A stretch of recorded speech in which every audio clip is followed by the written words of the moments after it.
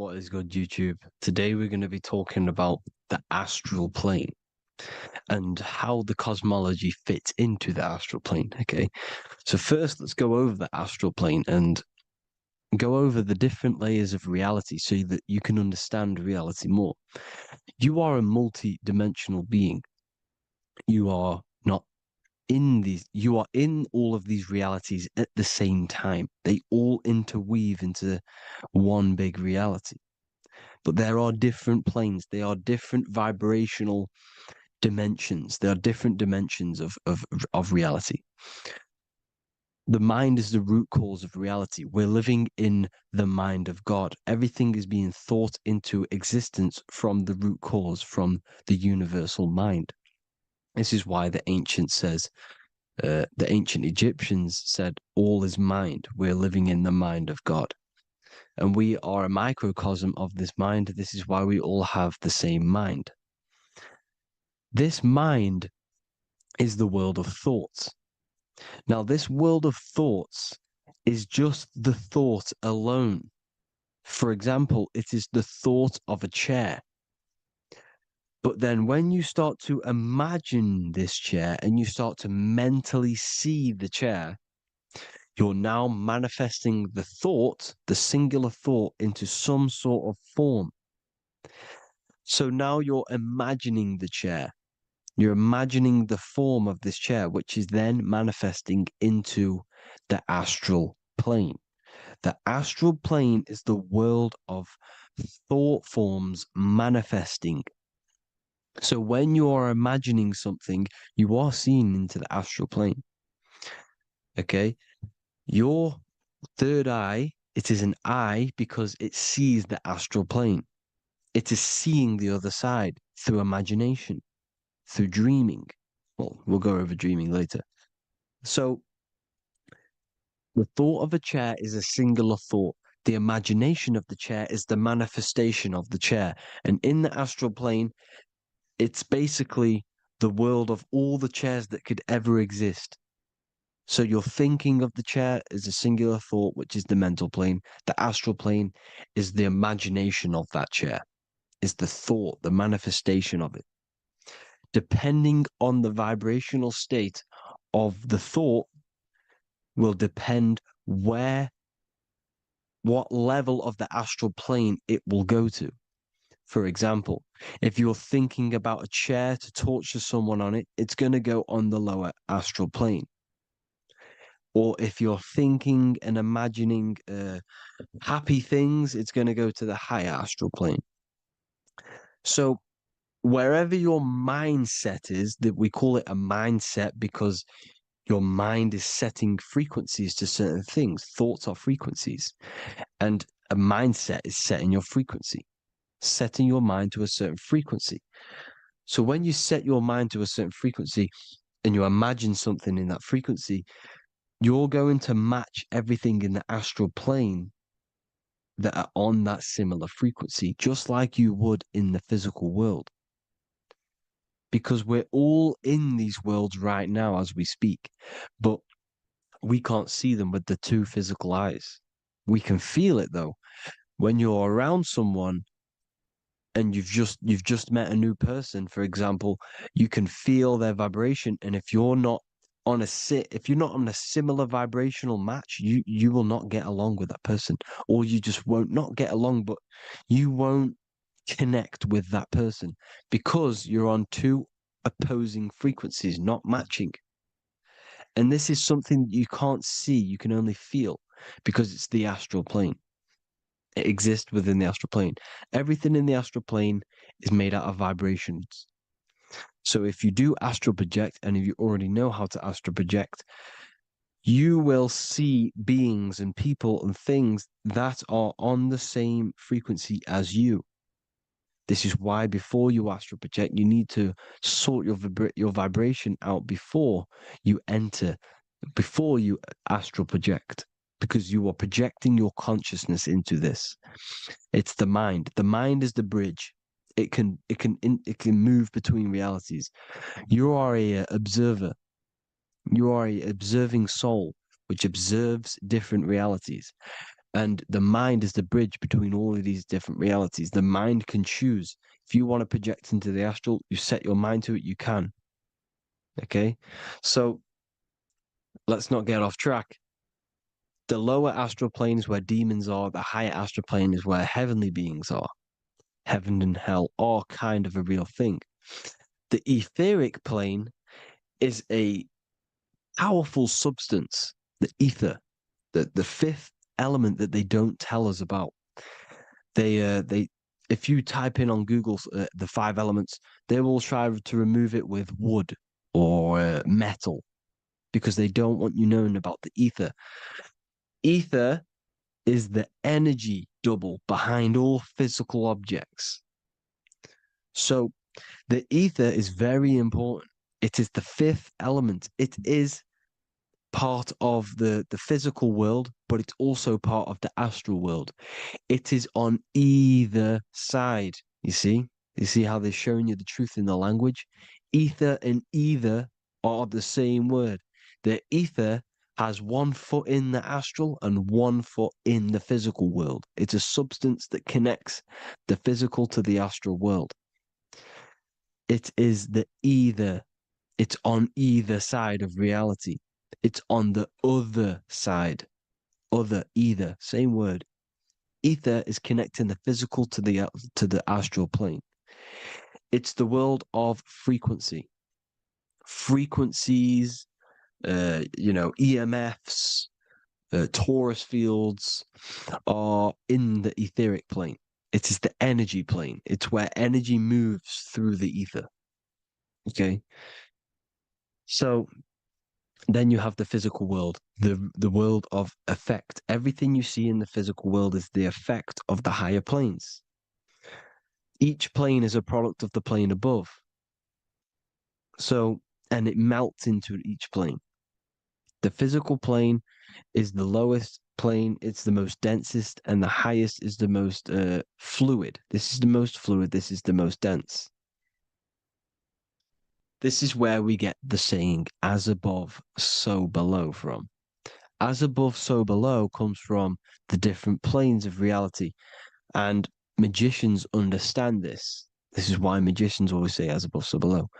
Because they understand if you manipulate the higher planes of reality, you manipulate the lower planes. Because the astral plane is a direct copy of the physical world, but in the astral plane.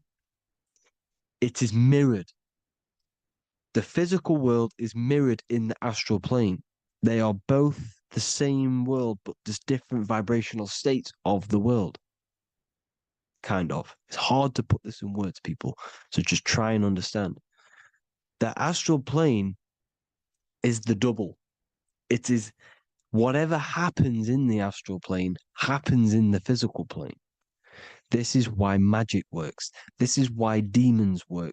This is why spirit communication works. Because if you manipulate the higher planes, you manipulate the lower planes as above in the astral, so below. Leonardo da Vinci showing you to look up, pointing up. You got to look up. He's telling you to change the mind, you change the physical world. You change your emotions, you're on the astral plane, you change the physical world. You change your reality by changing the higher planes. This is the Masonic 11, the two pillars. This is the 11 also symbolizing the two hemispheres of the brain here, but the 11 symbolizes the two mirrors. 11, 11, 9, 11. 9, 11 adds to 11. 9 plus 1 equals 11. The Twin Towers were an 11. Flight 11 was hijacked because it's a mass ritual within the astral plane. Now, we're going to go deep into that later, and I'll show you these rituals they do in order to manipulate the astral plane. So, this is what the 11 is. It's the mirroring of reality. If you contact spirits and conjure spirits, or sorry, you can either summon or attract demons and spirits. Summoning is creating a spirit. You create demons. Okay. like I said here, the mind is the root cause of reality. If you think of if you think of a traumatic event that happened in your life over and over and over and over again for years and years and years, where attention goes, energy flows. The mind is the director of energy. If you are directing energy into the specific emotion, the specific thing that is torturing you in your mind, that will manifest as some sort of being in the astral plane, which is called an elemental. And this elemental being that you have created through your thought forms and emotions will latch onto you and feed off this energy. So it's important that you get your mind right. Okay. It's important you sort that you file the mind and you discipline the mind. Make sure it's only entertaining positive things, because you are quite literally creating your own demons. Creating the word demon has the word mon in it. And if you've watched my videos to know, mon means moon. The moon is your mind, the sun is your soul, the earth is your physical body. Demon is mon means mind, moon is mind. You create demons with your mind, summoning. Now, this is where the rituals come in. 9/11 was a ritual because everyone was thinking about this big fearing, the death of 9/11. Everyone was thinking about it. And all of their minds thinking about this horrific thing will manifest and summon a negative energy spirit elemental within the astral plane. That's how all of this works. This is why it was a mass ritual. Okay. Chris Brown, new album name 11/11. Release date on the 11/11. This will be my 11th album and contain 11 songs. All of these people know the occult. This is Hermes Trismegistus with the star of Saturn, the six-pointed star, as above, so below. The mirroring of reality, physical and astral. The two Masonic pillars. So as above, so below. What's above us? The stars. The stars are connected to the astral plane. This is why we call them stargates. When we dream, we are experiencing these different realities. And what are stars? They tell in the Bible, it says Genesis 1:14. And God said, "Let there be lights in the firmament of the heaven to divide the day from the night, and let them be for signs." Signs translates to things to come. Why things to come? The stars tell the future. Why? And why do we say as above, so below? As above us is the astral plane and the etheric plane. As above, so below. Whatever happens in the stars happens on Earth. The stars are connected to the astral plane. Above us is the astral plane. We are a star in a physical body. This is why we say Mr., sister, stir equals star. The E and the A are interchangeable. We are stars, and the stars are the start of our incarnation. We start in the stars, same root word, and we descend through the seven energies, which are our seven chakras. Then we enter the heart of the soul system. The heart rearranged spells earth. And this is the true cosmology. Here's the Masonic cosmology. This is Masonic now. Here's the firmament. Let there be a firmament in the midst of the waters to divide the waters from above, from the waters that below. Genesis 1:6. The firmament, firmament comes from the word firma, Latin, I'm pretty sure, which means firm. When something is firm, meaning it's stable, it does not move, it is firm. The firmament is firm. So, is the firmament Genesis 1:6. Let what does he say? Genesis 1:3, sorry. Let there be light. This is before the sun and the moon was created. Let there be light. Before the sun and the moon was created, light was appeared. So what's that tell you? This is a holographic projection from some sort of light being, some sort of projector. And that projector is the all-seeing eye you see in the Masonic cosmology. This is the all-seeing eye projecting the light beams. Let there be light. Everything is made out of light. The universe is created out of light waves. The torus field is one unit of light. The light projecting this reality is Polaris. Okay, the famous all-seeing eye. Now, what else? Then we have after let there be light in Genesis 1:16, and God made the two great lights. This is the sun and the moon, electric, magnetic, male and female. Then we have the Masonic checkerboard, the black and white symbolizing dualities within the dualistic reality we're in, spirit and matter, light and matter, rest and motion, positive and negative, good and evil. Everything's dualistic here. Okay? And it's a dance. The universe is a dance between flickering of white and black light, which is the torus field. We're not going to go over that, but this is all connected to the astral plane. This is the true cosmology. The astral plane cannot work on a spinning monkey ball in the middle of space. Does not work. Cannot work. It's impossible. Okay? Impossible. So even in the Quran, it says, Allah has made the earth for you as a carpet, flat. Quran 15:19. And the earth we have spread out like a carpet, set there on mountains, firm and immovable. It is immovable. In the Quran, it also says 65:12, it is Allah who has created the seven heavens of the earth. The seven heavens meaning the seven layers of heaven, the seven planets. And Psalms 104:5, he set the earth on its foundations and it can never be moved. Never. So here you see in Isaiah 40:22, he sits enthroned above the circle of the earth, and its people are like grasshoppers. He stretches out the heavens like a canopy and spreads them out like a tent to live in.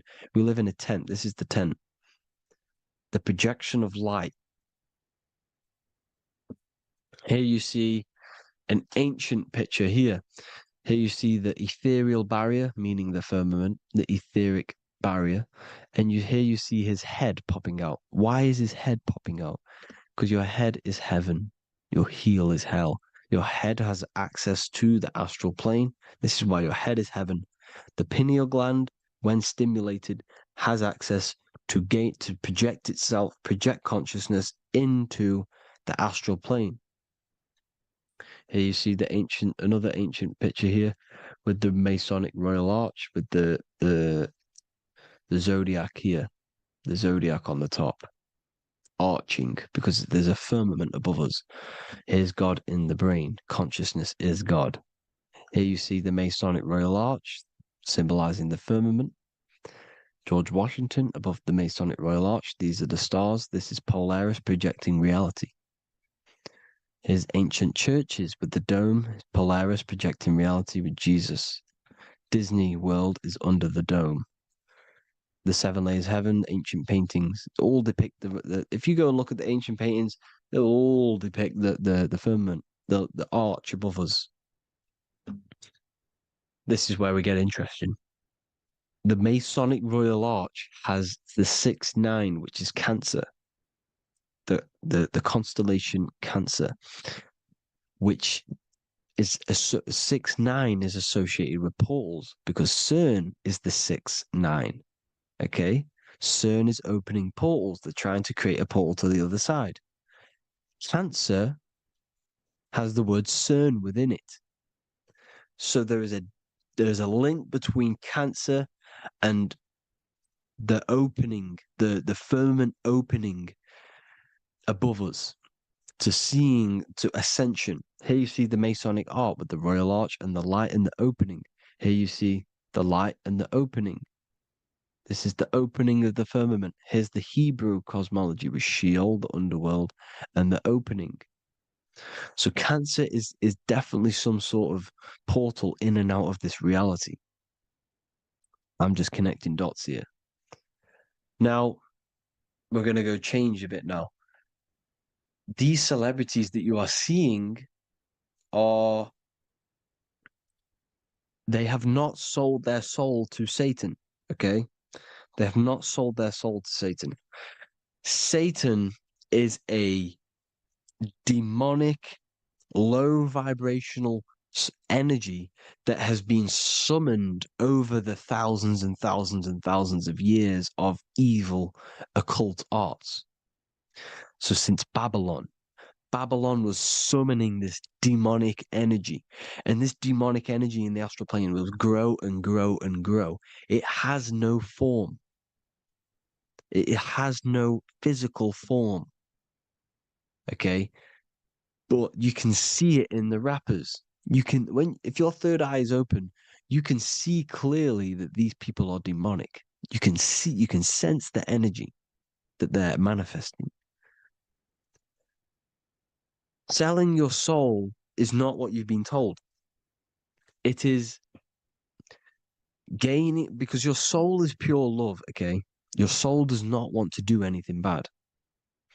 So when you sell your soul, you're gaining physical gain, you're gaining physical wealth, for example, like for these rappers, they will be given millions of pounds because the people in control of the music industry, which is the dark occultists trying to brainwash the masses, the people in charge, are they're dark occultists. They understand Satan and the energy.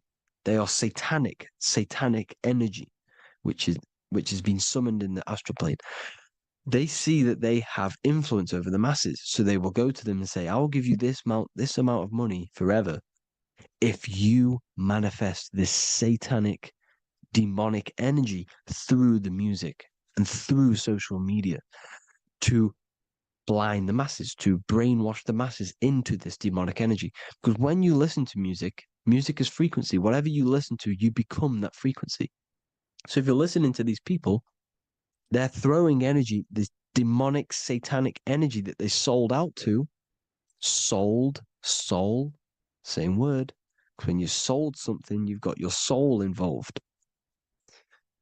They have exchanged money, physical gain, so that they manifest this satanic energy within the astral plane and through the music, through the videos, through social media to keep us in this vibrational frequency, in this low state of consciousness.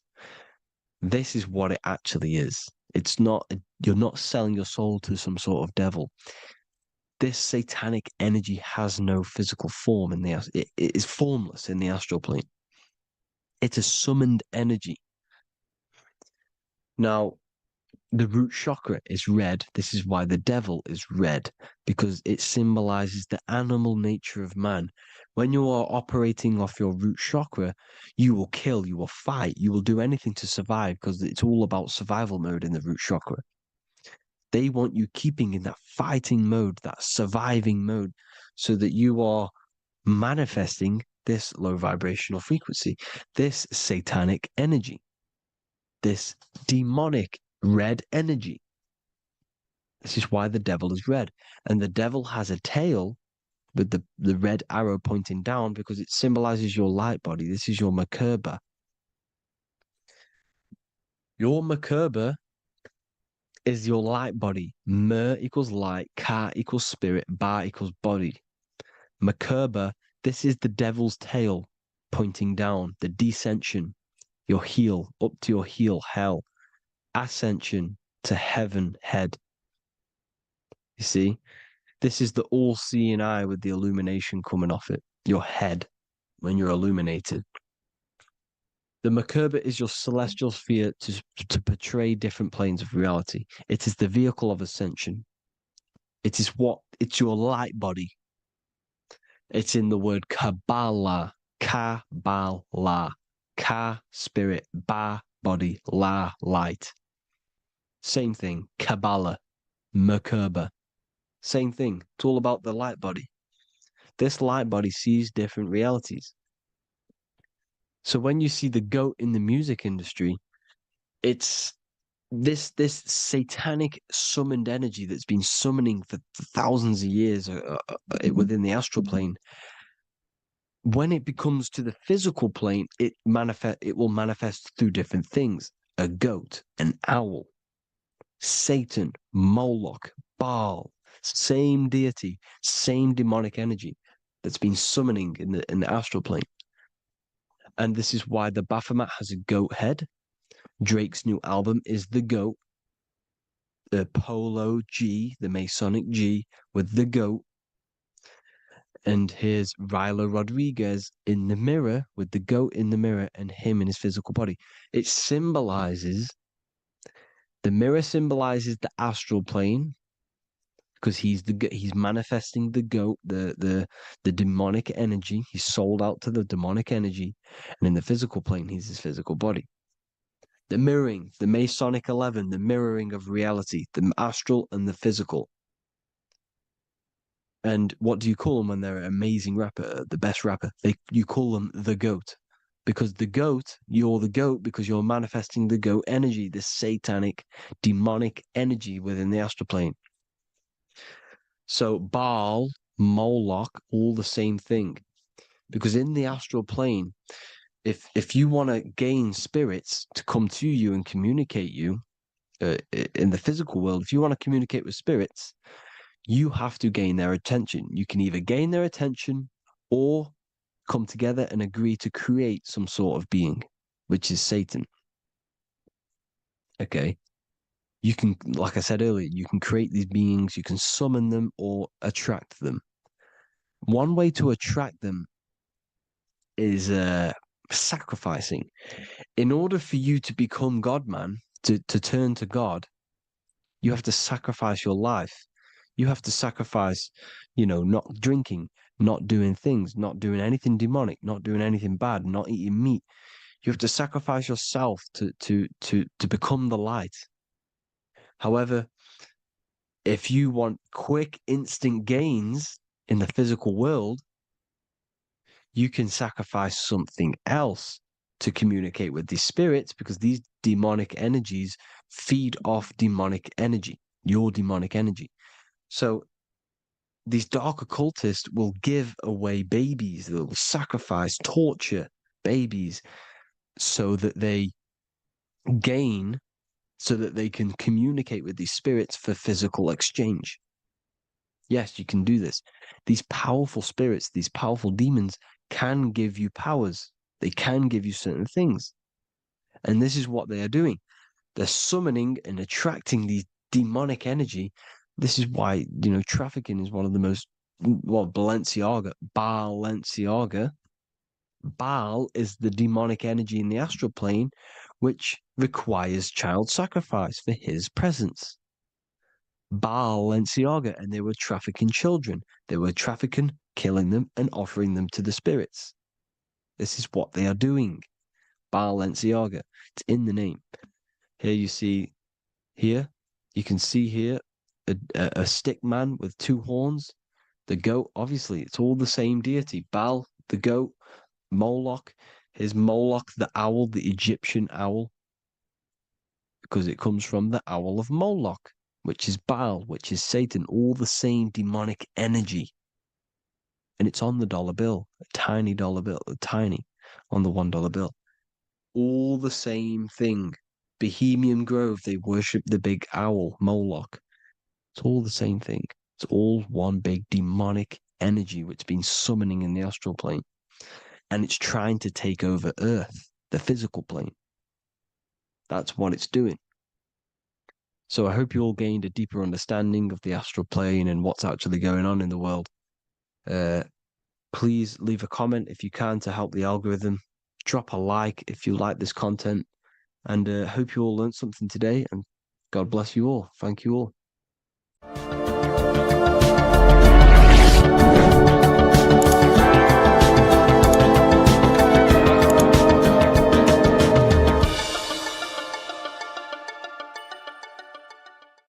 In this video, we're going to be talking about the evolution of consciousness.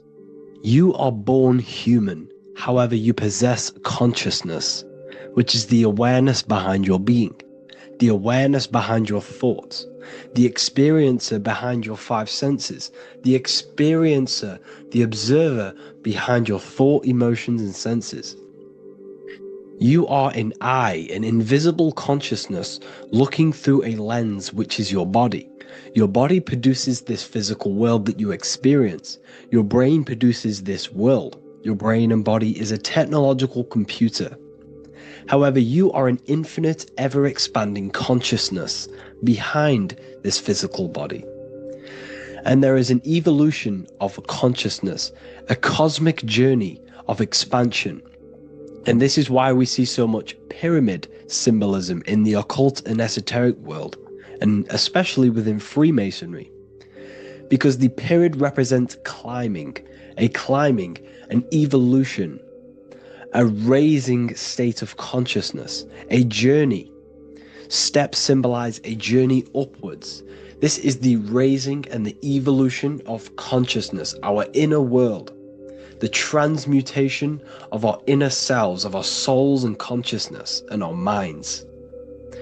So when we see this pyramid, we're seeing a evolution, a way up to source consciousness. And the eye in the pyramid represents your source consciousness. It represents illumination. It represents divine guidance through this evolution of consciousness. This is why we see the ladder. Consciousness is ever expanding on an infinite journey of evolution. Each individual is a part of this cosmic process, contributing towards the ongoing expansion of both mind and awareness. As we evolve, we collectively explore deeper levels of existence, expanding the boundaries of thought and consciousness. The mind has the ability to expand infinitely into new realms of thought, into new dimensions of mind. The mind cannot be filled up. It is not a physical substance. The body can be filled up because it is a physical thing, but you cannot fill the mind. Therefore, the mind is constantly expanding, ever expanding into new fields of thought. So what we see in Freemasonry, the ladder, is again a journey, an elevation of consciousness. When we are born with an infant consciousness, and as we gain older, we gain an adult consciousness. Our inner world, our inner mind, and our emotional intellect changes and evolves. We are significantly different from when we were very young as an infant. It's because our consciousness evolutes, it changes, it alters like water. So just like this evolution of your own consciousness as growing up, there is consciousness of beings existing in cycles beyond our own. And their consciousness is unimaginably different from ours. They operate on a higher level of understanding and knowing, experiencing reality in ways that transcend our current comprehension. Our minds right now cannot comprehend the highest states of consciousness. There are entities, there are beings beyond our own, existing in higher dimensions of consciousness that we cannot comprehend because they have expanded. They are on a further way up the ladder of consciousness. However, we are all on the same journey. None of us can take the same journey. There is one ultimate goal, reaching source consciousness. However, this is always ever expanding. However, we are all on a different journey. There is one truth, one source, one goal. However, there are billions in different ways of reaching it, and we are all on these different paths to source consciousness, to this ladder, this evolution of universal evolution. Okay? Their awareness is attuned to new dimensions of existence, reflecting a more advanced stage in the cosmic journey of consciousness evolution. So when you take DMT, you are shot into these higher realms of consciousness where you meet these beings who look similar to these images. They are not speaking to you physically. They don't speak to you three-dimensionally through vibration and words. They speak to you mentally. If you have done DMT, then you know this. And if you have met these beings, then you know this. You might have even met some of these types of beings on mushrooms or any psychedelic drugs. Because ultimately, when you take these mind-altering substances, it's altering your consciousness. It's merging your consciousness with the spirit of that substance. And you are essentially attuning your mind to higher dimensions of consciousness. That's why we say we're getting high when we take these substances. Therefore, when you meet these beings on DMT, you are essentially meeting beings who are attuned to higher dimensions of consciousness, and they speak to you mentally. They speak to you telepathically through thought, because the universe is mental. Everything exists within the mind. The way you are now, your physical existence, is a state of mind. Mind, thought creates matter. Spirit and matter are two opposing ways of thinking. If we have a very spiritual mind, we have an expanded mind, we are a spiritual person through the mind. However, if we have a very low state of consciousness where we think about food, sex, lust, and all physical things, then we have a physical consciousness. Matter and spirit are two opposing forces, two ways of thinking. The mind attunes itself to different levels of understanding in different dimensions. So, essentially, this is what we're looking at. The body is a vessel for the fluidic, formless consciousness, a temple that houses the essence of our awareness. While the five senses are limited to perceiving only the physical plane, the mind transcends these limitations, capable of perceiving the full scope of reality. It is through the mind that we access deeper truths beyond the material, tapping into boundless nature of existence. Physical existence is a thin band, a thin layer of reality. It's like 0.001% of reality. And your five senses are only tuned into this layer of reality. But the five senses are, by design, only allowed to perceive physicality. But the mind has the power to expand beyond this physical five sense state. The mind has the power to expand and evolute. It is a conscious decision whether you want to take this path or not. You can stay in a three-dimensional way of thinking, or you can expand your consciousness from within. It's not an external journey. There is no God going to save you. You must save yourself. Therefore, behind every single one of these eyes is the same source consciousness. However, we are all different cells in a different journey. The organs in your body, the cells in your body are all alive. They all possess same consciousness, universal consciousness. However, we are all on a different journey of evolution. As above, so below. As the baby is in the mother's womb, when the baby becomes conscious, there is a world outside of its mother. What does it do? It presses and seeks a way out to be born in the other world outside of its mother. It is the same with your consciousness, your mind. When your mind becomes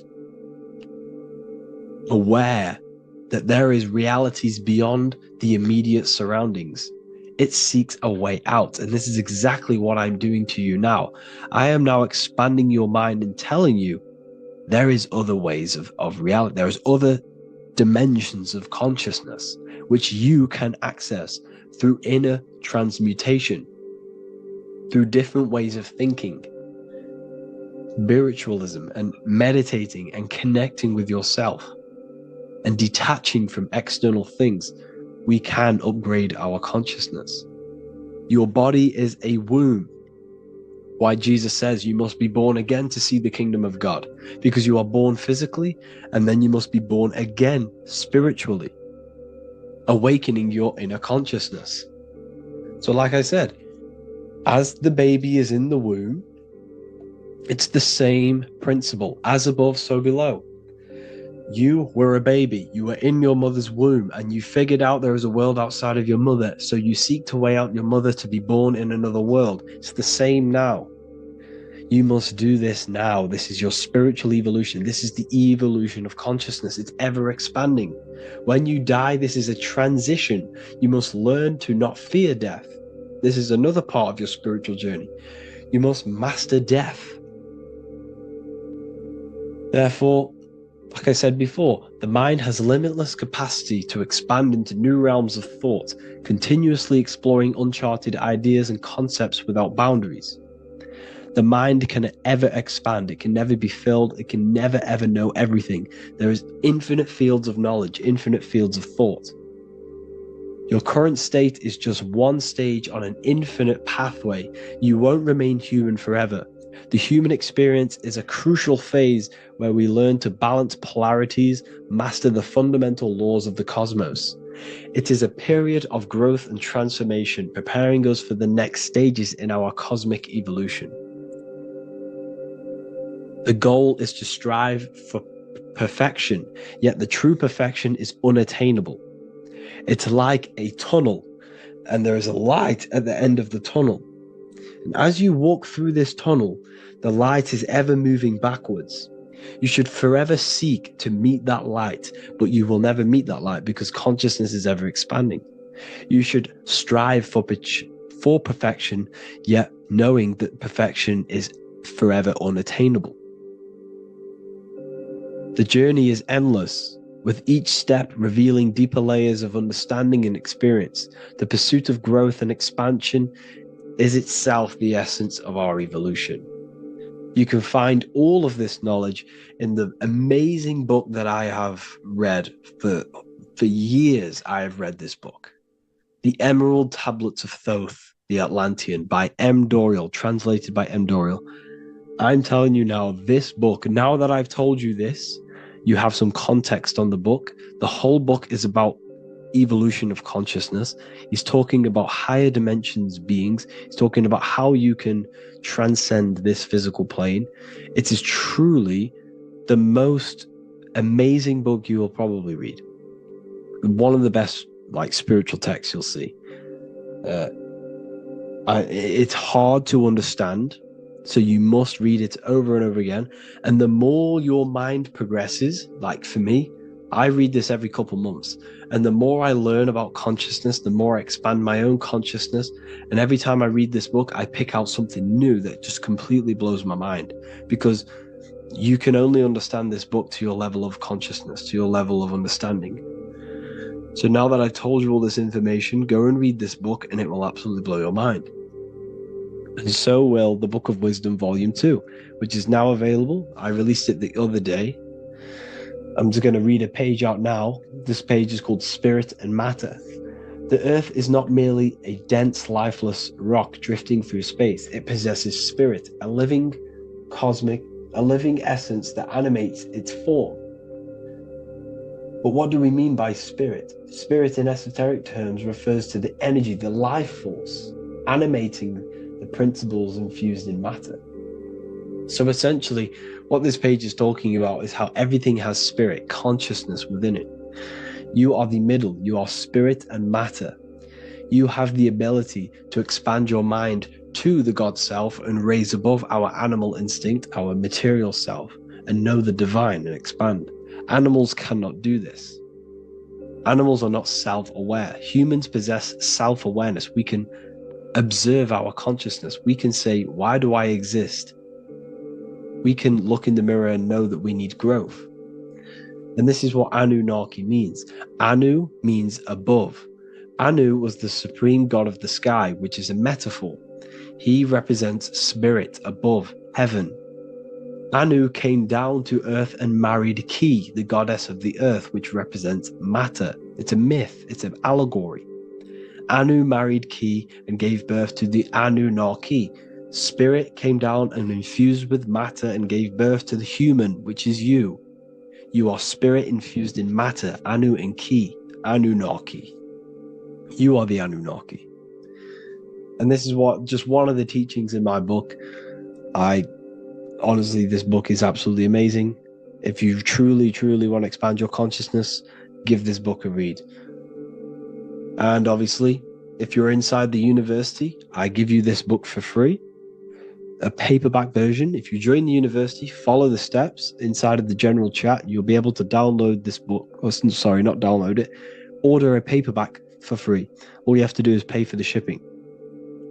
You'll also gain amazing knowledge inside of my library, where your mind will just be overblown with the amount of esoteric books. There's over 45 rare occult books, plus you get a PDF of the Volume 1 and Human Health Guide.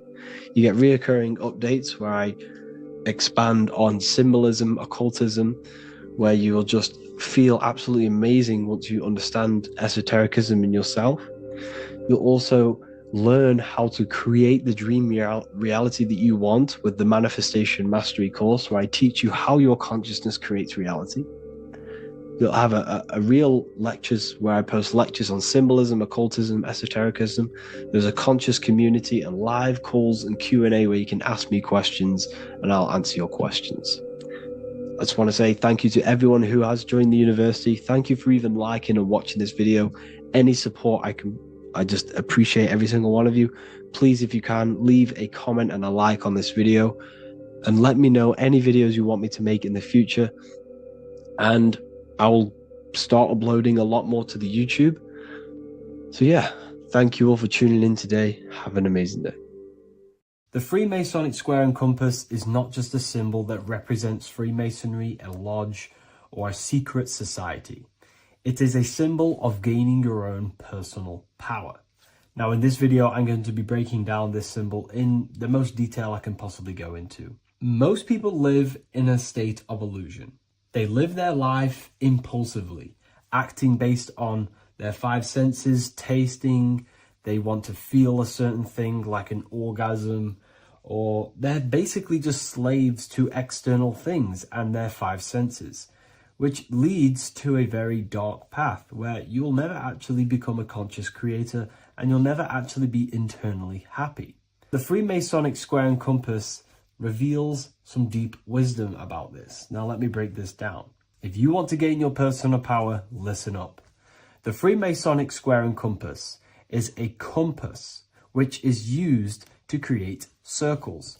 Now if you notice something about the circle, they have no beginning, no end. You can't tell where it begins and ends. It's eternal, which means this represents consciousness.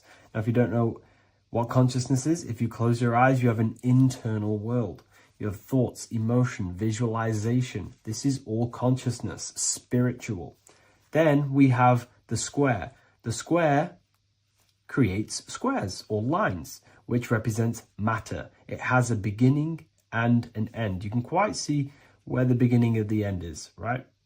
So we can even link this to Leonardo da Vinci, the Vitruvian Man. We see the man in the square with the circle. The circle is the eternal consciousness, and the man is the square, limited to the physical world. But consciousness is not limited, that's why it's outside the square. This is eternal, the body is mortal. The body will die, consciousness will never die. If we look even closer at the symbol, we notice in this particular symbol, we have the compass overlapping the square. This is very, very symbolic. This represents spirit over matter, also known as mind over matter, consciousness over matter, the circle over the square. Like I mentioned earlier, most people are slaves to their senses. They go through their day and all they do is chase validation and feelings. They eat all day to feel good, which means they're slaves to their taste. They're slaves to their feeling. They masturbate, which means they're a slave to orgasms and external things. They're literally being governed by the external world controlling their internal world. They're literally living life on autopilot. And don't get me wrong, I was guilty of this too. We're all guilty of this when we join this world because we're not taught this sacred knowledge. Until you actually stop and recognize this, you'll be living life on autopilot, literally not even living. You'll be running off subconscious programs, seeking external validation and being ruled by these five senses. The square underneath the compass represents consciousness on top of matter, which means the internal world is controlling the external world. It is the mind controlling matter and not matter manipulating the mind. In the occult and esoteric world, it's very important that you are conscious of every action that you are taking in your day-to-day life. Never act subconsciously. Always be conscious. What are you thinking? What are you acting? What are you giving your attention? All of this is contributing towards creating, because you are a creator. Consciousness is a creative force. You need to make sure that the compass is on top of the square, that your inner world is controlling the outer world and not the outer world controlling the inner. As I've mentioned in many videos before, the internal world of consciousness is what's producing the external world. Your life is just a result of every thought and emotion that you felt in the past. Everything you own, everything you possess, your friends are all reflections of your consciousness. They're all reflections of what you are thinking about. When you change your thinking, your external world starts to rearrange itself. On a basic level, this symbol represents the combination of spirit and matter. You are a spiritual being and a material being. You are heaven, the sky, and earth, the ground. You are heaven and earth, spirit and matter infused into one. You are a bridge between the divine and the earthly worlds. And you can bring down these higher realms of consciousness, thought, imagination, and emotions into a physical, tangible reality. To do this consciously, we need to make sure the external world is not manipulating the inner world. Because if your internal world is being controlled by external circumstances, for example, you have a circumstance happen in your reality, an emotion triggers inside of you, and that emotion is a command to create more of that. And the thoughts that you think are creating more of that negativity. So it's a constant cycle of negative manifestation if you let the external world control your internal world of consciousness. So we need to make sure the compass is on top of the square, that the internal world are commands and not reactions to create your external reality. And not only just to create, but to actually enjoy life. If we let the external world bother our internal world, this means that we have some sort of mental or emotional attachment to the external world. We need to detach from the external world. Why do I say that? Because it's temporary. It's an illusion. We are going to die one day, and none of this will matter. You need to understand that everything in this world is temporary. You have to be okay with losing things, losing family, losing things in this world, because it's guaranteed to be temporary. We need to make sure the internal world is order and not chaos, commands and not reactions. Now, at the back of the Book of Wisdom, Volume 2, the book that I've wrote here, I go over the different meanings of the different arrangements of the square and compass. Sometimes we see the square overlapping the compass, which is the opposite of what we've just broken down. Or sometimes we see one leg of the compass on top of the square and one leg of the square on top of the compass. These are all highly symbolic. When we see the square overlapping the compass, this pretty much represents the beginning of the Freemasons' journey. When their internal world is being controlled by the external, they have a lot of spiritual growth and a lot of learning and inner work to do. Now, when we see half and half, one leg of the square on top and one leg of the compass on top, this represents the Masons' gradual emergence from the material realm into the spiritual. This interplay of symbols reflects the process of gaining greater light and knowledge as the Masons ascend from material concerns towards spiritual enlightenment. And of course, we've just broken down what this means. This represents spirit over matter. They're not chasing external physical things anymore. They're actually chasing and gaining validation and happiness from spiritual growth, more knowledge and deeper understanding of consciousness and themselves. Most people chase external material things, which actually don't make you happy in the long run. You could be given £1 million today. You're living in 4 planes of existence right now, but most people are only aware of one. And that's why they feel lost, disconnected, and stuck in cycles they can't explain. If you don't understand the blueprint of reality, you'll keep trying to fix the physical, while the real causes lie in the unseen dimensions that you have direct access to. You must understand that the universe only exists in the mind. Everything is a projection of consciousness. Therefore, consciousness produces everything. Our internal world is consciousness. Our external world is this physical body, physical world. Everything is an externalization of consciousness. For example, this was a thought. Now it's made physical. But before this was invented, it was existing in someone's mind, in consciousness, invisible. Then it was made manifest, made physical. So everything in this physical plane is the effect. The cause is consciousness, mind, the mental plane. So now I'm going to explain these different dimensions of consciousness. You don't just exist in this physical plane. The physical plane, in fact, is the lowest plane there is. It's the illusionary plane. So first of all, we have the Buddhic plane. This is the nothingness. So think of it like this. Absolute nothingness. If you turn off thoughts, there is nothingness. This is the void. And out of the void springs infinite potential, which is the mental plane. Now, your mind has no limitation. It can think anything, be anywhere, anytime, any place. In the whole world, there is no limitation with the mind. This is the realm of infinite possibilities. This is the realm of thought. Thought is a dimension, information and thought. To go a little bit deeper on this, there are pockets of thoughts, what we call in the occult fields of thoughts. Your mind does not think thoughts, it receives them. Your mind is like a radio. Whatever the mind is tuning into, setting its mindset, setting your frequency or setting your mind, you will receive thoughts based on that set, whatever you set your mind to. So there are pockets of thoughts that we penetrate in the mental plane. The mind is the mental plane, the infinite possibilities. This is the spark of creation. This is where all things begin to manifest as an idea in the mind as a thought. So if you want to gain certain information, you need to meditate or do thought exercises where you are penetrating that dimension of thought, that pocket of thought. For example, if you want to find a way on how to make financial wealth, you would use your mind, set your mind on wealth and money and think, close your eyes and think about that specific topic and see where your mind takes you. And you will expand your mind into different pockets of thought and gain information. So this is the mental plane. This is how you can use the mental plane. You can use the mental plane to do this. Then we have the astral plane. We have higher, middle, and lower astral plane.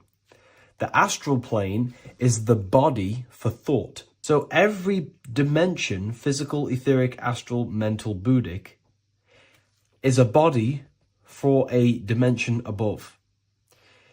Each dimension below is a product of the dimension above. So for example, the astral plane is imagination. This is the lucidic realm of imagination. This is where thoughts begin to manifest into some sort of form. It's not a physical form because this is physical, but imagination is a lucidic form. It's not really physical, but it's there. It's a projection of light. It's astral matter condensed by the willpower of the mind. So depending on the vibration of that thought will depend whether it manifests in the higher astral plane, middle astral plane, and lower astral plane. If you think about more material things and visualize material things, this will manifest on the lower astral plane because material matter is low vibration. Now, that does not mean it's evil. That does not mean it's bad, okay? It just means low vibration just means more material. But if you think and imagine more spiritual things, this manifests on the higher astral plane. So the astral plane is the screen in your mind that allows you to vision an apple, that allows you to vision anything. It's that mental projection that's inside of your mind. Now, this is what we call the third eye. It's an eye because the eye is the mind, and the mind can see into the astral plane. It perceives this spiritual world, this lucidic realm that we have access to. This is where also infinite potential takes place. This is the realm of spirits, demons, jinns, whatever you want to call them. Spiritual entities exist in this. because this is where thought forms manifest into form. This is where thoughts create bodies. Think of it like this. The mental plane is a thought of a chair. The astral plane is the imagination of that chair and all of the different possible chairs that could possibly be. The etheric plane is the energy double of that chair. And the physical plane is the physical chair. So as you can see, the higher we go up, the more formless and lucidic it is. The lower we go down planes, the more dense it becomes. This is formless and this is form. Everything manifests through this process. This highlighter is down here in the physical plane, but the idea began in the mental plane. Everything begins in consciousness before it creates a physical body. It goes through this process. Therefore, if you want to start to mold and create your own reality and create things in your world, you can use these planes to your advantage. You can use your mind to do mental thinking exercises by closing your eyes and expanding your mind into a different pocket of thought to gain wisdom, gain information, gain downloads. The way you do that is simply get into a meditative state, close your eyes, pick a topic that you want to think about and see where your mind takes you, but always remain centered on that topic. And you can do this for maybe an hour or two or half an hour, and your mind will take you places where you will unlock information. You can even use this to make decisions in your life. Think of the topic and see where your mind takes you. You'll gain information. This is how you use the mental plane for ideas. The astral plane is imagination. You have to reconnect with your imagination very vividly. Your imagination, your consciousness is infinite. It's not a three-dimensional plane. It's an infinite plane. You can think and make form anything in your consciousness, in your imagination. You can think anything and you can imagine anything in the most vast details. You just have to reconnect with your imagination. I have a free book on my website. I'll leave the link in the description. It's an ebook. It's called Activating the Inner Eye. This is going to help you reconnect with your imagination. It's a practical guide on how to imagine. So once you know how to use the mental plane and astral plane, thought and imagination, you pretty much need to use the physical plane to take physical action with this physical body that you have and start to manifest these desires you have in the higher planes. Now, it's very important that we master the mind, because the mind is the very fabric of reality. We become what we think about. Your life is a product of every thought you thought in the past. It is the mind that directs the flow of consciousness. And wherever this consciousness is flowing is what you will create in your life. Consciousness is the most potent force in the universe, and the mind is pretty much the universe in a microcosm form. It is infinite potential. And your mind will continue to expand into new realms of thought forever and ever and ever. You are eternal. You are not this physical body down here. You are consciousness. Literally dreaming that you are in this physical body. So everything begins with the mind. We need to be conscious of the thoughts that enter our mental field of consciousness. There is a level of self-awareness that you can reach where you can become conscious of pretty much every single thought that enters your mental field. Now, we have over 7,000 thoughts a day. You can gain such mastery over your mind where you can become conscious of every thought you think. And that is when you gain superior power. Because when the mind is fully under control of self, you can direct the mind's potent force into a specific goal. Most people's minds are dualistic. They want something, but their mind is thinking something else. They have limiting belief systems. They have the little voice that comes in and says, you can't do this, you're a failure. That is a fractaled mind. The mind needs to be singular. It needs to be on your team and not an enemy. Do not let your own mind take away your power. Your mind should be on your team, giving you power, giving you the best possible thoughts and the best possible beliefs. When the mind is in this condition and on your team and not taking away your power through the destructive thoughts, it becomes a potent, powerful force used for manifestation to create anything. And the way we get the mind on your team is through constant meditation to learn how to control the mind and turn it on and off. Subconscious reprogramming through visualization, affirmations, cultivating emotions associated with your goal. All these three ways we can reprogram the mind slowly over time so that it becomes powerful and becomes on your team and doesn't give you negative contradicting thoughts. When the mind is fully aligned on one thing, it can create massive empires and things in your physical reality. So I hope this video helps, and I'll see you in the next one.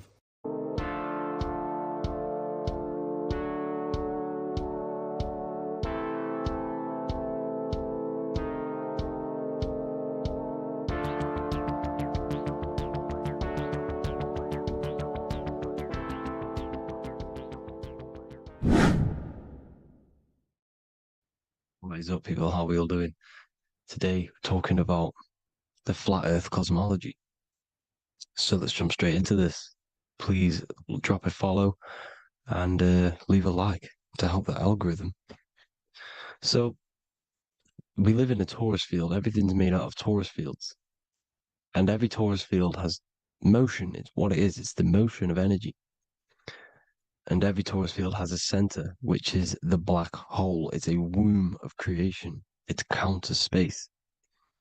Now, this is why the North Pole is magnetic, because the center of this torus field is the most magnetic part, the strongest part of the field.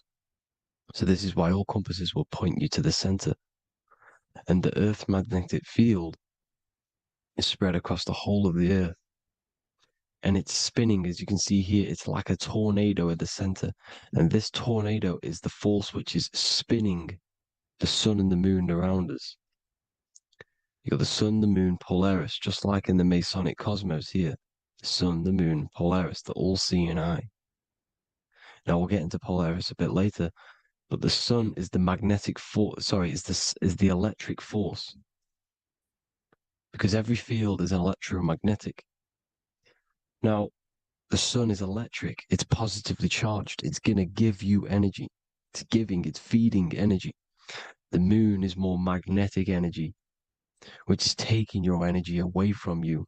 And this is why you become sleepy when the moon comes out, because it's taking away your energy. So these two forces is the balance. It's the yin and yang. It's the balance. Everything in this creation is balanced, because the torus field is the Earth is the plane of inertia, the 0 point within the field, because physical matter is a result of two opposing forces equalized on the plane of inertia. And that is where matter crystallizes into physical results. And this physical plane is the plane of inertia, planet Earth. And at the center of this plane is the black hole, the womb of creation. And outside of this black hole gives birth to light. So the torus field is constantly rotating, going into counter space, the black hole, and then out of counter space gives birth to the white hole, white light. You see? So it's going around, black hole, birth again, black hole, birth again. And it just keeps going around. It's an infinite cycle of energy. And this is where the infinity sign comes from. This is the motion, this is the force which is creating everything to spin inside of this circle. Okay? And it's making the stars spin. It's making the sun and moon spin around us, around this center point. Now here you see Horus and Set putting their feet inside of this dome.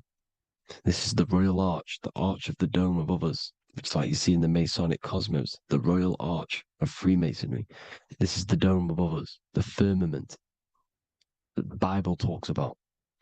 You see, they're putting their feet in because Set symbolizes the moon and Horus is the sun. Horizon, Horus. Horus is rising, the sun. So they're both putting their feet around this center magnetic pole, which is the pole, North Pole. And above the North Pole, you have Polaris, the pole of electromagnetic energy. You see? And this is how we get the sun and the seasons.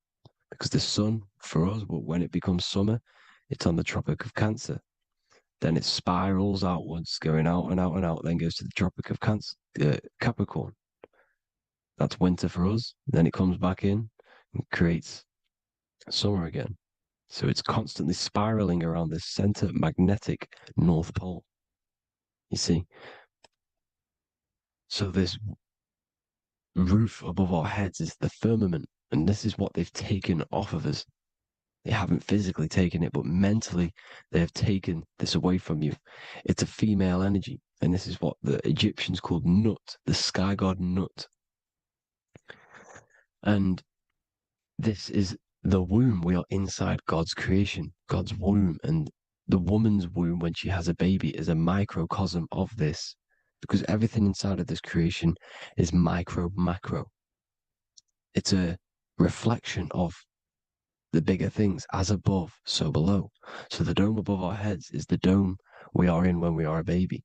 And you can see the sacred geometry of it is the exact same. It's the dome. And when we are inside of the womb, the woman, the sacred maker, which is the M, the Masonic M, this is the G male symbol.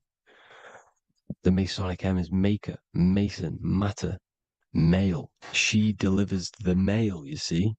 She delivers the male because it's the maker, the female, the magnetic. The woman is magnetic in nature, the male is electric in nature. So when we are in this womb, the female, we are being fed by the center umbilical cord, by the center of the mother's stomach. We're connected to the center of the woman's stomach, just like we are when we are in the earth. The center is where the aurora borealis is being emitted from, the electromagnetic aurora borealis, the northern lights. This is our spiritual umbilical cord connecting us to counter space, connecting us to the realms beyond this world. Because at the center of every torus field is counter space. And at the center of the earth is our spiritual umbilical cord. And this is the earth's belly button, as you see. As above, so below. We had a physical umbilical cord. We have a spiritual umbilical cord. And this gets cut when we die, when we're cut away from the physical reality. You see, here's the ancient Egyptian tablet showing this female. You can see the hair, it's a female above us because the female energy is nurturing, helping, looking after. And that's exactly what the dome is. It's protecting us. It's the Ark of the Covenant, the Ark covering us. You see? And this is what they've taken away from us. By you believing in space, it completely destroys the idea of this being a sacred creation. They've taken the roof off your head, whether if you believe in space, you believe that there's chaos, there's planets, there's asteroids about that could kill us at any moment. But this isn't true. They've made you fear your own creation that you're inside of. They've made you fear what's above you. You see, and it's to hide the power of astrology, the power of the lights in the firmament, which are constantly flowing through the ether. These powers which are above us are sending rays down to the earth, which are influencing our psychology and how we behave. And this is what astrology is. It affects human consciousness. It interacts with our consciousness. And there's a different energy every day because the planets are in different houses, different alignments. And this is, we'll go into this a bit deeper later on. So the world tree, this magnetic North Pole, the pole of electromagnetic energy, was symbolized as a tree, the great tree at the center of the earth. You see? And this tree is symbolized everywhere. You can see here how the center person, this Egyptian person, is holding up the sky. This is the North Pole, the hyperboloid, at the center of every torus field. And this tree was in the Mayan cosmology. This is an ancient depiction. This is the torus field. There's the plane of inertia. Here's the center tree. Here's the tree in the center, the magnetic North Pole, the woman holding the stars. Here's the Hindu with the two birds symbolizing the sun and the moon revolving around this center tree. The Mayan tree, his Horus and Set around the North Pole. They all knew this flat earth cosmology. They knew these secrets. It's so sacred you understand the creation that you're inside of. Because if you don't, you'll be led astray. You don't know where you are. You're lost. You see? And here's the Masonic art with the rays of the stars coming down with the tree in the center. So it was personified as a tree. And we are in Asgard, Midgard, the middle garden, where there's good and evil. So the 7 layers of heaven, which is talked about in the Quran. Each planet has a different layer of the firmament, and this is the 7 layers of heaven, and these are our 7 layers of the energy centers in our body. So we start in the stars, so we are stars in a physical body. And this is why we say Mr., sister, fraudster, sinister. Stir is star, and we are in the stars, and our star descends into the soul system, not solar system. And as we descend into the soul system, we enter Satan's kingdom, Satan's world. As it says in the Bible, Satan is the God of this world. Well, if you've been into my research for a while, you know Satan is Saturn. Saturn's world, because Saturn's the outermost ring. He's the Lord of the Rings. And you enter his kingdom, the kingdom of time. And this is why Saturn's the time god. As soon as you go past the rings of Saturn, you're now in the soul system. You're now in time. You're now bound by space and time. And you're bound to the earth plane, the heart. Earth is heart. It's a rearrangement, it's an anagram for heart. And the heart of the electromagnetic color spectrum is green, and that's why the earth is green. And above green is blue, and this is why the sky is blue. In order to go to heaven on the macro scale, you have to go through the blue sky, through the 7 layers of heaven. In order to reach heaven in your body, whilst you're here, you have to go through the blue chakra to your head, which is heaven. It's micro, macro. Everything is micro, macro inside of this creation. It's an ancient. I think this is a French image, piece of art from the ancient French, with obviously the 7 layers of heaven, which they all depict. And notice how it's like a dome. We'll go into this dome symbolization, the Royal Arch of Masonry, which is next. But these 7 layers of heaven give us the 7 metals, the 7 days of the week, the 7 diatonic tones, the 7 chakras, the 7 everything. It's God's favorite number. And this is why the Masons use the G inside of the compass, because the G is the 7th letter and God starts with G. You see? So it's 7. God is 7. Here's another depiction of the heart, the soul system, the 7 layers of heaven. La fermente, la fermette. You see, la firmament, with the stars on the outermost layer. Here are the 7 planets: Jupiter, Mars, la Sophie, the sun, la luna, the moon. So Saturn. So we are in the heart of this soul system. In order to ascend, we need to ascend up our chakra system, reach 144,000 hertz, God consciousness, the God man. You have to unfold God man, master of the mind, mastery of the mind. So what are the stars? The stars make everything unique. The stars are constantly rotating around the center, magnetic North Pole, the tornado at the center, which is stirring everything. It's stirring the ether. The center is the ether, and the 4 elements are born out of this ether. There's 5 elements: ether, spirit, water, air, and earth. The ether gives birth to the 4 other physical elements, which the whole of creation are made out of. About them 4 elements. 4 is the number of stability. You know, a chair, a table has 4 legs. It stables things. It's a foundation, and these 4 elements are the foundation of this creation. You see, and this magnetic North Pole is stirring this, and the 4 vibrational states of the ether are the 4 elements. Now let me get back to the stars. I just wanted to give you that. The stars are being stirred around this center point, center. It's stirring everything, and they're always in different alignments. Every millisecond, they're moving in different placements of the stars. And the planets are called the 7 wanderers because they're not fixed. The stars are fixed, but the planets are called the 7 wanderers, the 7 layers of heaven, because they move faster and slower than each other.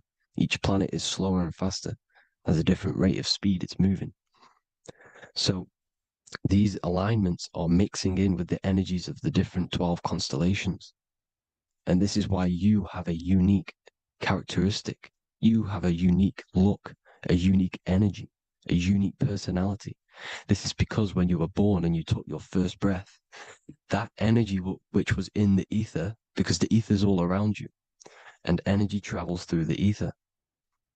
The energy that the stars were casting down and the energy that the planets was mixing in with the 12 constellations was in the ether. So when you came out of the womb and you your first breath, because breath is spirit, okay? So that first breath you took, that is the energy that is imprinted within your DNA, your soul. And you reflect that energy, you emit that energy. That's the energy that is with you forever until you die, till this physical body dies off. And that's what the stars are. The stars are giving a unique energy, characteristic, personality to every living thing. Every dog, every cat, every animal has a unique personality because it was born at a different time and place in the sky. Okay, the stars are your destiny. Now, the stars are constantly changing as well. If you look at stars through a telescope, they're constantly changing and forming different forms. You can see here, it looks like water. It looks like light through water because it's the ether above us, a sea of ether. And this light is being emitted through it and it's just constantly changing, giving different energies, each star. So this is why this is what the zodiac is. It's the expression of energy. It's the expression of the stars. And each constellation has many different personality, different energies, different traits. Each planet has different traits, depending where your planets are, depending what energies you hold. No same person, no two person have the same energy. There's no one. It could be similar, but no one's the exact same. It's because of the stars. The stars are never in the exact same split place. The planet's always in different houses. So here's some Royal Arch symbolism. Here's the Royal Arch of Masonry, as it says here. The sun and the moon, the constellations. Here's Cancer, the 7 planets, the 7 stars. Here's the Royal Arch. This is the firmament. Here's the duality. Black and white, duality, good and evil, rest and motion, dielectricity, magnetism. See? So this is what the Royal Arch is. It's symbolizing the cosmic dome above us. The womb we're in. We're inside God's womb. And here's George Washington, the Freemason, inside of the Royal Arch. You see? With the G, the Masonic G, God, 7. Here you see another depiction of George Washington with the stars in the dome above his head, his Polaris, the sky vault, Polaris. We'll get into that later. Go inside of all of your ancient churches, you will see the dome. Go to the Vatican, you'll see the dome. All of your ancient churches have this dome because it's the dome above your head. The ancients knew this. This was known. We did not live in space. It was known back then. They all knew. This is Crown Court, which is one of the most important courts in the UK.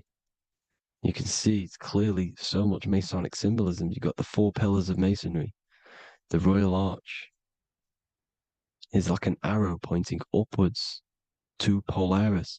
His Disney World is under a dome. In his Polaris, the sky vault. You see? And also 666 in the symbol. Here's more 7 layers of heaven. Here's an ancient depiction. The firmament. Here's the astral plane outside of the firmament. The Royal Arch. You see? It's everywhere. Here's Polaris, the 8-pointed star. Polaris is in between the sun and the moon. It's at the center of the Taurus field. And Polaris corresponds with the pineal gland as well because it's the all-seeing eye. See? So is Polaris, the 8-pointed star, which is at the very top. It's the very center. It's on top of the North Pole. And it's an 8-pointed star that's always symbolized as an 8-pointed star. Here you see the Vatican. The Vatican is a giant key with an 8-pointed star. See, it's a key. Here's the dome. Here's the space delta, the USA space delta logos. Here you see the Egyptian god looking from the center of the North Pole, looking upward to an 8-pointed star, Polaris, an arrow pointing up to Polaris. Here's another, the bear holding a key with an arrow up to Polaris, 7, holds the key to Polaris. Here's an eagle holding a key above the North Pole to Polaris. Polaris, and here's another one. There's another bird, like a dragon, holding a key to Polaris. Because Polaris is definitely something to do with leaving this creation. Okay, maybe, I can't say for sure, but maybe it's to do with ascension, and this is why the Vatican hold the key to the 8-pointed star. And this is why the space, well, we all know space is a lie, but they're showing Polaris and its sacred symbology. Maybe it's to do with something leaving this creation, going to another. Here's some North Pole symbolism. As above, so below. See the four seasons of the Big Dipper constellation going around Polaris. This is Polaris, this is the Big Dipper constellation, and this is the swastika. This image gives us the swastika because all the symbols we use are created in nature. They're created somehow in nature. This is how we get them. As above, so below. This is the map of the North Pole with the 4 rivers looking like the Big Dipper constellation. It's the Masonic, here's the ancient cosmology with the 4, you see the 4 islands, Mayan cosmology, 4 islands. This is the alchemical symbol for Earth, 4 sections. The windows, because the center of the North Pole is a window to another dimension. The 4 lucky 4-leaf clover, which is supposed to be lucky. It's just it's truth in plain sight. And here's Hitler looking at 2 flat Earth maps. So this swastika has been used for thousands of years, thousands and thousands of years, and it's symbolic for the most sacred land on this plane, the North Pole. Shambhala. Do some research on Shambhala, people. It's a it's a Hindu mythology about the sacred lands at the center of the earth, and it's known to be full of enlightened beings, and it's all symbolized at the center. You can see their paintings of Shambhala. It's all at the center, the North Pole, and it's known to be the most godly place ever because it takes you to a portal to the higher places, and maybe this is something to do with Polaris connecting you to this sacred land at the very center. But anyways, people, thank you all for tapping in. Hope you all learned something. Have an amazing day. Please follow, subscribe, like, all the links in the description for the courses, the PDF. Please have an amazing day. God bless.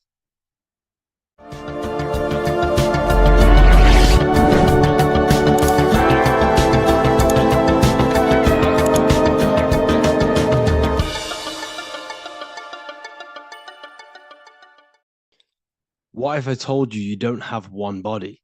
You in fact have 4. There's a secret hidden right in front of you, and most of you overlook it.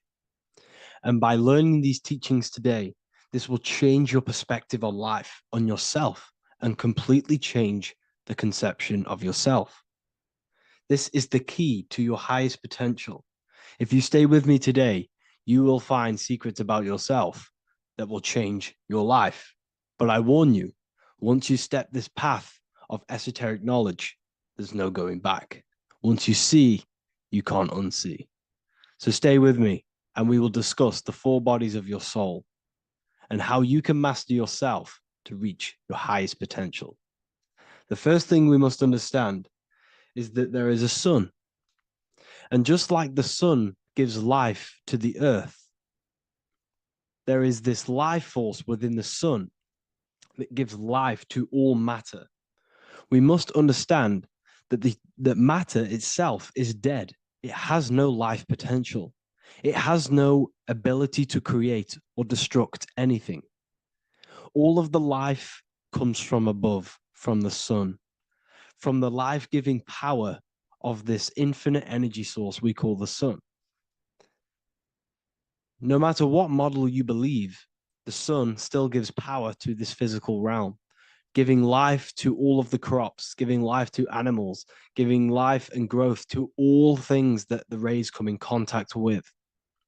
This is a macrocosm process. We must understand the teachings of as above, so below. This means that the macrocosm repeats itself in a microcosm form. Now, what do I mean? Humans are made in the image and likeness of God. You are a miniature version of God, a spark of the divine consciousness made in human form, in physical form. Just like the sun gives life to all physical matter and growth to all crops on the earth, your soul is a miniature sun, and your soul is giving life to the body. Your body is a miniature earth, which also goes through the cycles of the 4 seasons of the sun. We feel different in each one of these seasons. It's because our body does not only go through these cycles externally, but these cycles happen within ourselves, within consciousness. Your soul is the sun. The sun you see in the sky is an externalization of your soul. Your soul is the life force. You are the soul, not the body. And like the sun gives power to the earth, the soul gives power to your body. So first, let's look at the etymology of the word sun. The word sun comes from it's a Latin word solis or sol, which means the sun. Sol then became soul, sun, soul. And in fact, SON and SUN in the old etymology dictionary mean the exact same thing. They are interchangeable. So when we look at the symbol of the sun, we look at a circle and a cross, which represent the 4 aspects of the sun, the 4 seasons of the sun: summer, winter, spring, and autumn. These are the 4 states of the sun. Like we said, this is why we get this symbol. You have the 4 states of the sun,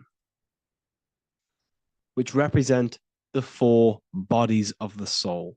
Now, this is where we get deep. Like I said, the sun you see in the sky is a macrocosm of your soul, an externalization of your soul. Just like your sun has 4 seasons, the 4 seasons within us are the 4 bodies. Our soul is incarnated and split into 4 sections. We have a mind, we have a physical body, emotions, and spirit. These are all interchangeable and they are all linked. In ancient alchemy, we have the exact same symbolism of the 4 stages of alchemy. But in this case, they're symbolized as the 4 elements: earth, water, air, fire. In this ancient alchemical symbol, we have the pentagram with the top one representing the soul, ether. Our soul then has the 4 bodies with the human here. We have the man, the eagle, the bull, and the lion. We see this on the tarot card, the Wheel of Fortune. The man, the eagle, the bull, the lion. We see this in Matthew, Mark, Luke, and John. The lion, the bull, the man, and the eagle. We see this with depictions of Jesus. Jesus, the man, the bull, the lion, and the eagle. These represent the 4 fixed signs of the zodiac: Taurus, the bull; Scorpio, the eagle. Scorpio was symbolized as an eagle. It's an ancient symbol. Now it's been changed to a scorpion, of course. Leo, the lion; Aquarius, the man. These represent the 4 fixed signs, which are 4 different elements. Taurus is an earth sign, Scorpio, a water sign, Leo, a fire sign, Aquarius, an air sign. Taurus is the earth. As above, so below. The earth is the physical body. Leo is fire. Fire is the spirit. Scorpio is water, which is the emotions. Aquarius is the mind, which is an air symbol. Air is the mind. That's why we call people airheads. Okay. So what we're actually looking at here are the four aspects of our soul. We have the sun in the middle and the four bodies of the soul. This is what Jesus is symbolizing. Jesus represents you. God made flesh with the four aspects of the soul. The four gospels are all depicting Jesus in four different ways according to the different body of consciousness. The wheel of fortune are representing the four bodies of the soul. This represents the four bodies. Now, how are they four bodies? They are four dimensions of consciousness. The mind is not made of the same substance of the emotion. The emotion is not made of the same substance of the physical body. The spirit is not made of the same substance as the physical body also. They exist in four dimensions of consciousness. They are four bodies of our soul. And the most important teaching here is what I'm actually getting to, is the powerful one. This is what gives you power. Most of us live in chaos. Our mind is thinking of doing something. Our emotions are feeling something else. Our body is lusting and wanting to do something else. And our spirit's energy is completely off. Most people live in unbalance. None of these four bodies are working together. This is why we produce chaos in our lives. When these bodies are in balance, are not working together. So in alchemy, they symbolize the four elements, which are the four bodies of consciousness. These are the furnaces with the fire. They represent transmutation of each body. We have to sync these bodies. We have to sync the mind with our emotions, and our emotions with our actions, the physical body, and with our spirit. These four key bodies need to be in line in order for us to create consciously in our life, because each one of us is a creator, a miniature version of God, creating our own earth, creating our own material reality. And in order for us to create consciously and with effect and power, we must have these bodies unified so that we can create consciously and not create chaos. So this is very, very important. And this is a secret teaching found in all ancient societies. But this is what the hidden symbolism of astrology actually is. The sun is our soul, and the 12 zodiacs are 12 aspects of our soul. And we have the four aspects of the four main bodies. This is what we're looking at. We're not looking at the sky. We're actually looking at aspects of ourselves, aspects of our soul that we must master and transmute in order to become our highest potential. So I hope this makes sense. And it may take a while for you to fully understand this, but the key knowledge in order for you to understand any of these teachings that I've gone through today is the major, major teaching of as above, so below. What is above is below. What is within is without. Your inner reality projects the outer reality. What is inside of you is outside of you in some form or way. Whatever trees, whatever roots that go down will always shoot up. When you throw a bouncing ball, you shoot it down, it will go up. As above, so below. As within, so without. God did not make a creation separate from himself. We are all extensions of the divine made in physical form, and we are incarnated into four sections. Our soul is separated into four sections. These are the four corners of reality. These are the four pillars of reality that we must control. So, in order to access our soul in meditation, we must turn off these four things: turn off the mind, the emotion, the spirit, and the body. And then we access the soul. So, I hope this video helps today. And you can learn all about this in the Book of Wisdom, Volume 2. This book is a revolution in consciousness. I do not recommend everyone reads this book. This book is only for people who are serious and want to transform their lives. This book is a book that will change the scope you see reality. It will change your perspective on yourself because you will resonate with this. This book does not just give you information, it gives you a sense of well-being. It gives you truth, and you will find your power from this information. This information is not just information, it's a key to your path of enlightenment and transformation. So you can find this book in the description of this video. And if you are part of the university, I will see you on the live calls. Thank you, everyone. Please leave a like, subscribe, and a comment, and let me know whatever videos you want me to make next. Anything that you know fail to understand or have any confusion with, I can make a video on it. So let me know in the comment section any reviews or anything I should do. Thank you all, people. Have a great day.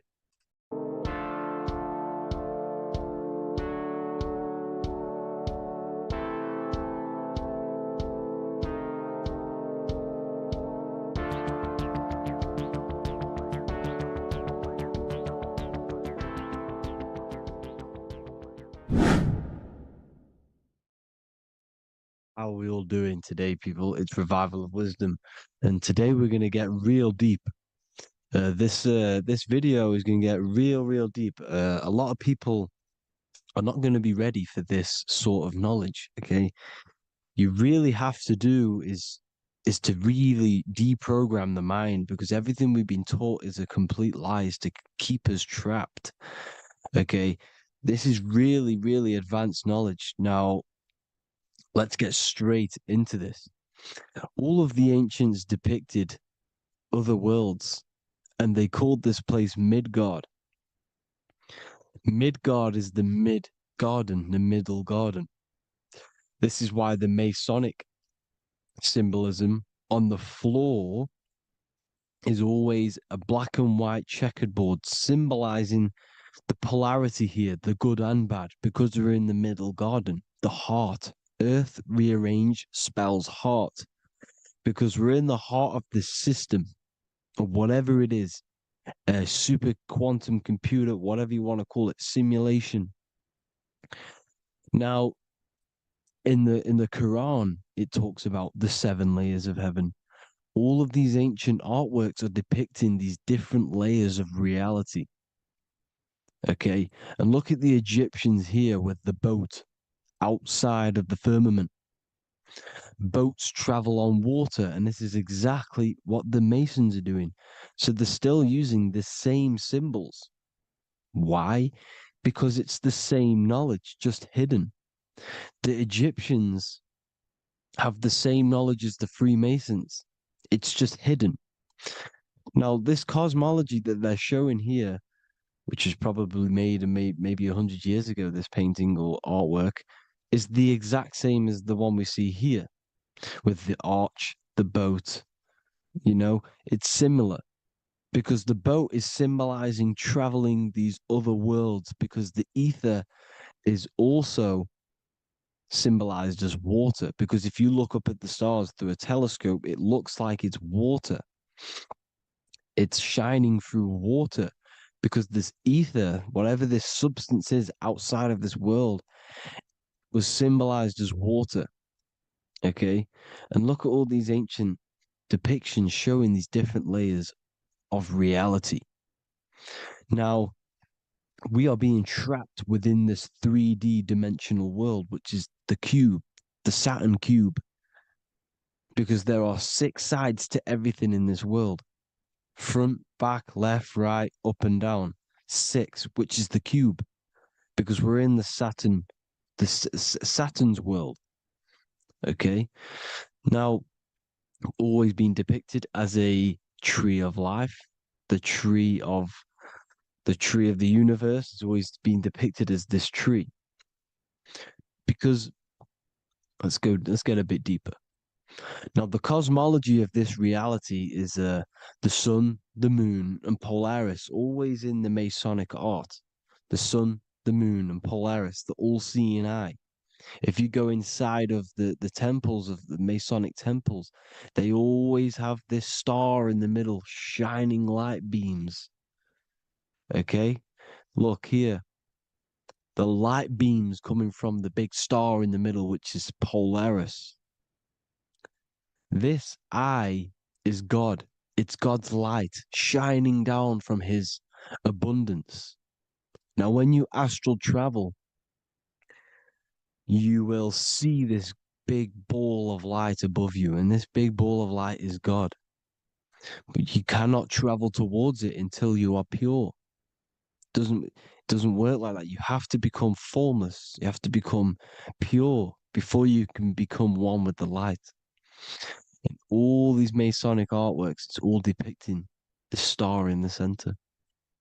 This star is Polaris because Polaris is the way out of this place. And this is why you see the stairway to heaven all the way up to the light beam, the light source. What does it say in the Bible? God is light because everything is made out of one substance, and that substance is light. And it symbolizes the eye because God is an eye. All things that are alive have an eye. And we all say, I am. We all see these realities through eyes. God is an eye. He's the all-seeing eye. He sees all things at all times. And he is projecting this light. And this light comes down to create all the different levels of the worlds. And this is what the two pillars symbolize the number 11. 11, the number 1, is just a vertical line. It's the one. It's a 1 point. 11 symbolizes the mirror nature of reality. Everything's mirrored. As above, so below. Now, the 11 also symbolizes openings, doorways. And as you can see here, an opening to the all-seeing eye. And you see here again, an opening to the stairway all the way up to the light. This light is the light of God in the astral worlds, beyond this world. Now, Polaris has also been symbolized as the UFO. They put the truth in plain sight. So, you know, in the films, how the UFOs suck people up. That's what Polaris is doing if you ascend beyond this world. If you do not ascend beyond this world, you will be reincarnated in this world. The whole thing is to outgrow this consciousness to the plane above. And I'm not just making this up, I'm going to be bringing in scriptures after this. But you can see with the Christmas tree, we always put a high, big star at the center, at the top, which is the star of Polaris, which is exactly what the Masons are doing here. The star at the top. And it's on top of our Christmas trees. And all of these symbolize the other stars because Polaris is the most high star. And all the other stars are wrapped around the firmament lower than Polaris. And that's exactly what the Christmas tree is. And it's a triangle. It's a triangle, just like light beams travel from one point in the triangle, just like the all-seeing eye. It's a triangle. The light is coming from one point and sending its rays downward. You see, it's kind of like you see here with the water. And the lower you go, the darker it gets, the more evil it becomes. And this is what the ancients would call hell. Now, this all-seeing eye is Polaris. And below Polaris is Mount Meru, the North Pole, the magnetic North Pole. The Tower of Babel, which is in the Bible. The etymology of the word Babel, Ba meaning spirit, which gives the ability to move the soul through the worlds, which is that's the ancient Egyptian description of the word Ba, meaning of the word Ba. You have the Ka, the Ba, the Ak, but the Ba is the one that gives the ability for the soul to move through the worlds. Your soul can't speak into a world without incarnating into it. Now, the Tower of Babel symbolizes Mount Meru because it's the word Ba is the spirit which gives the ability for the soul to move through the worlds. The Tower of Babel is the magnetic North Pole, Mount Meru, which gives the ability to move through these different worlds. And you can see the ancient Tibetans always showing this depiction of these different worlds coming from the center. Because we have to ascend our consciousness. It's not about how good you are to reach heaven. It's about how you expand your consciousness, you expand your mind. So they teach now that you have to be good in order to reach to heaven. It's about expanding the mind, expanding your consciousness to these different planes, these different realms. So that's what it's about. And Jesus was known as the fisher of man. Now, Jesus is a massive part of this. He was known as the fisher of man because he was fishing. He could have been fishing.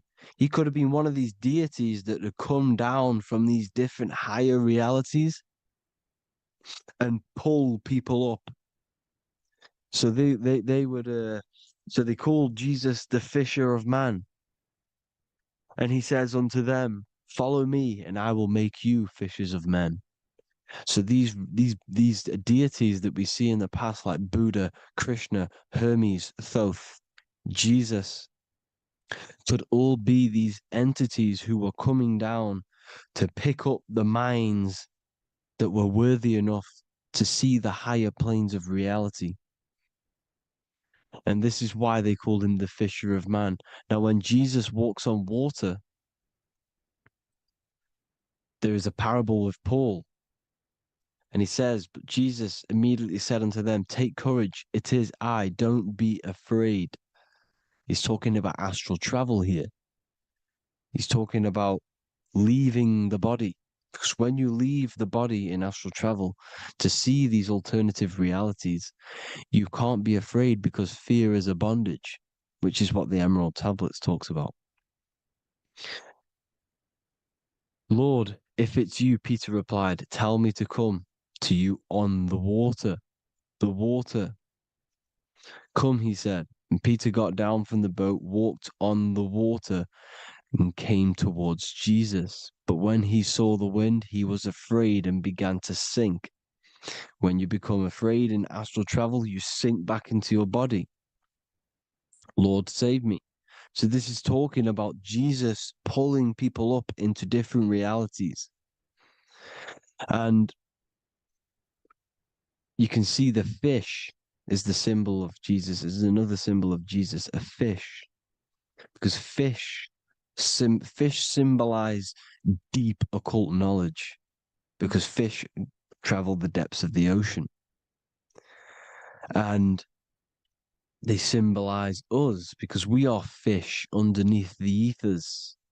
And Jesus was pulling people up. You see, so the Bible is a people today believe the Bible is a book telling you how to reach to heaven, how to become godly and reach heaven. But you've got to become the Jesus Christ to see these alternative realities. Now look at the Emerald Tablets is a massive part and it speaks so much about these different realities. Look what it says here. This is in Emerald Tablet 3. Then in my heart grew a great longing to conquer the pathway that led to the stars, which is exactly what the Masons depict in all of their art. Look, the ladder to the stars. And then he goes on to say, years after years, I sought after wisdom, seeking new knowledge, following the way, until at last my soul, in great travail, broke from its bondage and bounded away, broke from the bondage of the body. Free was I from the bondage of earth men. Free from the body, I flashed through the night. The stars. The stars are a massive part in the astral world. Each star is a different reality. And the true astrology is the star that you came from. You came through a star to reach this, to reach here. There is a reason why you are here.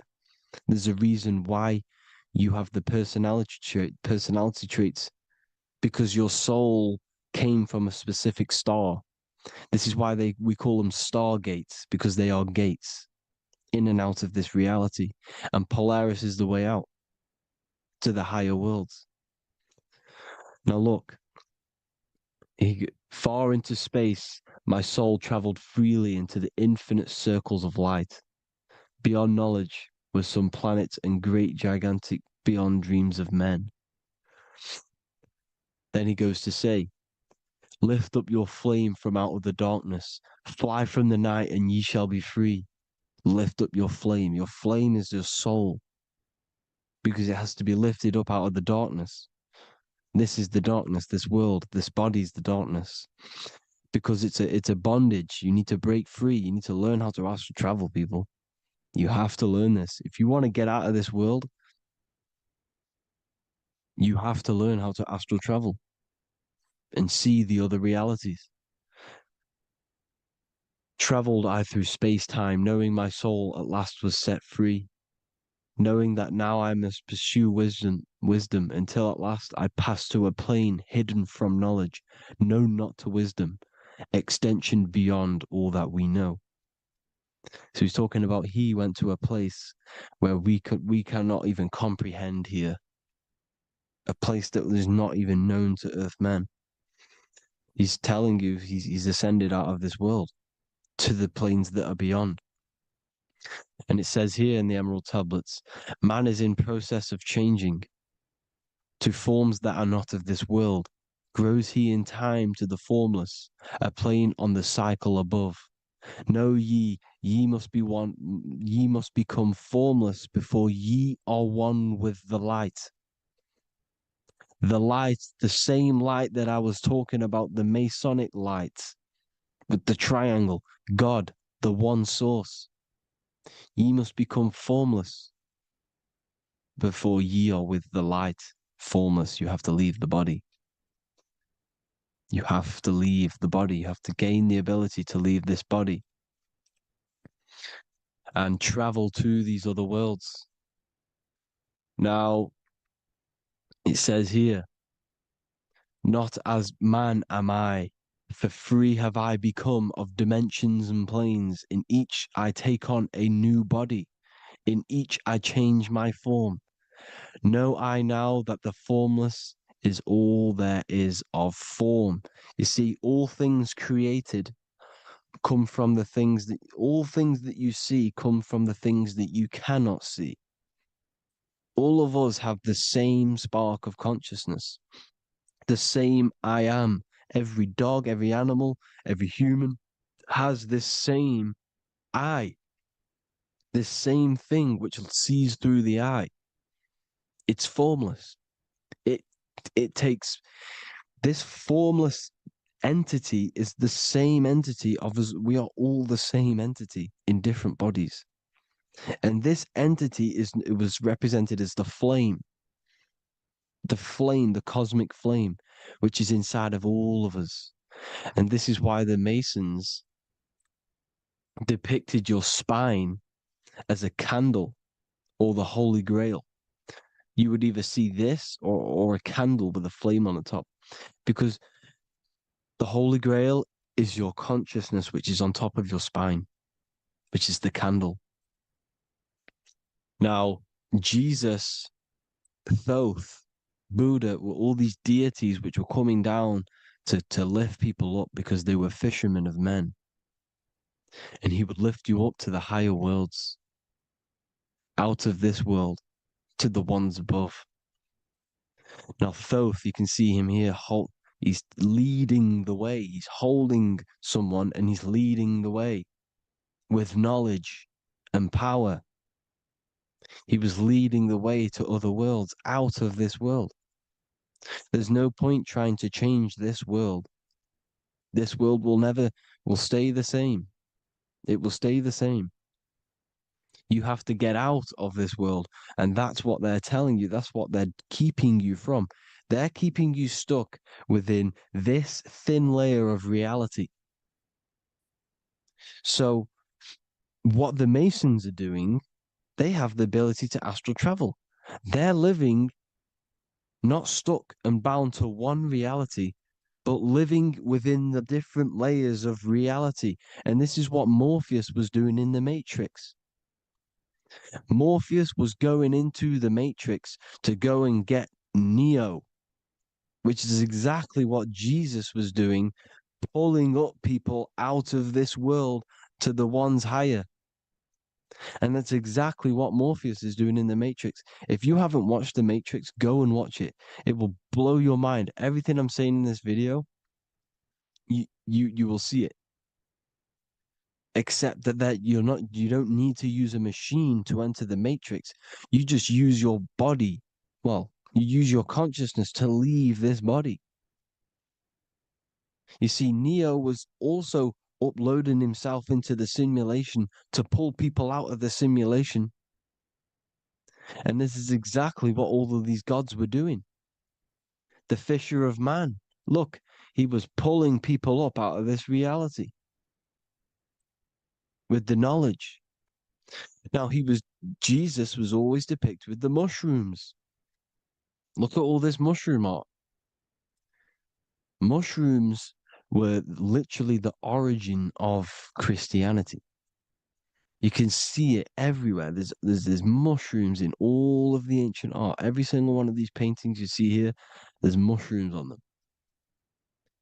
Mushrooms have the ability to see alternative states of consciousness. Now, if you go and do them and you go to sleep, if you pop mushrooms, you go to sleep and you will wake up in another reality. You will wake up in another reality. Don't try it if you don't want to do it. But if you've got the heart to do it, do it. Eat them and go to sleep. You'll wake up in another reality. And Jesus was handing out mushrooms to the bright minds, to the minds that he wanted to fish out and pull up to the higher realities. He was giving them mushrooms to see themselves in an alternative state, in an alternative reality. This is why there was so much mushroom art, and it's not just ancient Christians; it's Sumerians, it's the Mayans, the Celtics, the Egyptians, all used mushrooms, all of them. Look at all this art. It's on stones. It's everywhere because mushrooms. See, everything in nature is a micro macro. Look at the form of a mushroom. It's literally your spine and brain because they alter your consciousness. Your body is just a radio receiver. Everything that you're experiencing is a program being ran by the central nervous system, and your consciousness is experiencing this program, these electrical impulses of the nervous system, because it's all feeding back to one point, which is the pineal gland. And this is the candle with the light on it. Type in Masonic candle and you'll see it. It's your spine with your spark of consciousness on top of the spine. And it's a mushroom because this sends you to alternative states of consciousness, alternative realities. Now, they were all doing this, the Egyptians, the Mayans. Now, there's more symbolism which goes into this. Look at the Christmas trees we use. The Christmas tree with the presents underneath them. Magic mushrooms grow under trees. And these are the presents under the trees that we symbolize today with Christmas. Santa's red and yellow for the red and yellow mushrooms. The same mushrooms Mario has to collect. And when he gets enough mushrooms, he levels up. And then what does he do when he go past the world? When you win that world in Mario, you go to another reality. You go inside of another world. It's truth in plain sight, and it's using mushrooms. It's using mushrooms. Everything, all of the characters in Mario, well, a lot of them are mushrooms. Look at this one. The presents, black, yellow, and sorry, red and white mushrooms. And the bow on the top is the mushroom head. That's a bit of a reach, but you know, the symbolism never lies, is what you need to understand. And it's as above, so below. Now look at the Sumerians. The Sumerians were also multi-dimensional beings. Okay. Look at how they have the double faces. They had one foot in this reality and one foot in another reality. And look at this one, a double-headed god inside of like a portal. You see? Because and look at these with the wings, the astral travel. Birds, ancient birds symbolize the soul because the soul is a bird. It flies to different worlds. It flies around the cosmos. And mushrooms gave you the ability to see these alternative states of consciousness, these alternate realities, because you exist in infinite realities. You exist in infinite realities. Now look at the 33rd degree Ordo Ab Chao badge. You get this badge when you become a 33rd degree Freemason, and it's a double-headed eagle. A double-headed eagle. And you can see this in Sumeria first. Sumeria have the same symbol, a double-headed, well, bird. You can see it here as well. And the Masons are still using this symbol today. And when you become a 33rd degree, 33 vertebrae on the back of your spine, above the vertebrae is your consciousness, and it's a double-headed eagle. One reality in one, you become a multi-dimensional being in the 33rd degree. And I've heard many interviews of Masons say it becomes Luciferian. You see, they speak in code. These Masons can't tell you about what they learn about, but they will speak in code. They said it becomes Luciferian. The word Luciferian is lucid. The root word of Luciferian is lucid, and lucid is lucid dreaming, alternative realities, dream worlds. You become a god. Luciferian means you're becoming your own god, pretty much. Because you are becoming a multi-dimensional being living in between the different layers of reality at the 33rd degree of Freemasonry. And look at the double-headed eagle, because the birds symbolize the soul, and they reach high, they fly high, just like the soul wants to fly high to the light, to become one with the light, like the Emerald Tablet says. Now look at Janus. Janus was another god, and he's known as the god of doorways. Janus always depicted with a double head. Janus is why we say janitor or January. And January is entering a new year. Janus is known as the god of doorways with keys, always got a key, because keys open doors. That's why the janitor holds all the keys. And Janus always has double heads because he had one foot in this reality, one foot in another. He was a multi-dimensional being, a Luciferian, living between the different layers of reality, except from instead of being stuck in one like we are. Well, a lot of people. And that's the whole point. You see, all of this stuff is about like changing the world and stuff like that. This world will probably never ever change. It's probably been like this forever. Well, forever, for a long time. But It's about moving out of this reality to the higher states. And the Masons always depict the ladder to the luminaries, the stars, with a key, the same key of Janus. The Vatican is a key, and it's in charge of all the religions. Why is it a key? Because they're holding back the key.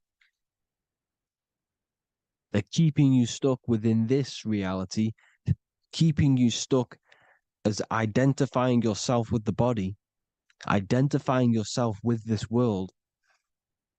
You are not in the world is within you. This is a program being ran by your central nervous system, and your consciousness is experiencing this reality. Now, this is going to be a mind-blowing video for some people. You have to have an open mind. You have to let go of all the programs. I'm repeating what the ancients are talking about and the ancient symbolism. Look at Janus with the double-headed god. He was just another god coming down, giving keys to people who had the worthy mind to be pulled up out of this reality, to be pulled up to heaven, just like Jesus was teaching how to reach heaven. But really, it's an encoded scripture. But anyways, hope you all gain some insight on this video. Have an amazing day. Please like, share, comment. All the links are in the bio for the PDF, for the Manifestation Mastery course, and all the other amazing stuff. And if you want to support the channel, I'd greatly appreciate if you became a Patreon member. Hope you'll have an amazing day, people. God bless.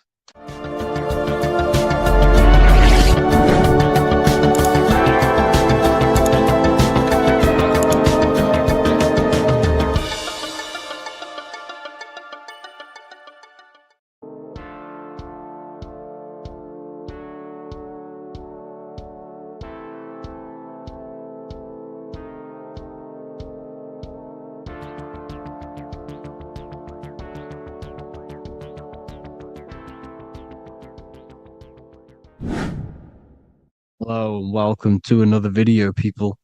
Before we start, please like, comment, and subscribe if you wish to see more content. Today we're going to be talking about the mental universe and how everything is mental. This is the #1 law on the Kabbalion. If you've never read that book, it's called The Kabbalion. A very good book. It's the first law because this is the most important thing you need to understand, is how everything exists within the mind. Behind every single one of these eyes is the same consciousness expressed in different bodies. The mind is what gives perception to what you're experiencing. Behind every single one of these eyes is the exact same consciousness, but the brain that they inhabit is giving them a different perception, a different being, a different body. Now, this is the difference between humans and animals. Humans possess a advanced consciousness, an advanced mind that gives us the ability to be aware of ourselves mentally, physically, and spiritually. We can reflect on ourselves. When a dog looks in the mirror or an animal looks in the mirror, it doesn't know what it's looking at. It doesn't realize it has a consciousness. It can't reflect on itself. It can't say, I want to improve in this area. It doesn't have that consciousness. We have a divine consciousness. Take away the N for divine, and you get with a D, put it with a D, you get divide, because we have a divided two-way consciousness. An animal only has one. However, it's still the same mind. We're all mind. We're all mental. We all exist within the mental plane. Look at this person walking. The body, the brain is sending electrical signals through the 12 cranial nerves, which the 12 disciples that spread the gospel of Jesus, right? You have 12 cranial nerves in your brain. There are 12 disciples which spread the gospel of Jesus. Jesus represents the mind, the intelligence, the invisible intelligence that we all are, the same intelligence, the same exact consciousness, which then sends a command into the brain. Then the brain sends uh, these 12 electrical signals through the 12 cranial nerves to control the rest of the body through the nervous system. This person walking is not, the body is not walking. The mind is telling it to walk. And the brain is it's a supercomputer which is decoding these demands given to it by the mind. Because the pineal gland will have something to do with the ether, because the ether is physical and non-physical. The mind is sending the commands through the ether to the pineal gland, which is then getting broken down into electrical codes within the brain and sent throughout the nervous system to control the body. And this is why in the Sims simulation, because the body's the simulation, it's a false reality, it's the fake reality, it's not the real you. You are formless. There is no form, but the third dimension is a dimension within your mind. Matter, mind, light is all a product of your mind. It's all in the mind. Now, this is why The Sims has this green little diamond on top of the head. Because this is you. This is your invisible intelligence controlling the character. Okay? It's controlling the character. And this character is in the world. Your consciousness isn't in the world. The world exists within you, but the body is a vehicle for that realm that you land in. When you have a dream, your mind transcends this body into another body, duplicates your body into another universe, unite, unite is one. We're all one. It's all one universe, expressed in many different ways, infinitely. And the vehicle that you land in is the body to operate in that realm. This is the all-seeing eye, as you see here. The eye, this is all the intelligence. This is the ball of consciousness, God, expressed in different bodies. We're all this same one in different bodies, as you can see here. And this intelligence is expressing infinitely throughout the universe, an infinite universe. There's no beginning, no end. There was no beginning of the universe. There is no end. It's infinite, always has and always will. But the mind is what gives you the ability to explore the universe, to make perception of it. We are God in disguise. We are God in disguise. We are God in flesh.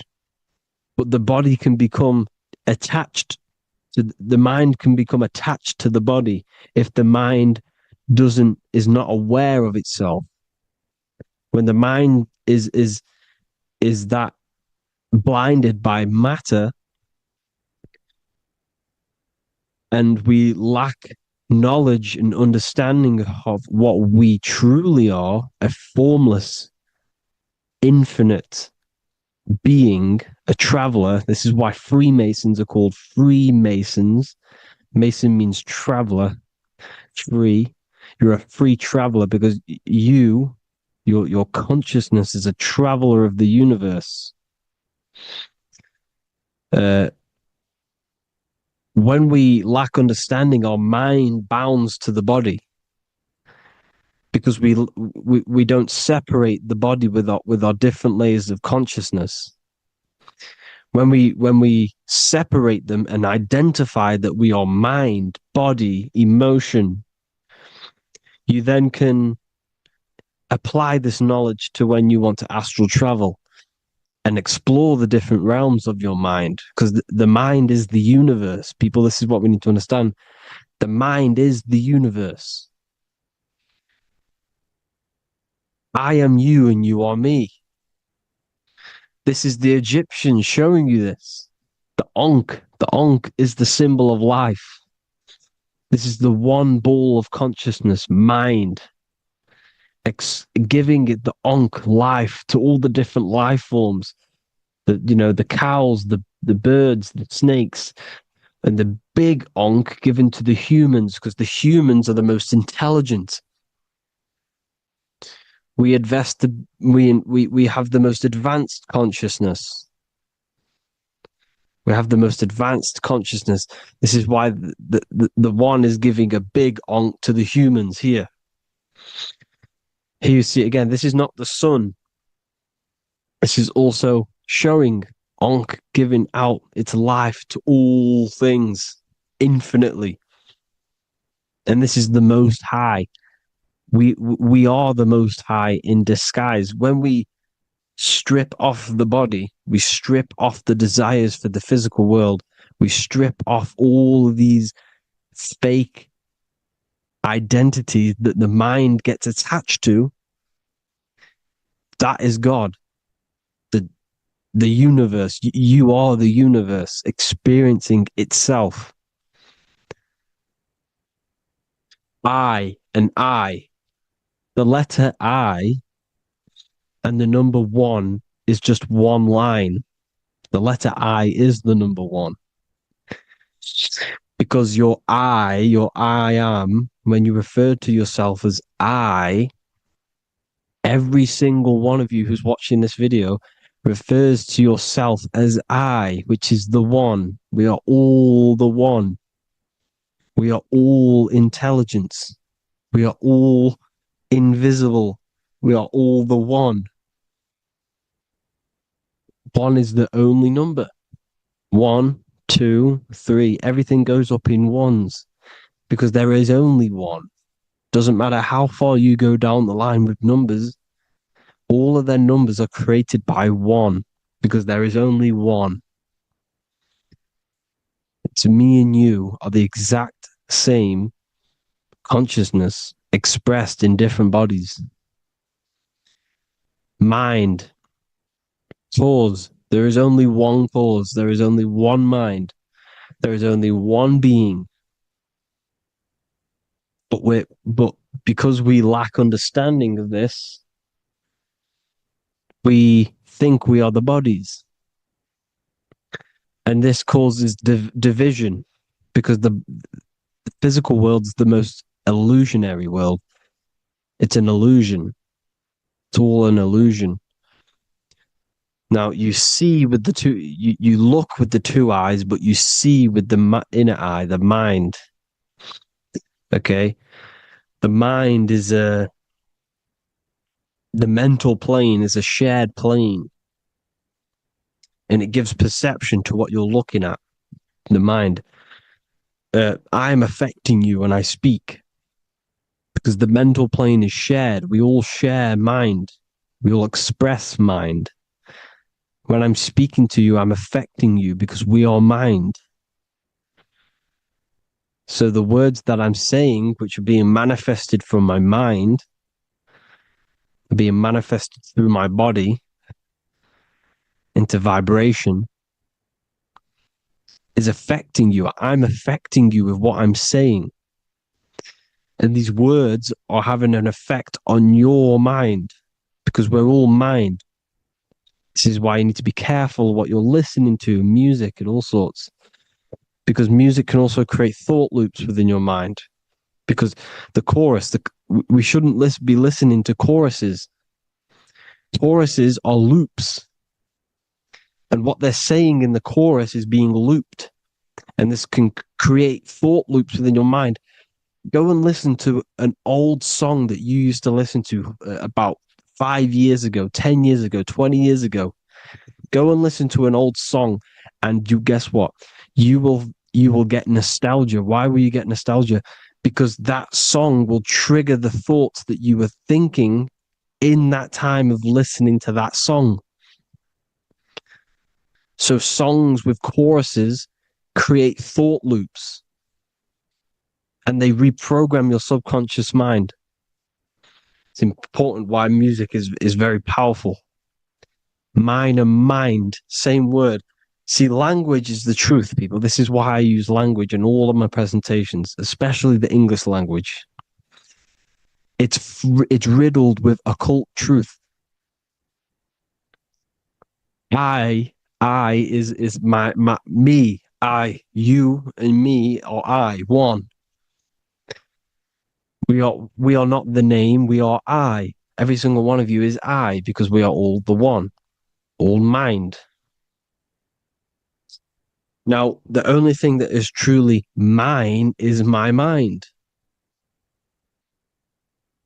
When you say something is mine, it's an illusion. It's not yours.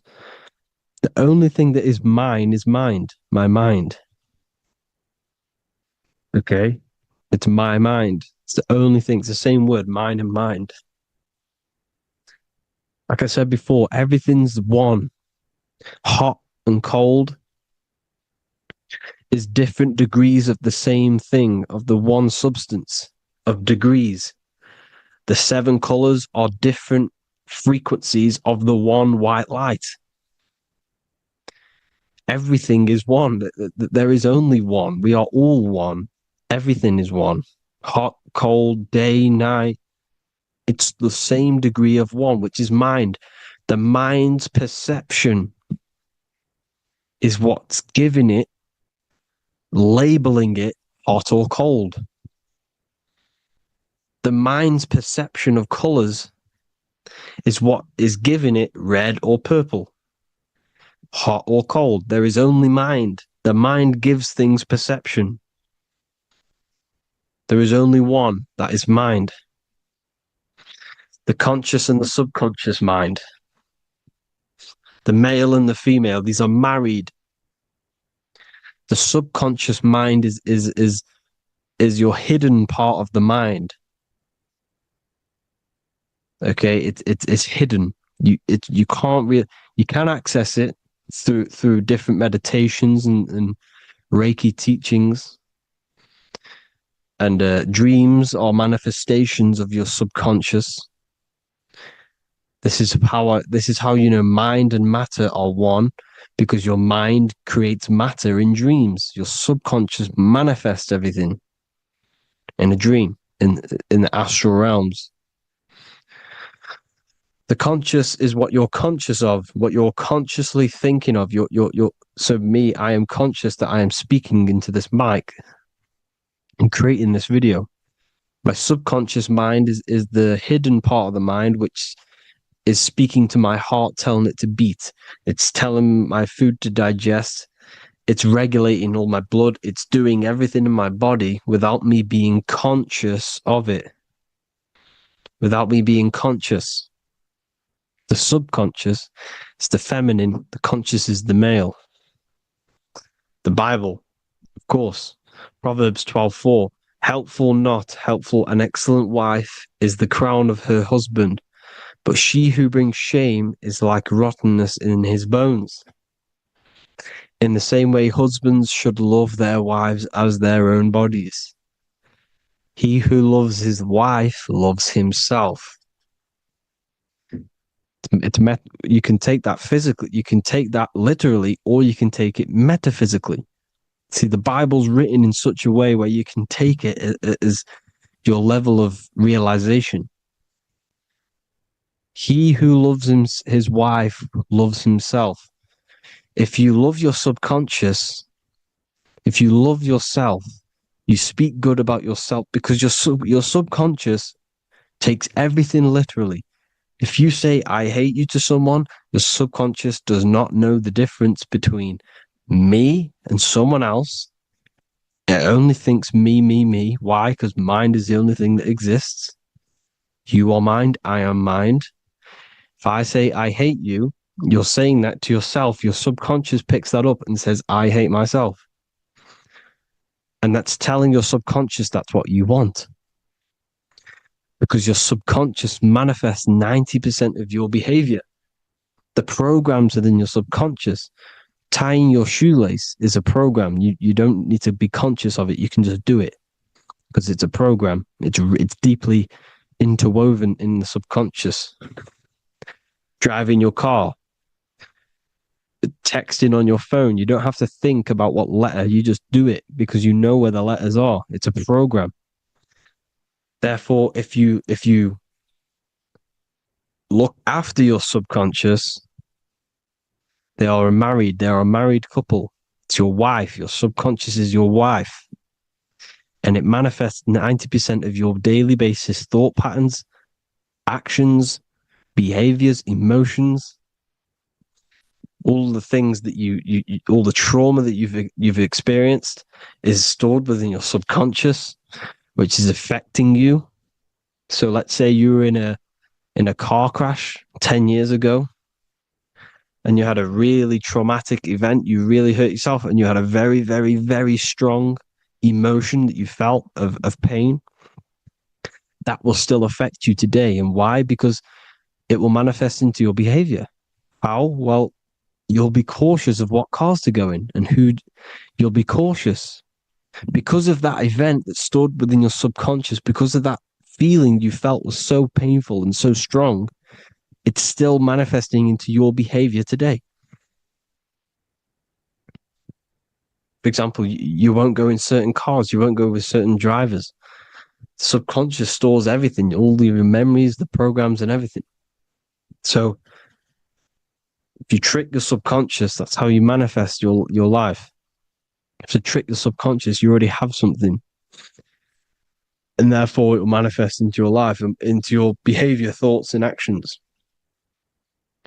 This is why the golden rule is to treat others like you want to be treated. Because I am you and you are me. We are all subconscious. We all have subconscious. Whatever I do to you, I do to me.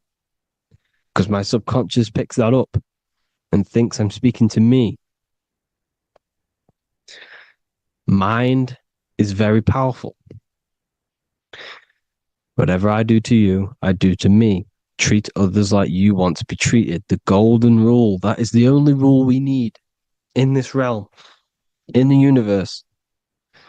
If everyone understood this rule and how the subconscious works and how karma works, we'd live in heaven on earth, the Garden of Eden, the golden age.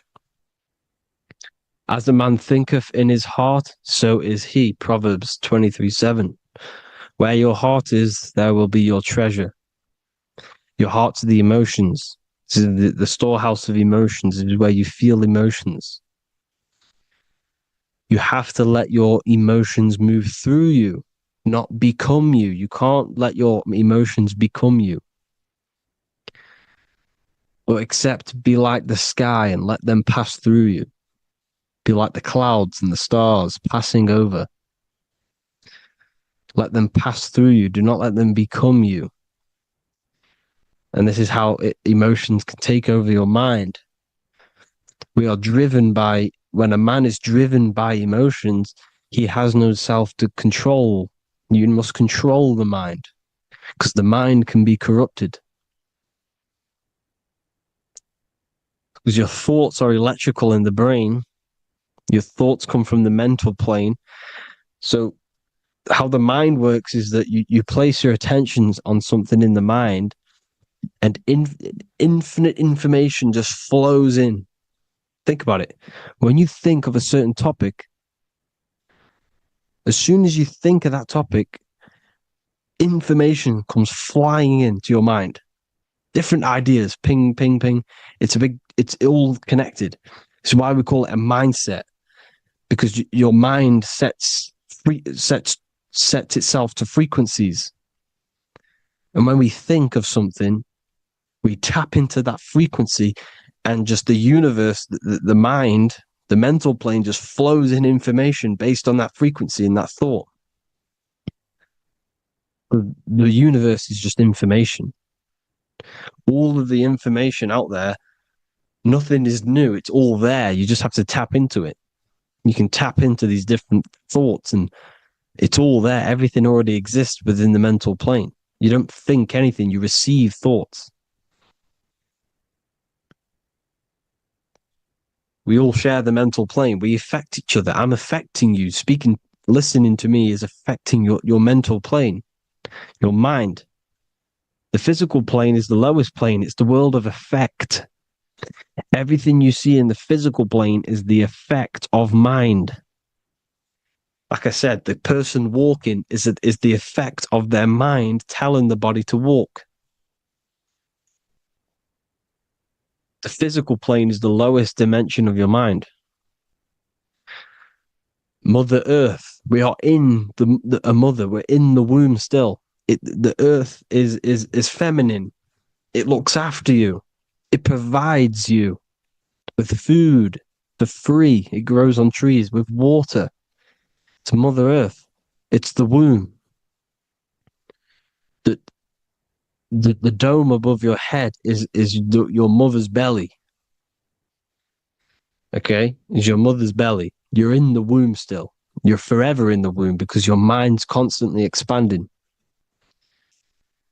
Because when the baby's mind figures out that there is a reality outside of its mother, starts to hear the people on outside of its mother, what does it do? It figures a way out of the mother, and it becomes born again in the water,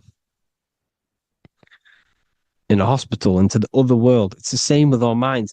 When our minds figure out there is other worlds beyond this physical, we explore them. The astral plane, for example. You figure a way out of the body. Because when you're the firmament, look at the word firmament, meant at the end.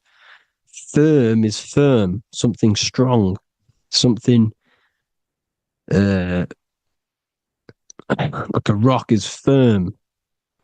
If your mind is firm like a rock, you will be stuck under the firmament. So, for example, people who are very programmed and can't think outside the box, they have a firm mind and they'll be stuck under the firmament because your mind is the only thing that's keeping you under the firmament. It's the only thing. When you're doomed, doom is dome. This is the dome, which is your head. Your head is the dome. Above your head, above the earth is the dome, the ethereal barrier.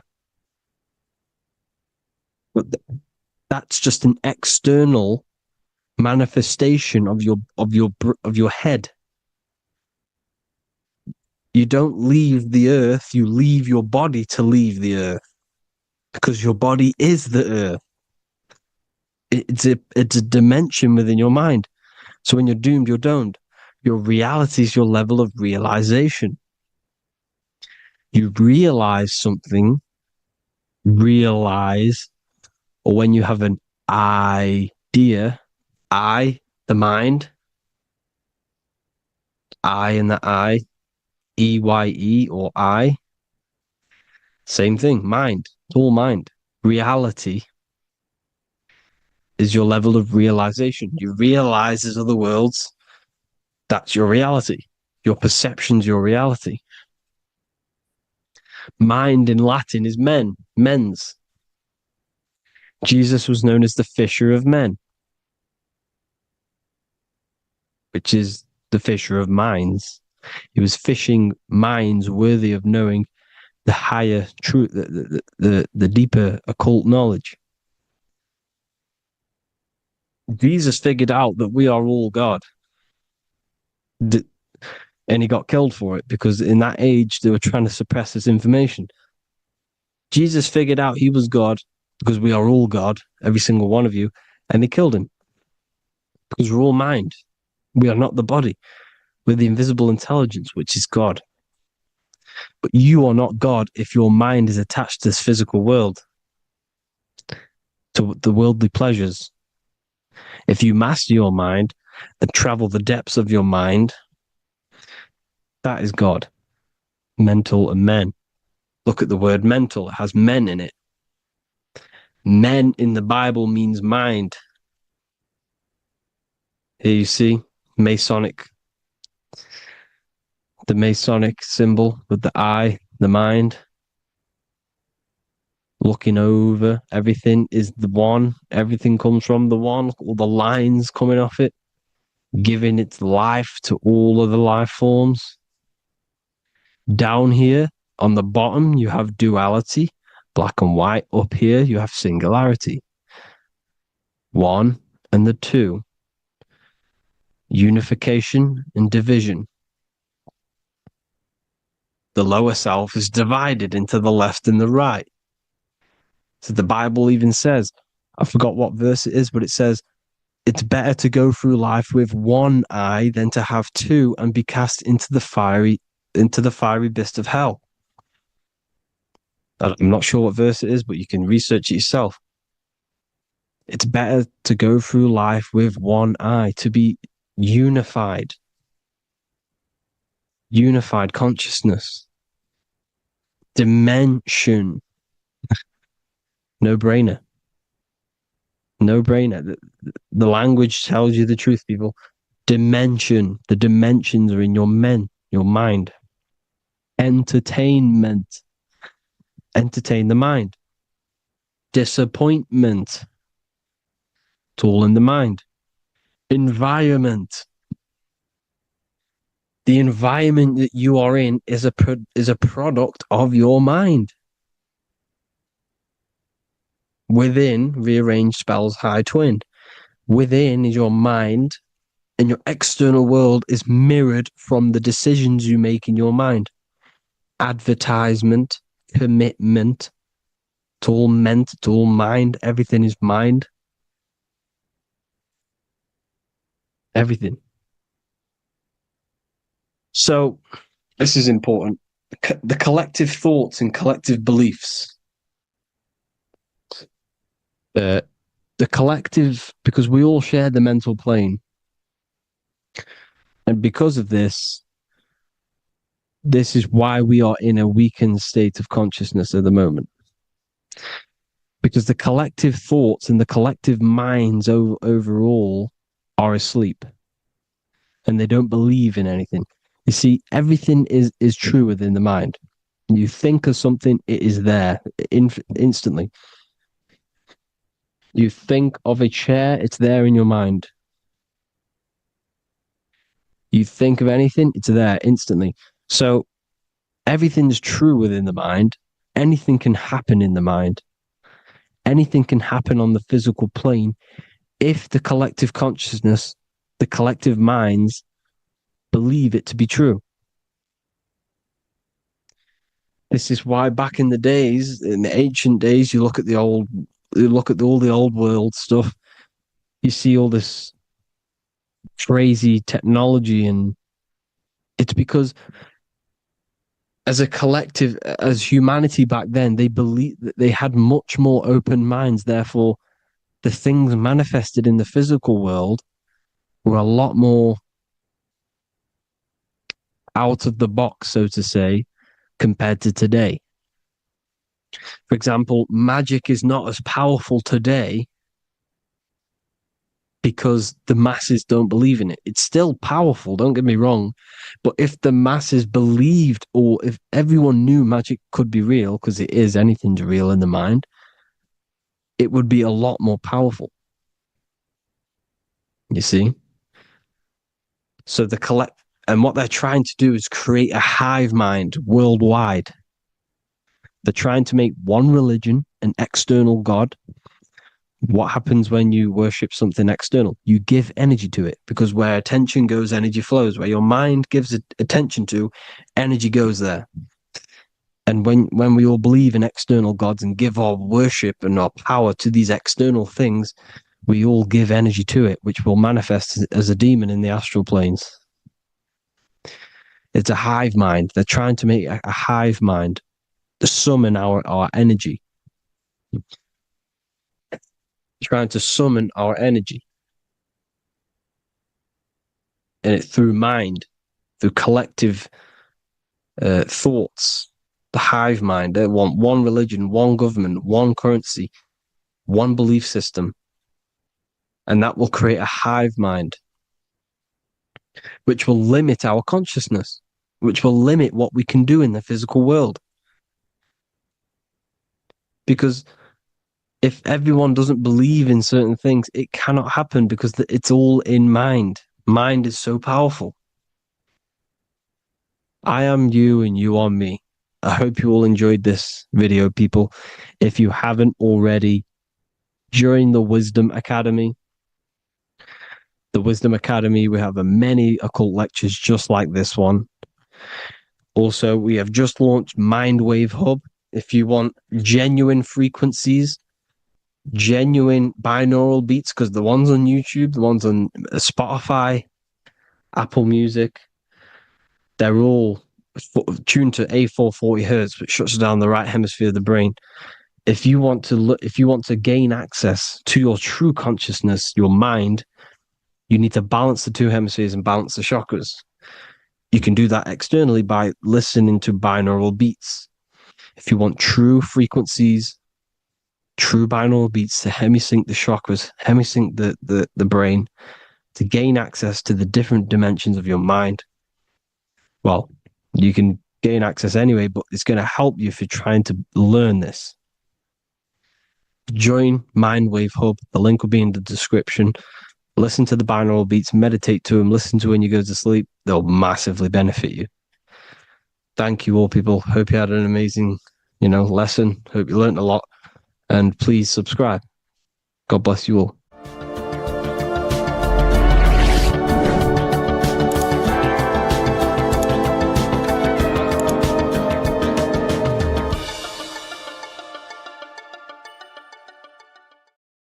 Hello, everyone, and welcome to another lecture inside Ethereum University.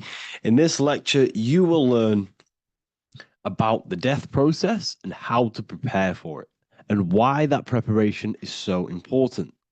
So let's get straight into this.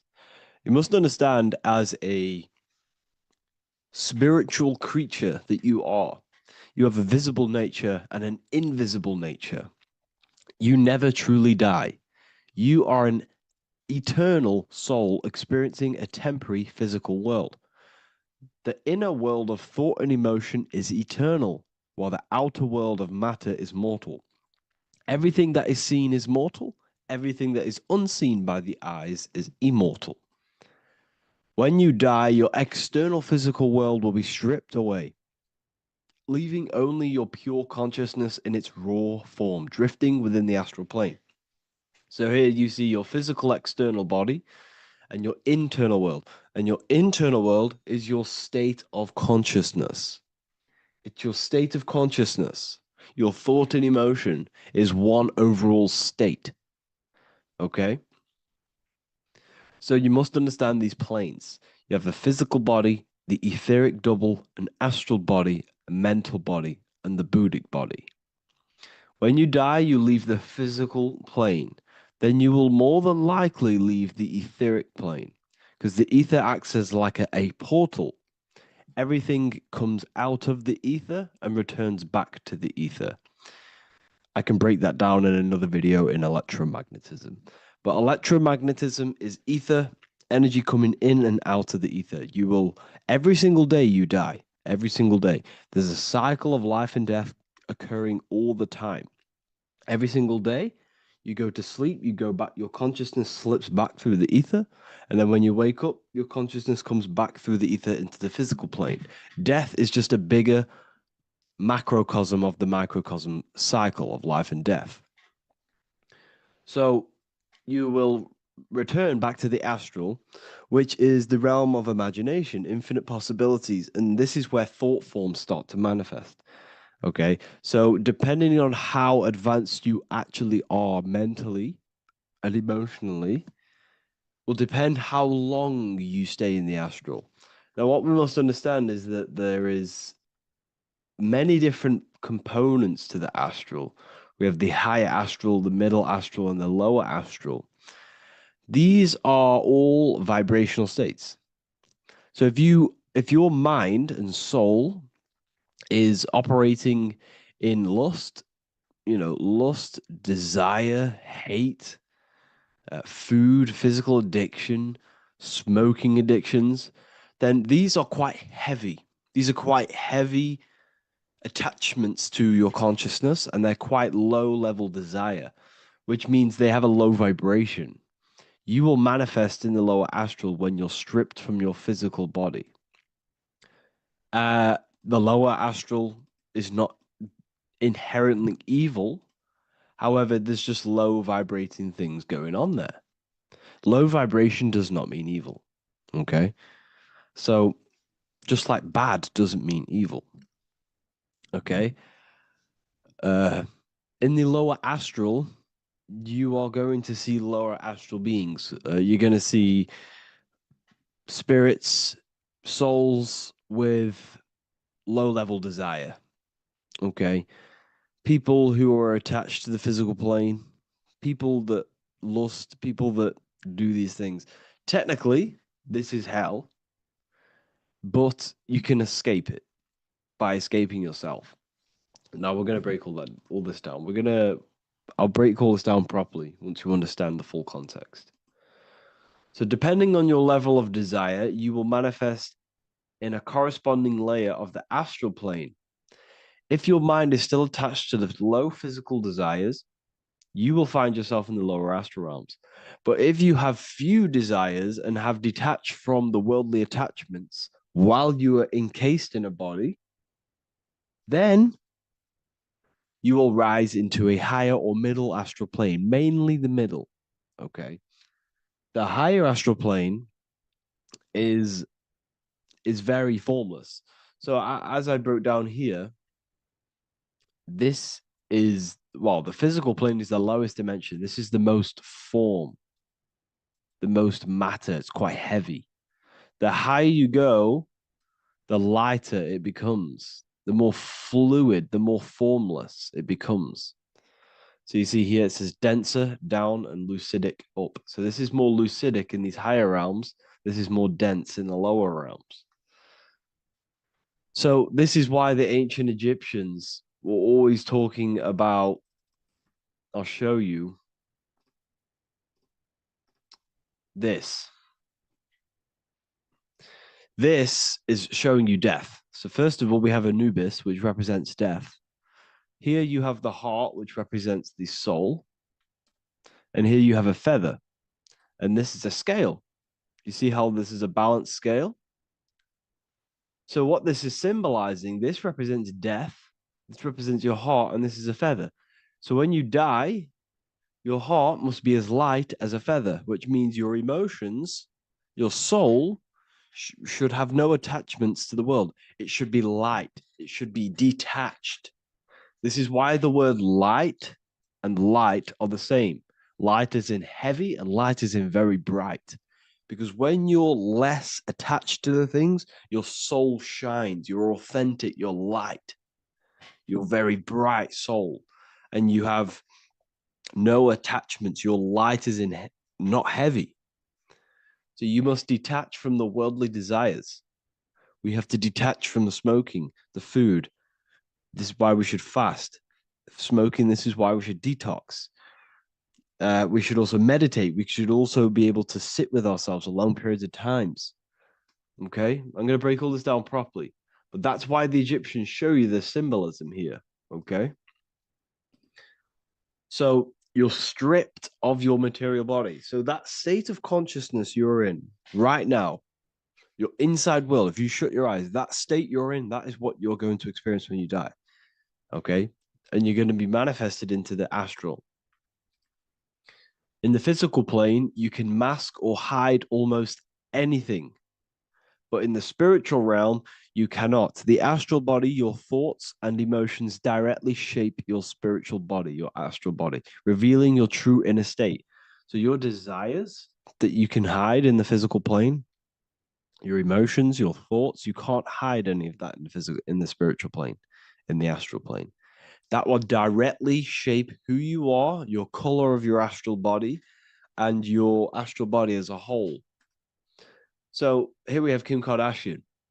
If you could see this lady's astral body, you would run so far that you would be horrified for the rest of your life. If you could see their spirit, their astral form, it would be horrific because their mind is so attached to, you know, physical things, so attached to desire, money, fame, worship, power. These people do not want to die. These billionaires and millionaires will never want to die. They will do whatever they can to stay alive because they understand what when they die, they have to face themselves. They have to face their inner world. And their astral body, their true authentic self on the inside, is horrible and horrific and so low vibration. So, this is where it comes in. You must be as light as a feather. This is what the Egyptians are showing you in their artwork. Your soul must be as light as a feather. In order for the soul to ascend to a higher plane and not look at that physical plane and say, I want to go back or I want to desire things down there, you must detach now and prepare for death. Hell is not a place, it's your own personal suffering born from within. If your mind and soul are deeply attached to mental fixations, emotional wounds, and physical addictions tied to the material world, that pain will follow you into the astral. This is your true judgment day. You judge yourself when you die. You see your authentic self. There's no hiding. Right. Imagine right now that you that everything you cling to was stripped away. No matrix, no electricity, no food, no TikTok, no phone, no possessions, no distractions, no one else. Could you sit alone with yourself for just 1 hour? Could you sit alone with your thought and emotion?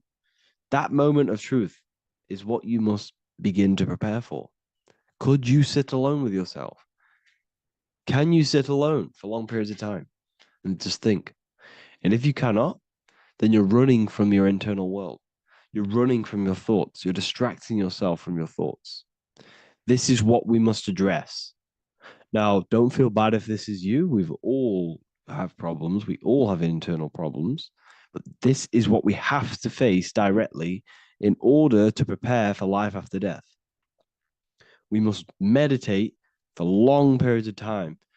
Not even meditation. We should be able to sit with ourselves with no distractions and just think.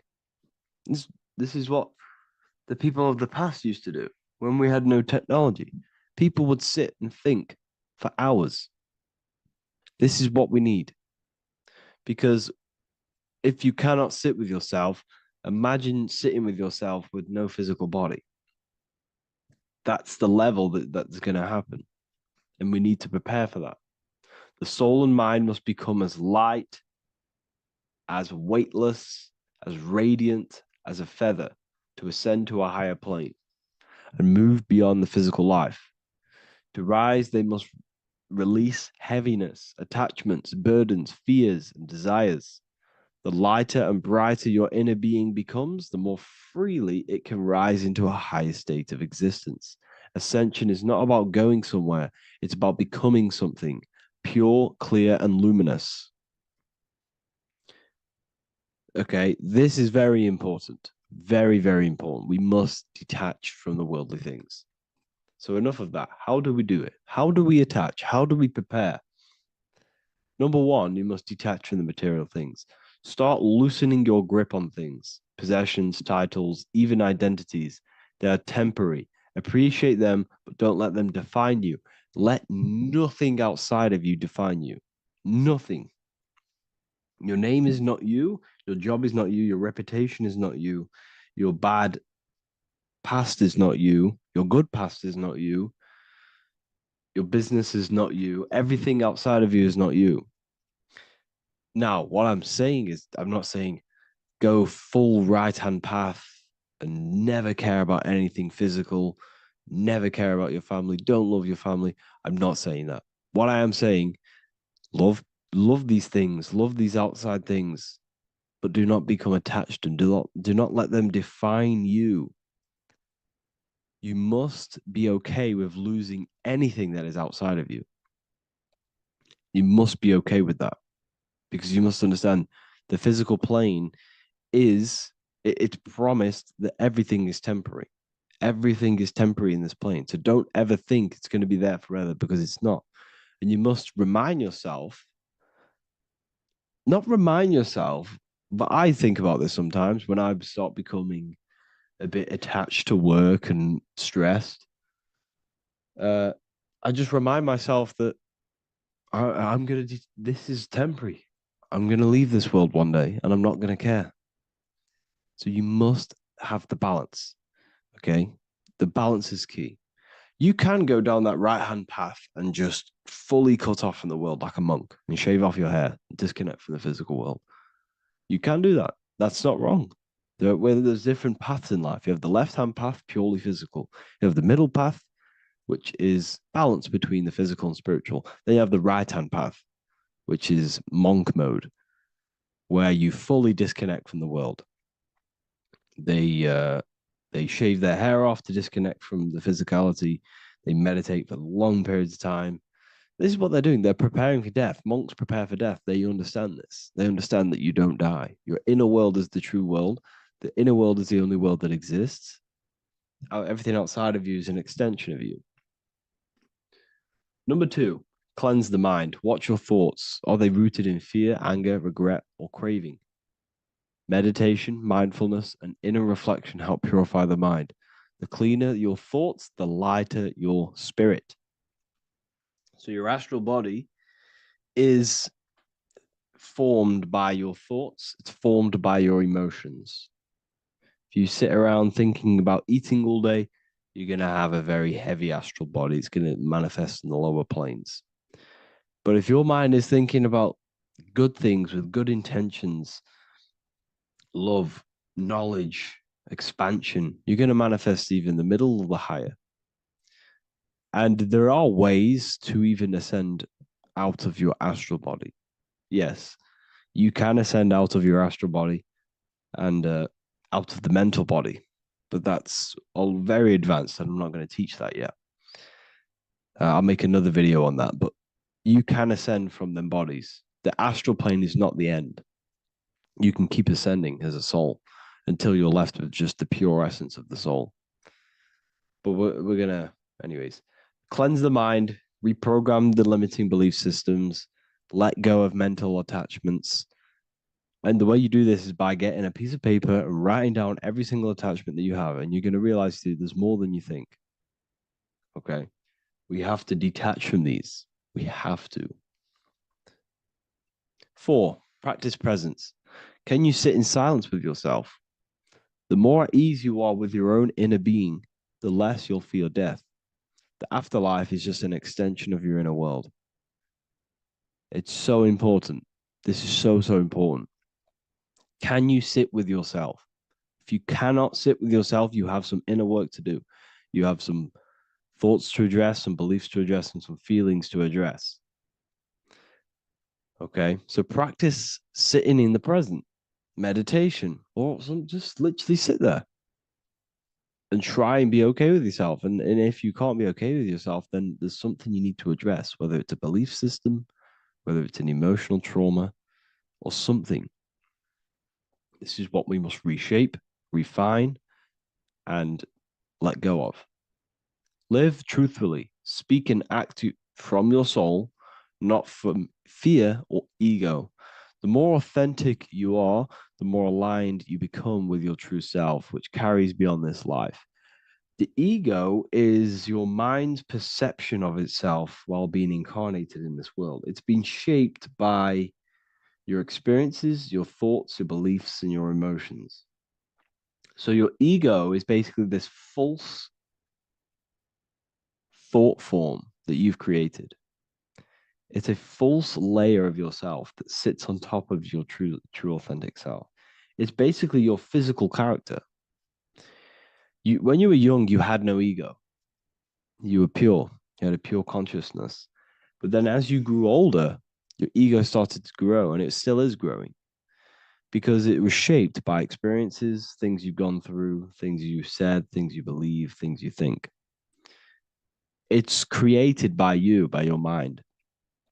And the ego is close to the word echo. The ego is the echo. It's an echo, it's a layer, it's a false identity. It's a false layer that sits on top of your soul. And if you don't get rid of that ego, if you don't know how, well, not get rid of it, but balance it, if you don't know how to rise above that ego and you die, it's that ego that's going to be pulling down when you die. It's that ego that's going to be your suffering. Okay. 7, connect with the divine, whether through prayer, meditation, tune into something greater than yourself. The connection is the soul's compass beyond this world. If you can meditate and rise above them clouds of thought, that's the soul, that's the observer. We must connect with that. Okay, this will definitely help with just allowing yourself to connect with your true self. Meditation's great because you can just fully detach from the world. And the more you meditate, the more you can prepare for death. A powerful way to cultivate detachment is through daily detachment meditation, done either at night or in the morning or the first breath upon waking. Or do this as many times as possible per day. Start by physically grounding yourself in the present moment. Say out loud, I am here right now, nothing else matters. Let that phrase draw your awareness into the now. Just keep saying it until you're present. Then begin to slowly list everything you identify yourself with, one by one. I am not your body. I am not my body. I am not my name. I am not my possessions. I am not my house. I'm not my children. I'm not my everything. I am not my thoughts. Release each layer gently. Imagine if you want to, if you have a good imagination, imagine placing these things into a big box. Placing your body, placing your name, placing your possessions, placing your house, your car, your thoughts, your beliefs into a box, and then shut that box. If you have a good imagination, do that. That can help. And you'll be left with yourself. And you're not even that. It goes even deeper. Eventually, you'll reach the mind itself. Detach from the language that the mind is even using. Now, that's very difficult. And not many people have ever thought about that and they've ever even been there. Detach from the language that the mind is using. Think about that for a second. Your mind is not what you actually think. It goes very deeper. Your mind is not that little voice. It's that voice that the language is using. So even the language is a spell on your mind. Okay, it's an attachment. Eventually, you'll reach the mind itself, detached from the language it uses, the voice in your head, the need to define. What remains is something beyond thought and beyond words. I can't even describe what's left because words, once the language is gone, it's purely metaphysical. All I can say is pure awareness, and it's symbolized. This is why symbols are so amazing because they can symbolize things that are beyond words. A flame, it's just a flame, and you won't be able to understand that until you've been there. It's just a flame. It's pure cause. Words can't describe it. You'd have to experience it. Connect with this essence daily. This is truly who you are. So this is a great way to detach. We can do these detachments every single day during meditation. This will definitely help over long periods of time. Of course, you're not going to be ready tomorrow for death, but just try and prepare for these things. This is the whole reason people used to meditate. It's the whole reason why people do these spiritual practices because they understood that this plane is temporary and your soul moves on from this plane. And you'll never truly believe in the soul until you experience it. So I can show you these things, but you must go out and experience it. The soul is real, but you won't understand unless you cast off everything else. Okay. So I hope this video helps. It's a very deep video. I'm going to be making more of these stuff of more self mastery. And of course, we've made the self mastery section now. So I'm going to be start filling up this place with lectures. And I think it's a great time to start this because a lot of people have been asking on how to master yourself, prepare to death. So hope this video helps. See you in the next one.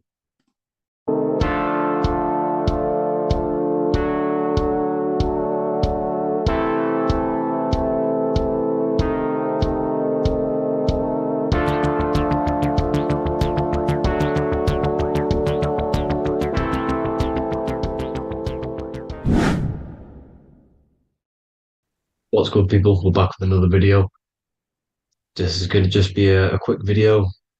Manifestation, magic, bending reality. So let's jump straight into this. So you have a conscious and a subconscious part of your mind. The conscious is what you're conscious of, what you're actually doing, where you can choose or not. However, the subconscious is the part of your brain which is automatic. So all of the systems in your body, like the digestive system, your heartbeat, these are automatically being ran, and you do not have to tell these systems to do anything. You do not have to consciously tell your heart to beat. It's automatically doing it, and this is what the subconscious mind is controlling. It's like the dark aspect of your brain or your mind. It is the way bigger aspect of your mind. Okay, it controls all the systems in your body. Okay, and this is where all of your programs are. So when you're in it from your childhood, what you've learned in school, all of these things are being kept in your subconscious, maybe traumas and stuff like that.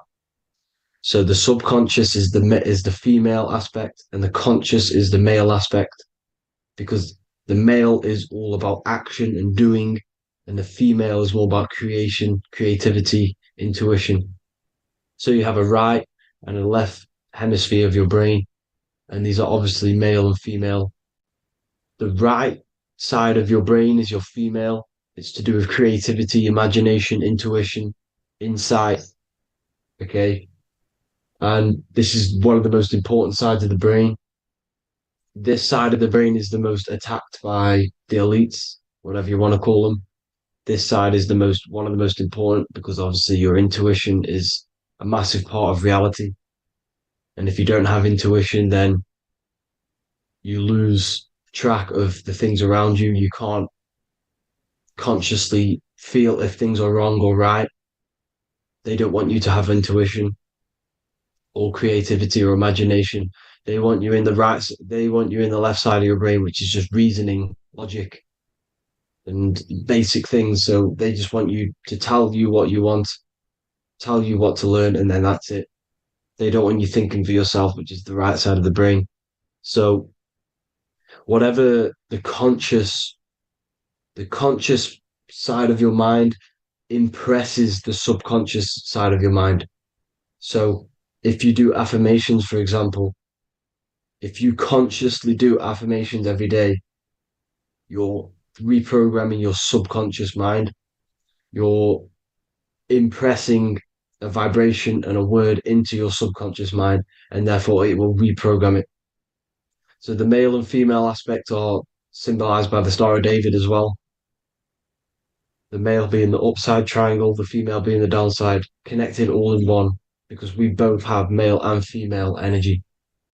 So every thoughts are electric, which is the male aspect. Emotions are magnetic, which is the female.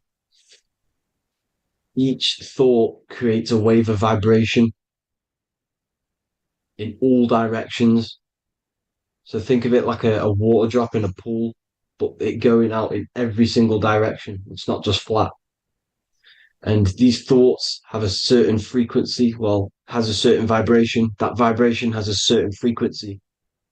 And this affects your aura. Every thought, every emotion directly impacts your aura and the strength of your aura. So if you're angry all the time, your aura in the astral plane will look red. However, if you're happy, it'll be more like blue and green. So it's very important. Your electromagnetic field is created out of your emotions and thoughts, and that affects reality because you're 60% water, and frequency and vibration create certain patterns and has a certain effect on water. We'll get into that after this slide.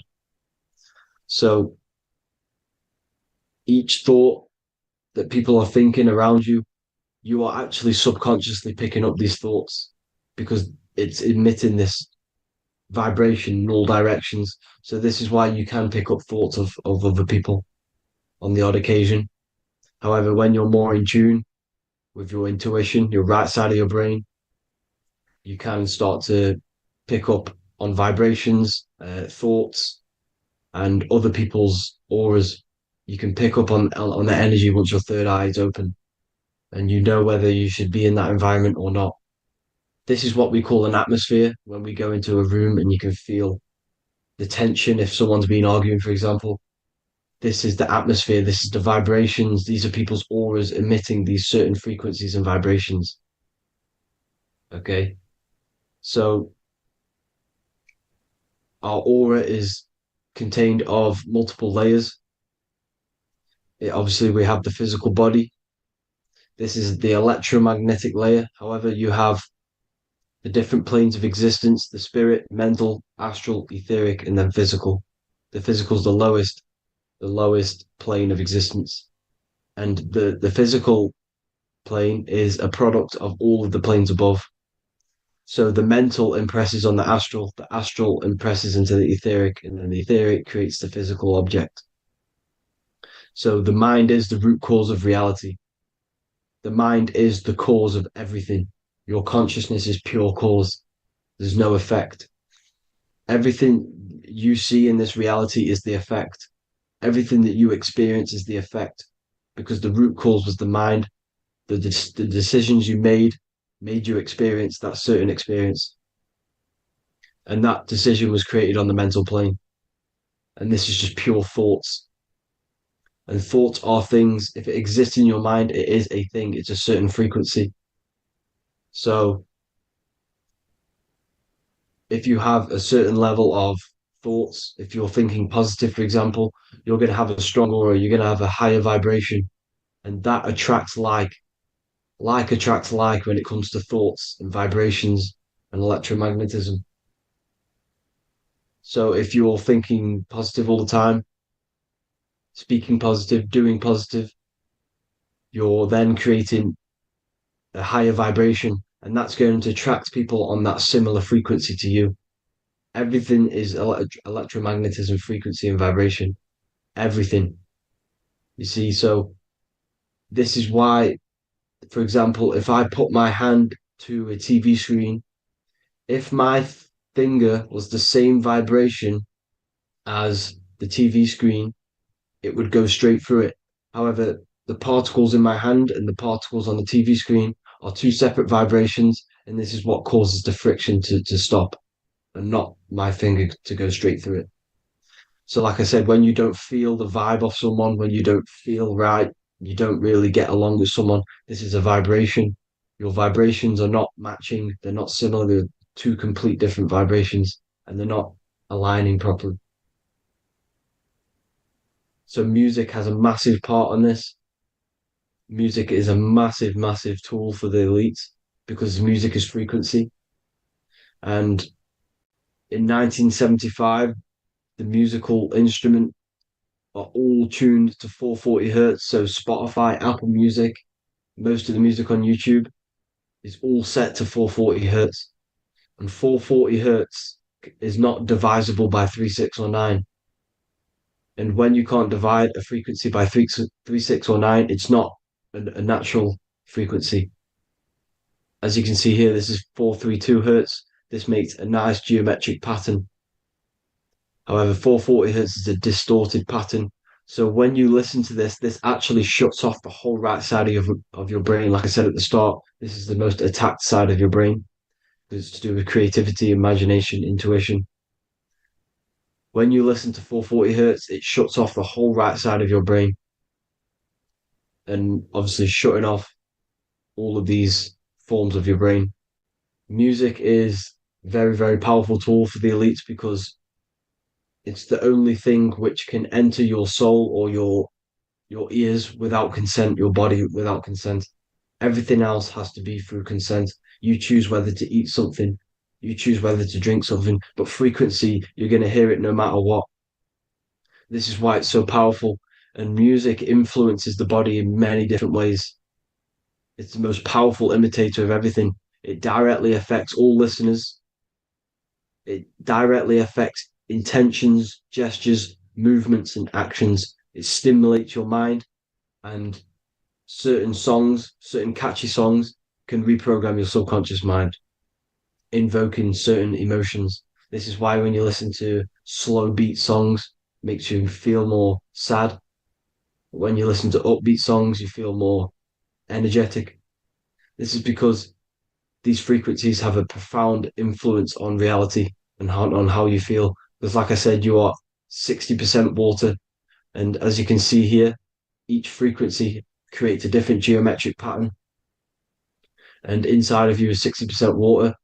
So, like I said, 440 hertz is going to make a distorted pattern in your water. And this is going to have a profound effect on your emotions and your reality. So, like I said, health is not just the body, it's you are made of body, mind, and spirit. You need to look after what you put in your body. You need to look after your spirit and look after your mind. It's very important to keep all these in balance because once one of these are unbalanced, it affects the other two. So if you're eating wrong, it's going to affect your spirit and mind. If you're thinking wrong, it's going to affect your body and spirit. These are all interlocked. Uh, you have to look after them all. So it's very important you understand music. Stop listening to low vibrational music. To be honest, you want to listen to music without any sort of speaking inside of it.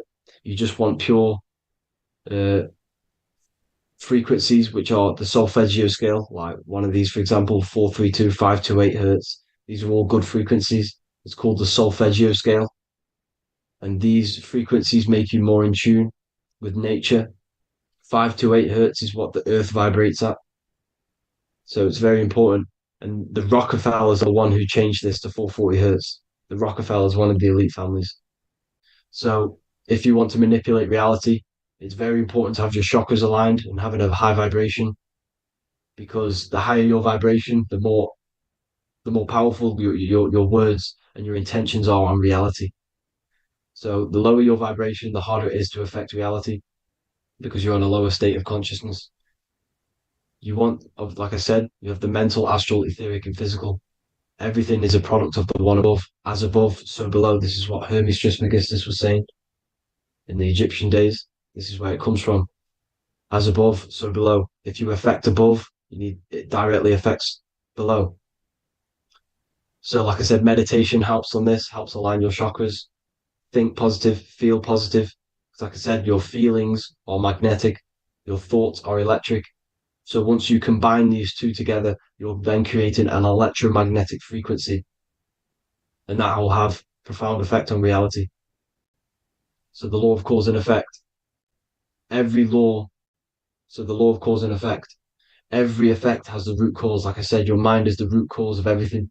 Every decision you make is having a different effect on reality. Everything happens for a reason due to the root cause, which is your mind. You choose everything that happens in your life. Okay. So it's very important you understand this and you constantly make the right decisions, the good decisions to have good effects on your reality. You have to be very conscious of this law because nothing escapes this law. This is the law of all consciousness. So think about it. Imagine a massive ball of consciousness. However, off this ball are different sparks, and each one of these sparks are in each and everyone's body. This spark is governed by these laws, the law of cause and effect, the law of correspondence, the seven hermetic principles. It's very important you understand this because this mass ball of consciousness is what is obeying these laws. And everyone has this spark of consciousness inside their third eye. And like I said, everyone is the same consciousness. This is why if you do bad unto someone else, that will directly affect your reality. So if you hurt someone, it's going to come back to you in one way or another because you are that same consciousness. This is like a mirror reality, as within, so without. Whatever you feel on the inside, you're gonna see that on the outside. You're gonna experience that reality, whatever you've impressed. So there's different ways to bend reality to your will.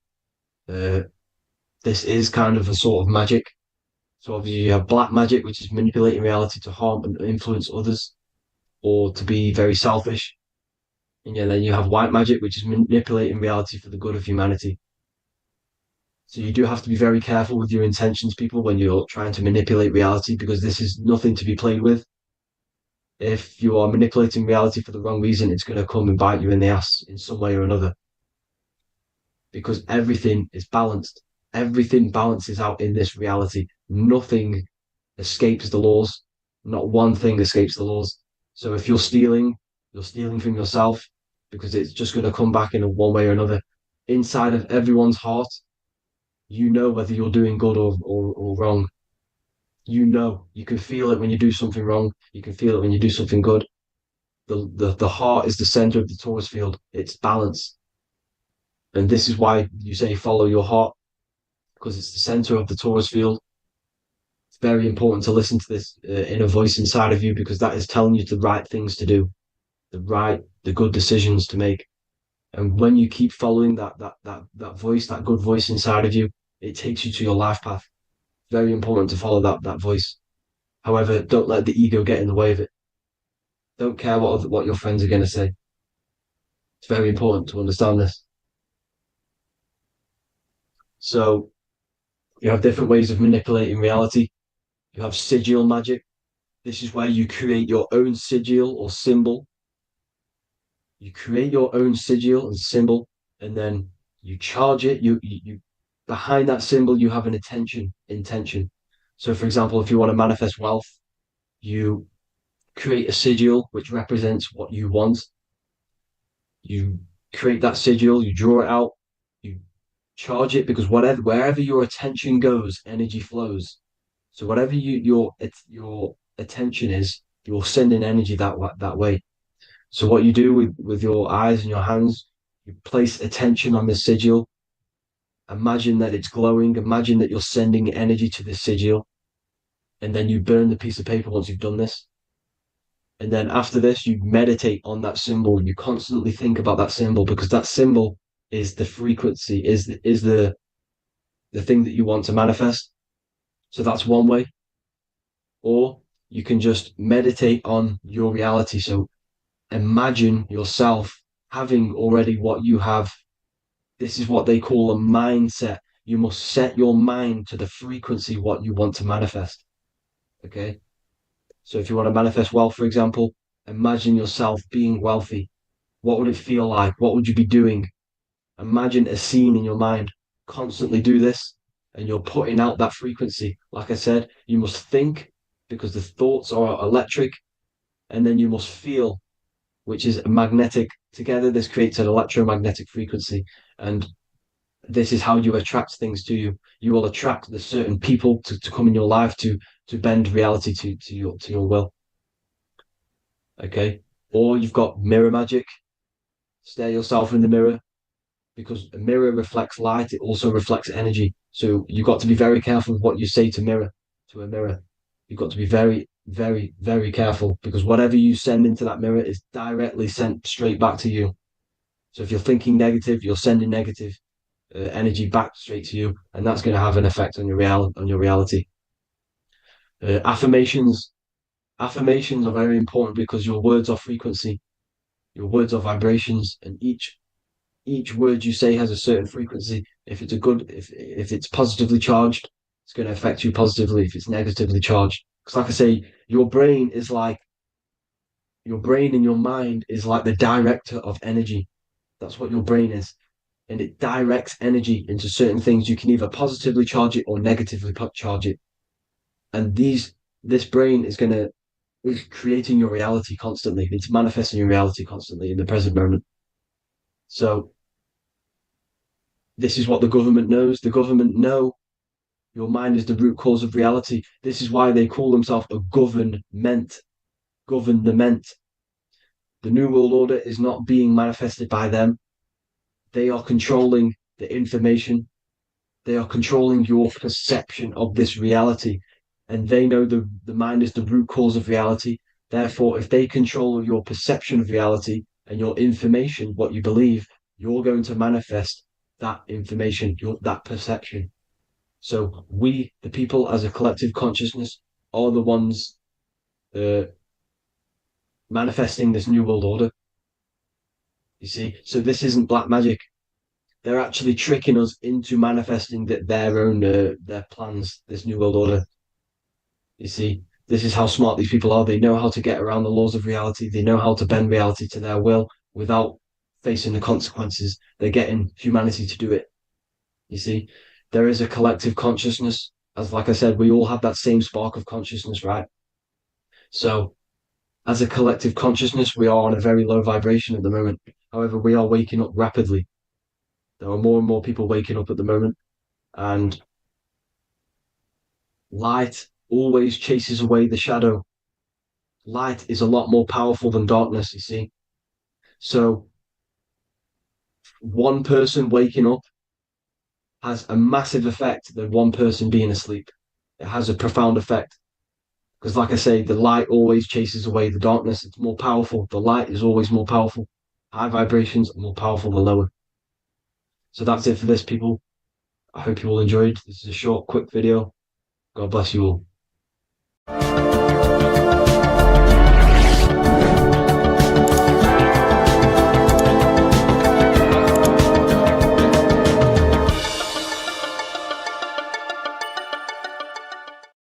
What if the word Yahweh is proof that God is embedded in our very own being? Stay with me because what I'm about to show you might change the way you see yourself forever. Today's topic is decoding the mystery name of Yahweh, the sacred name of God from the Hebrews. By the end of this video, you'll uncover the true meaning of the word Yahweh and how your connection to it unlocks your own personal power. When we look at the word Yahweh in Hebrew, we flip it on its side. We're actually looking at the human body.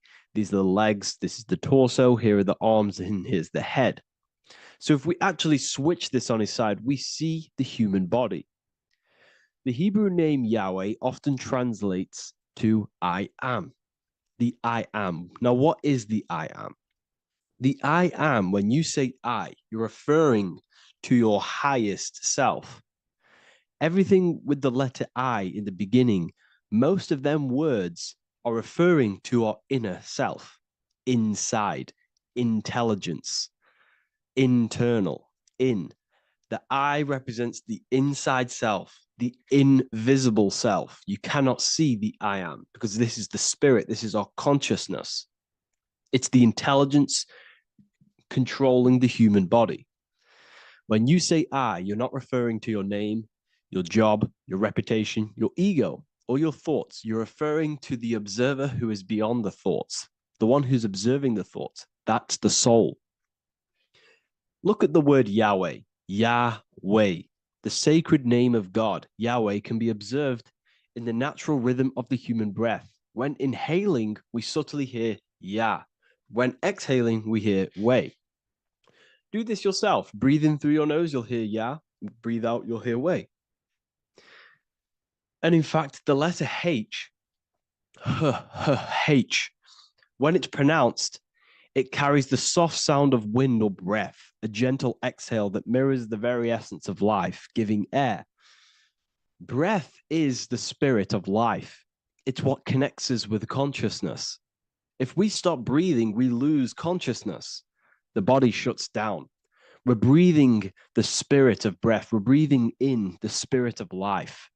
It's the very essence that gives us physical existence, and we're constantly staying connected to this breath at all times. Now let's look at Yahweh. 1, 2, 3, 4. There are 4 letters. The tetragrammaton is the 4-letter Hebrew name for God. Okay?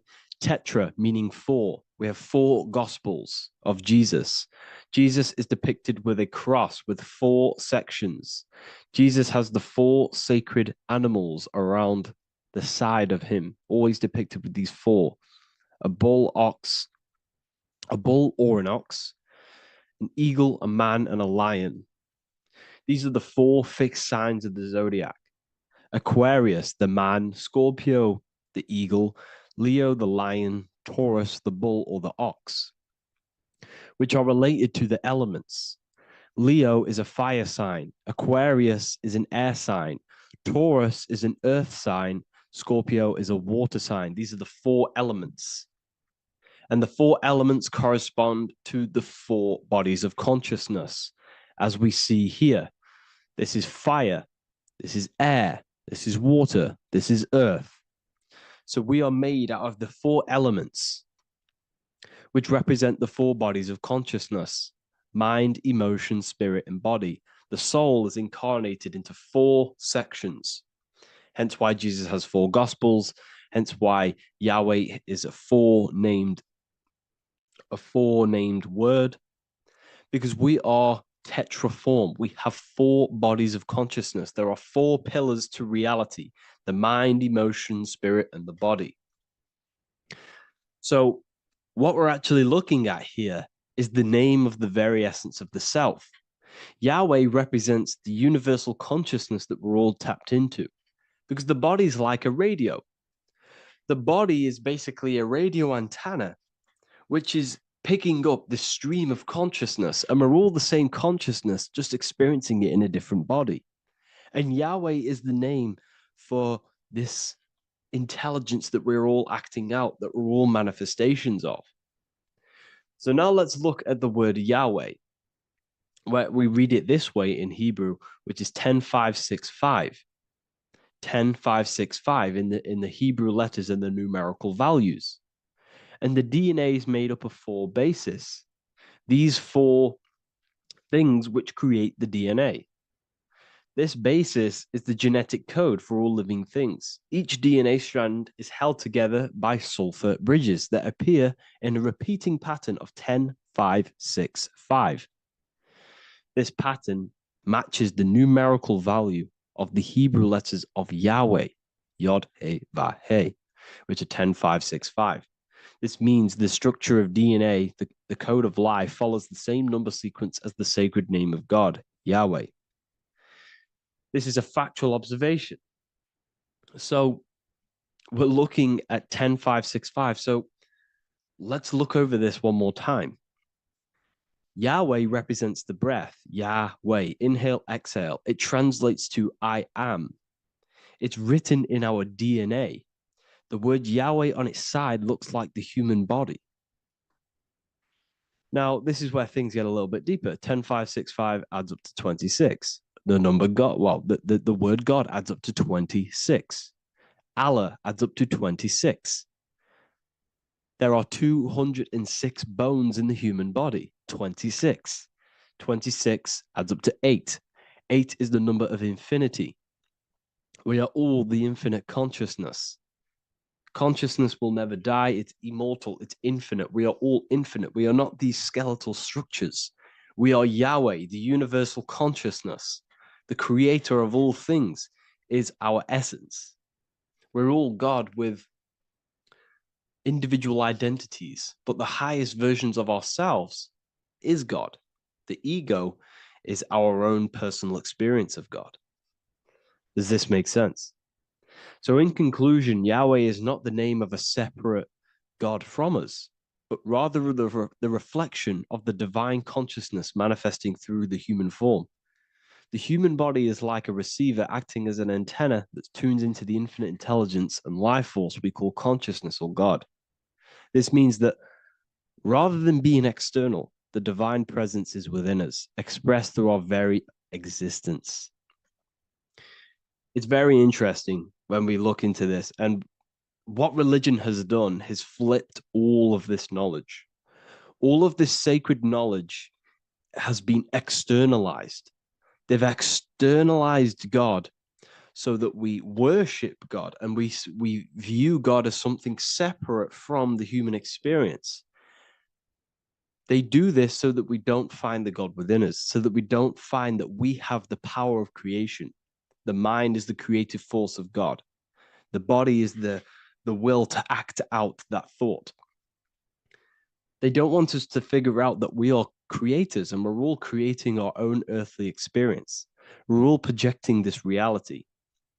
And they don't want us connecting with the divine intelligence within us because they want to be the creators. They want to keep this knowledge. They don't want the masses to wake up to this powerful knowledge. So what they've done is that they've taken the scriptures, they've externalized it so that we start worshiping and giving away our power to these external things. And when God is external, we start to fear God because we start to think that God has power over us. He can send us to hell or heaven. So this is what's going on. They've been externalizing this for thousands of years to keep us in a suppressed state. Okay. Humans are very advanced because we possess self-awareness. We possess the ability to move our awareness and our thoughts outside of the instinctual nature. For example, a cat or a dog. These things can only live in their instinct. They live based on instinct. They smell, they eat. That's pretty much what they do. But humans, we have the ability to rise above that nature and turn to our infinite selves, our higher selves. We can move beyond our instinctual nature and create very advanced things. That's why humans are made in the image of Yahweh. We are literally God in human form. So this is what we all need to realize. And I hope this video has helped. Please leave a like, a comment on inside of the description. I'll have some links to my books and my university. The people who have read them have just absolutely changed their lives. You could probably see that in the comment sections if someone leaves a review of the book. We also have Trustpilot. But yeah, I thank you all. And I'll see you in the next one.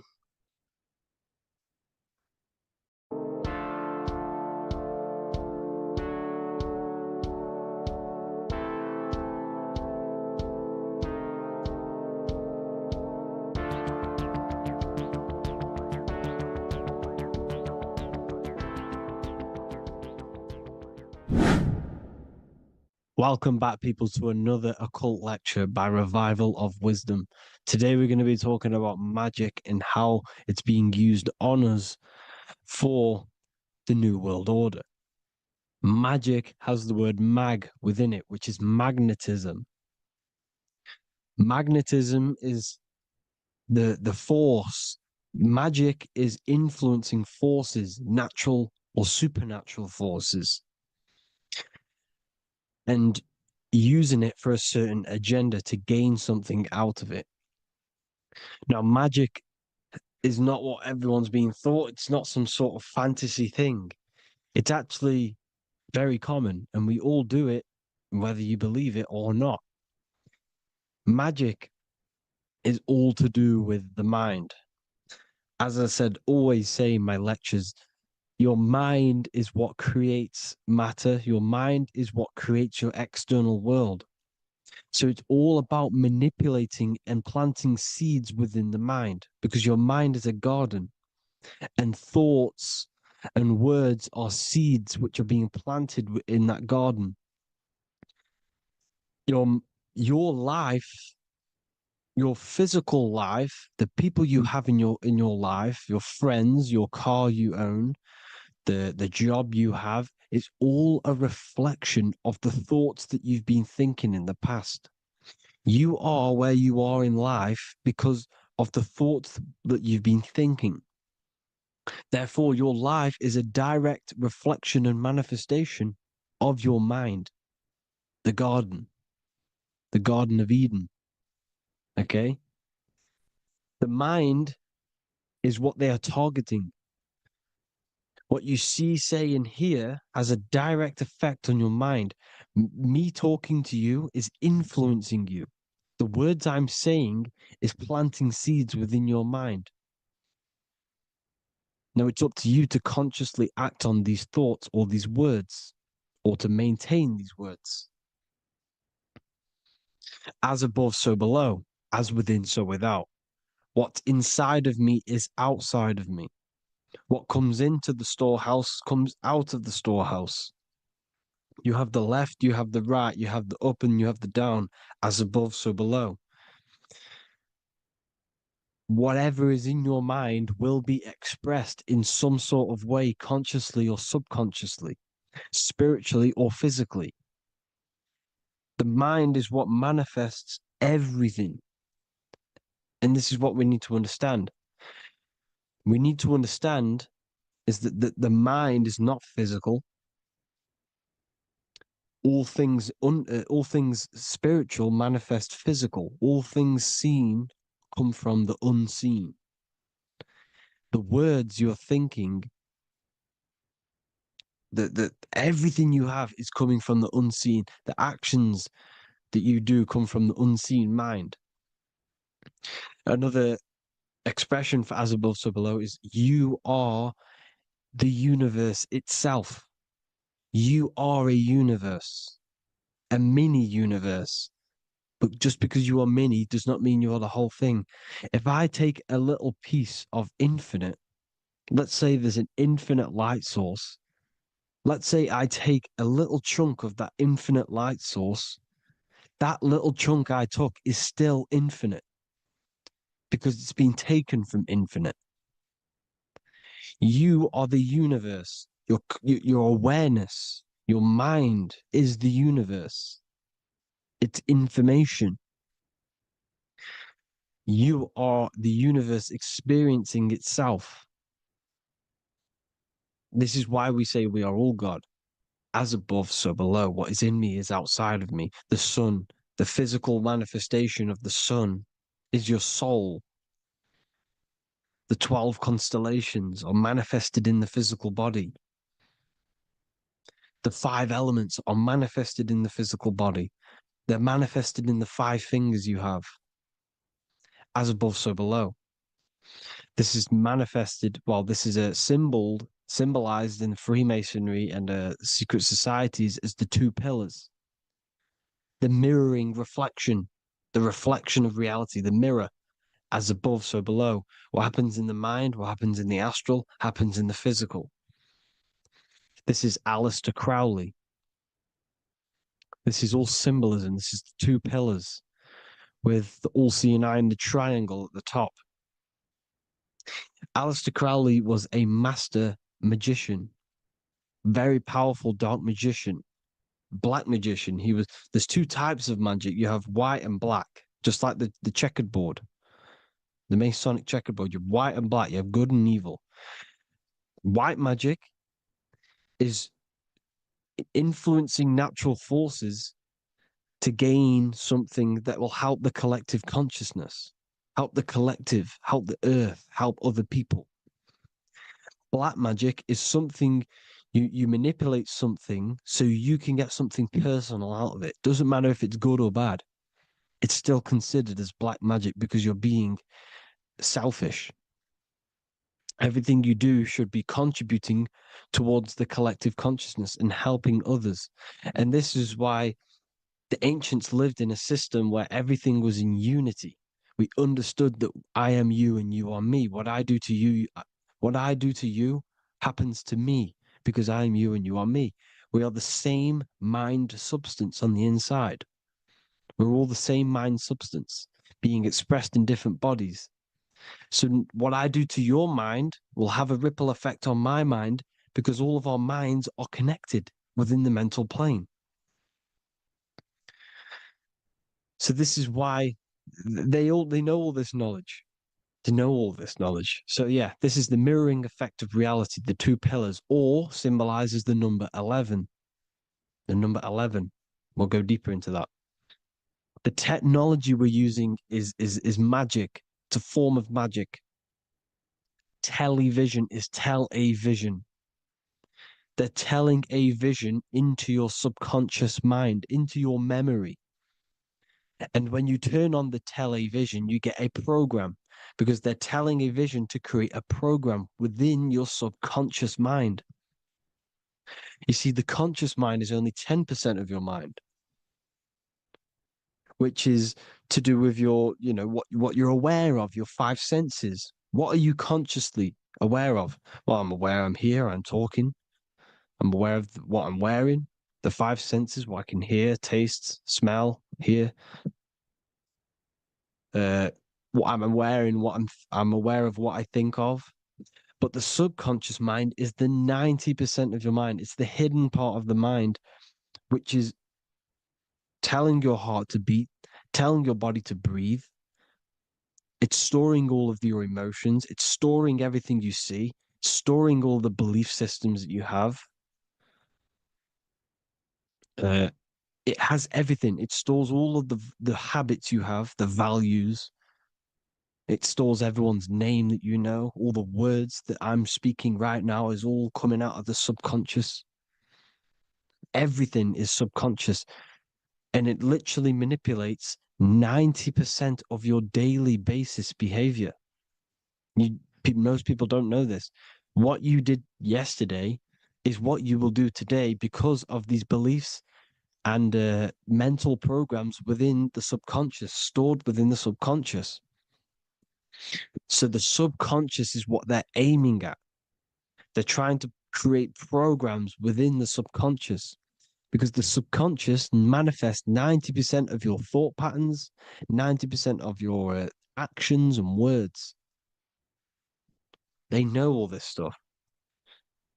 So the subconscious mind is the most powerful part of the mind. Another way the subconscious manifests and influences your life is, let's say you were in a car crash years and years ago, 10 years ago. Let's say you're in this car crash, right? And you really hurt yourself.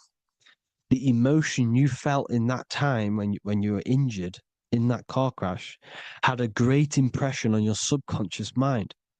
You see, the stronger you feel something emotionally, the stronger impact it has on the subconscious. You can remember and recall that moment and very vividly because of the impact it had on the subconscious.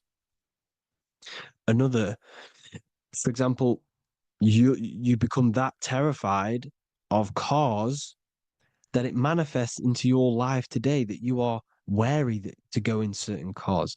You don't want to go in cars at all, maybe, because of that moment that stood within the subconscious. And it will manifest into anxiety. It will manifest into not going into cars. It will manifest into depression, maybe. These things, these emotional, very emotional, traumatic events have a great impression on our subconscious and they control your life. This is why you need to meditate and let go deep within yourself and let go of uh, these internal, deep emotions that you may have repressed and keep pressing down and ignoring. But you need to address it and let go of these subconscious impressions you have, which are controlling your life, like anxiety, depression. All of these things are stemming from things that are stored within your subconscious years and years ago, more than likely. Broadcasting. They're casting spells to a broad audience, to news, north, east, west, and south. They're casting spells. No, if you watch the news, everything's red. Breaking news in red writing or the red background, everything's red. Why? Because red's the root chakra, which is all to do with survival.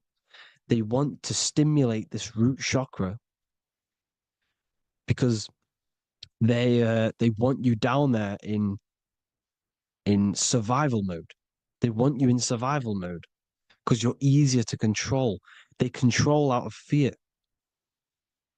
And not only they're casting these spells as if, because most of the things they cast in the news hasn't already happened.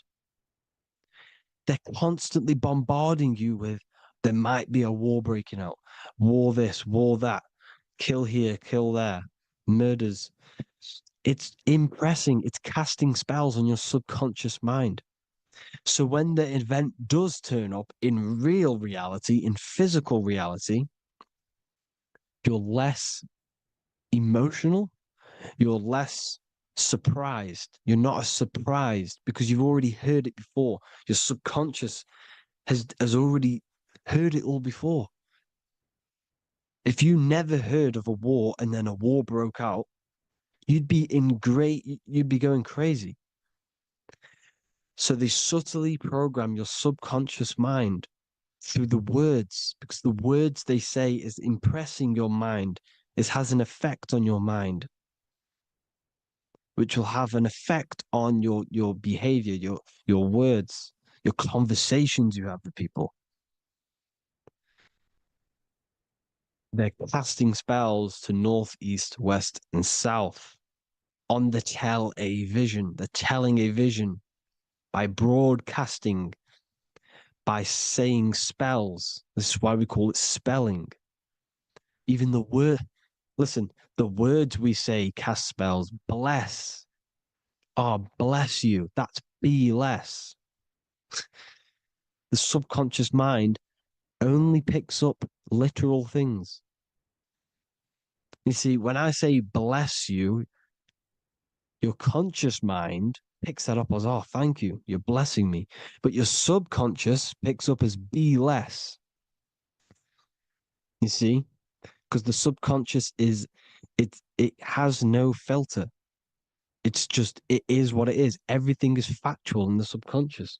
Therefore, if I call you an idiot, your subconscious, my subconscious will think I'm talking to myself and calling myself an idiot, and it will take that as true.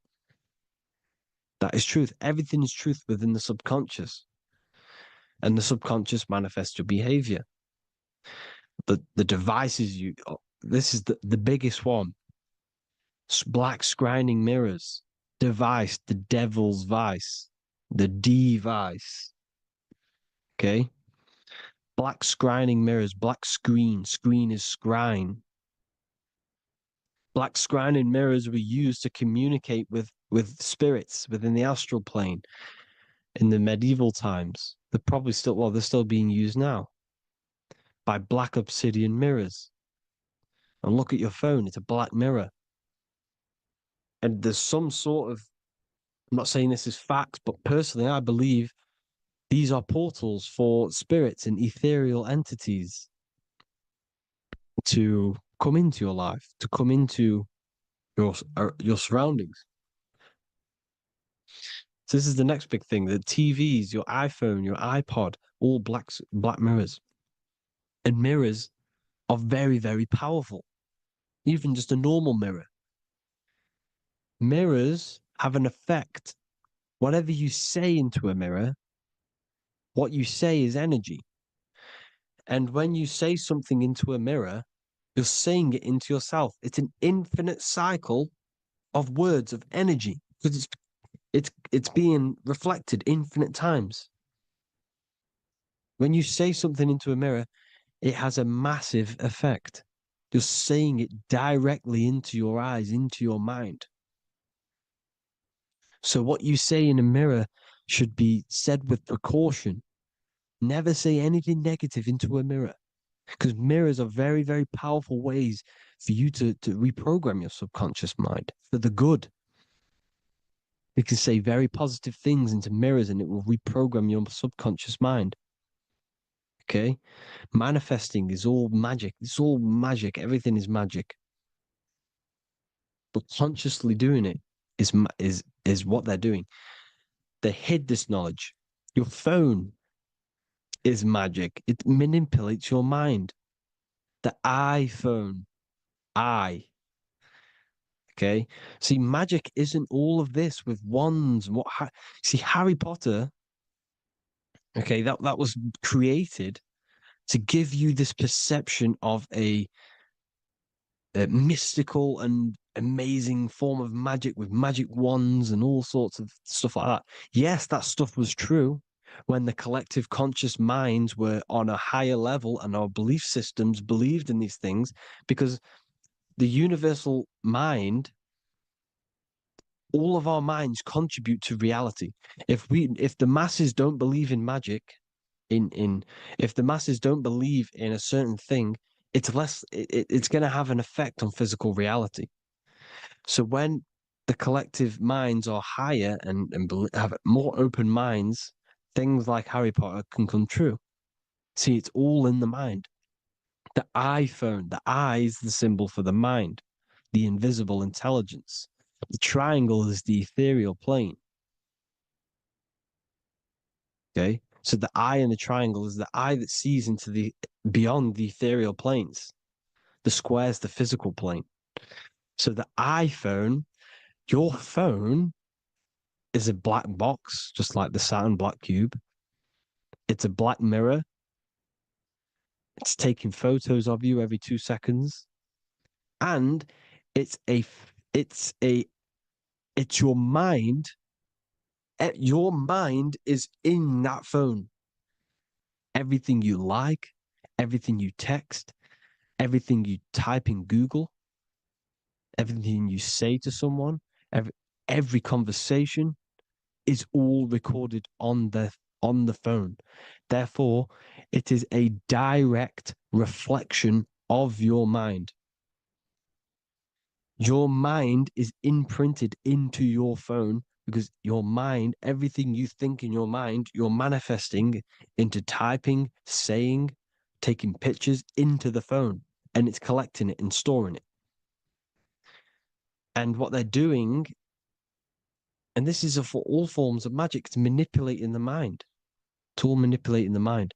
Reels, Instagram, TikTok, this is all dopamine. It's all controlling the mind. Every like you get, every follow you get, every share that you get is dopamine within your brain. They're they're literally targeting your brain and mind. It's all manipulating because what they're pushing through the phones, through the media, through the news, through the televisions is visions and programs. You are the one manifesting the new world order. They're not doing they're not manifesting the new world order. They're giving you the information so you can manifest the new world order. Everything they say is contributing to your mind. For example, digital money and all the information they put out for you to see is contributing to your enslavement. Your mind is manifesting the new world order. They know this. They don't manifest it. There's billions of us. We could easily run over them physically, but on a mental level, these people have the knowledge and they hide it from us, and they let us manifest reality because we are the collective. They give us the information which manifests their agenda. It's all magic through the phones, the media, the television. So your phone is a manifestation of your mind. It's a record of your mind. Hollywood, Hollywood, holly tree, holy tree. They used to make wands out of holy trees, because it was the most holiest wood, the best for casting and transmitting energy. So they used holly trees to cast spells. That's what Hollywood is.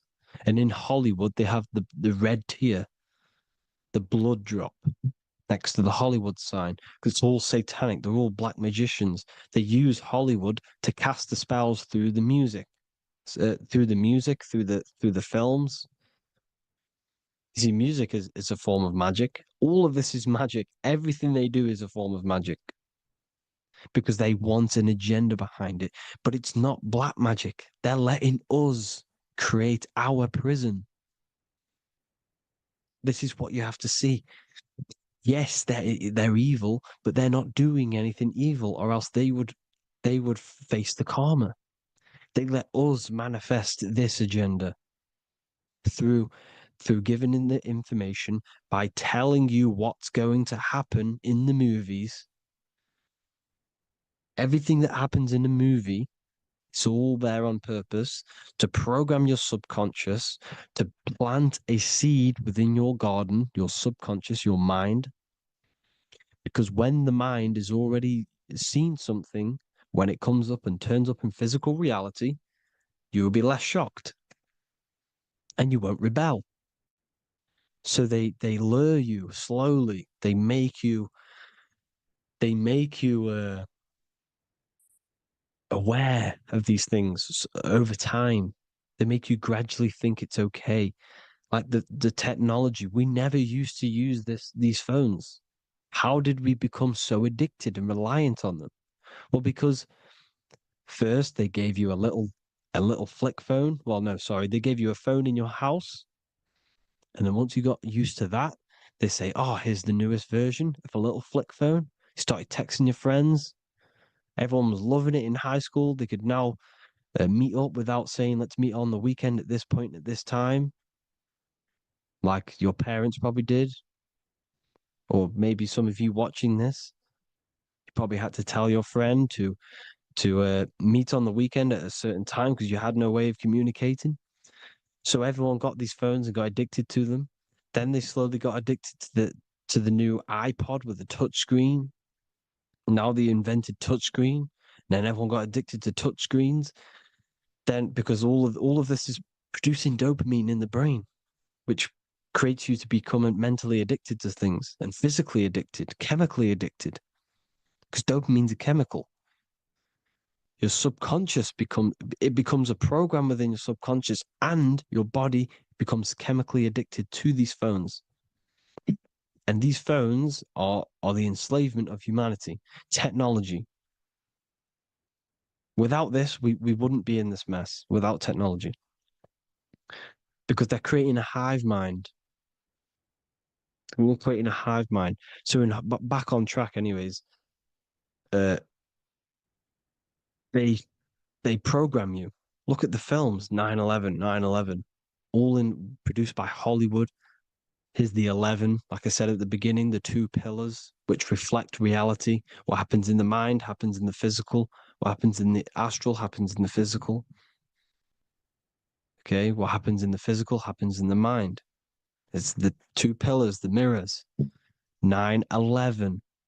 9 plus 1 is 11. Flight 11 was hijacked. New York is the 11th state. New York adds up to 111. This is not a coincidence. It's all a form of magic. It's a ritual, energy harvesting ritual, because your mind produces energy. Your mental attention produces energy, and they're feeding off this energy in the astral plane, these demons. Music is the most powerful. Personally, I think the music is one of the most powerful forms of magic they're using. Okay. Music is hypnosis. It puts your brain in a hypnotic state. It influences your electromagnetic field through vibrational energy. It reprograms your subconscious mind. Why do you think you remember the lyrics? You see, your subconscious stores all of the memories. Remember, the subconscious manifests 90% of your behavior. So, therefore, the music you're listening to is manifesting your behavior. You wondered why some people wonder why they have drug addictions and they can't get out of violence and they can't get out of all this negative mind space. It's because the music they're listening to is creating a negative mind space. The words you listen to have plant seeds within your mind. So the reason you remember the lyrics is because that song created a program within your subconscious. Yes, that is what happens. You can use magic to reprogram your mind, but you can use music to reprogram your mind because it's all forms of magic. It's using natural mental energy forces to manipulate the physical reality. You manipulate your mind, you manipulate reality, physical reality. Okay.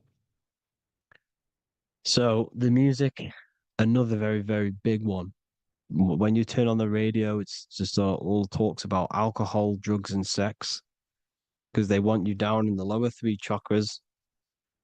They want your mind attached to matter when it's mind over matter. Your mind's not physical. You see, the word spirituality is the new trend. It's not about your spirit.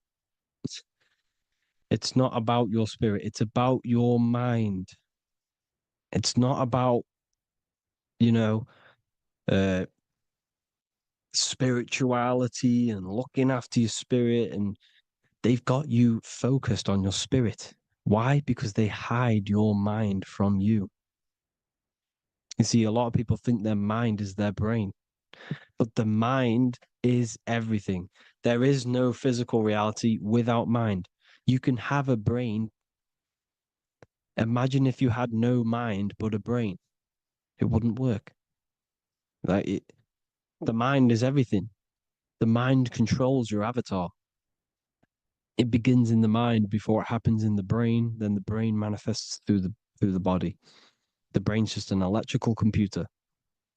So that they've got people scared. Or do I have a soul or not? And all this stuff.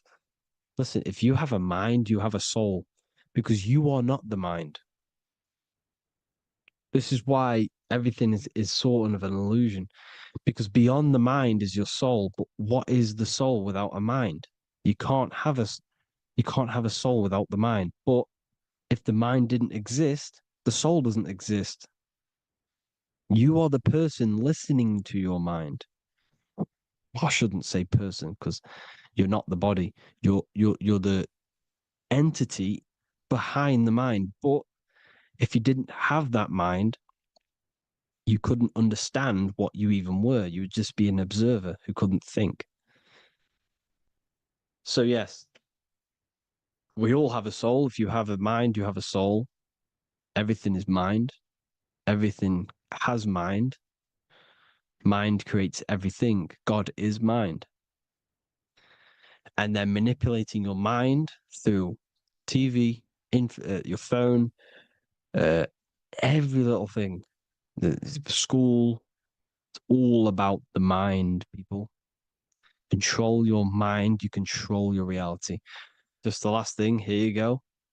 Aleister Crowley, the dark magician, Kanye West doing the exact same thing because they're implementing magic in the music. Here's the Beatles with Aleister Crowley in the background. Bet you never noticed that. Aleister Crowley was influencing music and placing magic within the music to influence the subconscious. This is what Baal worship was. This is why they killed children. They sacrificed these children. Why? Well, because in order to ascend, in order to raise your consciousness internally, godly, by being good, God, or being in order to be good and raise your consciousness and to get something in the physical world, you have to sacrifice yourself. And what do I mean by that? In order to raise your consciousness and ascend, you have to sacrifice the lower nature of yourself. You've got to abstain from having sex to retain your sexual energy, to transmute it, or staying away from some poisonous foods like meat. So, staying away from blood. We shouldn't be consuming other animals' blood. We should be keeping our blood pure. We are humans. We shouldn't consume chicken blood, chicken germs. We are the most divine creatures on this creation. We are the most intellectual creatures in this creation. Therefore, we should keep our temples pure. We are not animals. If you want to associate yourself with an animal, go out in the wild, go and find a wild boar and go and try rip its guts out with your bare teeth, because you can't do it. You're not a cat. You're not a carnivore. Okay? So in order to ascend, you have to kill and sacrifice your lower part of yourself to ascend up to your spirit self, your mind self, the highest version. And the elites don't want to do this. So they sacrifice other things like babies to kill them, to exchange their life over to the astral plane, so these demigods in the astral plane can give them something in return in physical. They don't want to sacrifice their lower self, so they sacrifice other things for exchange, for physical pleasure. But the godly person sacrifices their lower self for their higher self to do good and ascend. So this is what all the Baal worship is, people, and this is why they're doing it. Hope you all had an amazing lecture. If you haven't already, go and get the Book of Wisdom for more information. You know, I don't go into dark stuff in this book because all I do is enlighten people in this book. You can get it in Spanish, English, German, Italian, and French. Worldwide shipping, you can get the PDF or paperback. Or there is also a new one called the Human Health Guide 2.0. It gives you a list of all the foods, grains, oils, nuts, you know, everything that's alkaline and positive for the body and not man-made and hybrid. It tells you all the products to stay away from, how to fast, how to improve vision, how to improve everything, literally. So the Human Health Guide has been released. If you want that, I'll pull all the links in the bottom of the description. Hope you all enjoyed the lecture, people. God bless you all.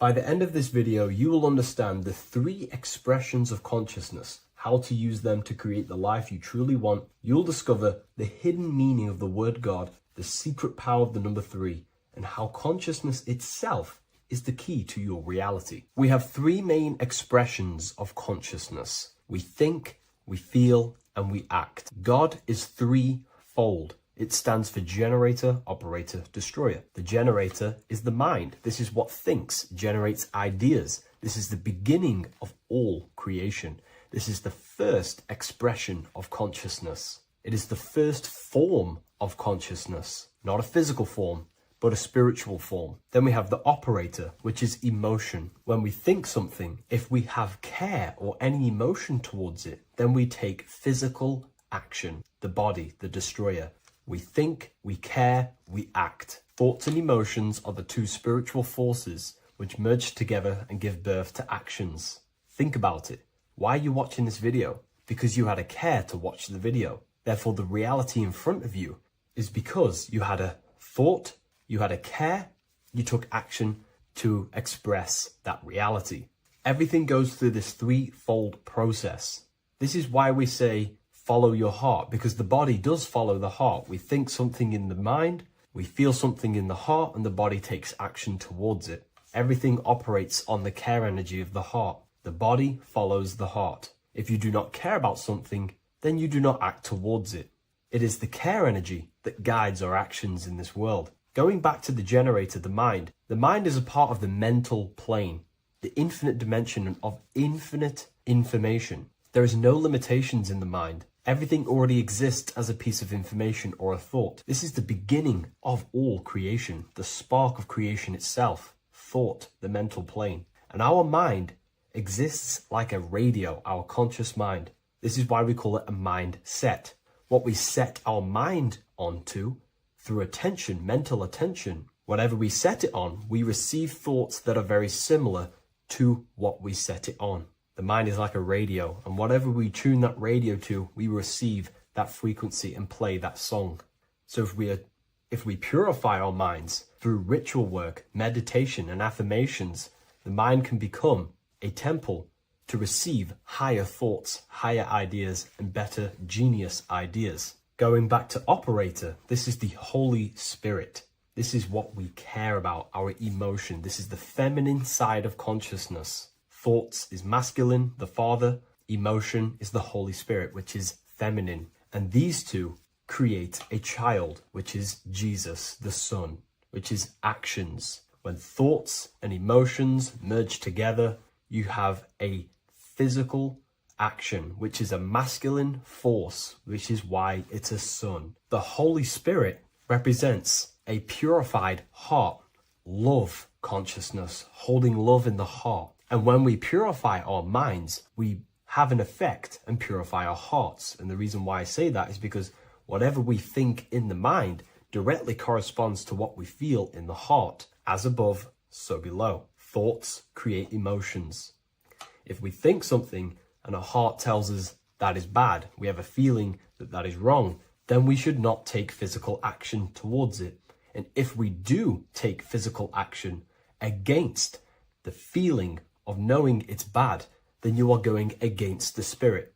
That's what the word Satan means, or Satan. The Hebrew word for Satan is Satan. It means adversary or opposer. You're opposing the Holy Spirit. You're opposing what you know is good.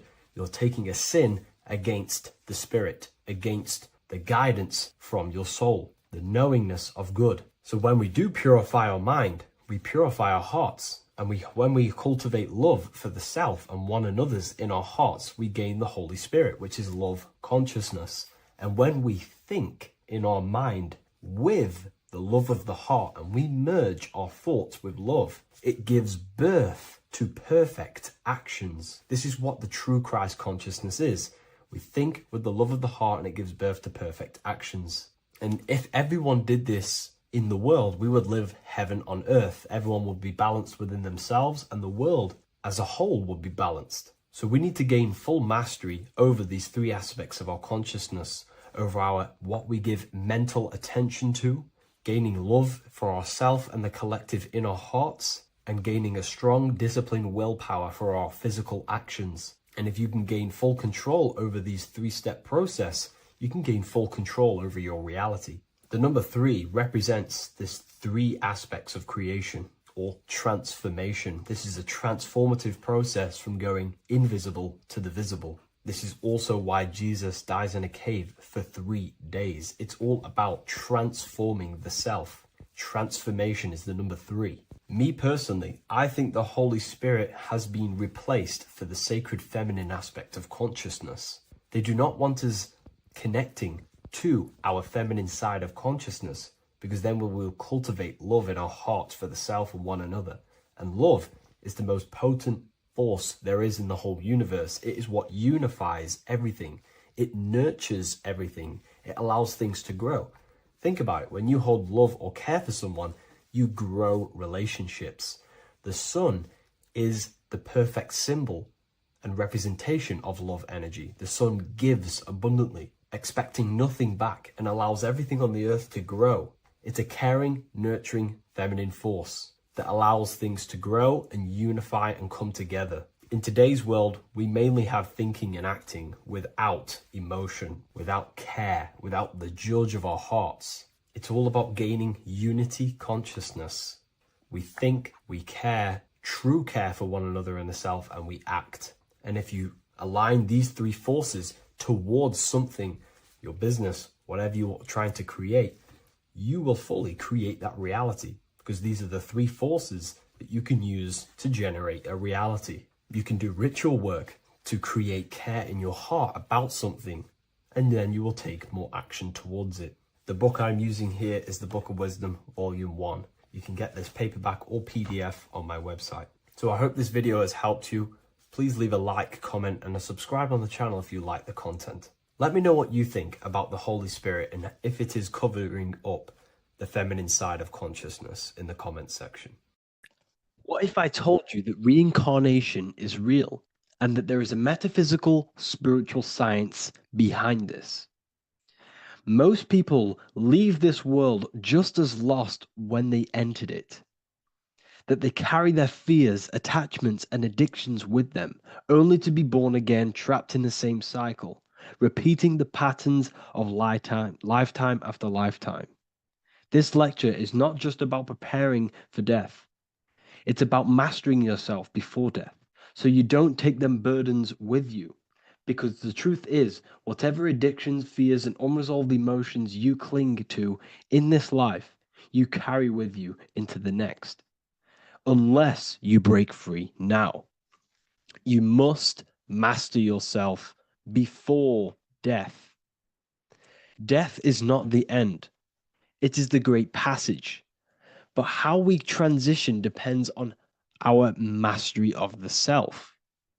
This was symbolized by the Ouroboros, the snake biting its tail. Every ending is a new beginning. It's an infinite cycle of consciousness. Now, your human body is basically an antenna tapped in to a stream of consciousness.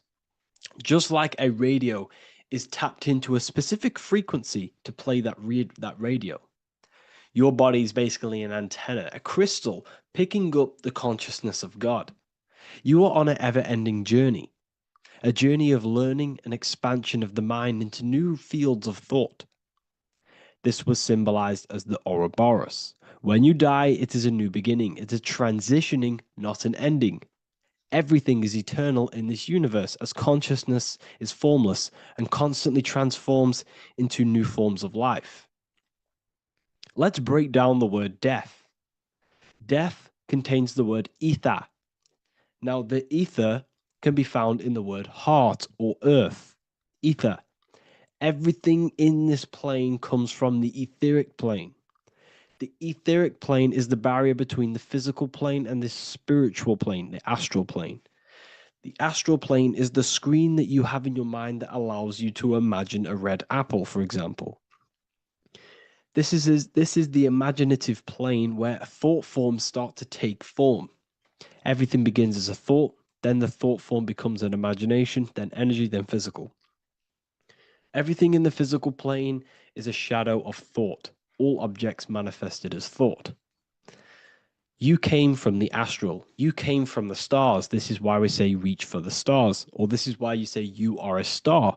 Cis star, miss star, fraud star, stir is star. And when you become famous, you become a superstar and you gain a star on the Hollywood floor. You are a star.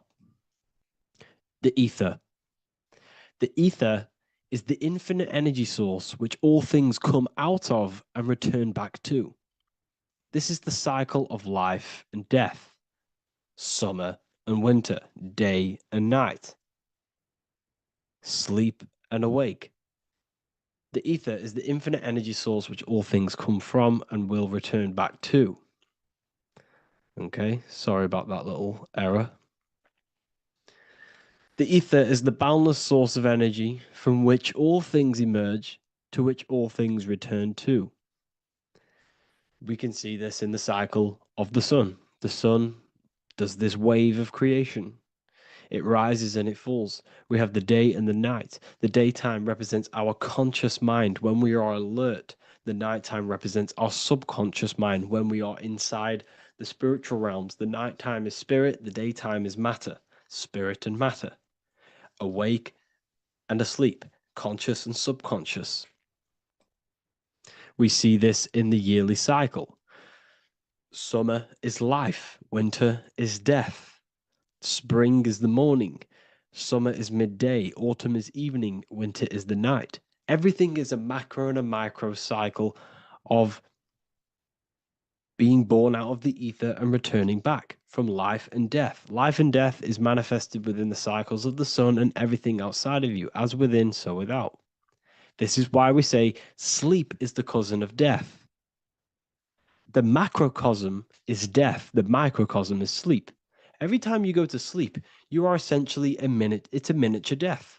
You're entering into spirit and then returning back into matter in the morning when the sun rises. Everything is a reflection of the macrocosm cycles. Preparation for death. The first thing we must do in order to prepare for death, for life after death, in order to stop being reincarnated in this cycle of materialism, in order to progress as a soul, because remember, you are a soul in a body. Just like the sun gives power and life to the earth, your soul gives power and life to your body. When you say I, you're referring to the soul. And your soul can be stuck underneath layers of false identifications. Who you believe yourself to be is merely a collection of subconscious programs running within your mind. Now, that's very deep. That is very, very deep. Who you think you are is a part of your thinking mind. Your name, your job, your reputation, your family, your friends. These things are not you. They're all aspects of the thinking mind. What happens if you meditate and you turn off the mind? Then all these things do not exist. You're left with the pure soul, the pure awareness, the pure observation. If you turn off the thinking mind, you're no longer your body, you're no longer your reputation. You're no longer your friends. You're no longer your job and your labels. You are the soul. That's the true you, the observation of the mind, not the thinking mind. The ego is the echo. It's an echo of your true self. The ego is your mind's perception of itself, shaped by experiences, trauma, emotions, and beliefs. It is merely an echo of your true soul self. The ego is not you. Your mind is not you. You are the soul. And this is the true self that we must express within our life and we must connect with before we die. Because when we die under the echo, under these false layers of the emotions, the traumas, the experiences, the addictions, the emotional attachments, when we die underneath all of this, when we don't know our true self, the soul is still hidden. The true you is hidden underneath these layers of false identification. We must remove these layers of false identifications. We must remove them. We must destroy the echo. Remember the ego, you never had an ego when you were a child. When you were a child, you were pure. You didn't, you didn't show off things. When you were a child, you were pure. You expressed yourself freely with you didn't hide anything. You didn't hide any aspect of yourself. You didn't suppress any aspect of yourself to fit in as a child, as a baby. Because the ego was not here when you came here. The ego grows with experience. The ego is a false perception of yourself while being incarnated in this material world. It's your mind's perception of itself and it's created through your experience. Remember, you are unconditioned consciousness, and your experiences, thoughts, traumas, emotions, and beliefs have conditioned your consciousness into believing you're only a physical body, but you are the soul. We have to remove these layers. How do we remove these layers? Like I said, the best thing, meditation. Meditation. There is a great meditation that you can do every single morning and every single nighttime. You can sit there and repeat over and over before you meditate. You can repeat that you are not this, you are not that, you are not this. You can label them one by one. Start with I am not my body, I am not my job, I am not my name, and then detach from absolutely everything until you are left with nothingness. And when you start to meditate, detach from everything. Nothing matters. I am here right now. And what will be left?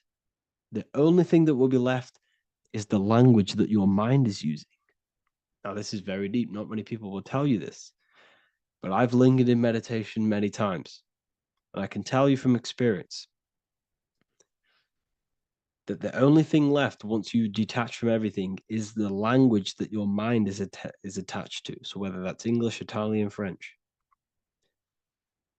Once you detach the language of the mind that that little voice in your head's using, you're left with the soul. Once the mind is switched off, you're left with the soul, and you have detached from all of these external things. You're left with the soul. That's you. That's the power. That's the source of all creation, where everything you've ever done has come from. Every thought, every idea has come from your soul. Number two, that's meant to say number two. Sorry about that. Mental addictions and emotional addictions. Okay. These two are very important. Mental addictions, this could be thought patterns, this could be the labels that we've just been talking about. Then you have emotional attachments, which is maybe you're too attached to an external thing. Maybe you're too attached to your phone. Maybe you're too attached to family. Maybe you're too attached to loved ones. Yes, I'm not saying don't love them, but what I'm saying is do not rely on anything in this world to make you happy, to fulfill your emotional needs. Everything is found within you. You must look within, and if you're looking without, if you're trying to find yourself in the outer world, you'll never find yourself. You'll constantly be looking around in loops. because nothing, you cannot find yourself in the outer world. Nothing will long-term give you long-term validation. Seeking validation in the outer world will leave you soulless, leave you feeling empty inside and sad and depressed.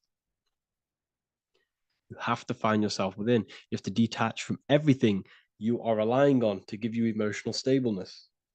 You have to detach from all. Yes, love your children. Yes, love these people, but do not rely on them. Because everything in this world is temporary. Do not conform to this world. The Bible tells you this. Everything in modern society nurtures the body, but neglects the soul. They keep you addicted to as many things as possible. Smoking, you have to detach. Drugs, you have to detach. Alcohol, detach. You cannot rely on anything. This is why this path is very, very difficult to walk. But I'm showing you the way. These are the things you must do before death. You have to detach from absolutely everything. If you die and your mind and soul is still addicted to these worldly things, then you guess what? You're going to reincarnate. You're going to reincarnate because your mind is still thinking about these material earthly things. And if you are operating in that vibration, you're going to project that vibration and come back here. You have to detach. You have to master the soul and master the mind. Like I said, the matrix is designed to keep you addicted to as many things as possible. Your phone, food, smoking, drugs, alcohol, clubbing, all of these things.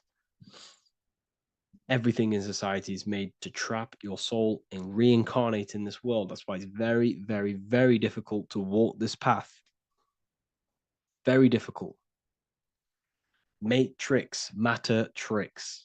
John 2:15 to 17. Do not love this world, nor the things it offers you, for when you love the world, you will lose God. Do not love this world, nor the things it offers you.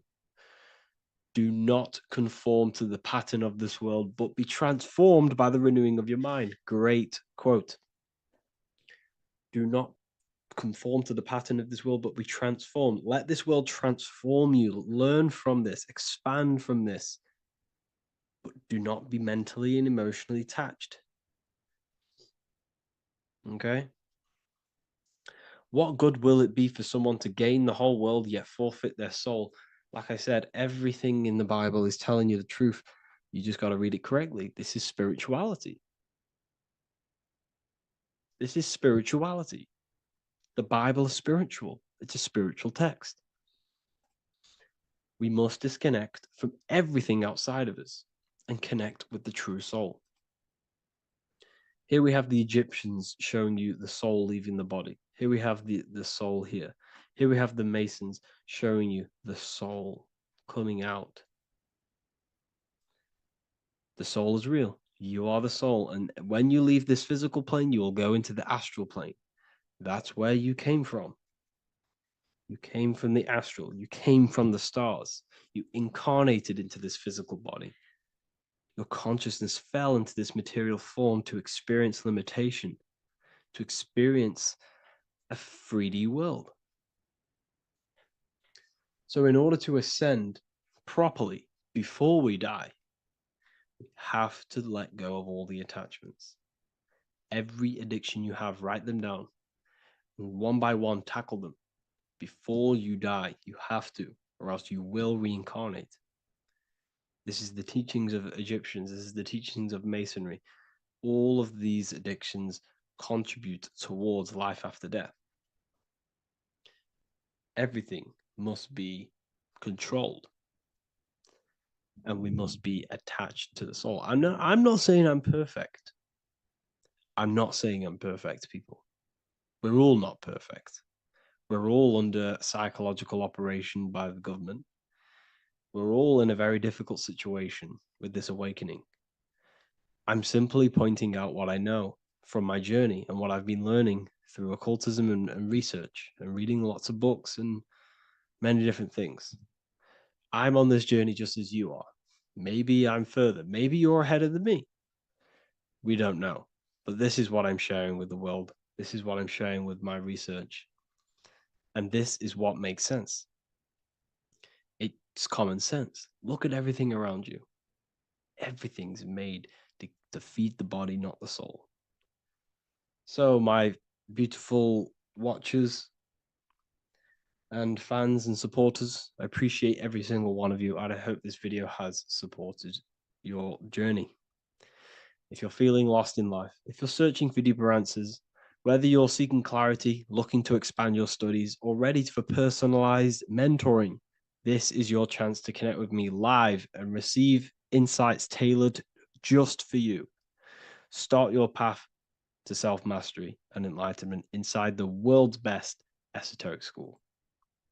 Your journey starts now. Tap the link in the description if you want to join Ethereal University, or feel free to check out my books. I thank you all, and I really appreciate for 100,000 subscribers on YouTube. I love every single one of you. Make sure to drop a like, a comment, and subscribe to the channel if you're new. Let me know some ideas for, lectures, anything that you want to know. I can make lectures on them. Just drop it in the comments. I appreciate every single one of you. Take care.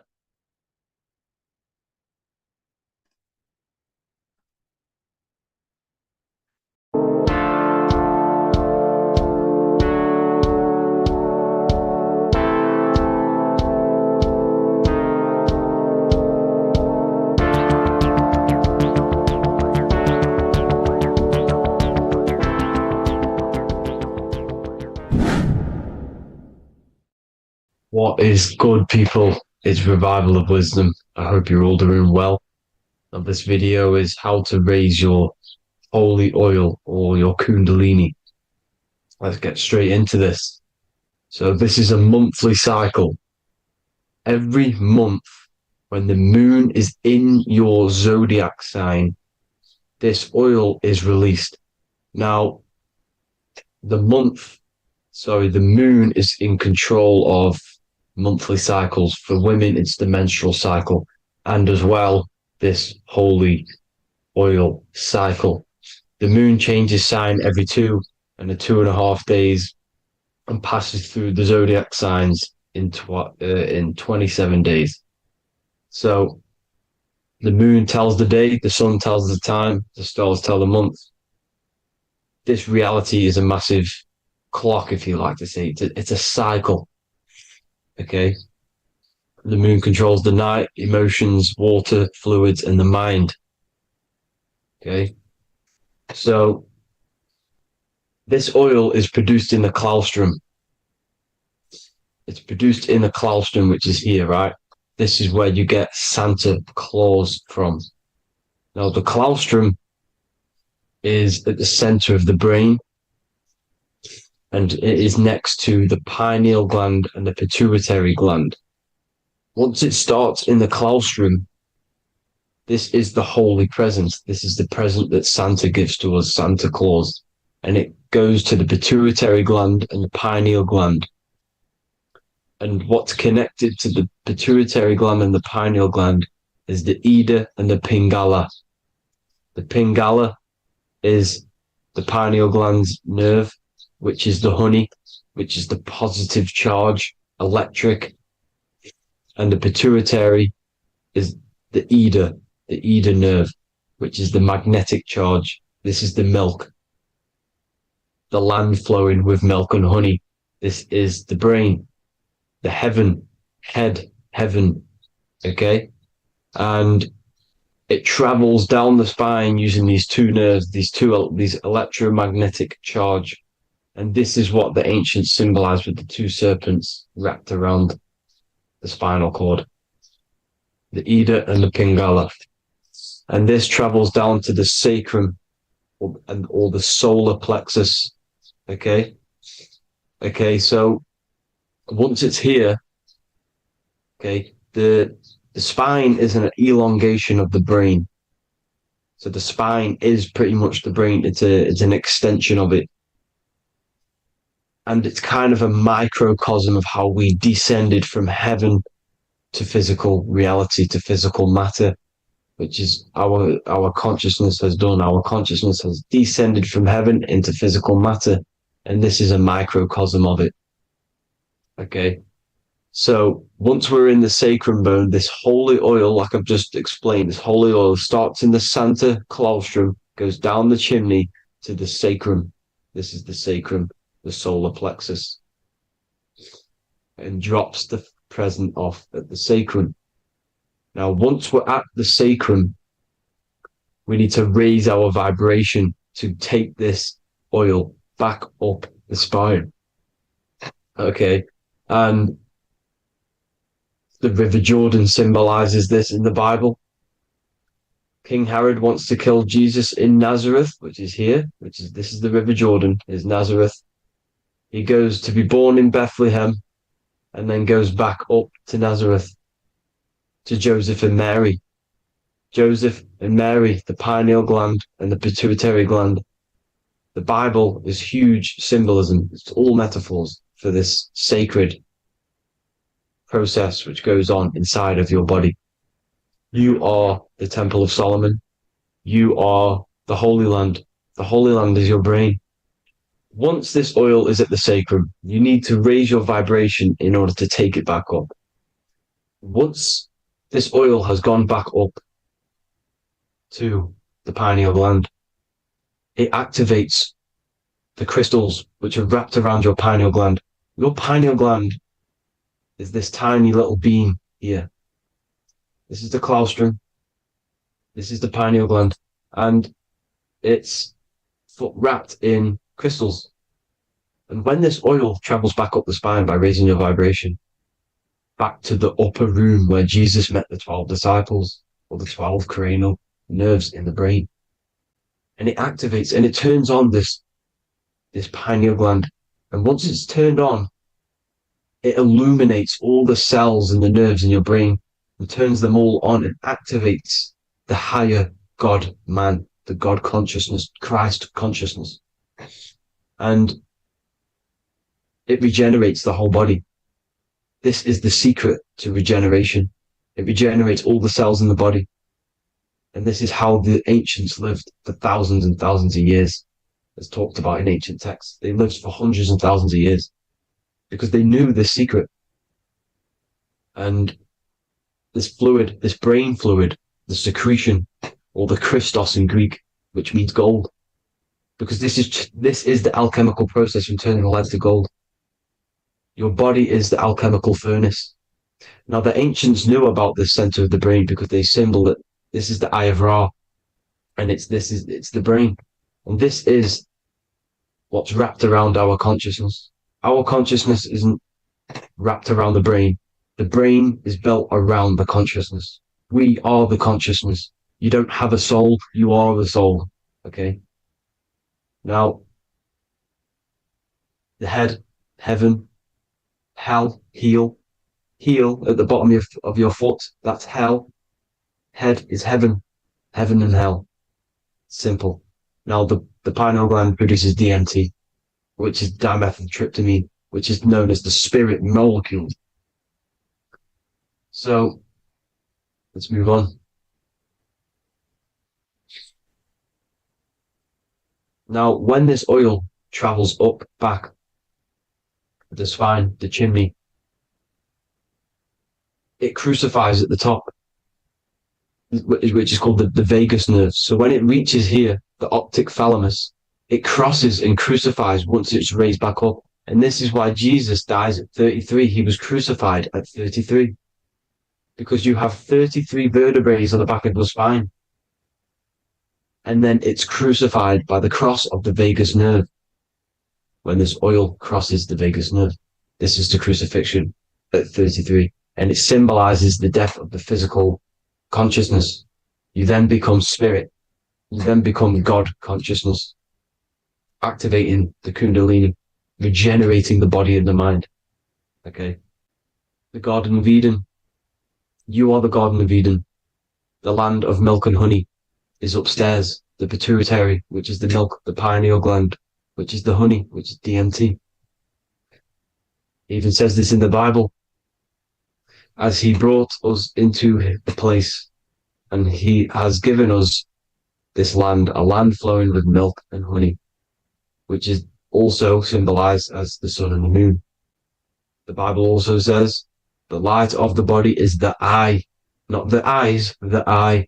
If therefore thine eye be single, thy whole body shall be full of light. This is the activation of the pineal gland by raising this oil back up to the pineal gland, to the center of the brain. Neither shall they say, see that here, or see there, for behold, the kingdom of God is within you. So he's saying, don't look out there. Nothing is out there. It's all inside of you. Everything's inside of you. You're the universe. Now, how to raise this oil back up to the pineal gland? Every month, like I said, the moon controls the cycle. The moon controls monthly cycles. When the moon is going into your zodiac sign every month, this oil goes down the spine and you must raise your frequency to get it back up. You must retain your seed. This is the most important. Your fluid, your secret, your holy fluid, your life force. You can't let that go. That life force is the reason you're alive. This holy oil is the reason you're alive because it feeds all of the systems in your body. It feeds all the systems in your body. You have to retain your seed, alkaline diet, positive thinking, and meditation. Okay? When you retain your seed, you will live longer. The moment you release it, you're killing yourself. You're killing a piece of yourself every time you release your seed. Every single time. You're killing a part of yourself. Okay? Now, this could be why this could be the illumination, the single eye on the Illuminati's symbol, the Freemasonic symbol, the illuminated eye, the triangle, which could symbolize the body, mind, and spirit, but the eye illuminated. Now, in the Bible, it talks about the two trees, the tree of knowledge and the tree of life. The tree of knowledge is the tree of good and evil, which is the most important system in your body, which is the nervous system. The nervous system, the most important. The tree of good and evil, and the tree of life, which is the cardiovascular system.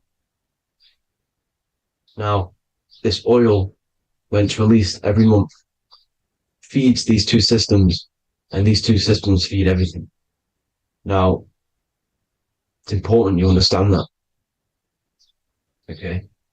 The ancients knew all of this knowledge. The Bible's telling you this knowledge. But it's in a metaphorical way. You have to understand the context behind it so you can read it properly. Now, eating of the tree of life, which is when it talks about in the Bible, eating from the tree of life is actually symbolizing a bad diet, ejaculation, because you're eating from these two systems. You're killing yourself with a bad diet. You're killing yourself with an ejaculation. Okay? So, that's important to understand. Now, this is Jacob's ladder in the Freemasons. Jacob's ladder, which is the spinal cord, it's the stairway to heavens. And this is Jack and the Beanstalk when he goes up the beanstalk and finds the golden egg in the grey clouds. The grey clouds symbolize the grey matter in your brain. Now, the Garden of Eden talks about the 4 different rivers in Garden of Eden. As we see here, the North Pole map, the ancient North Pole map, because the center of the earth is the center of the torus field. Everything's the torus field. Atoms are torus fields. Everything's torus fields. You are the universe. Everything is within you. The North Pole is your spinal cord. This is why they say Santa Claustrum comes from the North Pole. This is the North Pole. And the Santa Claustrum is the center of your brain. Now, there's 4 rivers which come from the Garden of Eden. There's the blood, the Christ oil, which is the oil we're talking about, urine, and saliva. These are the 4 sacred oil, 4 sacred fluids in your body. And these are constantly abused in today's society. Also, these secret societies are targeting these fluids. Okay? This is why porn is free. They sexualize society through Disney. Go and look at some of the Disney movies. There's so many subliminal messages which sexualize these children because they want you sexualized. So you release your seed, which is one of the holy fluids in your body, especially your semen, your sexual energy. So important you retain this. So important because it's your life force. It keeps you alive. Okay. Now, let's recap on this. If you want to raise your oil every month, you can't just retain your seed for the month. You have to retain your seed forever. Don't just do it for a couple of days. Have to do it. It's a lifestyle. You want to become God consciousness, you got to do what it takes. It's hard in this society because this society is made around, it's designed to kill you pretty much. It's designed to keep you in these lower states of consciousness with all the bad food, the chemicals in the food, the chemicals in the water, the sexualized TV programs, sexualized adverts, sexualized TikTok and apps, videos, subliminally stimulating you because that is your weakness, sex. It's your weakness. Now, you have to retain your seed, meditation, and an alkaline diet. Why alkaline? Because acidic is low vibrational. This is the color spectrum. And what's the highest vibrational color? Violet. It's the lowest, red. You have to have an alkaline body in order to raise this oil. When you drink, when you have a bad diet, when you drink alcohol, when you smoke, this destroys the oil. It destroys the oil in your sacrum and it can't be raised again, can't be raised up. This is why it's so important. Without that oil, you don't live. That oil makes you live. It feeds everything in your body. It's crazy how we're not taught this. It's insane. But that is how you raise the oil, people. I hope you all gain some knowledge out of this video. And I hope this assists you on your journey, your spiritual journey. And please like and share this video. We need this knowledge out to the public to wake up humanity. Thank you all, people. God bless.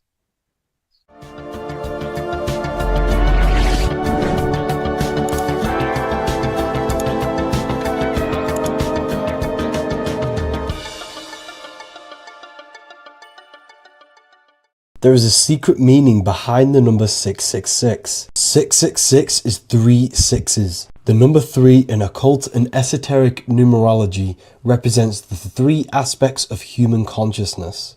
We see this symbolism in the all-seeing eye with the light and the triangle. The triangle is the number 3. The eye represents consciousness, observation, and the light represents the light of consciousness, because consciousness is pure light. The 3 aspects of our consciousness is thoughts, emotions, and actions. Every thought creates a feeling, and the feeling creates the action. All physical manifestation is driven from these 3 aspects of our consciousness. All physical manifestation comes from thought. Every object you see around you, this screen, the phone you're on, the laptop you're using, or the iPad, was a thought in the invisible realms of consciousness.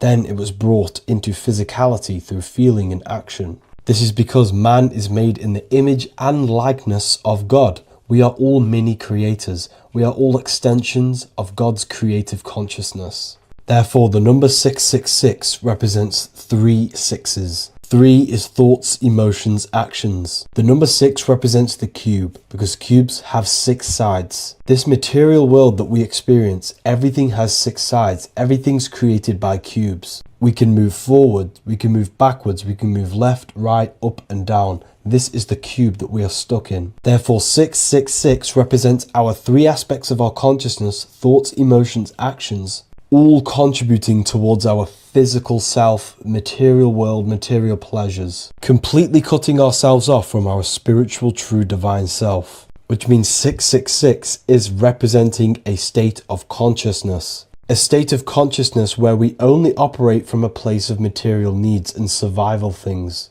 As humans, we possess a physical material body in the physical material external world, but we also possess an invisible inner world, which is what we call spirit. When we disconnect ourselves from our inner world, we become lost in this materialistic way of thinking and acting, which can lead to no life purpose, a feeling of emptiness and voidness in our hearts. Humans possess the ability to transcend our animal instinctual natures and turn to the divine mind, to the spiritual inner world. It is our inner world that is projecting our outer world. The outer world is just an effect of our inner state of consciousness.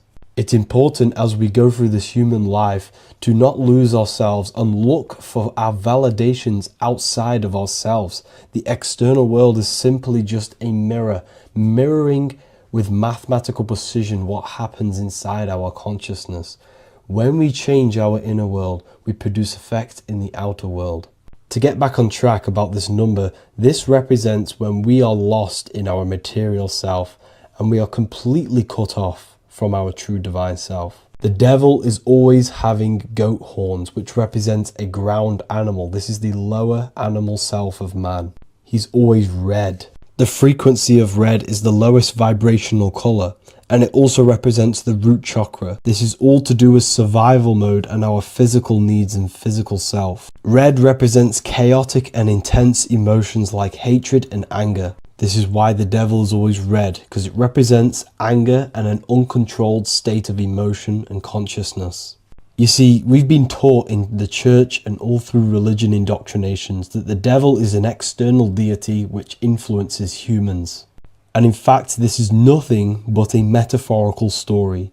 The devil is a character which represents an aspect of the human mind, the lower aspect of the human mind, a facet of our own consciousness and psyche. The voice that we have in our head that tells us to do these negative things is not an external deity pushing us to do something bad. This is an aspect of our own mind.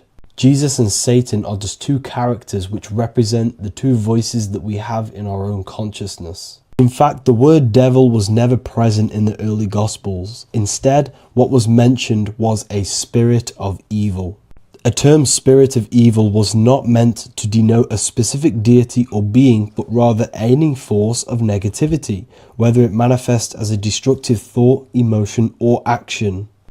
The spirit of evil represents the darker sides of our mind, the part that leads us astray and brings forth negativity in our lives. The reason why they want you to believe in a devil is because they don't want you taking responsibility for your creations. They don't want you to realize that the external world is truly a mirror of your inner state of consciousness.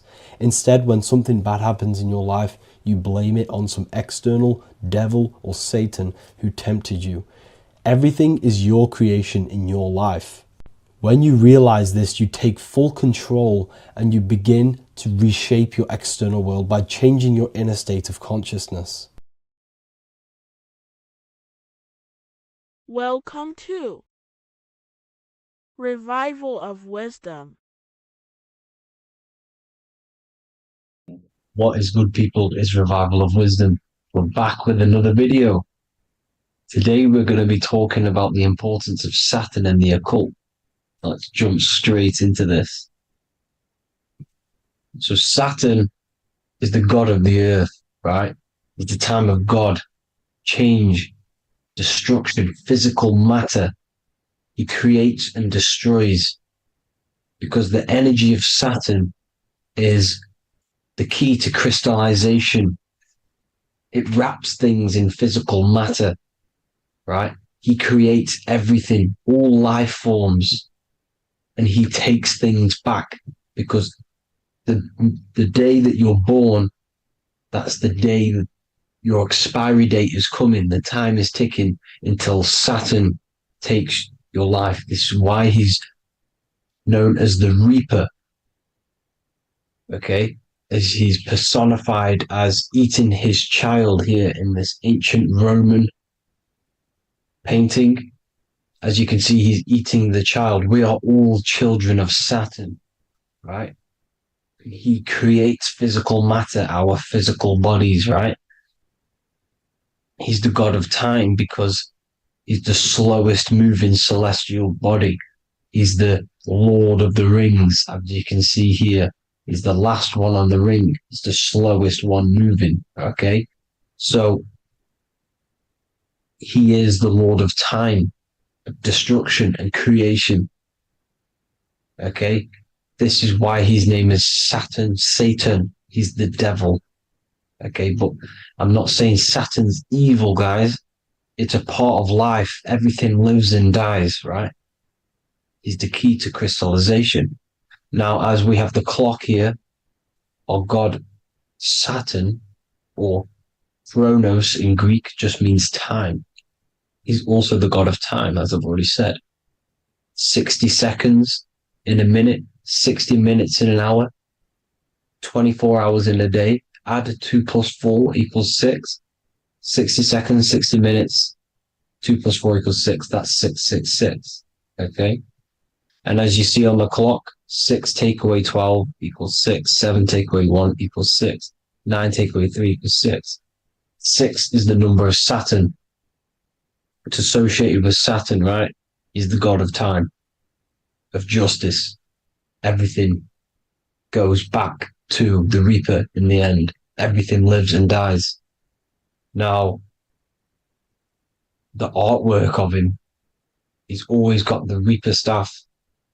You see, it's personifying death. Now, when you see this, the Romans were not saying Saturn was a real person, a real god in human form. No, this is personification. This is what the ancients always did.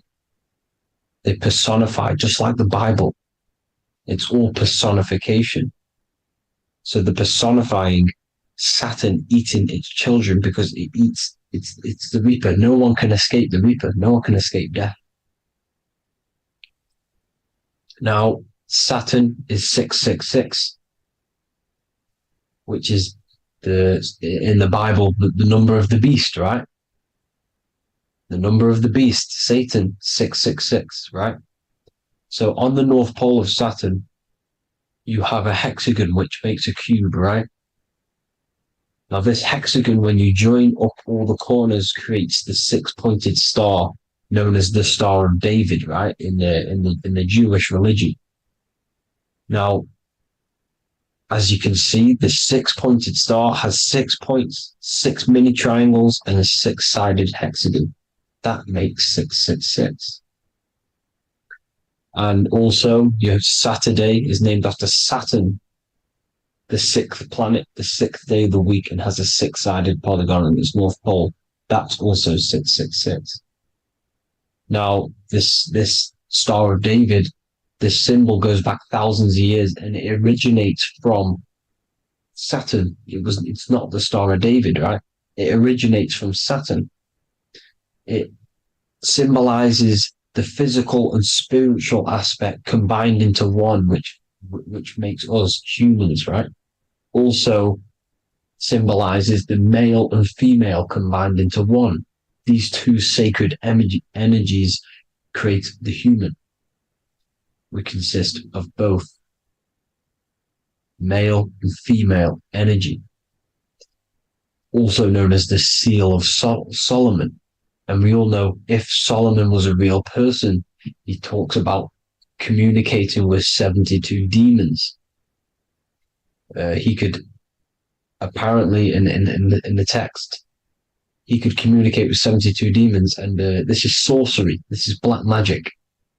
Now, this symbol is associated with hexing people. When you place a hex on someone, that is a form of witchcraft, which a hex is just a curse. When you're cursing someone, this is black magic.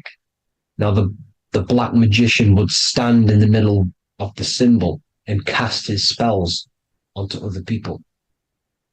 Now, this symbol is obviously on the $1 bill, twice on the $1 bill. And it's very, very ancient symbol. And it originates from Saturn. And let's keep going. So the cube. So I've just said how you see the cube on the North Pole of Saturn, right? The cube is limited. It's a 3D shape. It symbolizes limitations to the physical 3D dimension, the third dimension, the physical realm which we are in. Now, as you can see, the color associated with Saturn is black, right? Black is infinite potential. Black is the creation of all things before there was light. Light is born out of blackness, darkness. Okay. Now, black is physical matter. And as you can see, the black cube,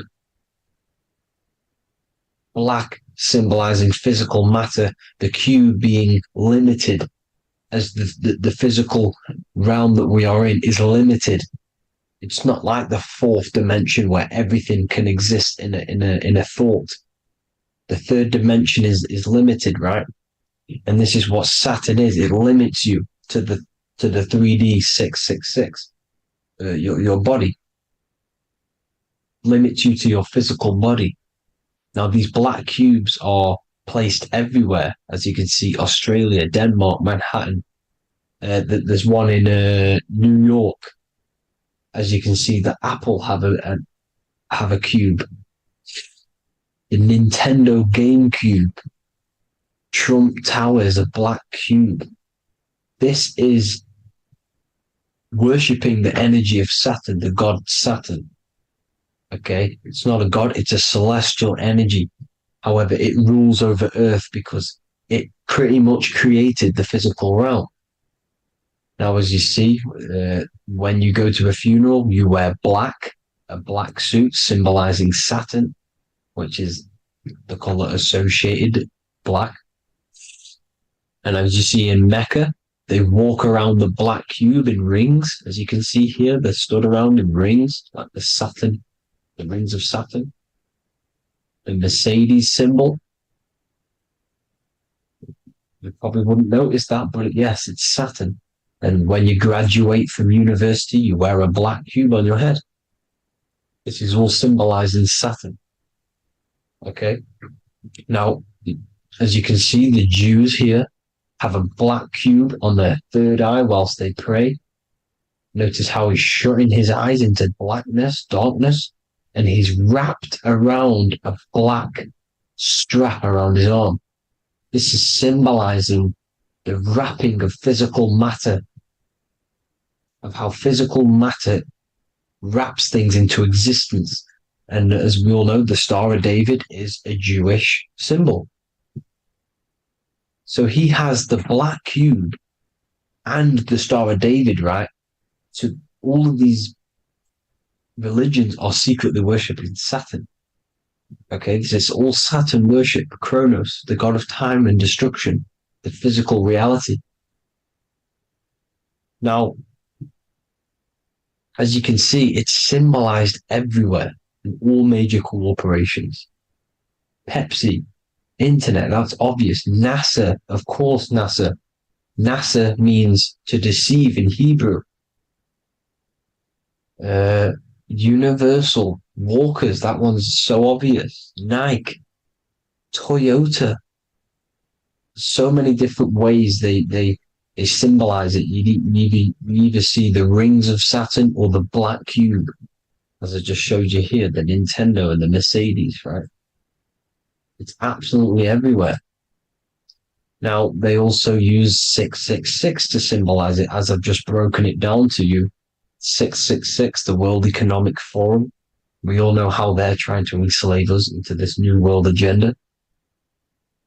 Google Chrome, CERN, Disney, Coca-Cola, Cadbury's, all of these have 666. Now, every UPS barcode has 666. And even www. Is Hebrew for 666, as you can see here. Monster.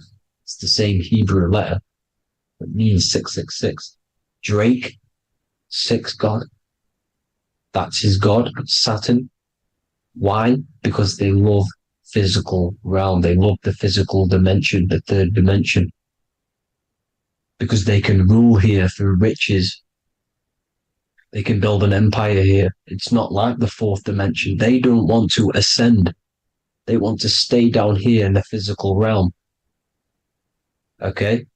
Now, this is why they're cloning. They can move their consciousness into other clones to live forever. This technology exists. This is why they love the third dimension.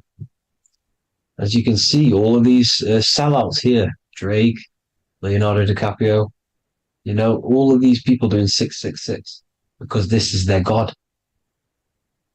This is their God. They love the physical realm. They sold their souls for wealth and fame in this physical realm. So why would they leave? You see?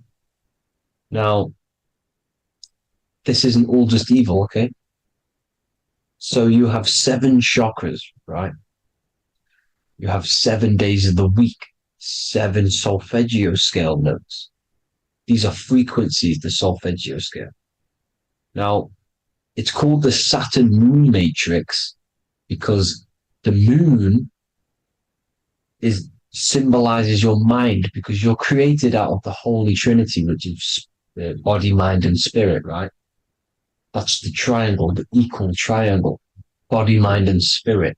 Now, the 3 main celestial bodies are Earth, Moon, and Sun. The Earth being your physical body, the Moon being your mind, and the Sun is your soul, hence why it's called solar. It's a solar soul. Now, these symbols are alchemical symbols. So when you're doing alchemy, you use these symbols to obviously symbolize what we're talking about. Now, as you can see, these are all the symbols of the planets. Of Saturn is created out of the moon on top, the moon on the bottom and the earth on top, as you can see here. You see? And this creates the number 5. Now, with the moon being your mind and the earth being your physical body, this is mind over matter, because the earth is your body's matter. This is a matter over mind. You don't want to be matter over mind. This is low states of consciousness. You won't be mind over matter. You see, to manipulate matter, to create your own reality. Now, obviously, we all know Saturn is associated with the lowest chakra, which is the root chakra. This is to deal with your animal instincts. When you're down here, you identify as the physical body. You don't know anything spiritual. You're you have a pure physical mind. You don't believe in anything spiritual. This is survival mode, consumption. They want you trapped down here, which is matter over mind. They don't want you to create your own reality, which is mind over matter. You see? Now, that's what Jupiter is. Saturn is the moon on the bottom and the earth on top. But Jupiter is the moon on top with the earth on the bottom. That's mind over matter, you see? So these chakras are an ascension process from matter, physical matter to spiritual. This is the ascension. This is the stairway to heaven. This is Jacob's ladder. You see? Now, the number 5, which is obviously associated with Saturn as well, which create the symbol for Saturn, created the number 5. You have 5 senses, 5 elements, 5 physical elements. As we all know, Saturn crystallizes everything into physical matter out of the 4 elements. 5 fingers and toes, 5 points of man. Okay, the number 5 is the number of justice. Saturn holds things back. He restrains things from you, makes you learn the lesson. Now, 666 is not all evil. 666 is the atomic structure of the carbon atom. 6 protons, 6 electrons, 6 neutrons, right? We are carbon-based life forms. All life forms are based on the bonding properties of the element carbon. Because Saturn crystallizes everything into physical matter.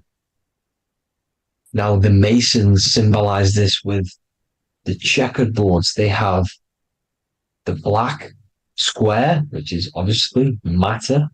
As I just said, the black cube. And spirit is the white square, because white is eternal light.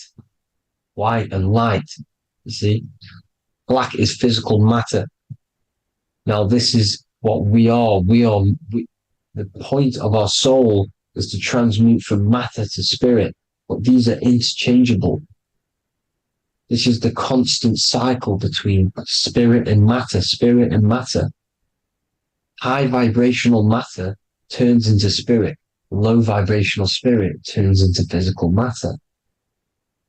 You see? Now, we are carbon-based life forms. This is what 666 is, the number of the beast. Well, when I say we, the physical body is the beast. It's the animal. It's the carbon suit to operate in this physical dimension, in this physical realm. See? It's the vehicle used to operate in this physical realm. But your mind isn't from this physical realm, you see? The brain is the physical manifestation of the soul. Okay? So, as you can see here, the spine is an extension of the brain. Everything goes back to the brain. This is literally what your physical body is.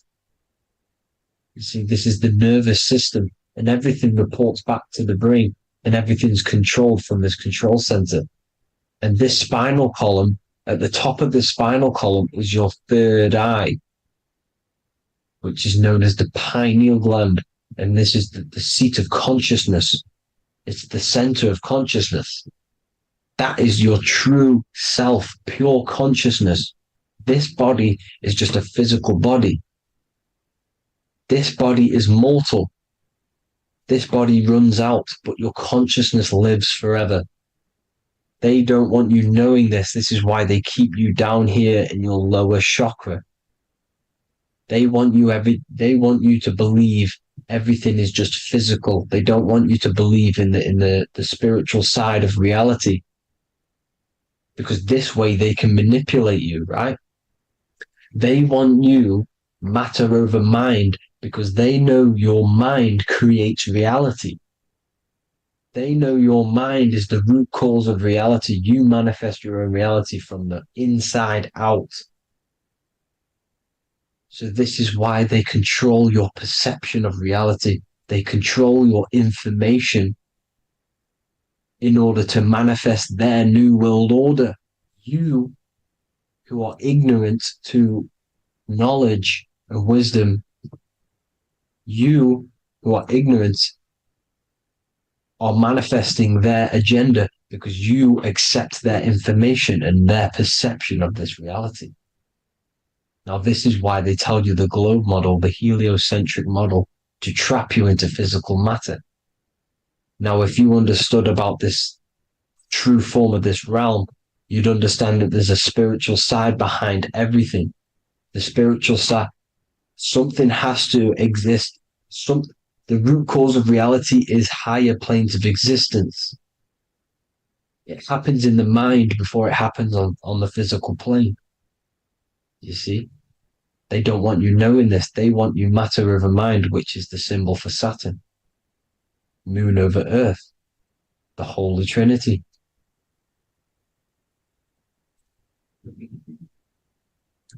Now, as you can see, the cube also makes IXXI. This is Roman numerals.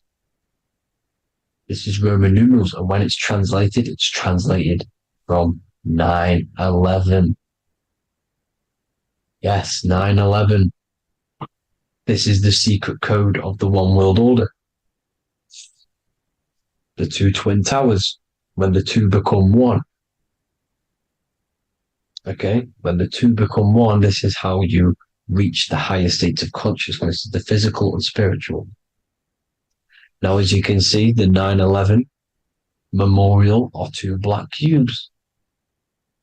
It's two black cubes. This is all Saturn worship.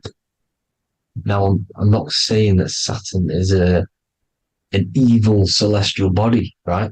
No, everything has a good side and a bad side, right? It's duality.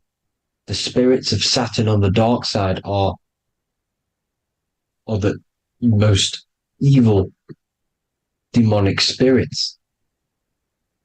Now, these are the spirits that these are invoking through these rituals, right? Yes, 9/11 was a massive ritual. It's a satanic ritual, okay? Now, we all know Elon Musk. Elon Musk is coming with the mark of the beast. And English gematria, this equals 666, right? 666, as I said, is the number of the beast. You are the beast, your physical body.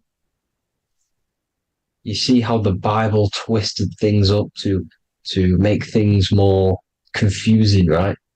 But it's there. You just have to have the knowledge to be able to read the Bible properly.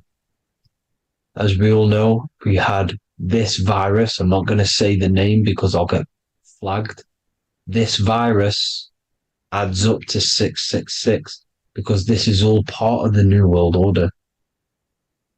It's all part of keeping you in this physical dimension.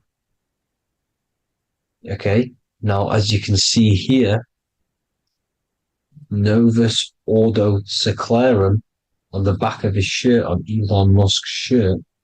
This is also on the $1 bill, Novus Ordo Seclorum. This means New World Order. Yes, New World Order. This is on the back of Elon Musk's shirt. And as you can see here, he owns Neuralink, which is the brain chip, which they're going to be putting into implanting this onto your brain. This is the New World Order to connect you and merge your consciousness with AI. Neuralink and Meta, he owns Meta as well, which is the metaverse. These are going to be linked in, hence why they have the same symbol, but just in a different format. It's the infinity symbol. And the infinity symbol comes from the torus field, as you can see here, your electromagnetic field from around your body. Now, the end goal is for this New World Order is to trap your consciousness inside of an alternative reality being projected from the metaverse. Because the metaverse will be the reality, Neuralink will be the brain chip inside of your brain, projecting your consciousness into an alternative reality while they harness your energy of your physical 666 body. Now, this stuff gets real deep, people. Now, this is the end goal of the New World Order, is to connect you with AI. This is why they're trapping you and keeping you in these lower states of consciousness in the Saturn-associated root chakra, so you don't find out about the spiritual side of reality. Because if you knew the truth of this reality, you wouldn't connect to AI. You see, you have the power within you to travel to other worlds, the astral plane, for example. You travel to different worlds when you are sleeping. Okay? They want you to know it's just a dream. However, their end goal is to trap your consciousness and feed off your energy, spiritually and physically. Okay? I don't know why these people are just pure evil. As I said, evil love bondage. They love the physical dimension. They don't want to ascend to other realms. These evil love the third dimension. This is why evil spirits will inhabit bodies, exorcisms, because they miss being in the physical realm. They miss it. Evil love bondage. So this is why they're cloning and putting their consciousness in clones to stay in this third dimension, to stay as further away from the source as possible. Okay? This is why they're doing it. And this is how it's all linked in. So I hope you all enjoyed this video. Hope you gained some wisdom. Please feel free to join the Telegram. And please leave a like and a subscribe. Thank you all, people. God bless.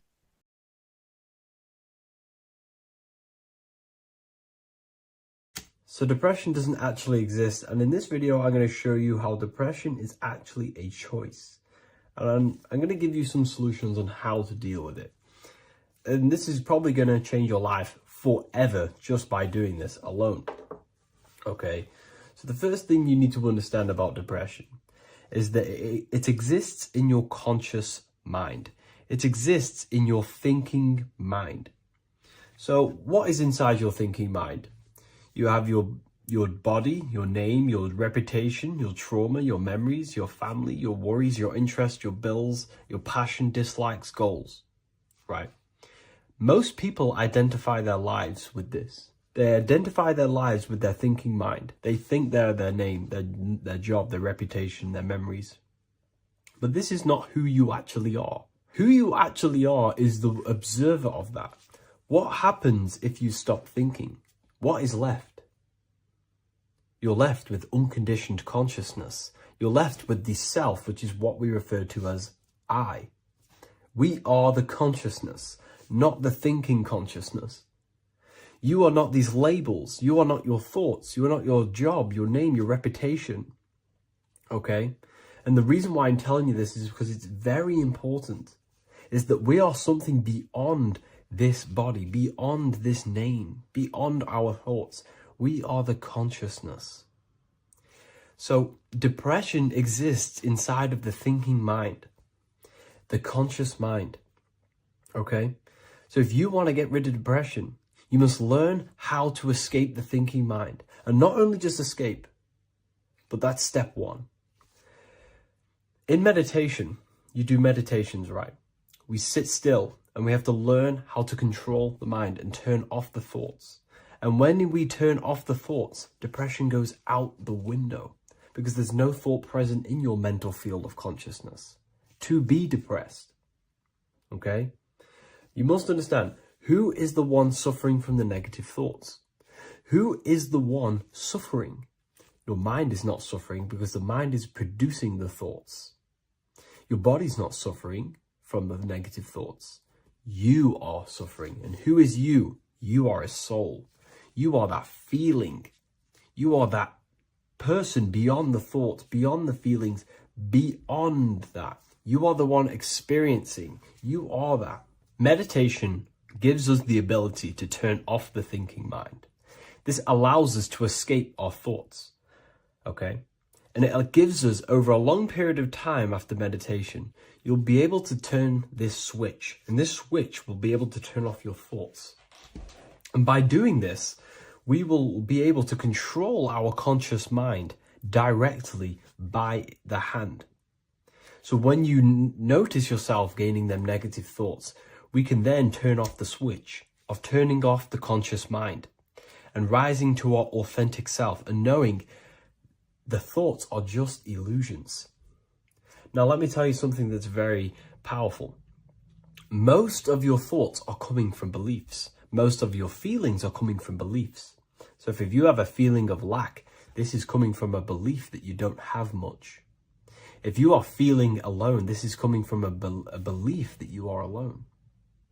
So what we must do is restructure ourselves. We must restructure the subconscious mind. And we do this in many different ways. We can do this with meditation. We can do this with visualization, visualizing our desired reality as if we are living it. We can do this with affirmation. Now, a lot of people think, oh, I'm trying to speak something into existence with affirmation. No, you're not using vibration to try and change reality with what a lot of these new age people will teach you. Vibration, your words will not have much an impact on reality. That's the truth. But what they do have an impact on is reprogramming and recrafting and refining your mind. If you repeat, I am wealthy all day long, your subconscious mind, that word will be lingering inside your subconscious and you will start to mold that into your conscious. You'll start to be consciously thinking about this. Most of your thoughts are coming from your subconscious. So if you want to get rid of depression, you got to figure out the trigger. What are you depressed about? What are you feeling? What are the beliefs that are making you feeling and thinking this way? And that's what you must restructure. You must restructure your subconscious mind through visualization, meditation, and affirmation. You do these all the time. You do these every single day, and you will slowly, if not surely, restructure your subconscious mind. While by doing the practice of meditation, you'll gain the off switch as well. Sometimes depression comes from not living in your authentic self. You're not doing the things that your soul is telling you to do. We all know what we should be doing at all times. I don't care what you have on. We all know we should be doing something. We all know that we have there's a higher aspect of our mind that tells us, oh, we need to be doing this, but I'm actually sat here on my phone. Oh, I shouldn't be eating this, but I'm doing it anyway. There's always that higher voice. And that is the voice that has to be connected to. And when your body's not acting out the voice of the soul, then the soul becomes sadder, and suffers more and more and more. There has to be a connection between the soul, the mind, and the body. They have to work in unison. Okay? So I hope this video helps with depression, with whatever you're going through mentally.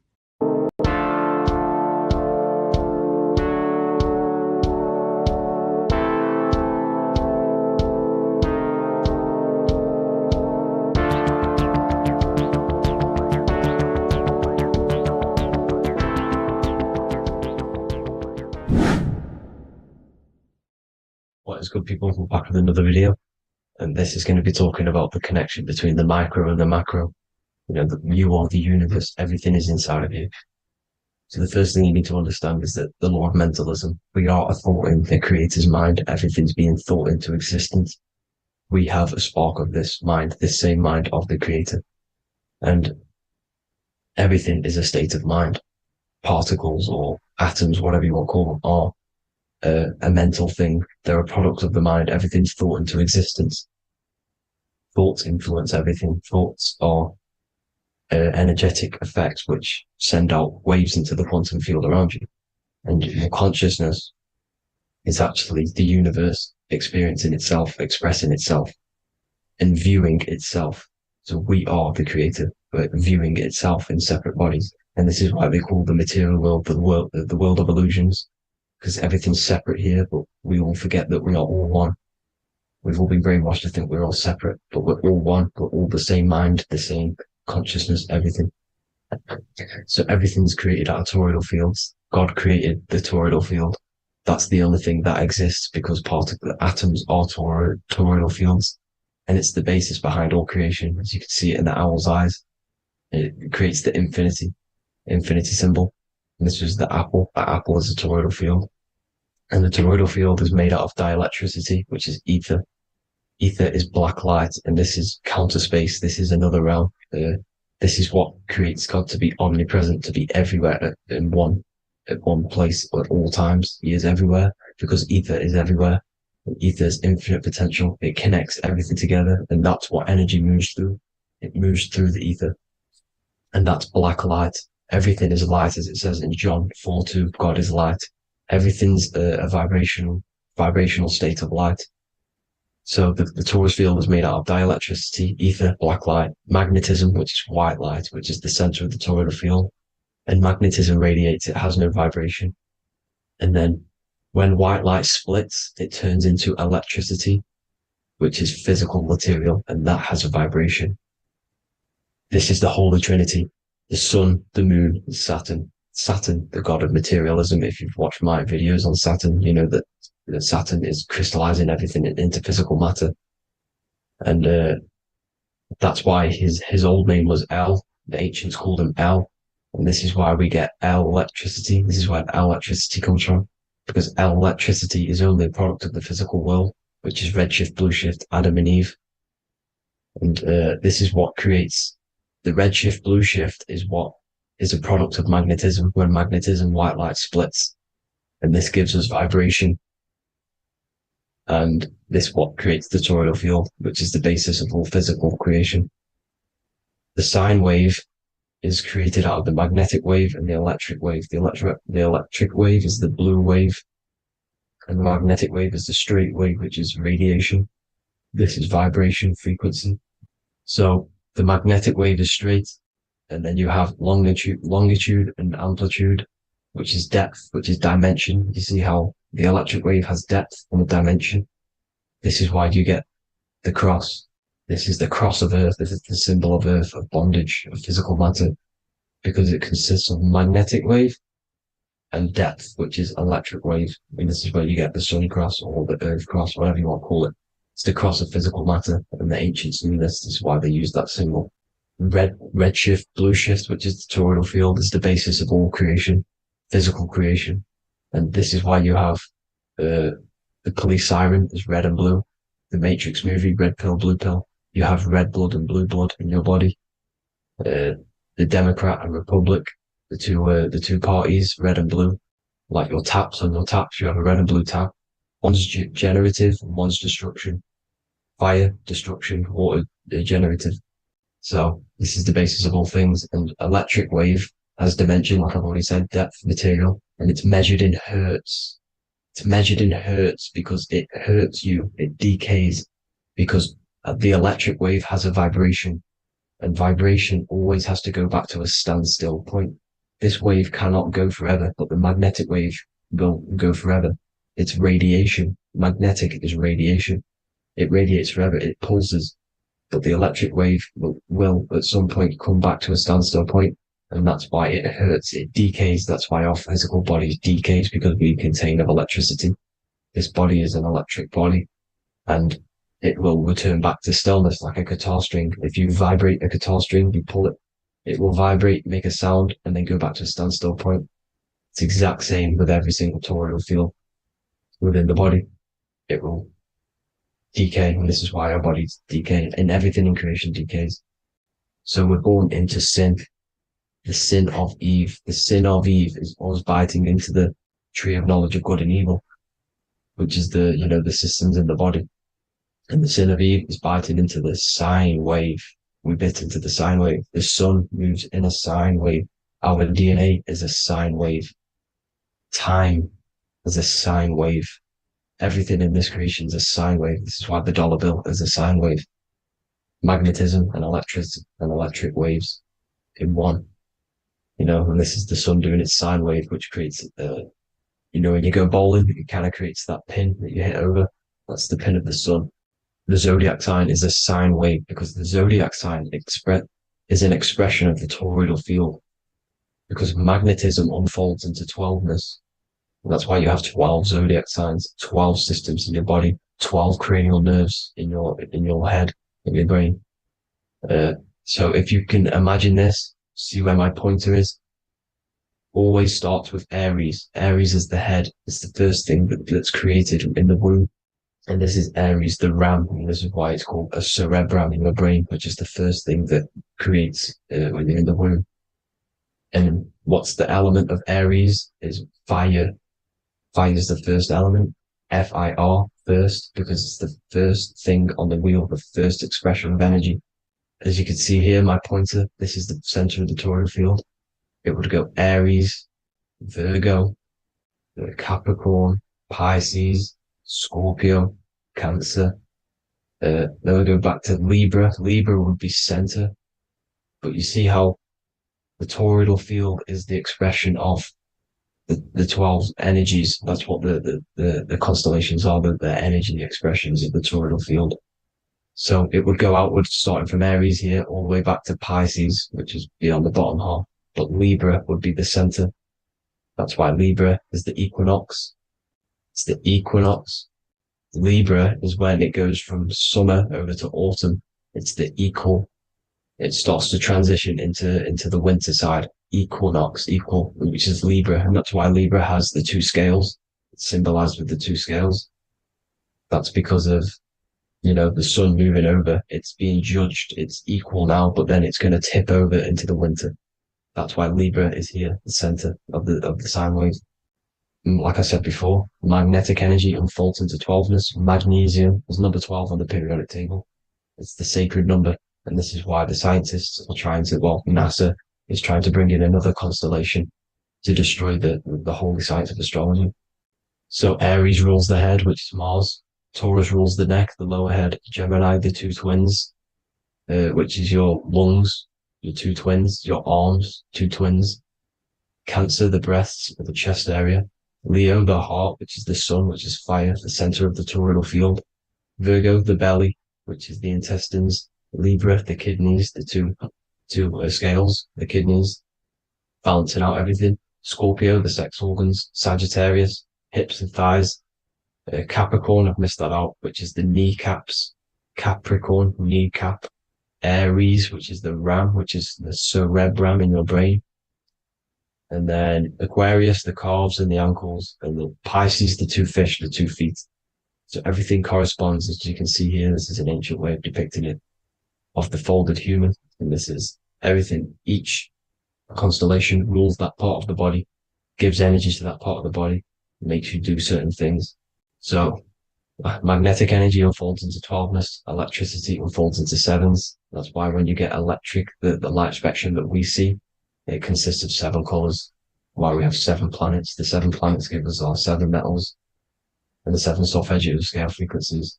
So the rotor, this is the rotor, and rotor is an anagram for Torah. The Torah, which is I think it's the Hebrew Bible. Don't quote me on that, but it's one of the holy books, which is the Torah, the Taurus. Everything goes back to the Taurus field because it's the basis of all creation. So the chief cornerstone, it says in the Bible that the builders rejected the chief cornerstone. The chief cornerstone, you are the builder. You decided to incarnate into the physical world, into the electric world, El, the world of El, Saturn. When you are created in the womb, it takes you 9 months for you to be created. So, for example, if your parents, if you went into the womb here, it'd take you 9 months. So let's say you're born in Scorpio. So you'd go back 9 months, 1, 2, 3, 4, 5, 6, 7, 8, 9. You consist of all of these 9 energies because it takes 9 months or however long you took to be born. Some people are born earlier. You'd have to find out how many months you were in the womb for. But you consist of these 9 energies, and each constellation has a cell salt associated with it. And these cell salts are vital for your health. And your cells and the optimal health of your body. So the chief cornerstone that you rejected is these 3 cell salts, these 3 constellations. So you're mineral deficient in these 3 constellations. For example, fluoride, magnesium, phosphate, and potassium sulfate. So that's the chief cornerstone. And a cornerstone, people always get it rejected with the cornerstone. The cornerstone is not, it doesn't say the cornerstone in the Bible. It says the chief cornerstone. The cornerstone is a cornerstone of a building, but a chief cornerstone is the top of the pyramid. This is where we get the pyramid of the wheel. So you're mineral deficient in whatever 3 zodiac signs you're not. You were not in the womb for. This is the chief cornerstone you rejected. So the human body is the micro. It is the universe in a physical form. It consists of everything in the universe. Just like your consciousness is the universe watching itself, experiencing itself. Your body is the whole universe. 12 systems in the body, 12 zodiac signs, 7 chakras are the 7 planets. The Holy Trinity of you is your Temple of Solomon, the soul and the mind, the sun and the moon. You know, everything is in you. You consist of everything, all the energies, everything. Heaven and hell. Heaven and hell is a mind state. It's a state of the mind. Head, H-E-A, which is heaven, and the heel, the bottom of your foot, is hell. And the bottom of your foot is the soul. So they're basically saying, well, it's wordplay. They're saying that your soul is in hell because, you know, with the elites being in control. So they call the bottom of your foot the soul, trying to say that you're in hell. The Christ is in you. And this Christ is Greek for what? Christos. Christos is Greek for the oil, and this oil is produced in the cerebrum, the Aries, the ram, the cerebrum. It goes down the pineal, the pineal and the pituitary are underneath the cerebrum, Goes down the Pingala and the Ida. The Pingala being the positive charge connected to the pineal gland, pin, and the Ida connected to the pituitary. And this is the two serpents going down the spinal column. And this is why Jesus goes from Nazareth to Bethlehem, and then Joseph and Mary are waiting for Jesus in Nazareth. Joseph and Mary are the pineal and the pituitary gland waiting for Jesus to come back up the River Jordan, your spinal column. So this is the oil. This is the story of Santa as well. Santa comes from the North Pole. Why? Because the North Pole of the Earth is the center of the toroidal field, and the North Pole of you is your spinal column, which is the North Pole of the toroidal field. The North Pole, he comes from the North Pole. This is the North Pole. This is the South Pole of the toroidal field. Comes from the North Pole, which is your mind. And he goes down the chimney and then back up the chimney. This is the chimney. And he drops off the present, which is the Christos, the oil. And this is why Jesus is crucified at 33, because he crosses over the vagus nerve at the top of your spine. When this oil comes back up the 33 vertebrae, these are your vertebrae here. When it goes up the 33 vertebrae, it gets crucified at 33 because it crosses the vagus nerve, and he's crucified on a cross at 33. This is the story behind Jesus and Santa. The Ark of the Covenant in the Bible is the two hemispheres which cover the vital parts of your mind, the brain side, which is the cerebrum, the pineal, the pituitary, etc. So the two hemispheres are the two angels, the Ark of the Covenant. This is the Ark of the Covenant covering the two vital parts of your brain. So these are the optic thalamus is another part, and it protects the Christ oil, which is inside at the center of the brain. See, the Bible is all a massive metaphor about yourself, because you are the universe. You are a microcosm of the universe. Your consciousness is experiencing itself, and the universe experiencing, and your body is the whole universe. Your head's heaven. So Moses crosses the Red Sea. These are the two hemispheres of your brain. This is the corpus callosum, the Red Sea. So he's pretty much saying that he's uniting the two hemispheres of your brain, because most people in this generation are stuck in the left brain, which is just logic, reasoning, science and maths, writing. And this is what school teaches you to do. It keeps you stuck in your left brain. And you want to cross over to you want to cross the Red Sea, which is the corpus callosum, to the right brain, which is awareness, art awareness, creativity, imagination, intuition, insight, using the higher mind, creativity, imagination. If you don't have intuition, then you can't read energy, you can't pick up on bad things. This is what Moses is symbolizing by crossing the Red Sea. And it's also the upper room where Jesus met the 12 disciples. 12 disciples are the 12 cranial nerves in your brain. It doesn't just represent the 12 zodiac signs, the 12 disciples. It symbolizes many different things. It's like I said, the universe consists of 12ness. So you have 12 cranial nerves in your brain, and that's the 12 disciples as well. And they want you stuck in your left brain, which is the five senses, materialism. So they say in the Bible that Satan blinds the mind. Satan is Saturn. If you've watched my videos, Satan is Saturn. And you consist of the whole Trinity, which is the sun, moon, and earth. The soul, moon, the soul being your sun, the solar, the moon being your mind, the earth, your physical body. And Satan blinds the mind. Why? Because we enter a soul system. This is a soul system, not a solar system. And Saturn is the Lord of the Rings, which is the outer ring. When your soul enters the soul system, your soul starts to materialize. It hits Saturn. Why? Because Saturn starts to materialize you. You take on the 7 virtues, which are the 7 planets, which are your 7 chakras. And to get out of this soul system, you must get out of your lower nature, your animal nature, which is lust, desire, greed. The number of the beast, 666, which is Saturn, Satan. So you enter the soul system, you take on the 7 energies, which you turn into physical matter. And this is your descension from heaven to all who say hell. And then you must raise back up from matter to spirit. They say Satan blinds the mind. Why? Because your mind gets materialized. Your soul and mind get materialized. And when you get materialized, it's an intense experience. You lose You lose the divinity within you. You forget the divinity. So Satan, which is the first planet, the first energy you take on, the material body, he blinds the mind. He makes you forget everything, your divinity. Then you must remember, ascend up Jacob's ladder, the 33 vertebrae to heaven. And this is a microcosm of the macro, because you will ascend back up to heaven if you do this, when you leave your physical body, when your body decays. So when it talks about in the Bible, completely destroy them, the Hittites, the Amorites, the Canaanites, all the ites, this is what God says to the Israelites. It says completely destroy them. It's basically symbolizing saying destroy your lower nature. The Canaanites, cannibals. We're under a Canaanite system now, which is cannibalism.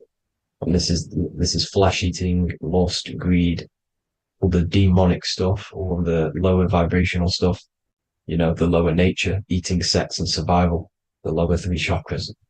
You must get out of these lower three chakras and return back to spirit, which is heaven, which is spirit, love, being holy, being truthful, being passionate. Going back to Satan blinding the mind, all of the planets are made out of these three symbols. Satan blinds the mind.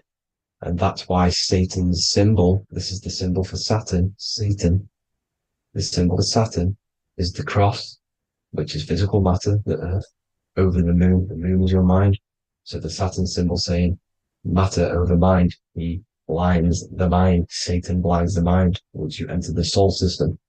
And you must remember, in the Bible, it talks about the Genesis, which is Eve, the sin of Eve, which is biting of the tree of knowledge. With the serpent, which wraps around the tree. It says the serpent placed himself on the tree. Well, the serpent is the spinal column. It's the serpent telling you eat from the tree of knowledge of good and evil, which is your nervous system. And eating from the tree of knowledge of good and evil is doing bad things. For example, over sexualized, overeating, eating the wrong food. That's eating from your nervous system. It's decaying you, and it's preventing you from achieving the God self, the God consciousness. This is the symbolism of, the tree on the serpent, telling you to eat from the left brain, with the left brain being the sinister. Sinister is Latin for left. That's sin. Sin is left. And left is lefty Lucy, Lucifer, right, righteousness, right, God, godly. The tree of knowledge of good and evil, which is your nervous system, because it determines good or bad. That's the only thing you experience in this world is your nervous system. And then the tree of life is the cardiovascular system, and the Garden of Eden is your body.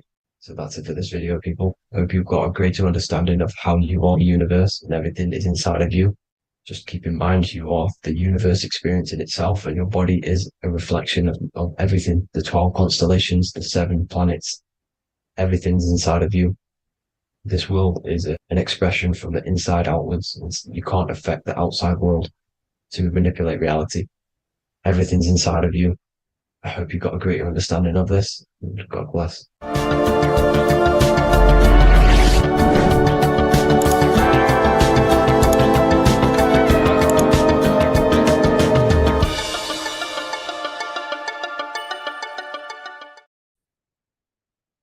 Hello and welcome to another video and another lecture from Ethereum University. Today we're going to be breaking down in detail the Freemasonic 33rd degree symbol.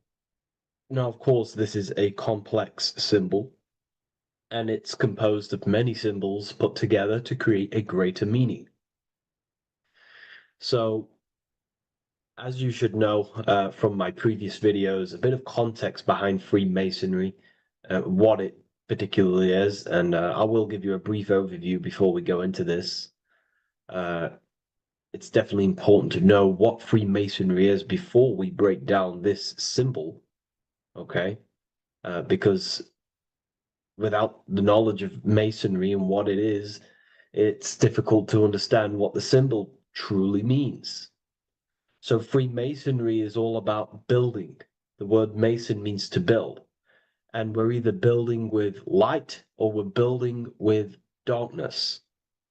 So that we have good Freemasonry We have good Masons, people who want to spread the truth, people who want to help people awaken their mind and liberate them and bring them up to higher consciousness.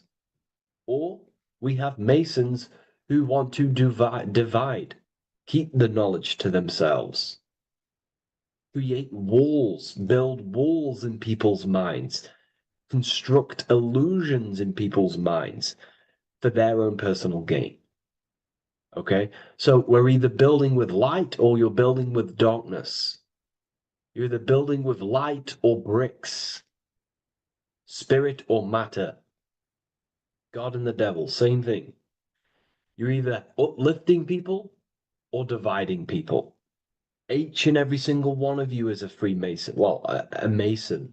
Not a Freemason, but a Mason. You are a builder. And you're either constructing division in you and other people, or you're either creating oneness. Everyone is doing this. Everyone is building. Everyone is contributing towards the world and building our reality. So Masonry is a craft, and that craft is to craft a better mind and heart, a higher consciousness, a higher understanding of the self, building a higher perception of yourself, getting to know who you actually are, why you are here. Every action, behind every single action, behind every single cause is choice. You chose to be here. Whether you know why you are here or whether you do not know. You chose to be here in this time, in this period of life on the earth, on this physical dimension.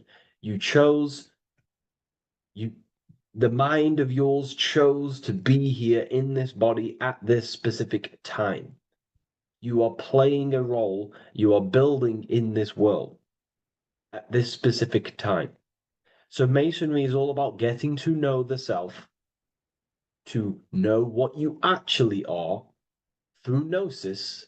Gnosis is direct knowledge obtained and extracted from direct experience. Knowledge extracted from direct experience. Knowingness. You know you have hands. You don't believe you have hands. You know you have hands. That's what knowing thyself truly means. To go within the self. To dwell in meditation for long periods of time. Not even meditation.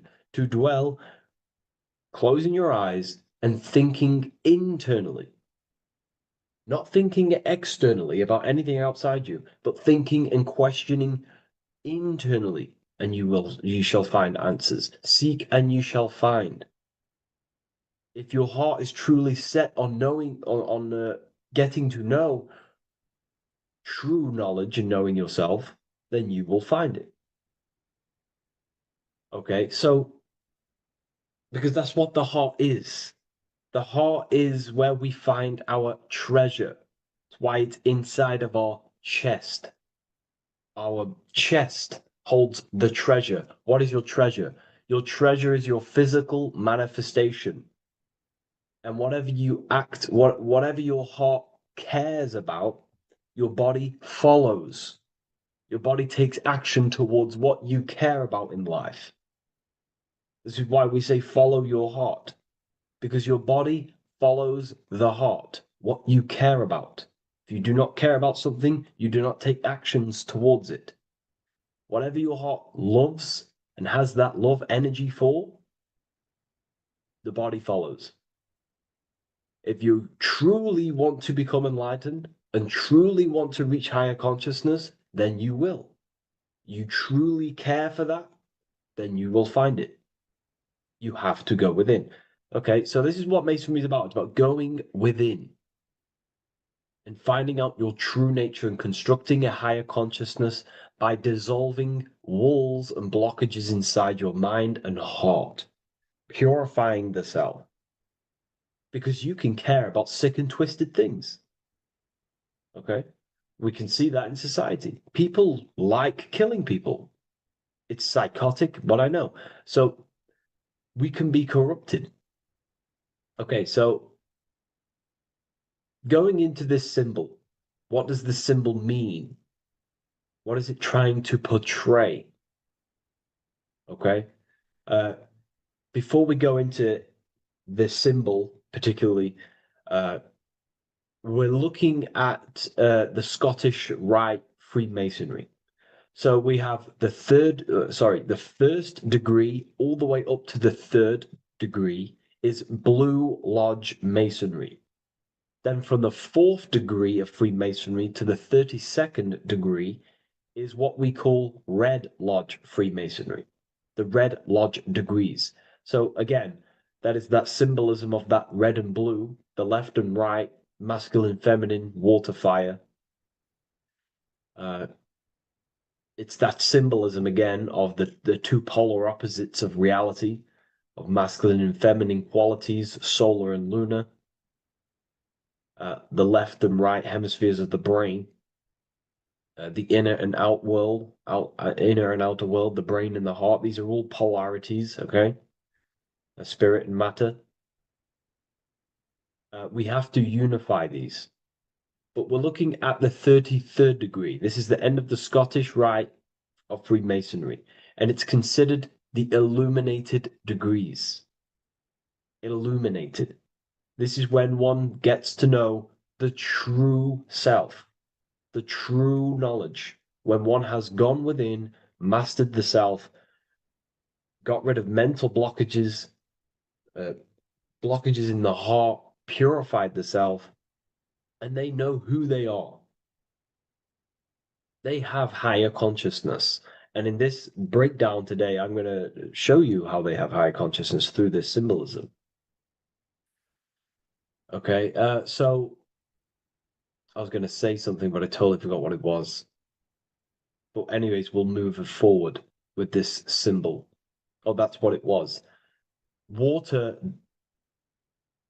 melts. Well, ice melts at 33 degrees, symbolizing ice represents solid matter, ego, the physical body, left brain thinking,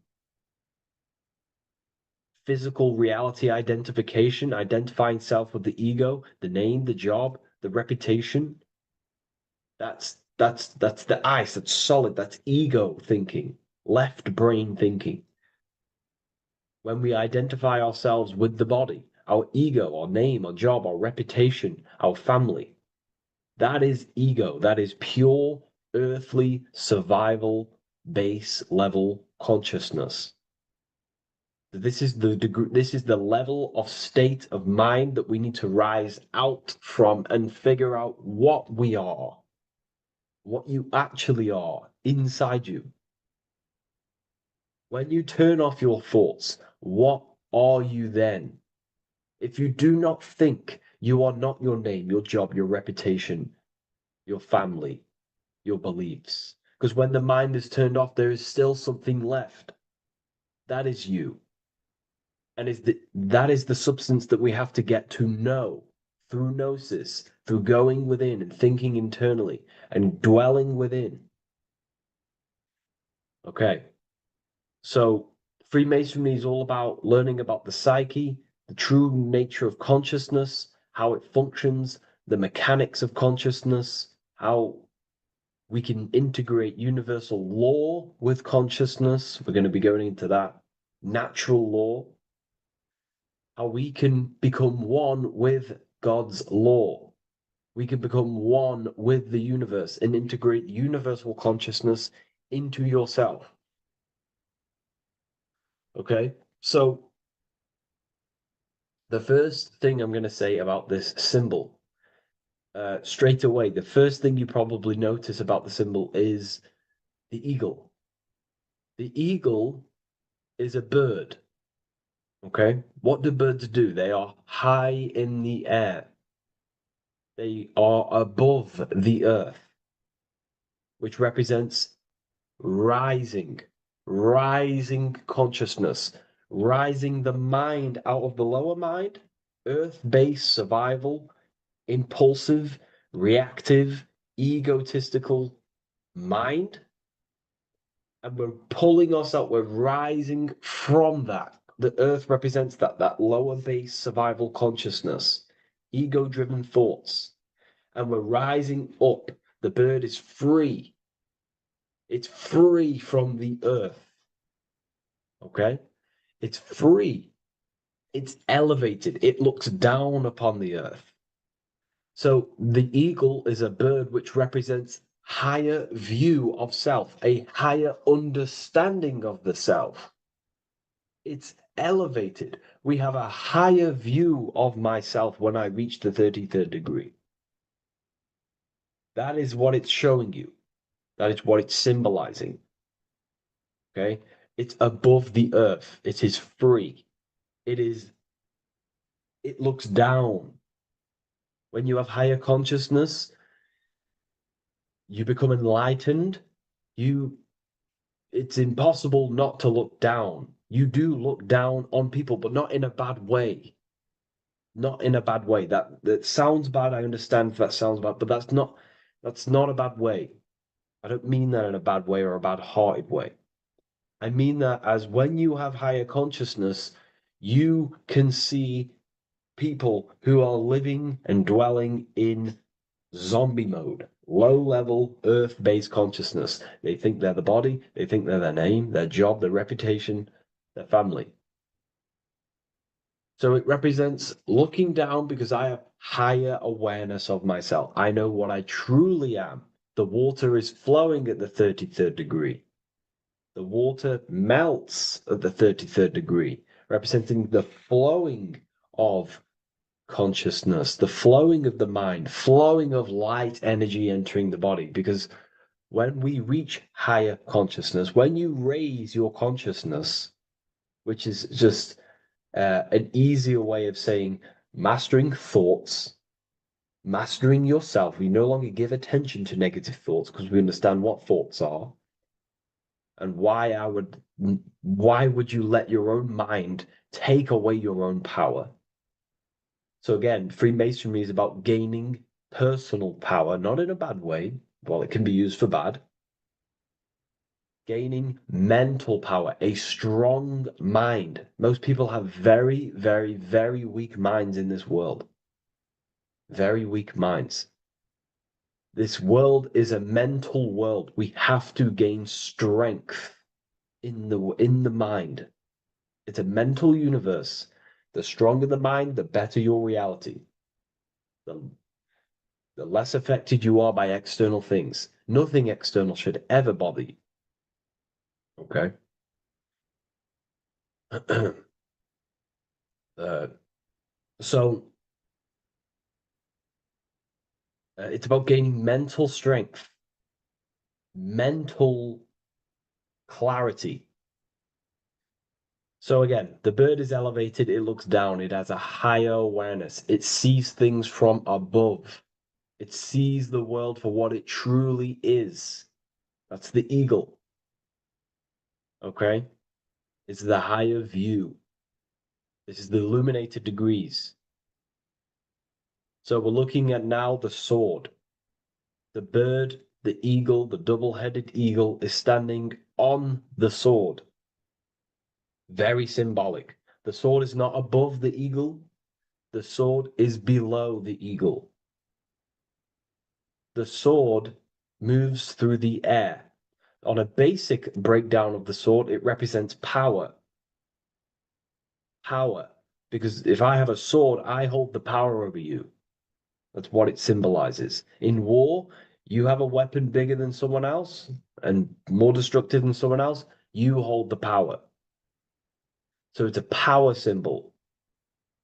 To go even deeper on this, on its true meaning, the sword, I've already broke this down plenty of times. It moves through the air. It cuts the air. It's the mind. Air represents the mind. Water is emotion. Fire is the spirit. Earth is the body. So we're looking at the mind, the power of the mind. And the eagle is standing on top of this, representing, I am conquering my own mind. I am conquering my mind. My mind does not conquer me. My mind is truly mine. I hold the power over it. I stand on top of my mind. The mind does not rule me. Thoughts do not enter my mind that take away my power. I think it, I feel it, I act towards it. It's unity. My mind is the monarch. It is the command center. It is mine. I'm above the mind. That's what it's showing here. I hold full control over this mind. I hold the power. Okay? And I have an elevated view of the mind. The eagle is elevated. It looks at the earth from above.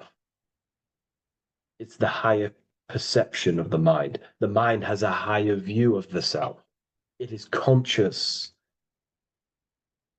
Most people are not conscious. Okay? Most people walk around, they act unknowingly, they don't even know they exist. They don't realize they have consciousness. They think they grew from a monkey. They're born on a spinning ball in the middle of space, and they think they're the body. That is the level of earth-based consciousness. And it's saying, I hold the power. I hold my mind to what I want to direct the mind's forces to. I create with my mind. I carve reality. I shape my reality with my mind and thoughts and my intellect, my communication. Okay? That is what we're looking at here with the sword. It's on top, meaning I control it. When you stand on top of something, you are the top. You are on top of it. You hold the power. You rule over it. When you are the boss of your business, you rule the business. That's what we're looking at here. The sword needs sharpening. It always needs sharpening. You can't use a sword forever. You need to sharpen it. The mind will not stay powerful and strong and and aligned with what you actually want unless you continuously refine the sword. The mind needs to be refined or reminded. If you stop doing affirmations, the mind will fall back to old ways of thinking. If you constantly meditate, you constantly implant the messages into your subconscious mind, you constantly visualize, you are keeping the mind sharpened with what you want in life, what you are trying to create. And the mind will continue to think with that power, with them words, with them visualizations. If you fall off, if you stop meditating, you will lose control of your own mind. Okay? This is symbolizing you have to keep on top of the mind. You have to keep control. This is what the world is. The world is like Minecraft. You ever played Minecraft? You're a builder. Okay? What do? You control the man in the world. That's what you are. You need to control this body in the world. It's all about control. You are in a game. It's like Grand Theft Auto. You don't know how to use the buttons. You're going to create chaos, and you're not going to have that much fun in the world in GTA if you don't know how to work the buttons. Same with this world. You are in a world, and you need to learn the buttons of the body, the mind, the soul, the heart. How will these things function so you can actually live a better life and create what you want in the world? Aligned with natural law, of course, unless you want to walk down the path of Satanism. So this is what we're looking at with the sword. Now, moving on, we're looking at this little banner here. This says "God and my right" in Latin. God and my right. What is your right? Natural law is your right. What is natural law? You already know the natural laws. We all intuitively know the natural law. What is natural law? Do good. We all subconsciously, on a soul level, we know to do good. We know to do right. It is wrong to hurt people. It is wrong to control people. What is your natural law? What are the forces that you hold power over, that you have full control over? You have full control over what you think, what you feel, what you act. Thought, emotion, action. If you start to try and control things outside of them three forces, that is now you breaking natural law. If I try to control and manipulate someone else, that is now breaking natural law. I'm going against my inner law. My soul tells me what is right and wrong through emotion. So it's about aligning the self, my actions, my thoughts with my emotion, my intuition, my natural law. These are your rights. Your right is to think, feel, and act with the law, with good, with God, with love, with care for one another. Am I building with light to bring good things to the collective? You see, most people are stuck in their left brain, and the left brain only sees me, me, ego-driven thinking. That's why they trap us in our left brain. They train us to be left brain. They tell us to write with our right hand to strengthen the left brain. They call it writing. Everything in this matrix is to activate your your left brain. Why? They need you in ego consciousness so you can be controlled and manipulated. So you do not recognize patterns. That's the right brain. The right brain recognizes patterns, symbolism, metaphors. They don't want you reading between the lines. They want you logical. They want you divided because the right brain sees the whole. The right brain sees the woods. The left brain sees the trees. And that tree is your ego. And the woods is the collective consciousness. They want you only thinking about you. Because that way you are divided from the collective consciousness. And we're all one consciousness family. We're all God. We're all God experiencing himself. And we are all building this world. So it's about aligning the self with my right, with God, with natural law. It's what Freemasonry is about. True Freemasonry, light Freemasonry, not dark Masonry or evil Freemasonry, whatever you want to call it. The crown, royalty. Royalty wear crowns. And what do the royalty have? Again, this is another power symbol. They hold control. Yes, royalty hold control. And that's why this crown is at the top of the image, not at the bottom of the image. It's at the top, representing I control the left, I control the right. I control my left brain and my right brain, the two eagle heads, the two views. The eagle has one eye on each side. It's looking, it's seeing. And that's symbolic of the left and right brain. We see, not physically see, but I mean perceive. We perceive reality with the left brain and we perceive reality with the right brain. And it's about unifying these two brains so we can see and perceive reality from a true lens. Because if we see reality only from the left brain, and a left brain dominated brain, we see everything as divided.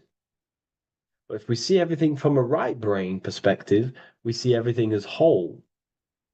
When everything is in the middle, you need to see reality from the middle. Yes, I have my own personal consciousness. And yes, there is a collective consciousness. So I need to balance between that. I need to see reality between the line, between the left and right brain, and align this worldview, and align my thoughts, align my actions with this. Because if you're left-brained dominated, you're only going to take action on ego. You're only going to take action on me. You're only going to think about me, me, me. But if you're right hemisphere brained, you're only going to take action for the collective, which is, yes, that's good, but you also need to think about yourself. Why did you come here? Your life has a meaning as well. It's not just about the collective, it's about you as well. But we need to balance this. You see? This is what we're looking at. The crown is in the middle, representing the balance, the power over the two. Okay? It's the balance, it's mastery, it's control. Royalty hold control over society, royal families. So it's about controlling the self. It's control over the eagle, control over the sword, over the mind. It's about personal power we're looking at here, self-control. Now we're looking at a upright triangle, which represents the element of fire, which is masculine. Masculine is all to do with action, the physical body. We're looking at fire, which represents spirit or transformation. Fire is a very transformative element. It transforms things. Okay, so we're looking at self-transformation through action. This is what we're looking at here. Fire is a very, very masculine force, a very penetrating and transformative force. So we're looking at transforming the self, not through knowledge, but through action. We have transformed the self, 33rd degree. I've reached the 33rd degree and I have now fully transformed. Now, there are higher degrees than 33rd degree, but we're just breaking down the symbol. That's a whole of a lecture. But this represents full transformation. 3, another, if you watch my video on numerology, you know 3 is all about what? Transformation. Thoughts, emotions, actions. These are the transformative forces that turn and create reality. Jesus dies and dies and resurrects after 3 days. Transformation from dead to the awakened. Brahma, Vishnu, Shiva. God is threefold. 3, 3, 3, 3, 3, 3. Electricity, magnetism, dielectricity. The 3 forces that pretty much create physical matter. Transformation is 3. So we're looking at transformation through action. Action is a very transformative force. There's no point learning this knowledge if you're not going to act upon the knowledge. A lot of people join the university, they learn a lot, but they leave because they don't want to take the action. They don't want to do the hard part. They don't want to act towards higher consciousness. They want to dwell in their lower mind. That's fine. That's your path. That's their path.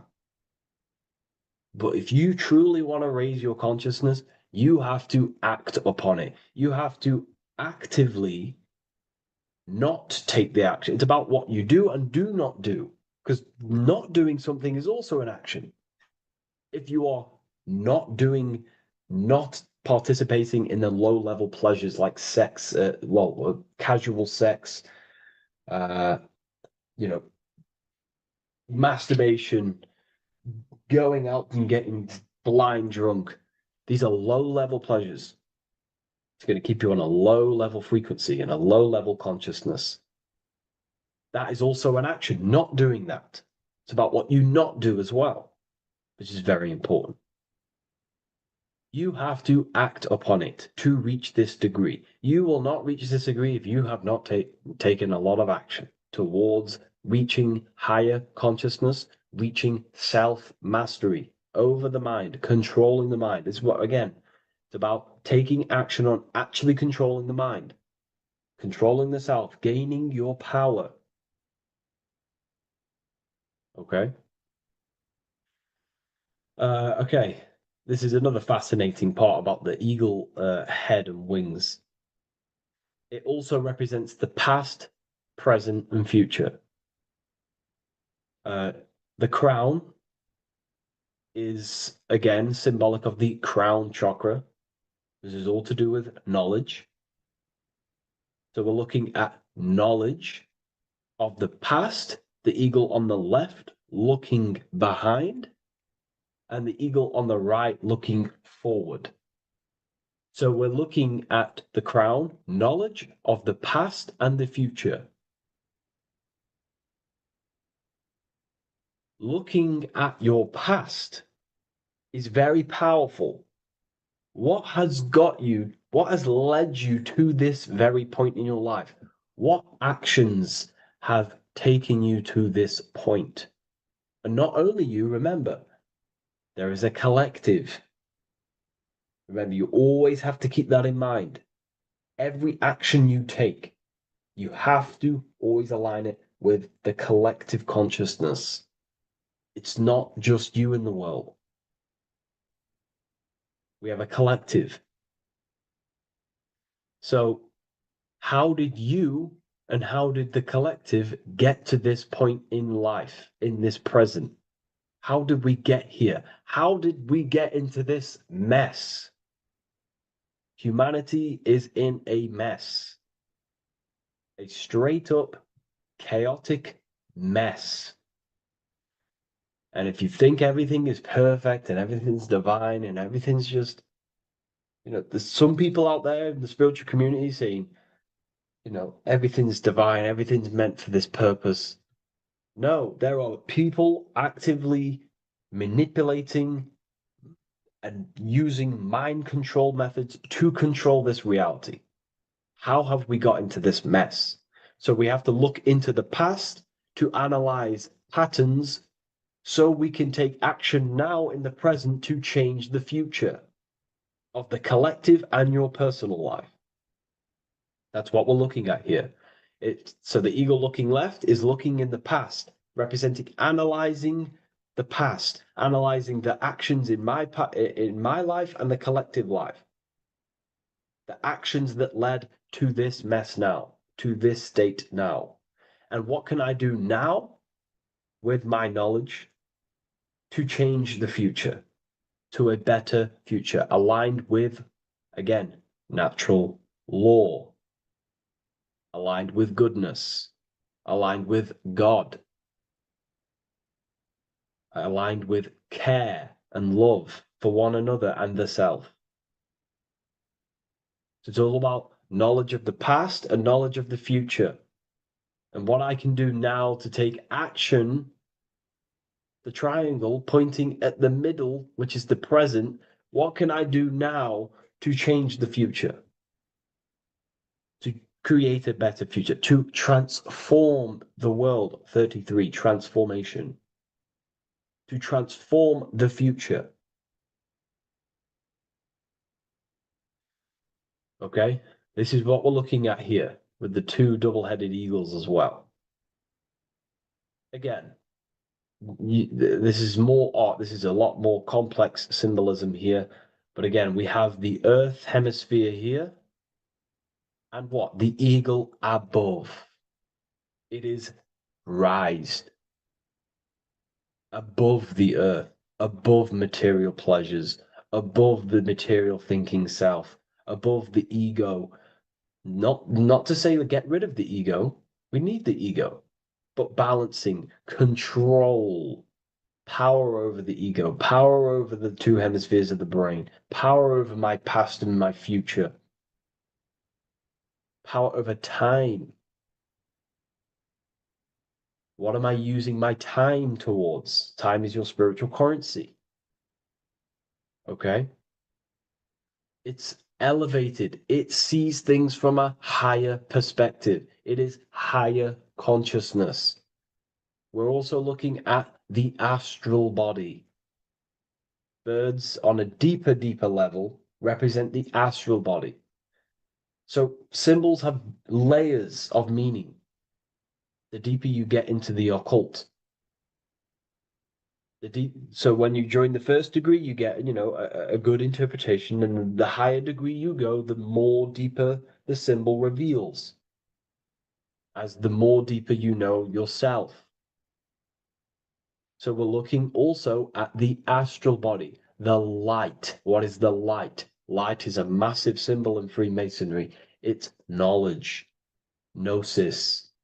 When you're very intelligent, you call someone, they're a bright child. They have enlightenment, light in the mind. Looking at light, a lot of knowledge, a lot of self-knowledge of the self, of the psyche, how I function, what I am, knowledge of the astral body, rising above the earth, astral projection, exploring your true nature, exploring consciousness. This is what we're looking at here.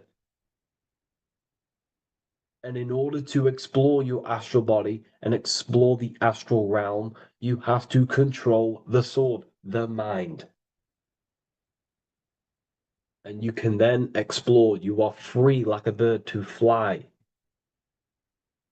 This is all symbolic of rising consciousness. All symbolic. So I hope this video has gained a bit more clarity on this symbol and given you some insights. And I will see you in the next one. Thank you for tuning in today.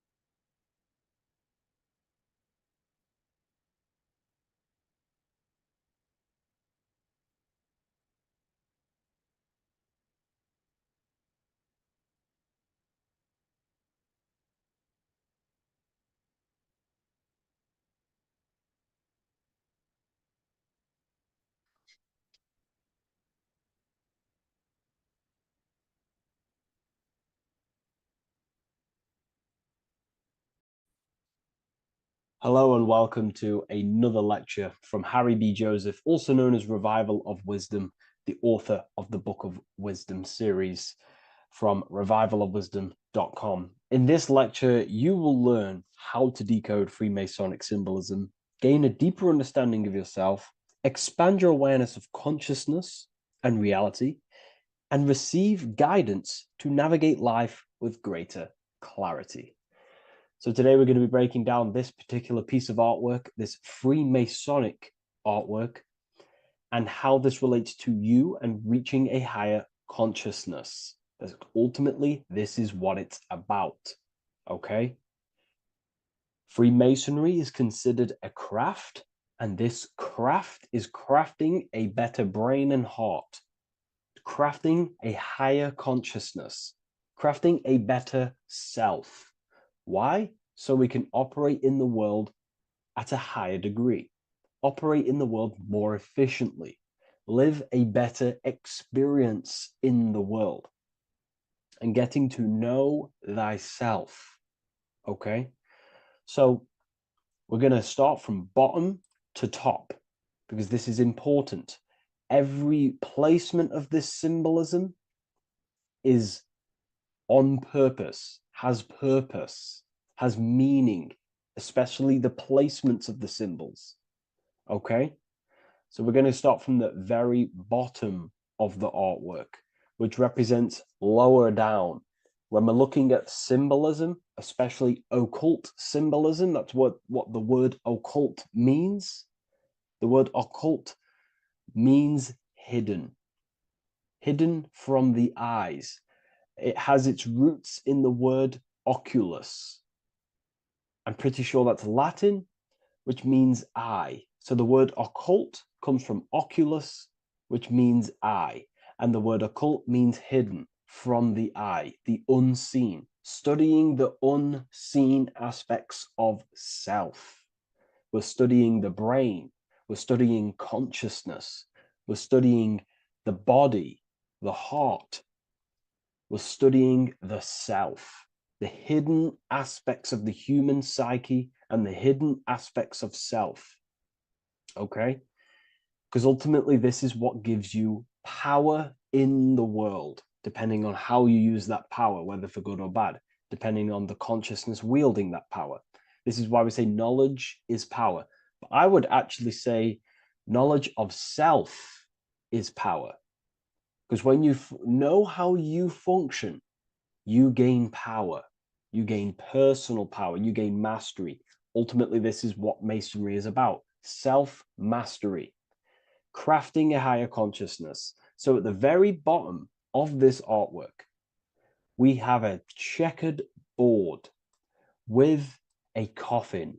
The coffin is the beginning of the artwork, the very base. This is the foundation of consciousness.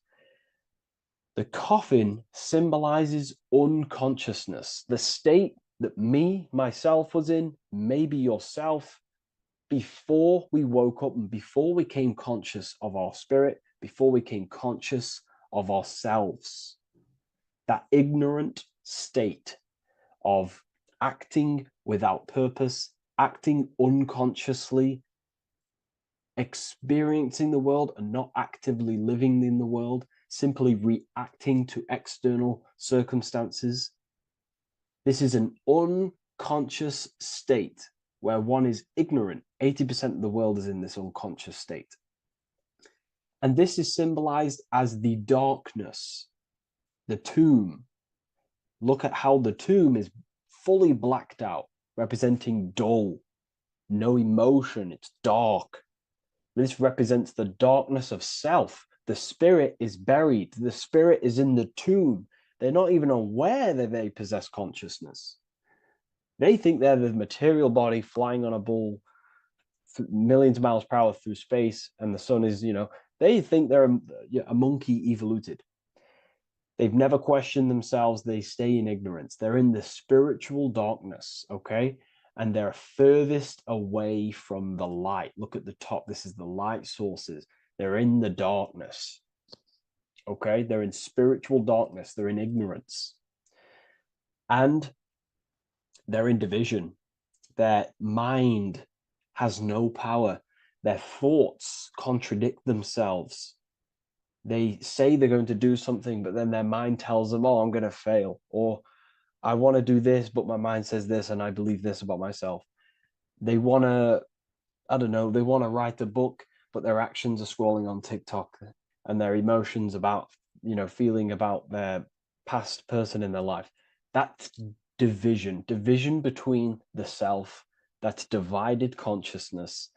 They also have a divided brain hemisphere.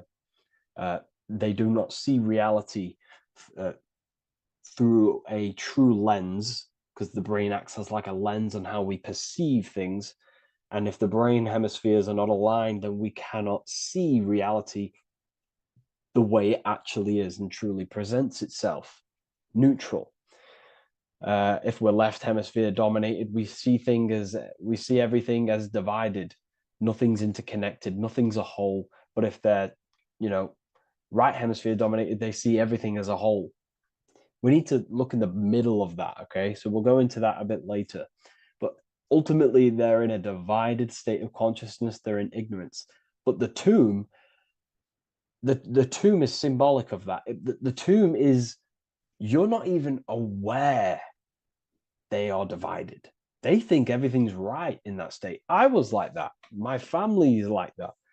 They're not even aware of themselves, and you try and say something to them, and they don't even know they're in division. They don't even recognize that they're in a bad, low, earth base consciousness. Okay? So when we get out of the tomb, which is representing by a spiritual awakening, we get out of the tomb, we realize, wow, I possess consciousness. I've woken up. You're waking up to the things in the world, and you wake up and start to see the world for what it truly is.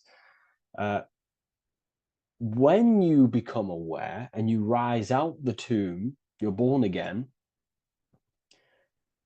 you start to actually start looking within. You start to become conscious of your thoughts. You start to become conscious of your actions. You start to become conscious of the evil in the world. You start to become conscious of the things. You rise out the tomb. You start to become conscious of your intuition. You then step on the checkered board. The checkered board is now you realizing you're in a divided state. Okay, so you're now putting down the ego. Because remember, when you're in the tomb, the ego is fully in domination over consciousness, over your consciousness. It doesn't allow you to say that you are wrong. It doesn't allow you to think that there's evil in the world. It doesn't allow you to believe you have a spirit. It doesn't allow you to see that there is maniacs running the world and trying to control you. The ego is so stuck.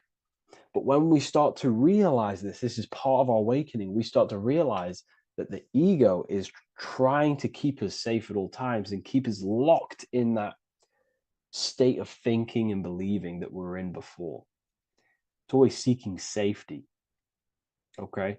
So when we come out the tomb, we start to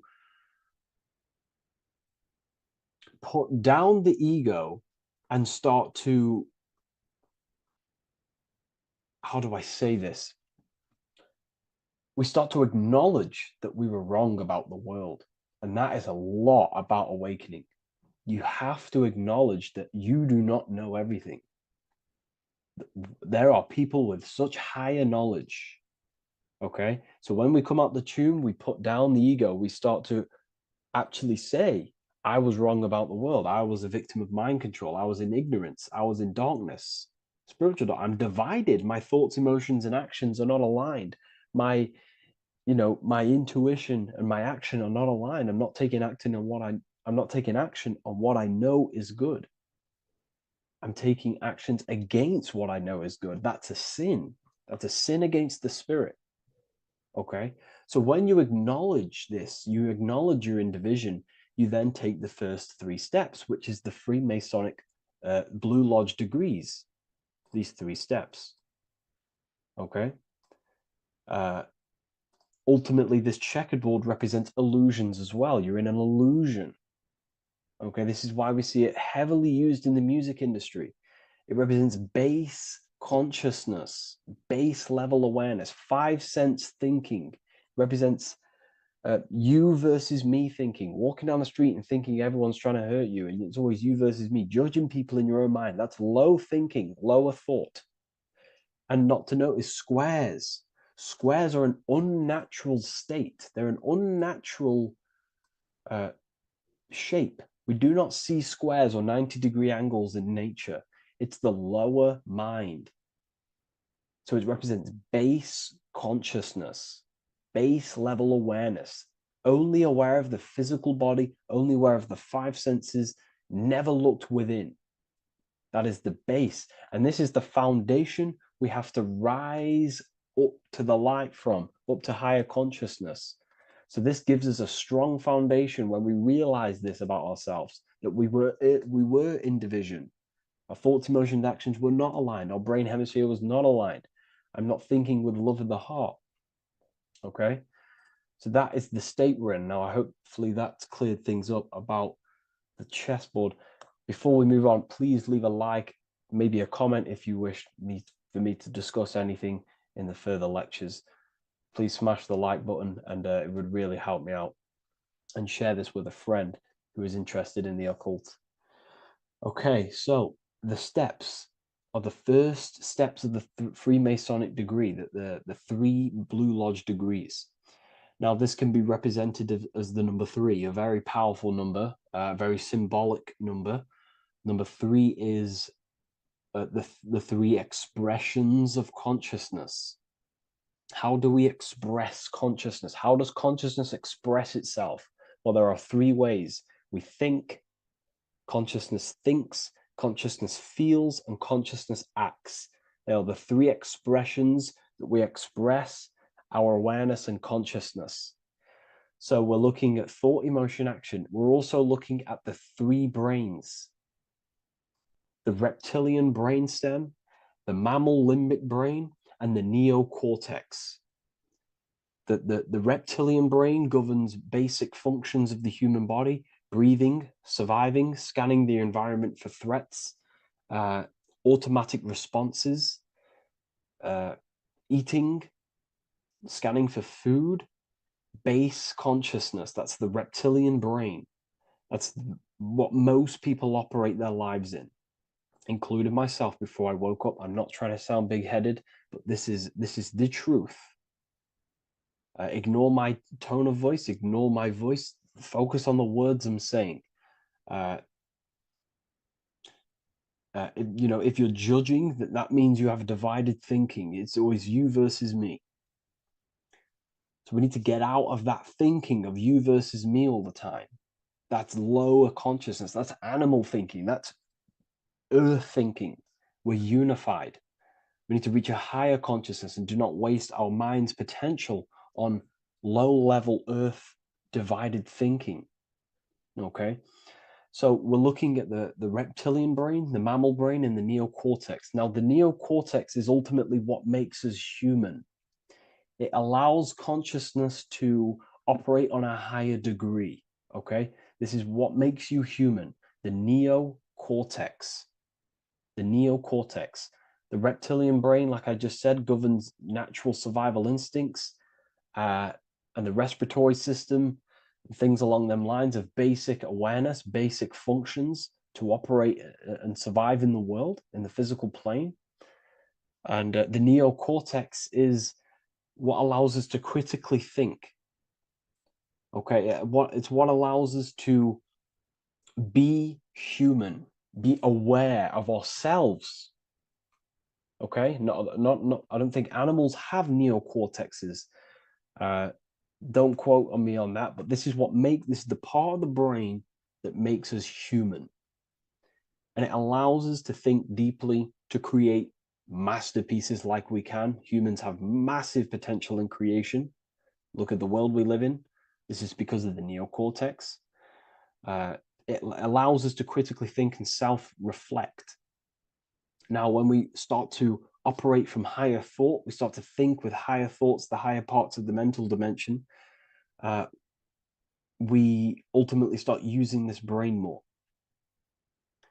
We start functioning from the higher brain. Now, this is why Neo from the Matrix is called Neo, because he uses he was in the reptilian brain. If you watch the film The Matrix, if you notice, he gets plugged out of the Matrix and he's plugged in on the back of his neck into the brainstem. And when he's plugged out, his name's Neo, which is neocortex, using the higher brain. It's what awakens the self. It allows consciousness to function on a higher degree compared to animals. Okay, so we're looking at thought, emotion, action. We're becoming conscious of thought, emotion, action. Becoming conscious, what am I thinking, what am I feeling, and what am I acting in the world? And what can I do to master these, to operate more efficiently in the world? How can I use these towards higher consciousness and use these actions, these thoughts, emotions, actions to reach a higher state of awareness of self? So when you go through the first 3 degrees, you enter the doorway. Now, this is symbolic of a doorway. Now, looking at this with a right hemisphere dominated view, you would see a doorway, right? The right hemisphere sees this as a holistic doorway, right? You see a door, you're gonna, you enter the stairs, you go through the door, right? But the left hemisphere is now going to dissect and analyze each individual little part of this, right? So the right hemisphere sees the trees, the left hemisphere sees the woods. So to dissect this down on a right hemisphere, going back to the right hemisphere, we're entering the door. The door is symbolic of entering the unknown. You're entering a higher consciousness. You're entering the door. You're going beyond. See, this is the earth here in the background. This is the darkness. The darkness represents the abyss, the unknown. You're entering in the self. Okay? This door represents entering in the self, questioning internally. Most of us think externally. We have to, obviously, to operate in the world, but we never give time to think and question and reflect internally. What do I mean? Closing the eyes and questioning the self. Who am I? Where am I from? What's the voice in my head? If the voice in my head stopped using the language that I speak, what is it then? It's about going within, into the darkness, what you cannot see, and finding the light. Okay? It's about entering within the self. This is a doorway to higher knowledge, higher consciousness, higher self, and really digging deep for what you truly are beyond your human form. Okay? So we have, most importantly, I'm not going to go over every single one of these symbols here. I'm going to go over this on a basic, well, not a basic level, a very detailed level, but it's not going to go over every single symbol. We have a left pillar and a right pillar. The left pillar has the sun next to it.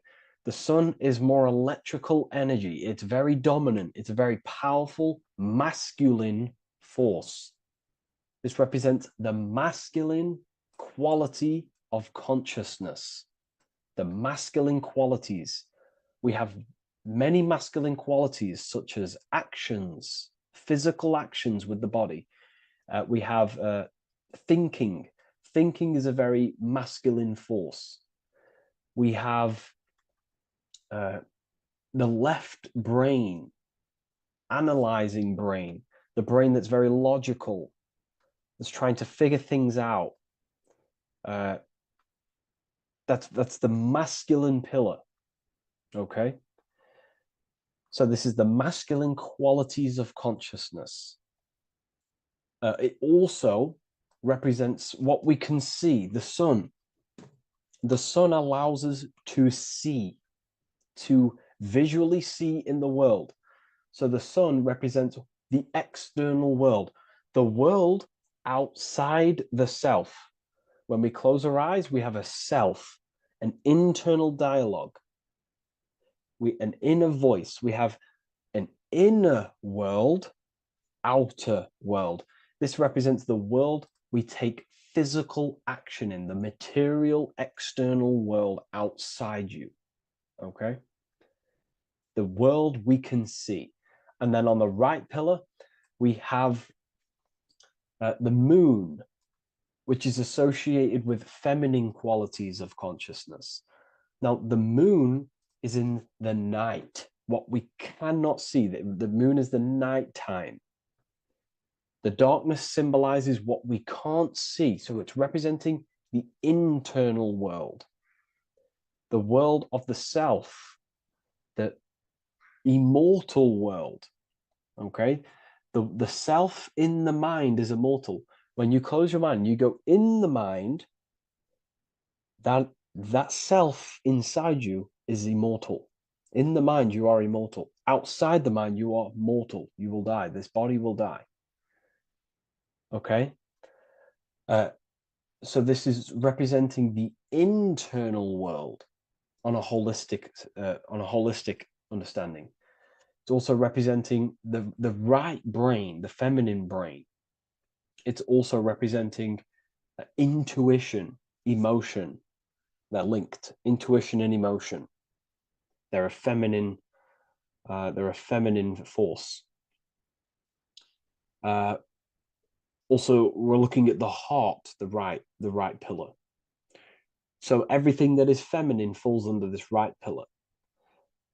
Now, don't get confused. I know a lot of people can get confused about what I've just said. So this represents the inner world, the outer world. It also represents everything masculine and feminine. So thought is, although it's an internal quality, it would fall under the left pillar, because thought is a masculine force. It's a penetrating force. So try not to get misunderstood with that. On a holistic scale, it's also represented inner world, outer world, and how they are reflections of each other. Now, these pillars, they're the same height, they're the same structure, but just different in sun and moon. which represents their reflections of each other. Their reflections, the inner world reflects in my outer world. My external world, what I see outside of me, is a reflection of my thoughts and my internal world. So the inner reflects the outer. The inner reflects the outer. As within, so without. So we're also looking at the right and left brain. I've already gone over that. So what we need to do is build the bridge between the two to reach higher awareness of self. Because ultimately, remember, we're still divided. We came from the checkerboard, we entered up here, we've just entered within the self, started questioning the self. We're still divided. We need to build the bridge. And this is what they're crafting in Freemasonry. The bridge, the arc, the agreement, the great work. This is the crafting of aligning the left and right brain. We're also aligning intuition, feminine, with the actions. Because ultimately, the higher self is always guiding us. That's our true spirit guide. Our true spirit guide is our higher self. And the higher self ultimately exists in a higher dimension. This is going to sound crazy to some people, okay? But who you are is not your human body. And your higher self does not communicate through the language of the human material world. It doesn't communicate through English, doesn't communicate through thoughts. It communicates through intuition and communicates through dreams and symbolism. So it's all associated with the right pillar. This is the things we can't see. The higher self is always guiding us to awakening and to our purpose on the earth. Okay, so this left pillar also can symbolize what we're born into the world with, our circumstances, our external world. What are we born into? You know, our family, our current financial situation, where you're located in the world. So it's also symbolizing this. It's also symbolizing the qualities you bring here, the natural abilities you have when you're born, and what we need to do with our environment to ultimately reach a higher consciousness and reach our and transmute our environment we're born into to realize who we were and why we came here. Okay, so we need to build the bridge between intuition and action, and always take action on what we know and feeling is right at all times. That's unity consciousness. And when we do this, we gain the light. We gain more light, symbolic of more information of the self. Because the higher self is always guiding. It's always watching over. And it's always trying to give us knowledge of awakening, of why we came here. And when we take action on what we know and feel is right at all times, it's like a domino effect and a stepping stone that pushes you closer and closer towards your life purpose. Okay? We're also aligning the right and left brain to perceive the world in truth, to see the world in its true form, to see the world in what it actually is, instead of any distorted left or right hemisphere dominated beliefs or thoughts. We ultimately do that by acknowledging that, yes, you have a self, you have, the left brain is more ego, this like divided thinking, everything's separate, and the right hemisphere is more holistic. So we need to see the world in the middle of this, in the middle, acknowledging the self and acknowledging the collective consciousness and how my thoughts, emotions, actions contributing towards myself and the collective. We always need to keep the collective in mind. Why? Because we are experiencing this world together. It's not just you. And your actions also have a ripple effect on the collective. We're experiencing the world as a whole as well. Yes, there's yourself and there's the collective. We need to think, feel, and act towards the collective and the self. So aligning our brain hemispheres allows us to do this. It allows us to think holistically and individually and see reality in this. And when we do align the left and right brain, what do? We gain higher insight, the eye. We build the bridge between the left and right pillars. We gain the eye. The eye is what? Insight. The eye requires light to perceive and see the material world. So this is symbolic. This is the inner eye, the inner self, consciousness. And when consciousness has light, which is symbolic of truth, knowledge, light is a massive symbol in Freemasonry. And light represents knowledge of self, information. And when we gain information and knowledge of self, when we align our left and right hemispheres, our actions take action on our intuition, we gain higher light, higher knowledge of self, ultimately. And this is why we also have the square and the compass. Okay? We have a square and compass here. The square and the bottom, base consciousness, also representing masculine qualities. This is the masculine qualities because squares are masculine. And the compass creates circles. So we have the circle on top of a square. Circles are divine. This is oneness. The circle is one line. The square is 4 lines. It's divided. So we need oneness over division. We need to unify the masculine and feminine qualities. Masculine, feminine qualities, okay? This is in the middle because the compass would fall on the right pillar and the square would fall on the left pillar. And it's unifying. It's representing unification of these 2 pillars of masculine and feminine qualities of self to ultimately rise towards this light, out of the darkness and into the light. Okay? Let's go back. The G. This is very important. This is one of the most important teachings I could possibly give you about the G.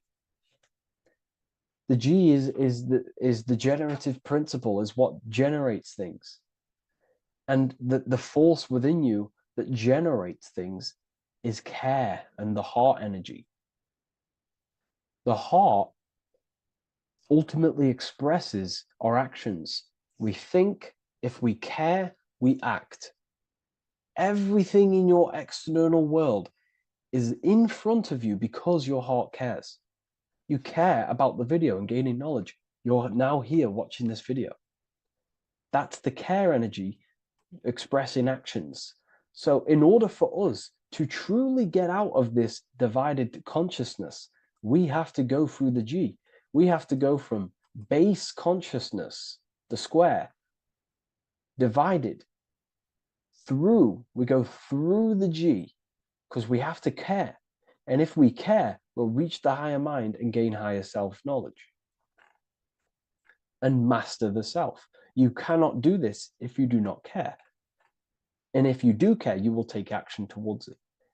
If you're watching this and you don't actually truly deeply care, you won't take the action. You'll just gain the knowledge, which is ultimately useless. You have to take action on this knowledge. And if you do not, there's no point watching the video. It's difficult. It's difficult. It's not easy. And things, throw us off our path sometimes. I understand. I'm not saying I'm perfect, but we ultimately have to give care towards reaching higher knowledge Seek and you shall find. If you have the care about reaching higher knowledge of self, you will seek it and you will take actions towards it. Okay.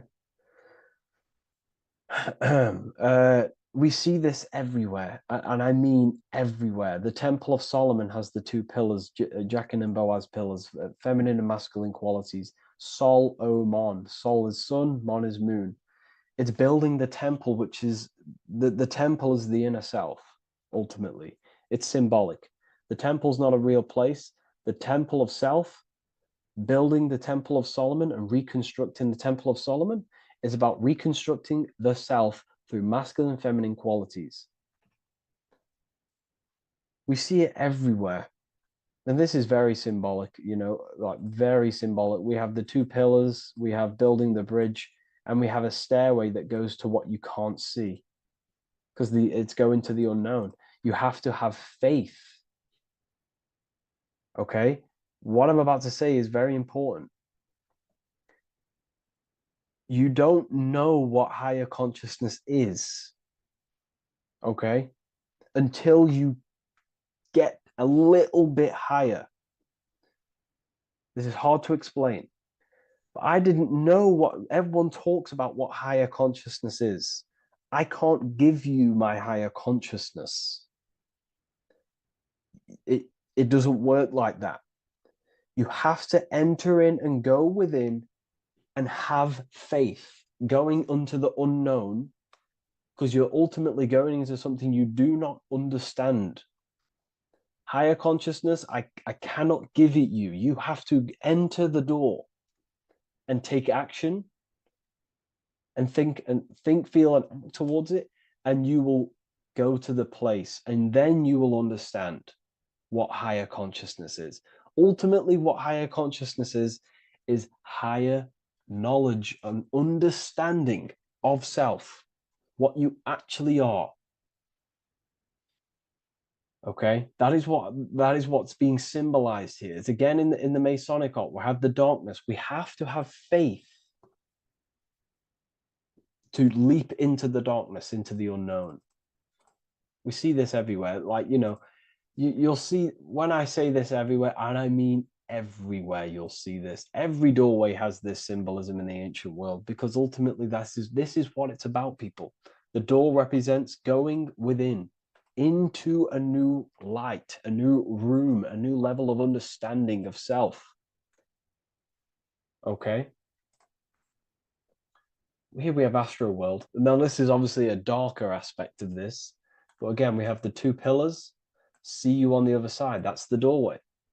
The other side.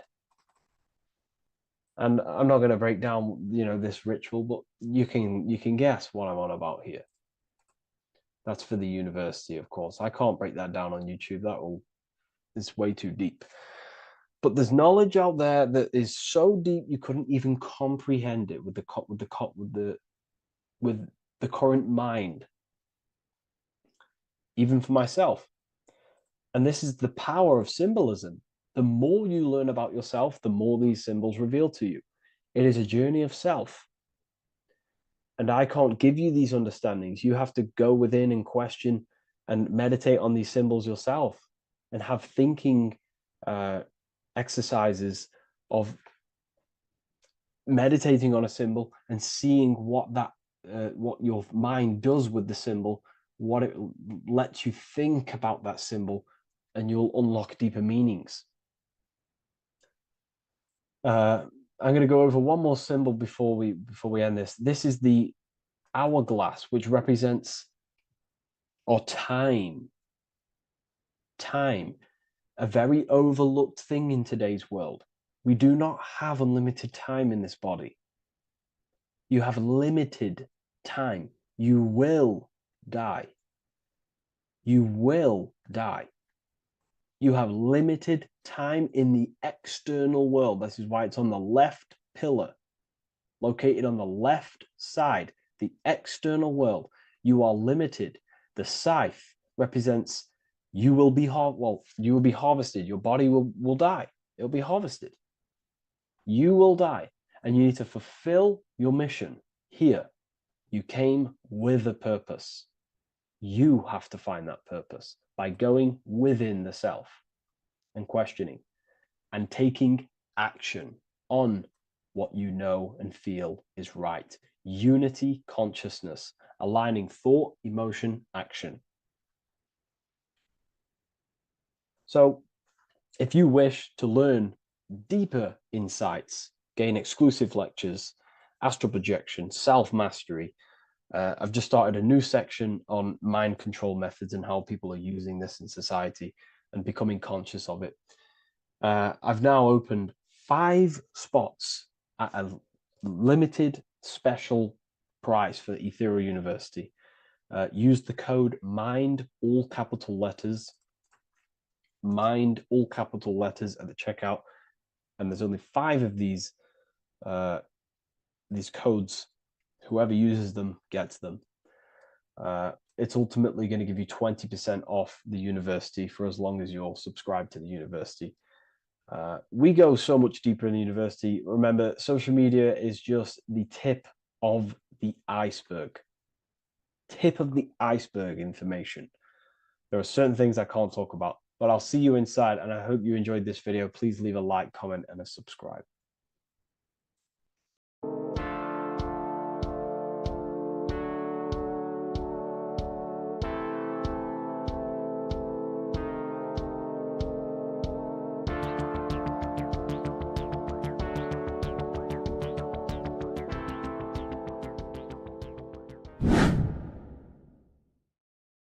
What are we all doing, people? Survival wisdom. Today we're going to be breaking down the Bible and its real, true metaphysical meaning.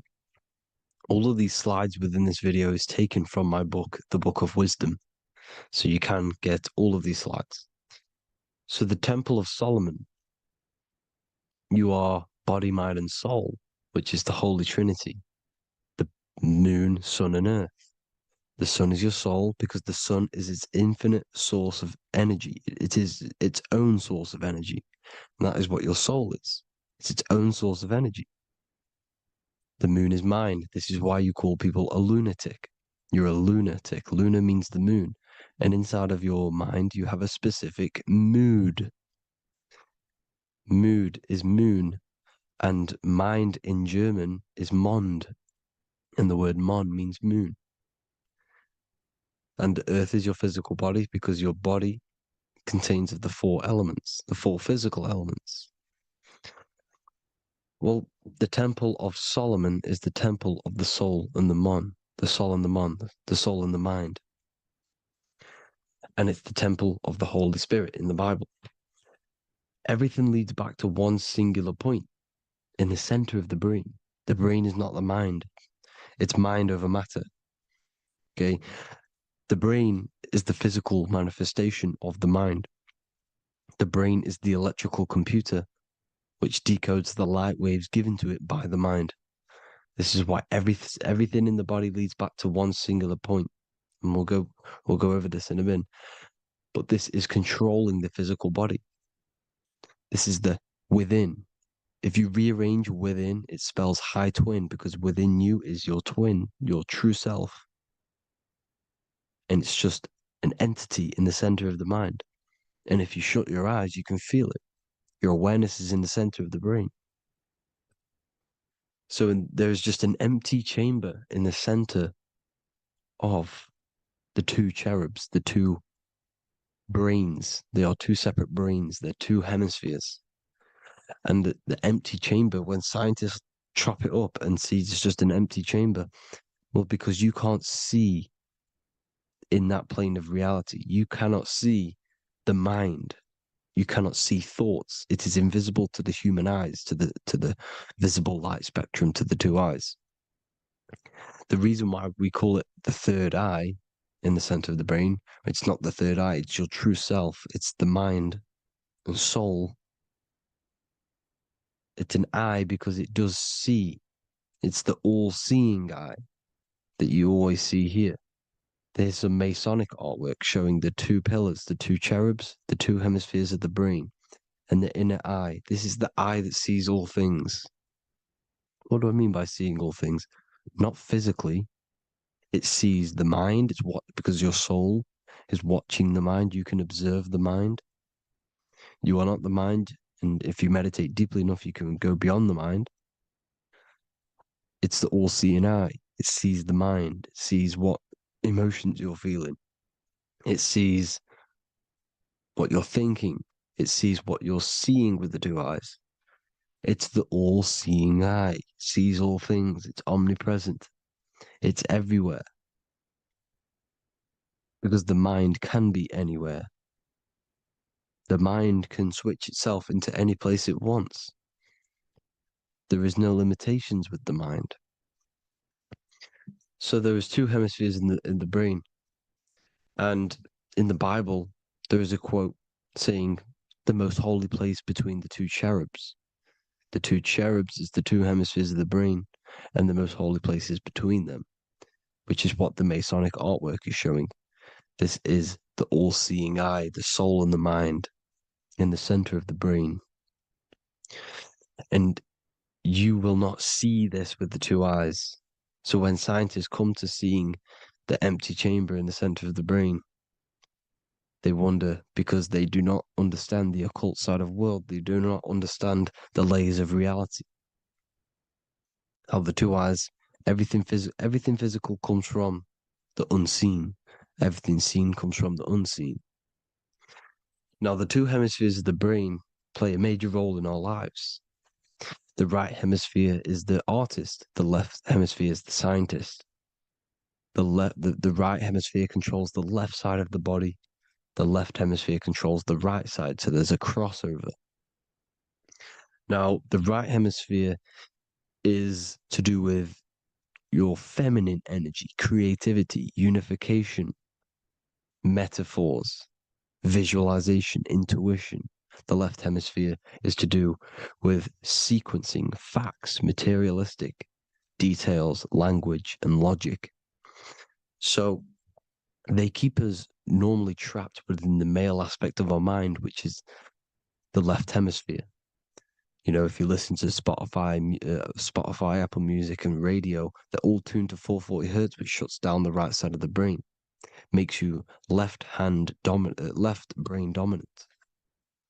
And we learn, well, 90% of people learn to write with their right hand. They're taught to learn with their right hand, which is to do with the left brain.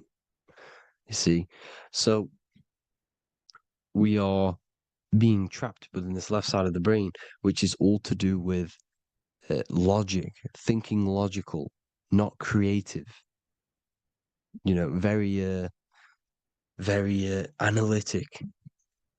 But the right side of the brain is to do with your creativity. So the right side of the brain is perceiving reality as a holistic perception. Now, what do I mean?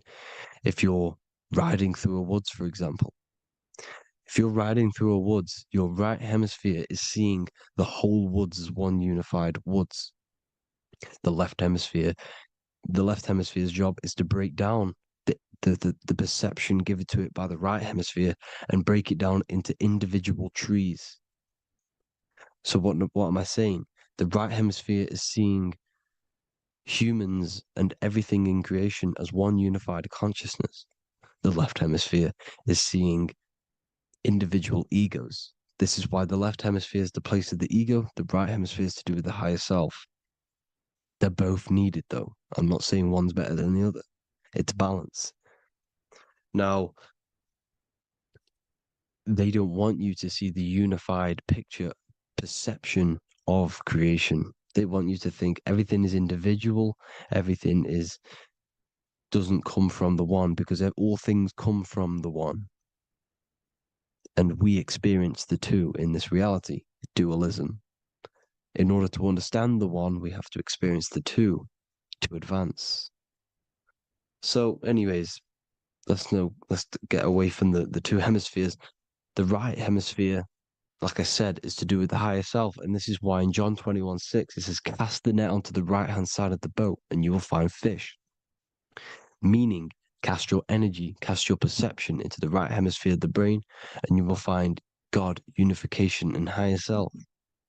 You will see things from a unified perspective, how we are all one. because we are all the same consciousness. The same spark that is in me is in you. This is why I am you and you are me. We are all the all-seeing eyes of God, just split up into individual bodies. We are all made up of the same essence, consciousness. And that consciousness, that mind and soul, is in the center of the brain. You are just in different avatars. And until we see this, we'll forever be divided and conquered. Until we figure this out as a collective consciousness, we will forever be divided and conquered and ruled over. This is why the Bible says, ye are gods. You are the sons of the Most High, because we are. We are the Word made flesh. We are God made flesh. Mark 16:19. So then after the Lord had spoken unto them, he was received up into heaven, head is heaven, H-E-A, and sat on the right hand of God. God is the consciousness in the center of the brain. Heaven is the head, and the right hand of God is the right hemisphere of the brain, meaning he sees things in unification, creativity, intuition, the higher mind, the higher brain.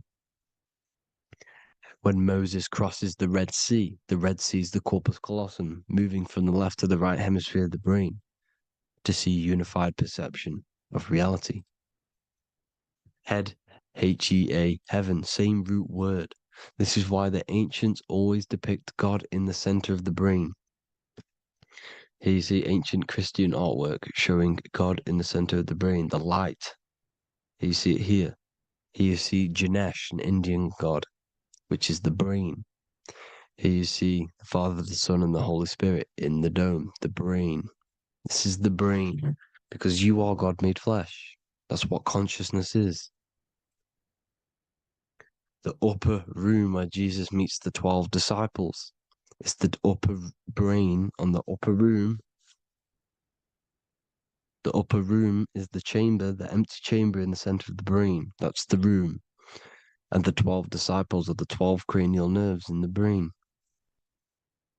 which pretty much rule the body, all the cranial nerves. The tree of life, the cardiovascular system. This is why in Genesis it says the tree of life was in the midst of the garden. Midst meaning middle, because the middle of the body is the cardiovascular system, which is controlling all of the systems in the body. The tree of knowledge of good and evil is the nervous system. It's the spine and brain. This is what's detecting good and evil. The brain is the electrical computer with the left and the right hemisphere, decoding the dualistic world, decoding the light waves given to it by the external world. It is an electromagnetic computer. It is artificial intelligence. It is very intelligent, the brain and the nervous system, the human body as a whole. But the tree of knowledge of good and evil is the nervous system, because it is the tree that detects good and evil, makes you learn good and evil in this dualistic reality. Here you see Adam and Eve around the tree of knowledge of good and evil. Adam and Eve, male and female energies, with the serpent in the tree, and the tree of knowledge of good and evil. Well, this is the spine, the brain, and the serpent is the kundalini up the spine. The serpent is the S. That's why S, serpent, S, the letter S is the serpent. Sex and serpents make an S noise. You know, the Bible cursed the serpent. So we don't figure out the true religion. The true religion is raising the kundalini and becoming God-man and reaching our higher states, our true God self. Because once the kundalini is saved and hits the pineal gland, it activates 100% of the brain, when we're only using around 20 to 10% as of right now without the kundalini awakening. So when you use it, you're activating 100% of the brain. You're activating all the dormant brain cells. You're regenerating the body. And this is the serpent in the tree of knowledge of good and evil. This is the spine, brain. This is Adam, Eve, the male and female energies. The light of the body is the eye. Therefore, if thine eye be single, thy whole body should be full of light. Matthew 6:22. This is the single eye in the center of the brain. It is not the pineal gland. It is what's inside the pineal gland.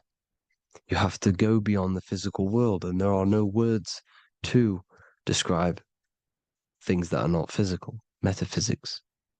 And the whole body should be full of light. Well, this light is the same pyramid that you see. You are the pyramid with the all-seeing eye on top.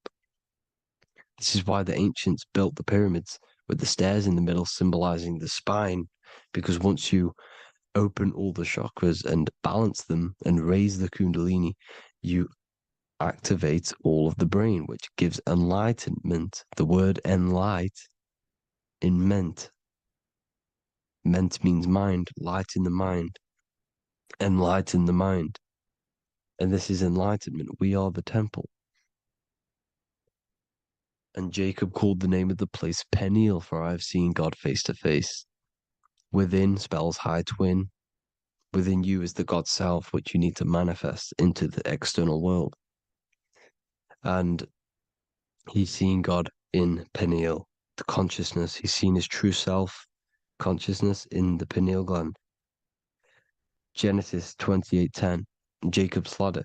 Jacob, he took a rock there and laid his head on it to sleep. Jacob had a dream. He dreamed there was a ladder that was on the ground and reached up into heaven. Head is heaven. The rock he fell asleep on is the sacrum bone, because he's symbolizing the oil that comes down the spine, hits the sacrum bone and rests there, falls asleep, and it looks up and it sees the ladder to heaven. Because when you raise this oil, you become God man. You become God in heaven.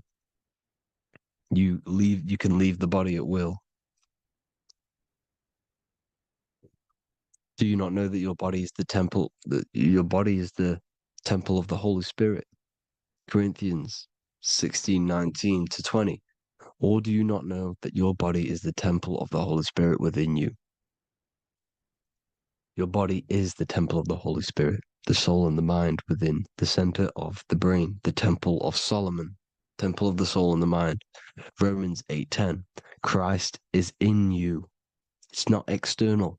When you give where attention goes, energy flows.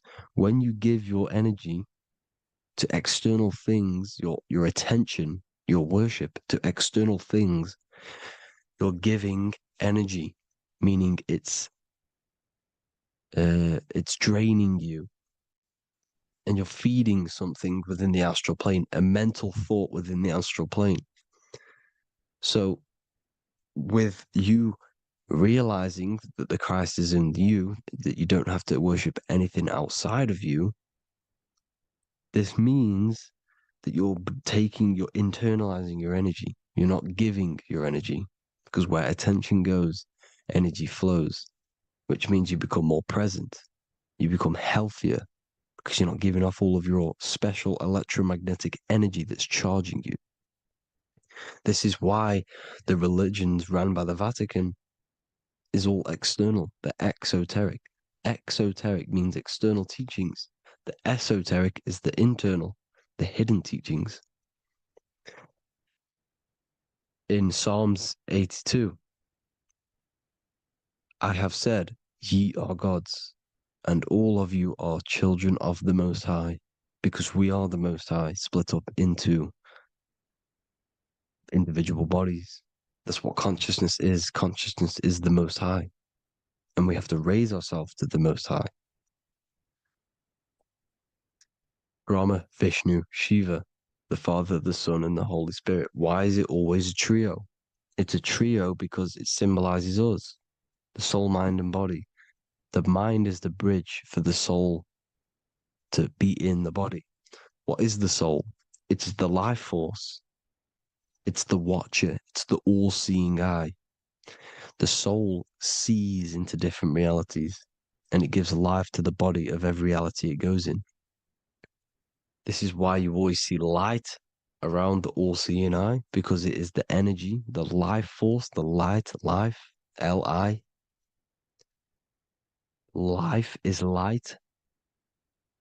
And it's the eye because it sees into the different realities.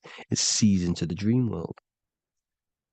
When you're going to sleep at night and you dream, it's not a dream. It's another reality. You're a multi-dimensional creature. We live in a multiverse. There's infinite amount of yous. And there is a version of you which is the highest self in a reality somewhere. And this eye has the ability to switch realities, which is exactly what astral travel is. Astral travel is the ability to switch reality beyond the 3D construct of this world. The Father, the Son, and the Holy Spirit, Brahma, Vishnu, Shiva. Brahma, the soul, inhabits different bodies. This is why they have different heads. Vishnu, the mind, symbolizing gnosis, meaning knowledge. This is the serpent. The serpent symbolized knowledge. Shiva, the body. The Father, the Son, and the Holy Spirit. The bird, the soul, because the bird symbolizes the soul. This is why you have here the Egyptians showing you the soul leaving the body. Here you see here with the twin head, the same head, and it's a bird. This is the soul self. This is the ego self. The Egyptians knew this. They knew all of this. Of course they did. Now the whole story of Jesus is all metaphorical for the process which goes on within your body. Your neck and head is the holy grail which the sun and the moon creates. Sorry, the sun and the moon creates the fluid within the holy grail, the brain, the skull. And the moon creates the milk. Sorry, the moon makes the milk. The sun makes the honey, the land flowing with milk and honey in the Bible. The land flowing with milk and honey is the center of the brain in the Holy Grail. Here you see the Masonic artwork showing you the sun and the moon creating the fluid in the spine. Here's the serpent. Serpent symbolizing the two Kundalini channels, the Ida Pingala up the spine. Here's the furnace raising the Kundalini, raising the oil, heating it up, and rising it to the crown. You see? So here you see more Masonic art, seeing the sun and the moon creating the holy fluid in the brain, in the cup, filling the cup. This is why it's a cup, because it's the Holy Grail. This is the holy oil in the center of the brain that gets released down the spine, which is Jesus coming down from heaven. It comes down the spine, down the River Jordan in the Bible. This is when Jesus goes from Nazareth to Jerusalem. He comes down the River Jordan, and Joseph and Mary are in Nazareth waiting for Jesus' return. Joseph and Mary symbolize the pineal and pituitary gland, which produce the two oils created by the sun and the moon. And he returns. When he returns, he gets crucified at 33, because there's 33 vertebrae at the back of the spine, and it crosses the vagus nerve. The crucifixion of the oil past 33 vertebrae creates God-man, and it creates your higher self, and it activates 100% of the brain. And you turn into spirit, you turn to your spirit self. This is why Jesus dies. He didn't physically die, it metaphorically dies, and becomes his higher self. The ego self is left behind. It's the same with the whole story of Jesus. Jesus comes down from heaven, which is the oil. He dies in a cave for 3 days, which is the oil hitting the cave. Here's the cave, and resurrects after 3 days. If you resurrect the oil, comes up and gets crucified at 33 in Golgotha. Golgotha translates to a place in the skull. The three wise men from the east. Well, if you look at the Masonic artwork, they'll always show you a ladder up to the east. Okay? Here you see north, south, west. This would be east. Here you see east here. East here. The ladder up to the east. The east is the top, up. Three wise men from the east, the thalamus, pituitary, and pineal gland in the center of the brain. The most important glands in the body. Here you see the Egyptians with the spine, the sun, and the two hemispheres of the brain. What did I say at the beginning? The sun is the soul. The sun is its own source of energy. It's the life force, which gives life to anything it inhabits. The soul is the same thing. That's why sun and soul mean the same thing. So, what I'm saying is consciousness is God. And this is why when it refers to as God in the Bible, it means your higher self, pretty much. And returning back to this higher self, because God is something that you need to manifest. Consciousness is God, and your body is a reflection of the creation by God. This is why everything in the body corresponds with the stars. The stars rule the body. We are an image of the stars. This body is an image of the whole of creation. Aries rules the head. This is the cerebrum, the ram in the brain. Here's the ram, Aries. And we have something called the cerebrum, Aries, the ram. This is the Lamb of God moving to the higher mind. Taurus, which is the lower brain and neck, the cerebellum, the bull Taurus, the lower mind, and the cerebrum and the cerebellum, the ram and the bull, is what makes you ramble on. Ramble meaning walking. The higher mind and the lower mind working together makes the body ramble. Ramble is what makes you walk along. Thank you to Santos Bonacci. Gemini, the two twins, rules the two arms, the hands, and the lungs. These are the two twins of the body. Sagittarius, the horse, which rules the hips. Hips means hippo. Hippo means horse. Hippopotamus means water horse. Hippo means horse, and this is why we call them hips, because horses have massive hips. Capricorn, the kneecaps. Pisces, the two fish, the 2 feet. Then they make us swim. We are an image of the stars, people. Well, the body is anyway. Consciousness is God, and the body is the image of the whole of creation. It's a reflection of the whole creation, as above, so below. 12 systems in the body, 12 cranial nerves for the 12 constellations, 12 cell salts. The body's made out of 12 cell salts. So, this is where it gets kind of deep. This is where we get deep. And he said Jesus was known as the fisher of man.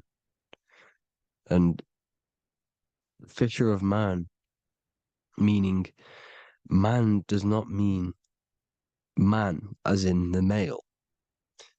Man means mind. He's the fisher of minds. So the Bible is not patriarchal.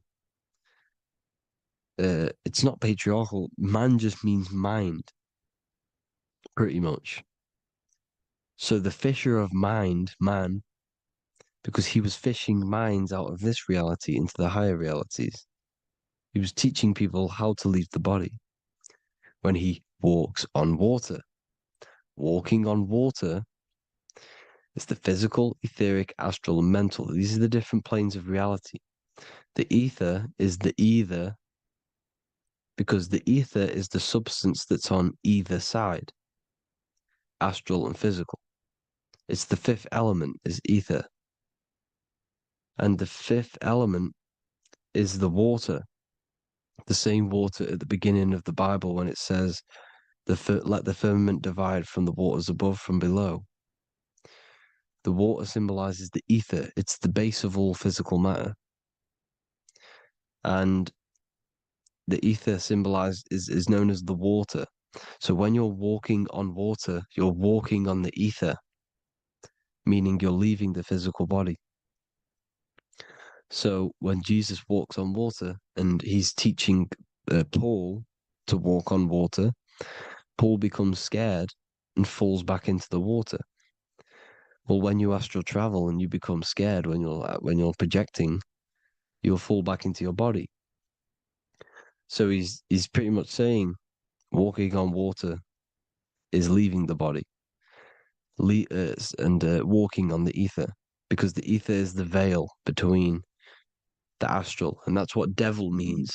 Devil has the word veil in it, because the devil is trapping you between one veil, which is this world.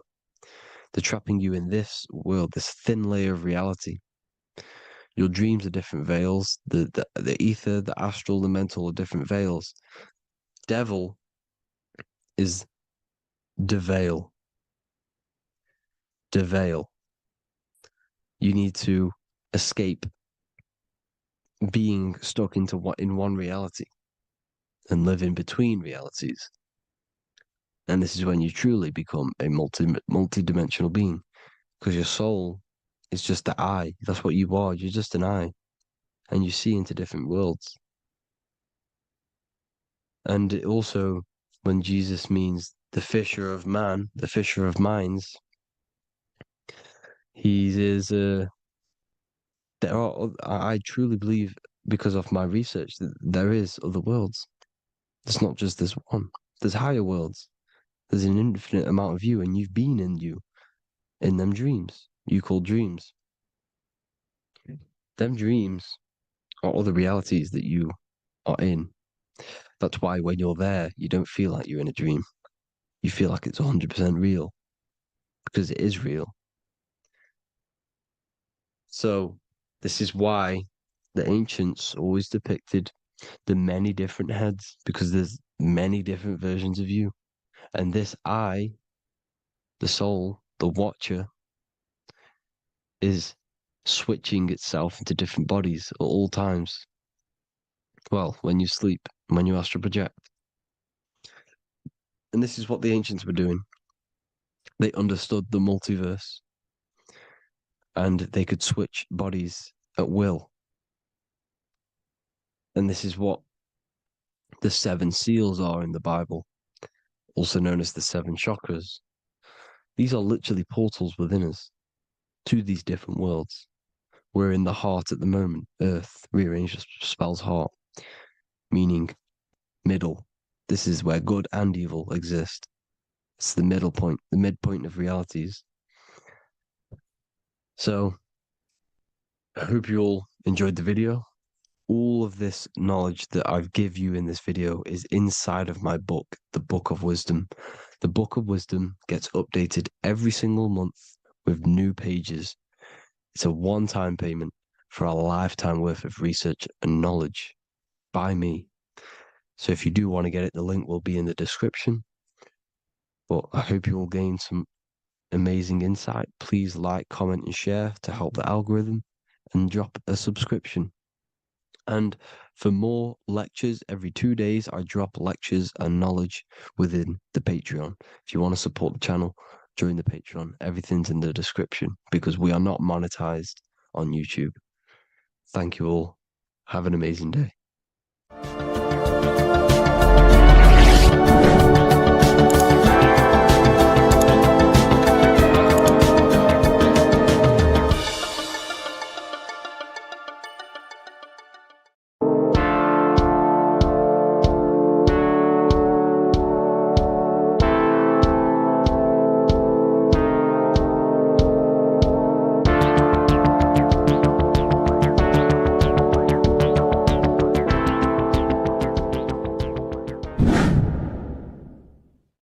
What is good, people? We're back with another video, and today we're talking about the chakras.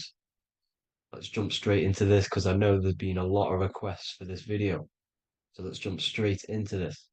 So you have 7 chakras, right? 7 chakras, and these chakras are feeding off your electromagnetic field, known as your aura. This is both positive and a negative pole, male and female, right? This electromagnetic field is made out of electric and magnetism, and together they come as electromagnetic. Now, your chakras, the word chakra just means wheel, spinning wheel, because that's what they are. They're spinning wheels of energy.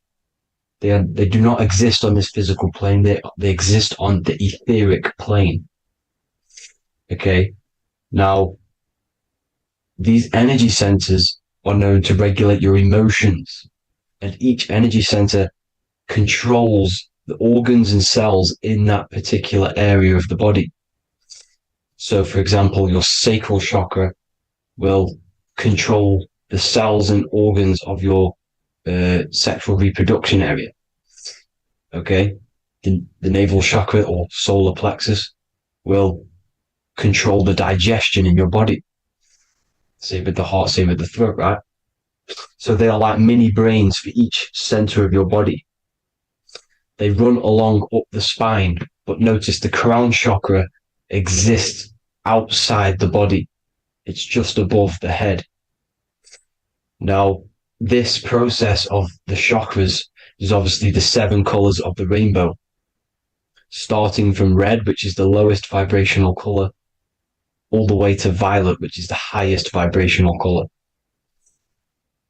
This, like I said, these energy centers are feeding off your electromagnetic field. So if these chakras are unbalanced, they are taking too much energy from your electromagnetic field, making it weaker. Now, this is the North Pole. As you all know, the Earth is flat, and we live inside of a giant torus field, and the North Pole is the Earth's heart chakra. And this is why the aurora borealis, or the northern lights, whatever you want to call them, that's why they are green, and they are being emitted from this center point of the Earth, because it's symbolizing the heart chakra, which is green, right? Now, you do work your way up to these. However, this is a torus field. You are a torus field. You have different layers of this torus field, right? And you need to balance all of these chakras, but you can't move up these chakras until you open the one below it. So it's like a stairway. You can't go to your solar plexus without going through your sacral. You see? So you have to work up these. However, you have to work up these and then live from the heart, because the heart is the center of the torus field. It's the balance between male and female poles, positive and negative poles. So you have to balance all of these chakras and then bring them all into one, which is the heart chakra. Now, they exist on the etheric plane. They exist on the etheric plane, and the etheric plane is a layer of the material plane. It's the one higher than the material plane. And then after the etheric plane, it melts into the astral plane. So they exist just between the physical and the astral aspect. Now, this is the yin and yang matter, which is the lowest root chakra, physical matter, and then to spirit, because high vibrational matter turns into spirit, low vibrational spirit turns into matter. So they're interchangeable. This is the yin and yang. Now, when you see ancient paintings with the halos, you see this is like a toroidal field coming out the top of his head, you see, with a halo. This was symbolizing in the old days, in the ancient days, that they've aligned their chakra, they've reached Christ consciousness, which is God consciousness, right? Now, this electromagnetic field is the apple that we bit out of in the Bible, because you see that apple is a torus field. So they were metaphorically or personifying the torus field. That's what the Bible is. It's a massive personification. It's all metaphors. You have to read it properly. It's got a greater meaning behind it. Now, when we bit from the apple, we ate from the tree of knowledge, which is good and evil.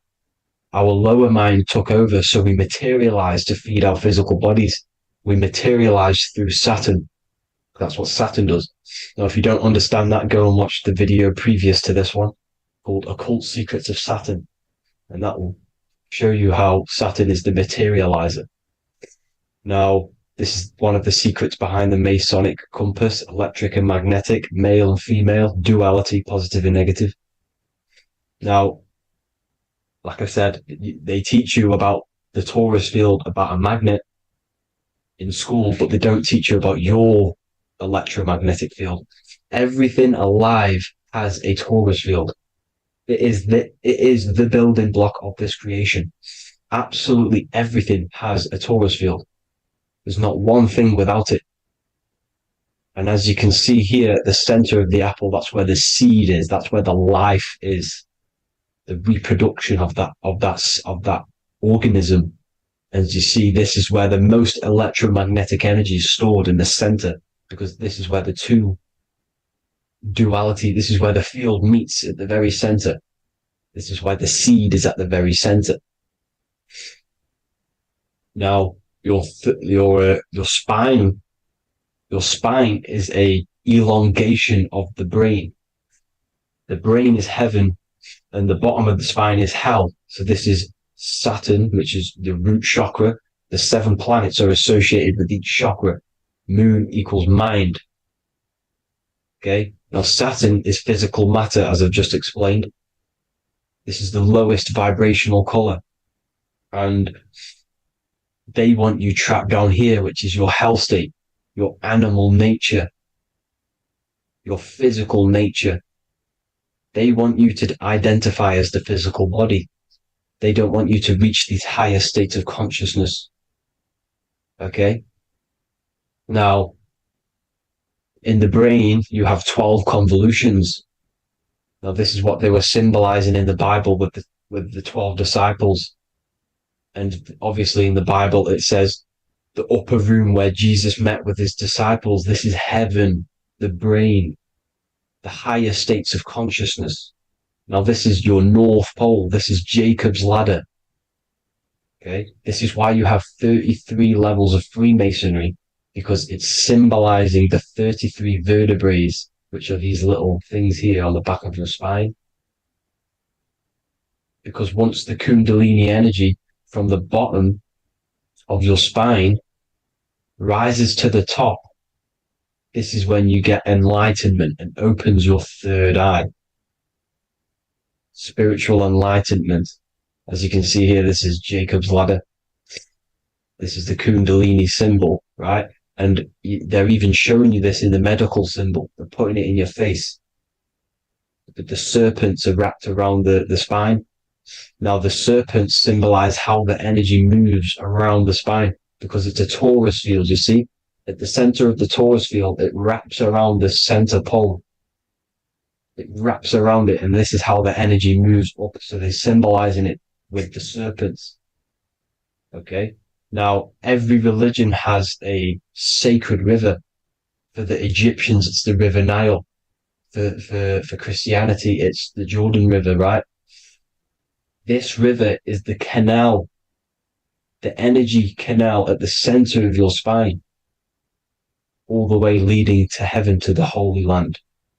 This is the chamber which the energy rises up, right? Now, they used to say the gods descended from heaven to man. This is just heaven. This is the mind state. And they said the gods were connected by a rainbow bridge. That's the chakra system, the rainbow bridge. Okay. Now, the ancients called this place Midgard, Earth, where both evil and good live, right? Midgard. But you can go to heaven, which is a pure mind state, because once you're in heaven, nothing negative can ever bother you.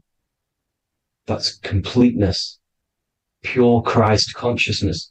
Now, this is why Jesus dies at 33. He didn't actually die, but it's symbolizing the death of the physical body. Not the death of the physical body, but his consciousness rising above the physical body to, as I said here, matter to spirit. Matter died off and he came spirit consciousness. This is symbolized by the 33 vertebrae, which is obviously the 33 levels of Freemasonry. And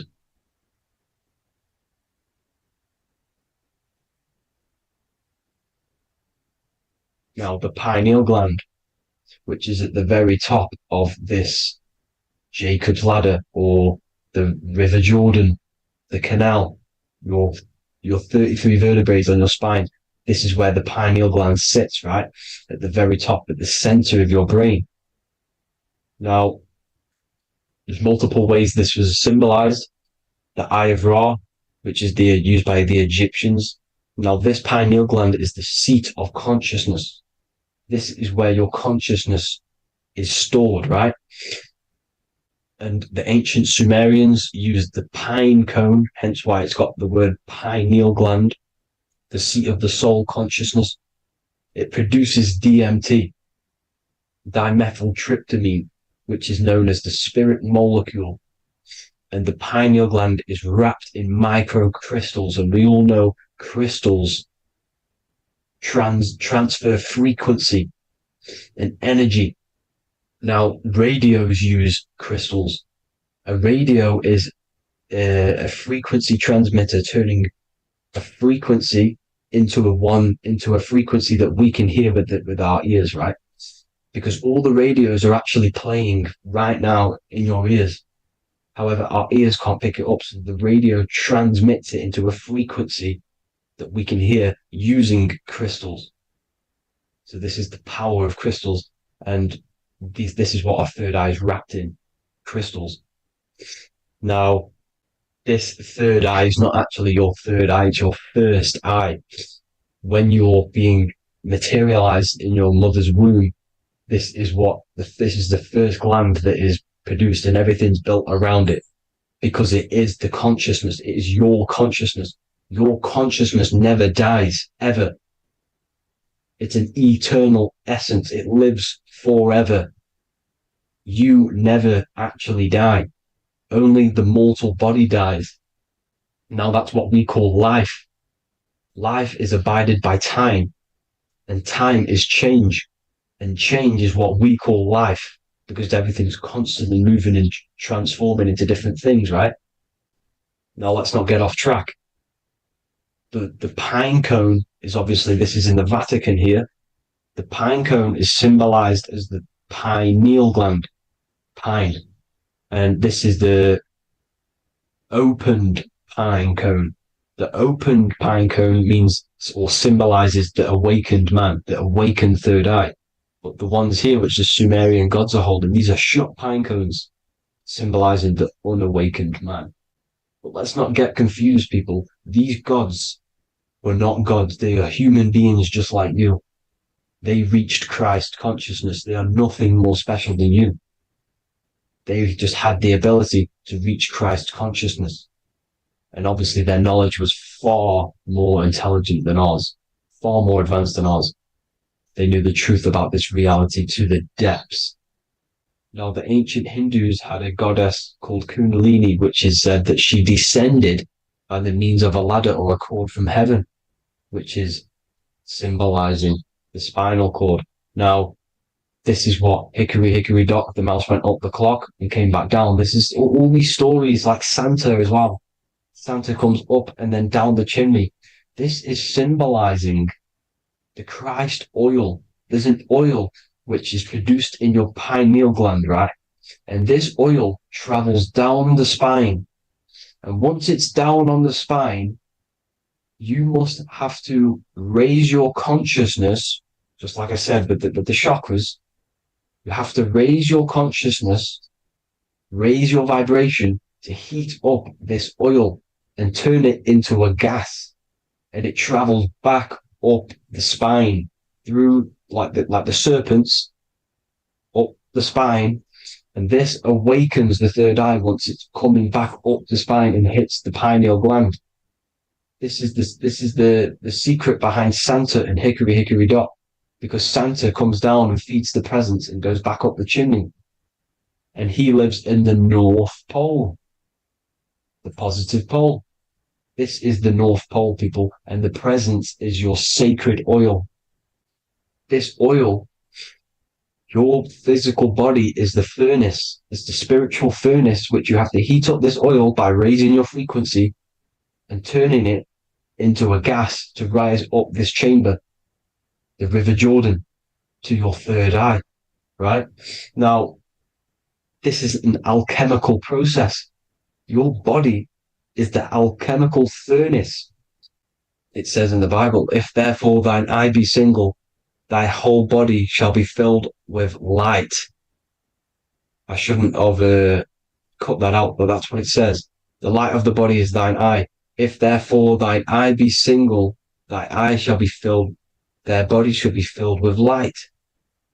This is symbolizing the pineal gland enlightening the body, the spiritual body, filled with light. Now, as I said, they want you kept down here, which is the root chakra, which is your animal nature, which is obviously mind, matter over mind. This is the symbol of Saturn, right? As you say, we're built of body, mind, and spirit, the Holy Trinity. That is the sun, moon, and earth. The sun's your soul, solar. Moon is your mind.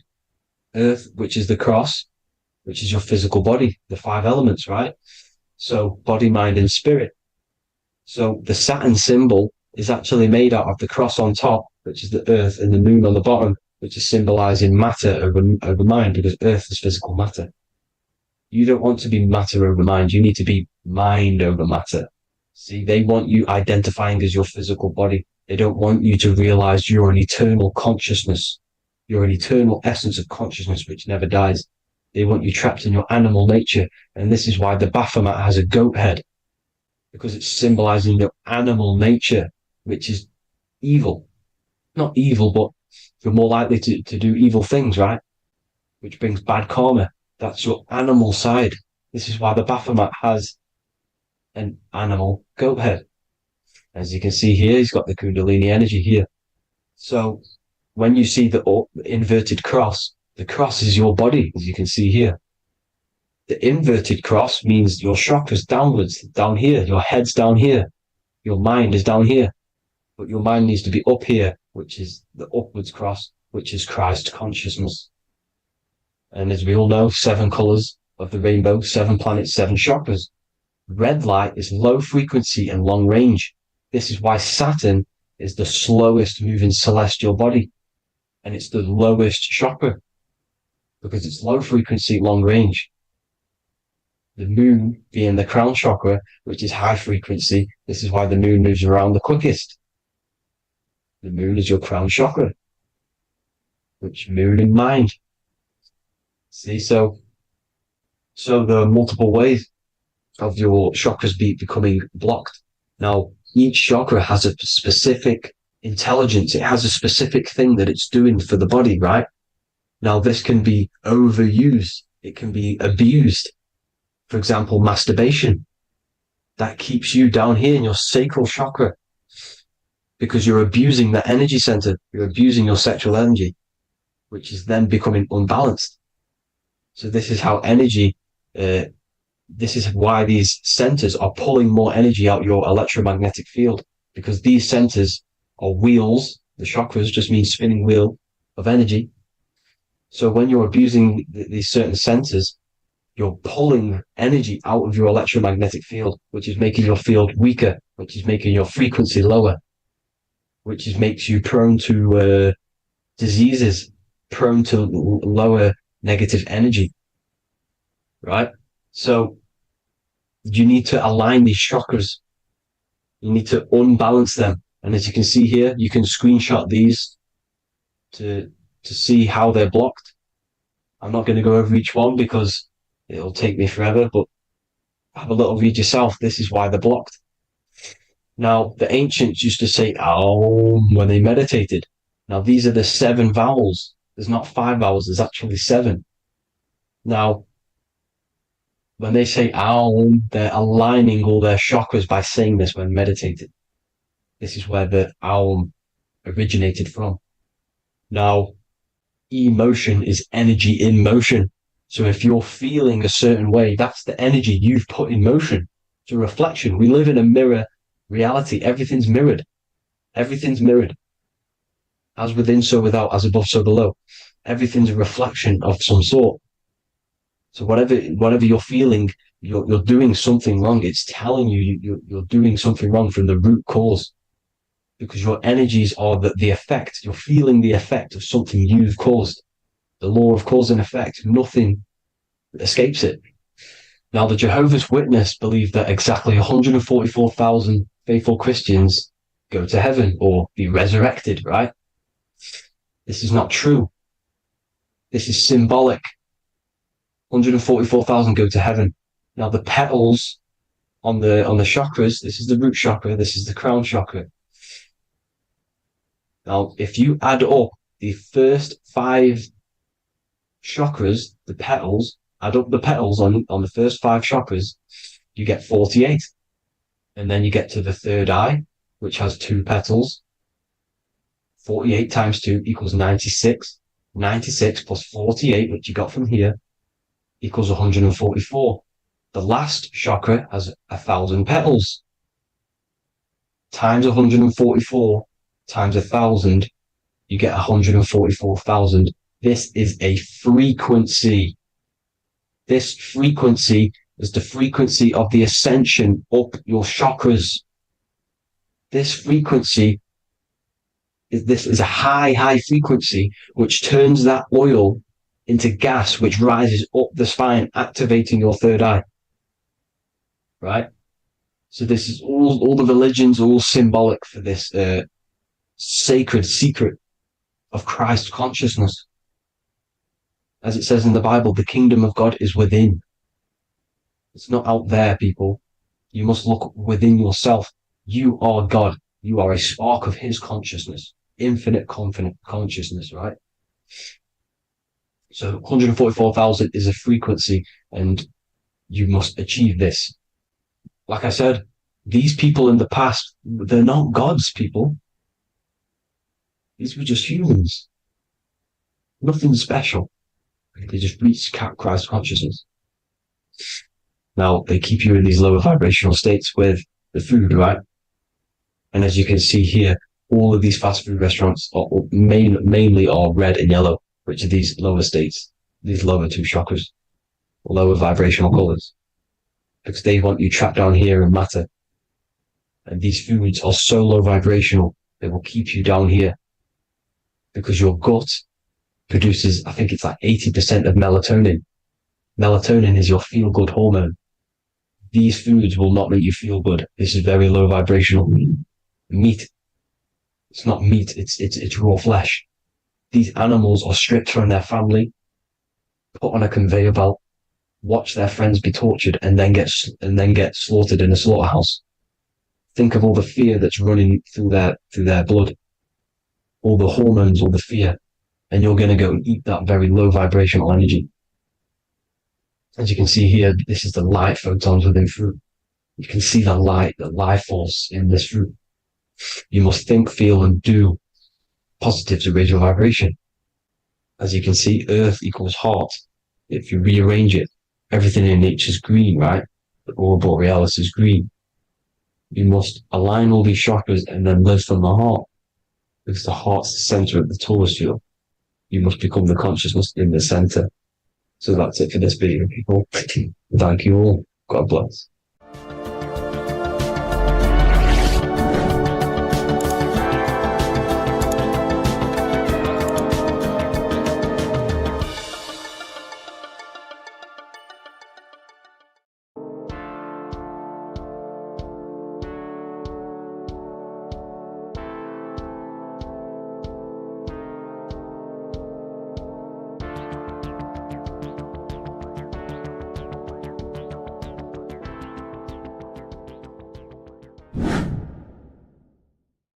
What is good, people? It's Revival of Wisdom. Today we're going to be talking about Saturn. I've done this video in the past. However, this video is going to contain a lot more in-depth explanation of Saturn. So the 33rd degree Mason, Manly P. Hall, said, Saturn is the key to crystallization, physical matter. Light is matter, matter is light. They are interchangeable. Low vibrating light turns into matter, high vibrating matter turns into light. And Saturn is the god of this world, this physical world. He crystallizes light into matter. This is symbolized as the Masonic checkered board, matter and spirit, matter and light, light and matter. He's also the God of time, destruction, justice. He creates and destroys because all things in time die. He creates and destroys you. So, because we live in this physical world, which is the electric world, this is why we say electricity, because it comes from the root word of El, Saturn. They used to call Saturn El, E-L. This is why we used to say Elohim is God. The real God of this world is Saturn, but it's being hid. This is being hid. Jesus is Saturn. All of this is Saturn. It's all Saturn worship. It's the real God of this world, So physical matter is a result of two opposing forces equalized on the plane of inertia, because everything is created out of electromagnetic toroidal fields. And these two poles equalize on the plane of inertia, which gives you planet Earth, plane of inertia. The plane of inertia is what Saturn is. It's the ring around the center of the plane of inertia. Thank you to Walter Russell saying, physical matter is a result of two opposing forces on the plane of inertia. This is what Walter Russell says, so please check out his work. He's got many books, many books on light and electromagnetism and stuff like that. So I advise you to check him out. So the torus field gives you the binary code 0 and 1, the female vagina, and the male phallus. This is the code for this world. Saturn crystallizes physical matter. Now Saturn is the most outermost layer of the 7 layers of heaven, where it says in the Quran, it says, Allah, it is He who created the 7 layers of heaven. Saturn is the outermost layer. He's the top. He's the most high. So when we say the most high, we're referring to Saturn. He's the most high before the firmament, before the stars. So Saturn is the god of this world. He's the Lord of the Rings. He wears the crown. The crown is the rings. Crown, Kronos. So the planets are luminaries. They are lights. They are beings. They are energy, conscious energy. And we're in the heart of the solar system. Saturn is the outermost layer. He is the one of this world. He's the god of this world. Now, on the North Pole of Saturn, you have the hexagon. Add up all the sides. It creates the 6-pointed star. Or it can be created as a cube. The cube is very important. The 6-pointed star is very important. 6 points, 6 triangles, 6 side, 6, 6, 6. Black cube adds up to 6 in gematria. Now, what did I say in the beginning? Saturn crystallizes the physical world. He creates physical things out of light. You are a light being. This is why we say human. Hue means the light spectrum. Hue, man, we are light manifested into physical forms, human. And we are incarnated through Saturn. Satan, same thing. The number of the beast is 666, and the 666 comes from the 6.6 triangle, 6 sides of Saturn, 666. We are all known as carbon-based life forms. Carbon, the atomic structure of carbon, is 666, 6 protons, 6 electrons, 6 neutrons. We are materialized into our physical bodies through Saturn, through the number of the beast. These bodies are the beast, it's the animal. The divine, the Christ, is the consciousness within, because you are a physical, spiritual being combined into one, hexed into one. Hexagram. This is a hexagram. You're hexed into physical matter, spirit and matter, light and dark, combined into one. Now you contain of the mark of the beast, the mark of your body's the beast. It says in the Bible, Satan, who is the god of this world.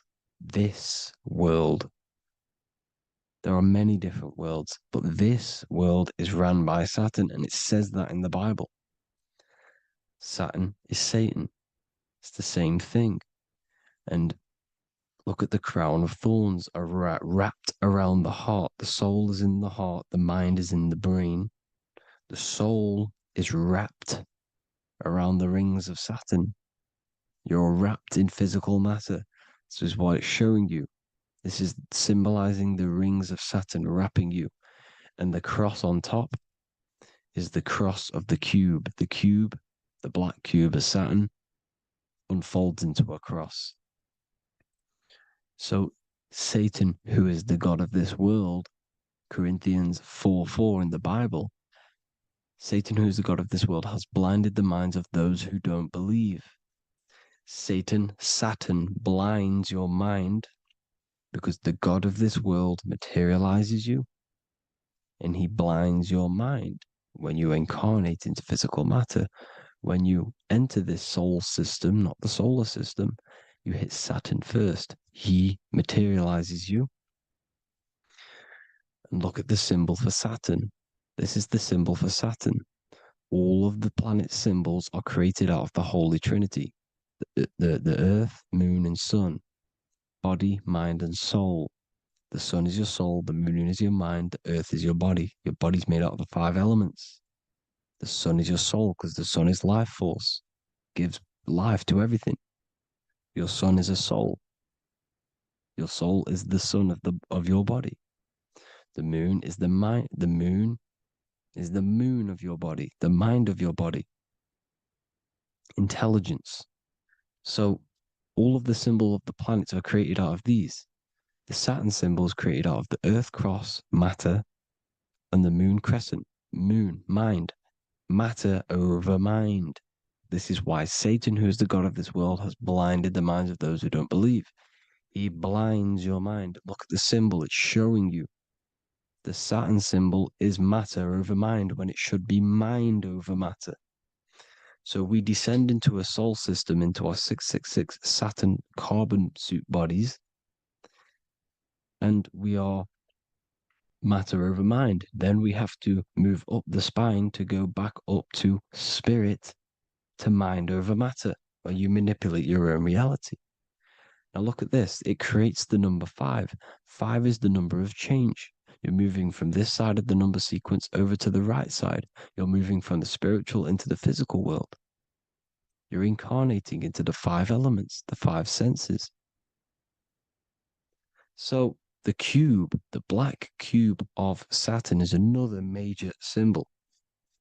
Very important symbol. Here you see the cube, and the color black is associated with Saturn because Saturn's associated with death. He creates and destroys, light and dark. Death is associated with black, spirit, because you can't see spirit, which is blackness.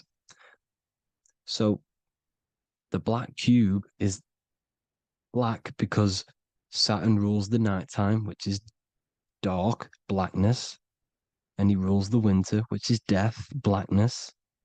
So Saturn is the black cube. Cubes have 6 sides: up, down, right, left, back, and forward. Cubes are 6-sided. Everything is 6-sided inside of this creation because you're incarnating, you're materializing, crystallizing into the cube, the world of the cube. Everything's a cube. Everything's got 6 sides. Here's Leonardo da Vinci showing you that you're in the cube. Leonardo da Vinci did this famous painting.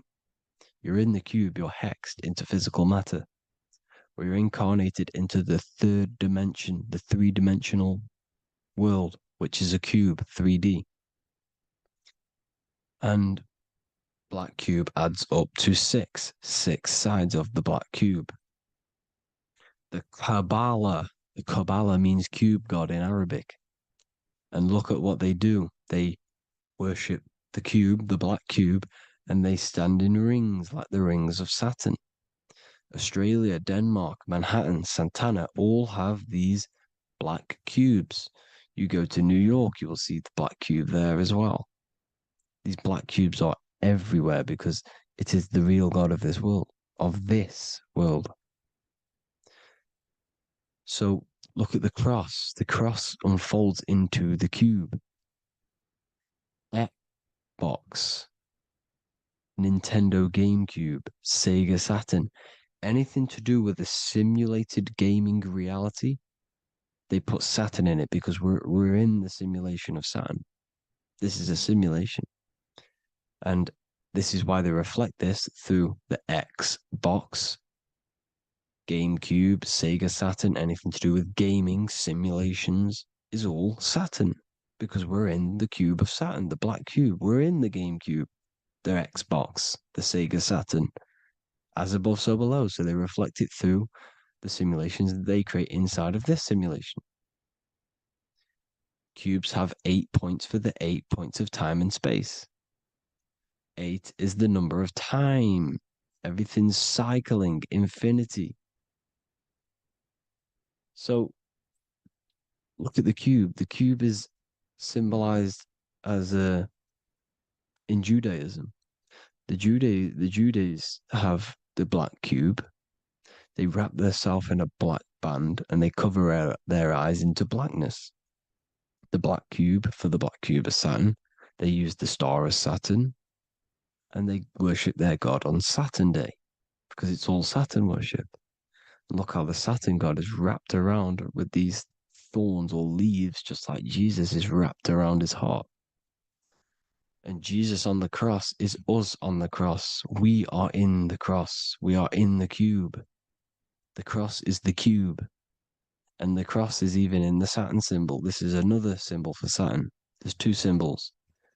You got this one, the one I've just broke down. And there's this one. This is the cross of Saturn, the cube god, the simulation, the game cube. Now, Chronos is another word for Saturn. Chronos means time.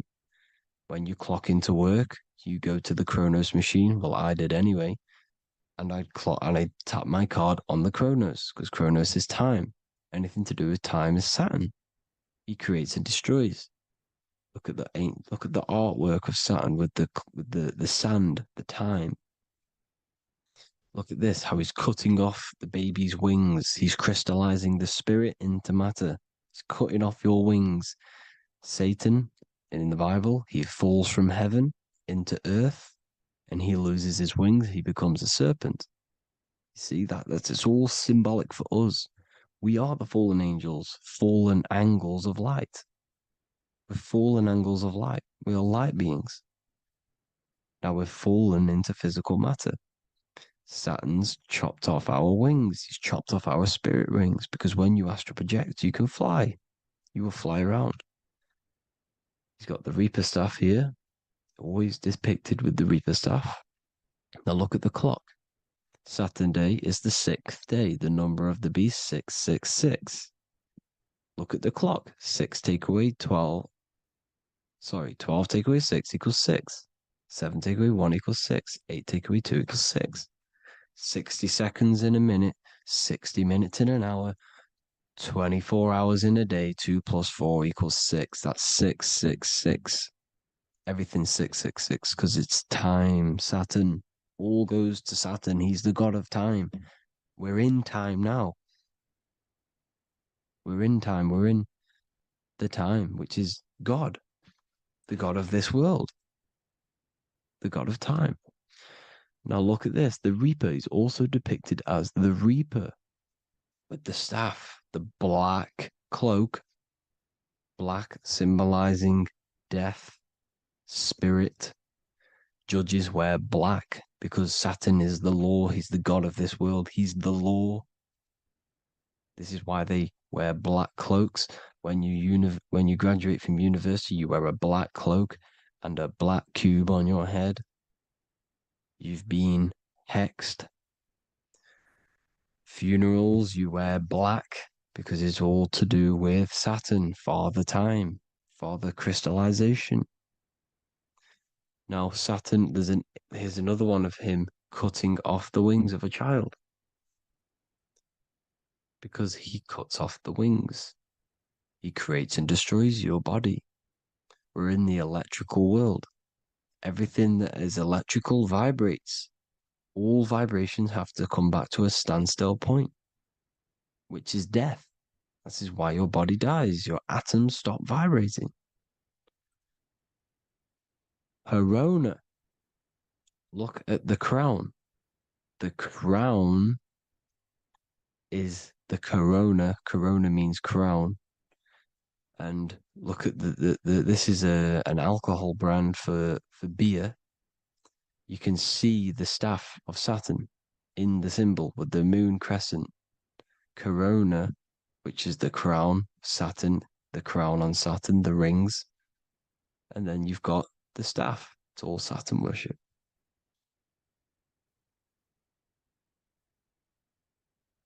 Is the black cubes of 9/11.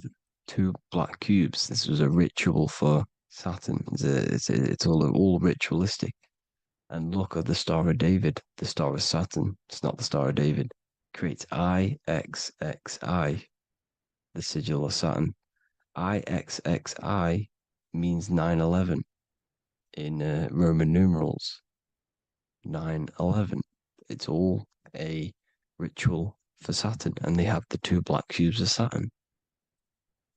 Now look, XX, there's more symbolism of Saturn now. We're going deeper. XX is more symbolism for Saturn. The sigil of Saturn is XX, as above, so below. Same with the Star of David. You split it in the middle, as above, so below, as above, so below. XX, this is a Knights Templar cross of Lorraine. XX, Knights Templar, high order of masonry. They all worship Saturn. Well, Saturn's the real god of this world. X Eon with the XX. XXL magazines, which is all to do with famous rappers and stuff like that. When you die, you put XX on the eyes because it's Saturn. He's the Reaper. Is Jesus with the XX crown with the thorns around his heart, around his soul, with the cube on the top, the cross cube. Le Lucifer with the XX cross of Lorraine. Jay-Z with his alcohol brand, XX Cross of Lorraine, the X Factor with the rings of Saturn, all Saturn worship.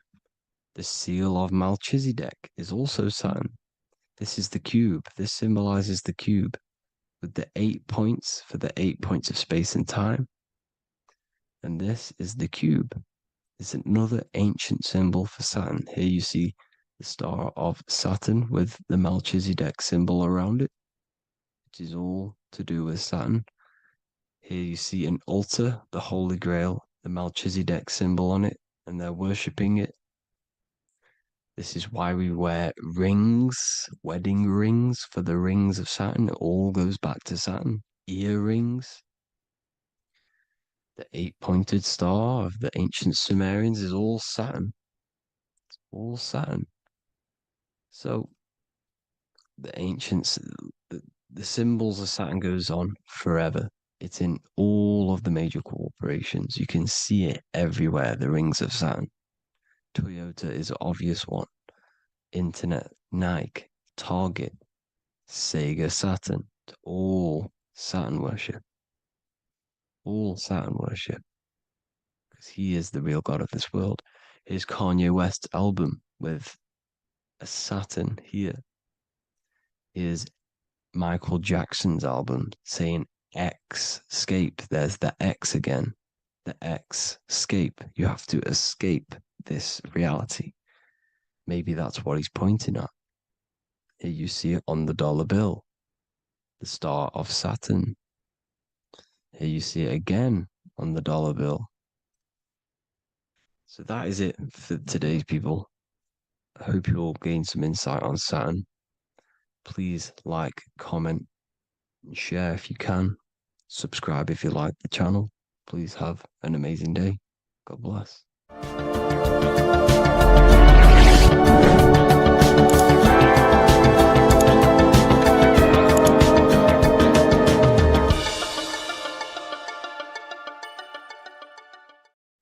Today's topic is the binary code behind the universe. You will learn the fundamentals of the binary code, deeper understanding of reality, which will give you more of a connection to the universe, evidence supporting the existence of this code, and how to use the binary code to shape your reality.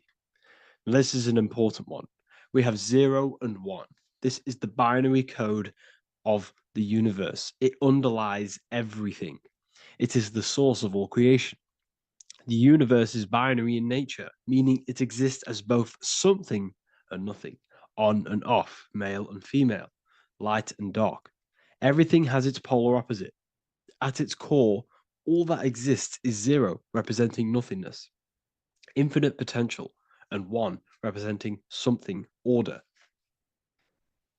0 represents the feminine, vast, formless, and infinite potential. It is the space from which all things emerge, the womb of creation, the receptive and expansive force. 1 represents the masculine, structure, form, and order.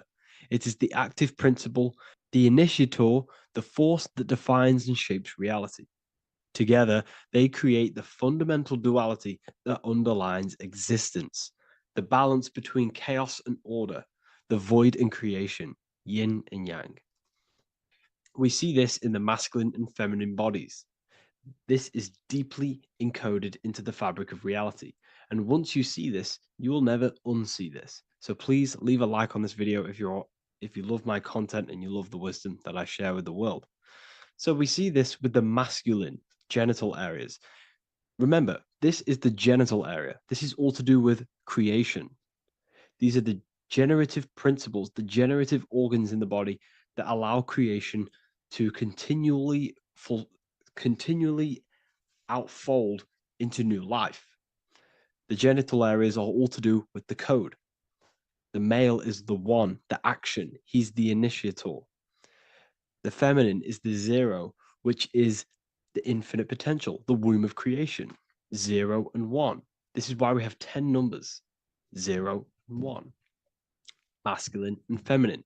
We even see this in the bodies. The feminine body is made out of curves, which is 0, curves. And the masculine body is made out of lines. So please leave a like and comment if you love this. And if you have any lecture ideas, feel free and I can make a lecture on any suggestions that you have.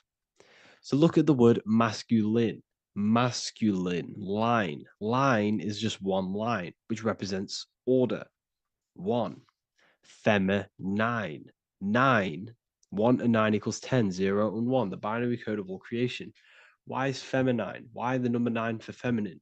Because the moon has to go around 9 times to create a human in the feminine's womb. And look at this image of nature. All nature is zeros and ones. Now you can tell. The stick is a 1, it's a line. And here we have curves. It's curves and lines. Curves and lines create reality, creates matter. Everything is 0 and 1. We even see this with the sky. The sky represents zeros. They represent curves, the heavens, the heavenly bodies, the sun. These are circles, the moon, circles, the planets, circles. Down here is matter, representing the square. We have the Freemasonic square and compass, representing lines and circles, masculine and feminine. We see this with Leonardo da Vinci, with the circle representing the spirit, the void, the womb of creation, and matter, which is the body. This is the soul in matter, infinite potential in matter. This represents spirit over matter. This represents the architect of reality, zeros and ones, spirit and matter. This is all the same thing. Understanding this binary nature of the universe, where 0, feminine, represents the infinite potential and 1, masculine, symbolizes order and structure, can benefit you in several ways. Manifestation and creation is the first way it can benefit you. Now that you understand this, you understand that everything comes out of infinite potential. 0, infinite potential. 1, action, equals manifestation, equals creation. So you must pull things out of infinite potential. If you have ideas but don't take action, too much 0, nothing materializes. You'll never materialize if you sit there imagining all day, visualizing all day. You have to take action. They both come hand in hand. If you only take action without tapping into intuition and creativity, too much of one, your actions may feel hollow and misdirected. Using both effectively leads to greater success in life, work, and relationships.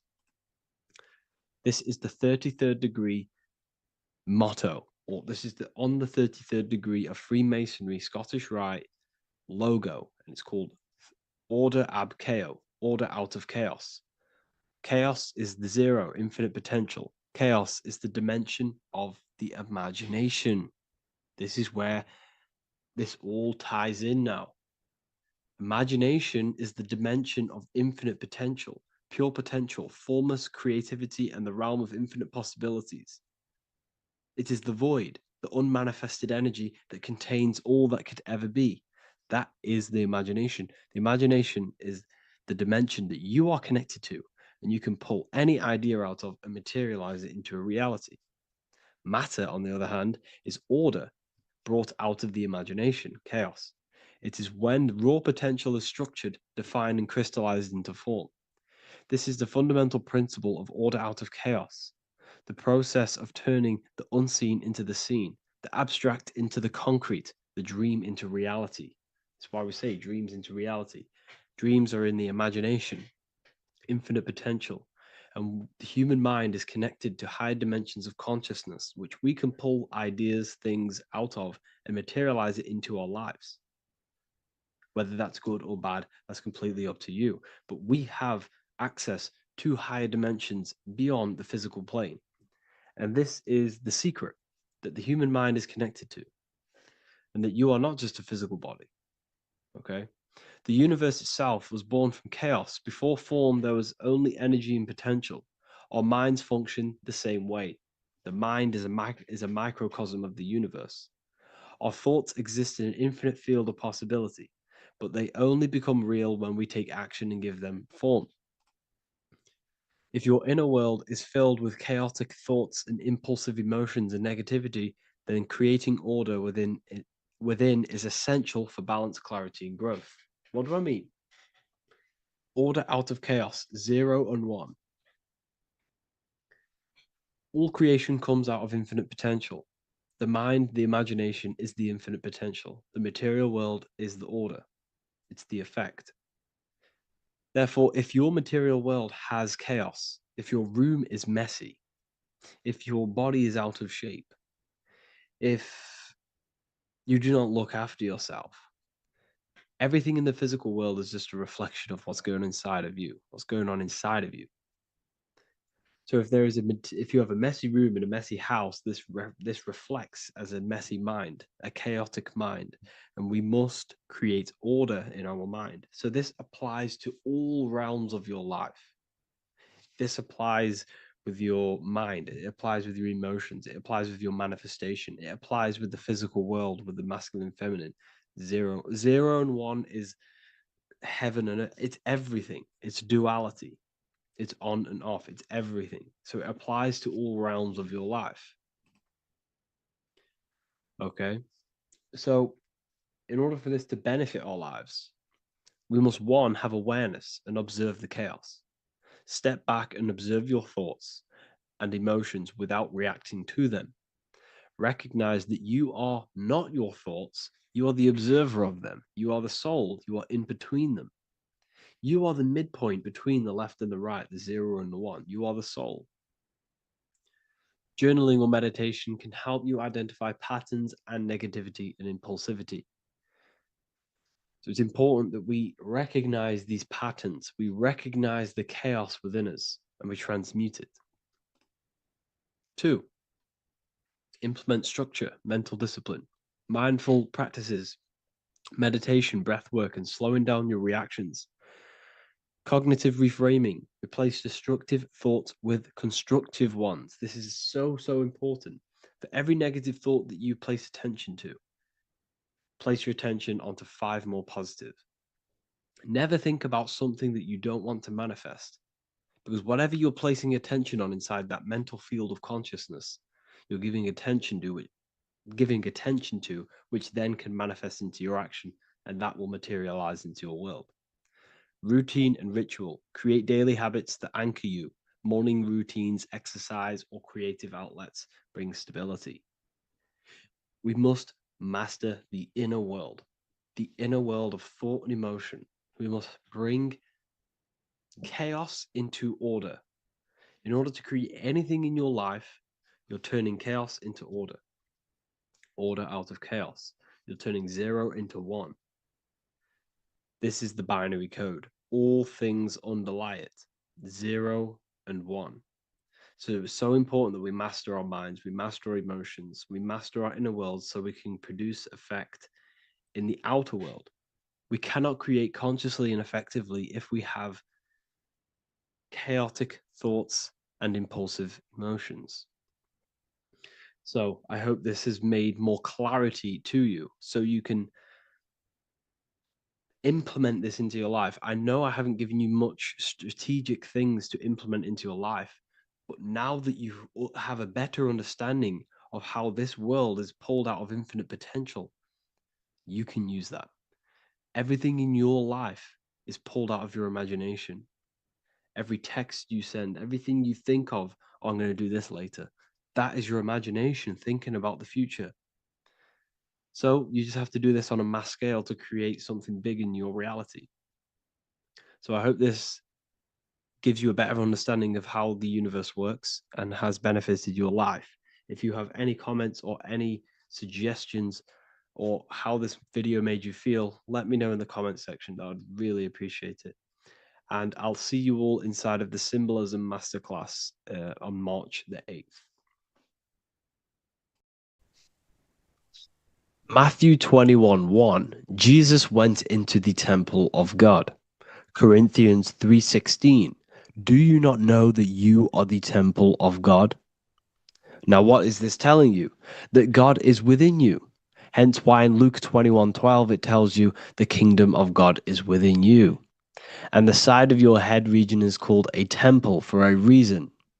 Because the brain encapsulates the mind. The brain is a physical manifestation of the mind. The heart is a physical manifestation of emotion. So we have these different layers of our consciousness. We have an intellectual, communicative aspect of our consciousness, which we would call the mind. We have an emotional aspect of our consciousness, which is the heart. And to communicate with the divine, it's all to do with the mind. Hence why the ancients always symbolize the mind being God. This is why Michelangelo always placed God inside of the brain on top of Sistine Chapel in the middle of the Vatican. He understood that God is in the brain. God is within you, not outside of you. The church tells you that God is in the sky because they are creating a externalization of the truth to create a business and a distraction so that you don't find the divinity within you, so that you don't find your power. Now you have Adam, the physical man, the physical body, the ego, the lower self, and he is resting. He's not trying to reach to God, but God is reaching because the higher consciousness within you is always trying to communicate with you. It's always trying to wake you up to your divinity. But the lower mind, the lower self, Adam, the physical self, is always in ignorance of truth, always in ignorance, and stays in a materialistic way of thinking, which is the lower animal self. And this is what we call a sleep or an NPC. This is the lower mind of man. But all you have to do is to move your finger to touch God. You have to look within yourself, within the brain, meditate, and you can find God. This is why in the Bible we see many references to the human body and anatomy to truly connect with God. Kings 6:8, the door to the middle chamber was in the right side of the house, which is the right hemisphere of the brain. The middle chamber is the pineal gland, where the seat of your consciousness is, where the seat of your higher consciousness is, the mind.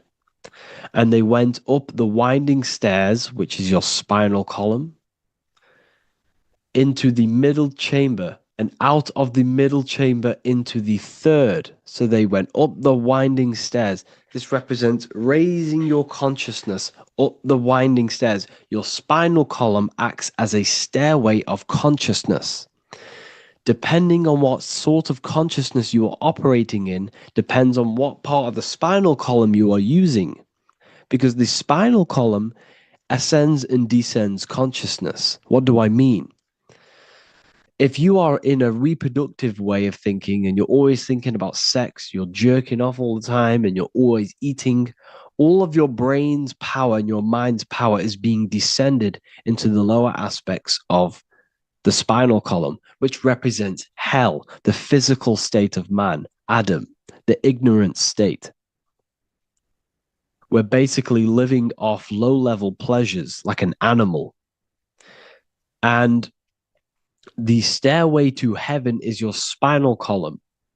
They went up the winding stairs into the middle chamber, which is your mind, your pineal gland, and out of the middle into the third stage of consciousness, physical, etheric, astral.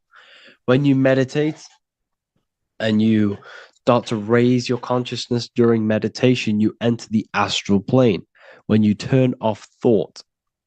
But this is the middle chamber inside of the brain. Here we see another painting inside of Sistine's chapel of God inside of the brain. This is the brainstem. This is the brain. This is the frontal lobe. This is the back lobe. This is the back lobe. This is the cerebellum. Here's the reptilian brainstem. Here's the claustrum. This is what we are seeing here. Anatomy. Here is another one in Sistine's chapel in the middle of the Vatican. This is depicting the brainstem. God's neck looks exactly like the brainstem. Here we see a real brain compared to God's neck, because the neck is just below the brainstem. And this is what they are symbolizing, because they knew that God is within you. God is a part of the human body. God is inside of the body, because the body is a vessel for consciousness, for universal consciousness. Inside of you, inside of me is the same spark of consciousness. And this same consciousness is spread out into every living essence, because everything comes from the one source, the one God, the one consciousness. Matthew 6:22-23. The light of the body is the eye. If therefore thine eye be single, thy whole body shall be full of light. Practicing the single eye. What is this? This is meditation. This is entering within yourself. So the Bible's telling you to practice the single eye. But if thine eye be evil, thy whole body shall be full of darkness. What does this mean? If your consciousness is in an evil way of thinking, if your mind is filled with an evil, negative mind space, then your body shall be filled with darkness, with evil, with negativity. Because negative thoughts destruct the body. Positive thoughts heal and regenerate the body. So he tells you to be, the light of the body is the eye, your consciousness, the inner eye of consciousness, the eye that lets you see. And what do I mean? You look with your two physical eyes, but you see with the inner eye. What you see is perception. You look with the two eyes, and what you see is perception. You are seeing, you are understanding, and that's what consciousness, the mind, gives you. Consciousness, or the mind, is the force that allows you to be a human being, that allows you to understand things and interact with things and make decisions. It's an infinite intelligence. See, the mind is not the brain. This is a big confusion with people. Hence why the eye on top of the pyramid is separate from the bottom half of the pyramid, because the consciousness is separate from the body, the eye, the all-seeing eye. It represents the observer, the eye that sees into this body, into this world, into this. You are the perceiver. You are the invisible spirit within the body. Theologians 4:17. After that, we are still alive, and our left will be caught up together with them in the clouds to meet the Lord in the air. You don't meet the Lord in the physical air. Okay? This symbolism of the ancient Christian artwork is showing you this is symbolic. These things never happened. There's no man in the sky. Moses didn't go on a mountain to meet with God. The air represents the mind. This is why you say you're an airhead when someone's very stupid. Earth is your body. Water is your emotions. Fire is your spirit. Air is your mind, the invisible mind. So Anton Mengs, an ancient Christian art worker, is showing you anatomy of God in the clouds. But this is anatomy of the human body, raising yourself to the mind and turning the mind inwards on itself during meditation. And that's how you meet the Lord in the air. You meet the Lord in an elevated state of consciousness. The air represents an elevated state of consciousness because the air is up. You have to raise your consciousness to meet the Lord in the air. This is why Moses went on a mountain to meet with God.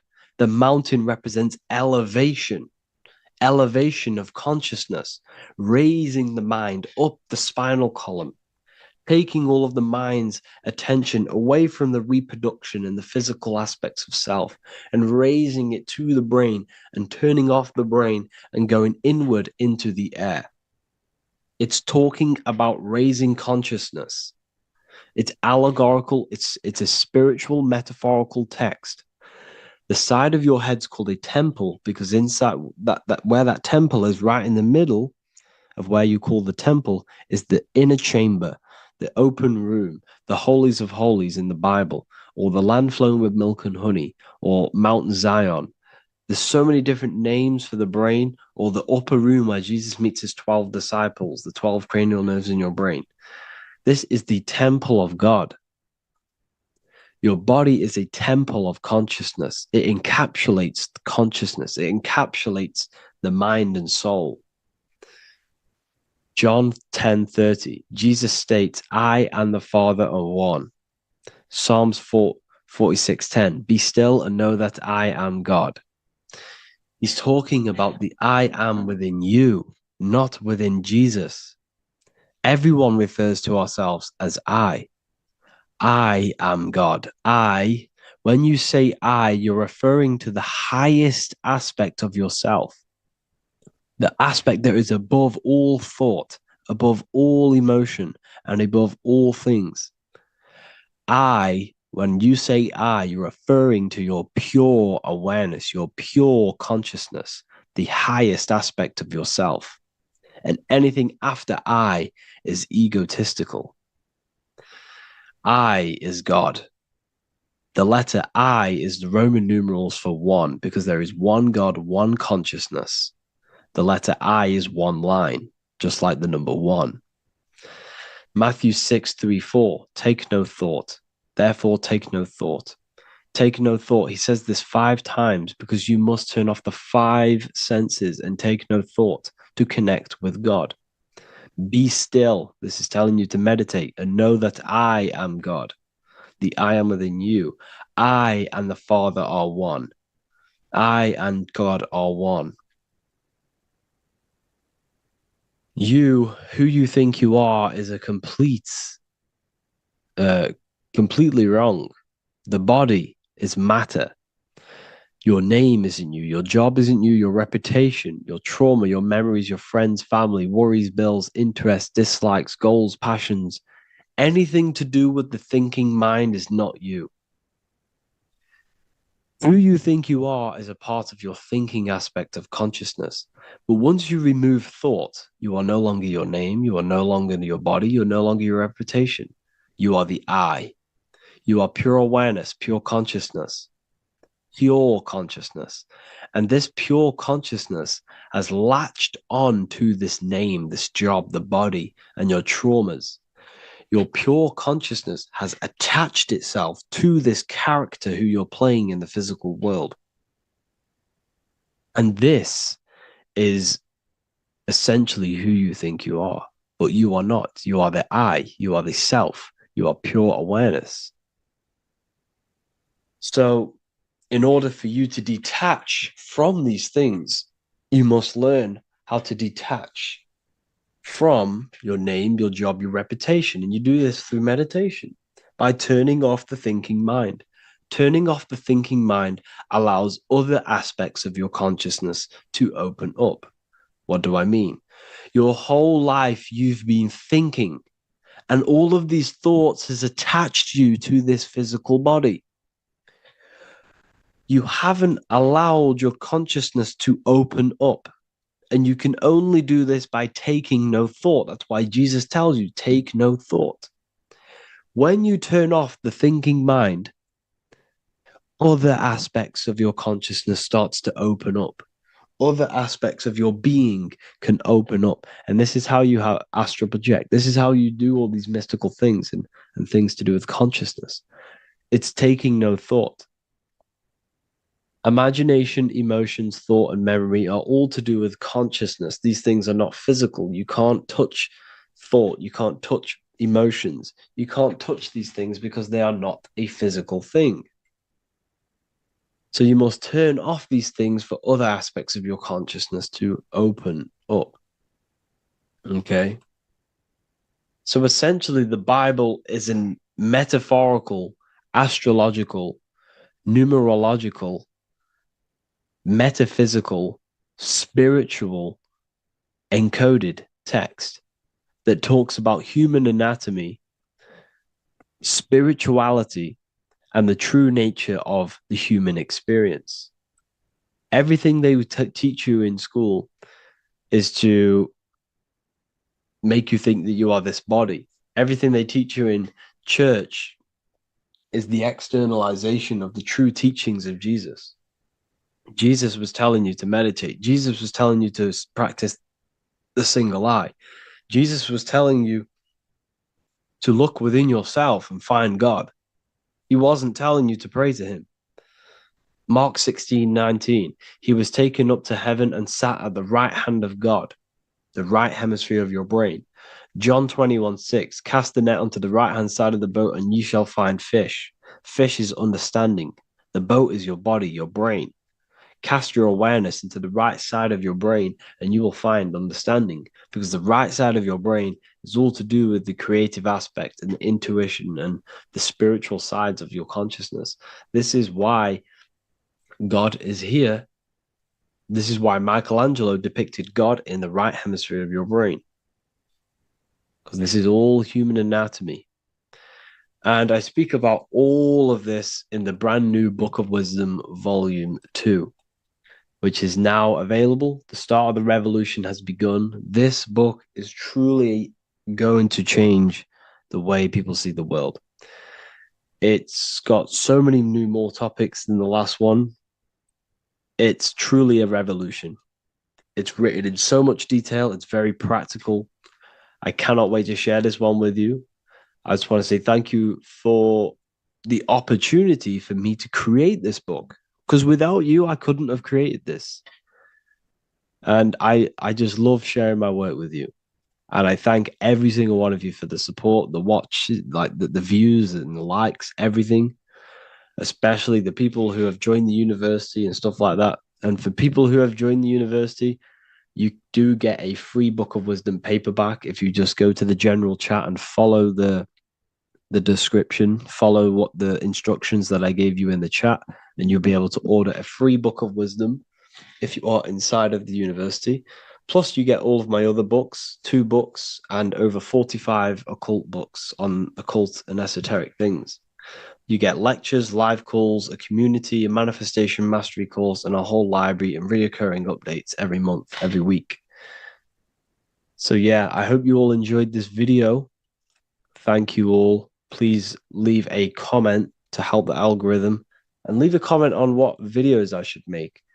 And yeah, I'll get to uploading on the YouTube a lot more now. The second book is now released. I have a lot more time on my hands.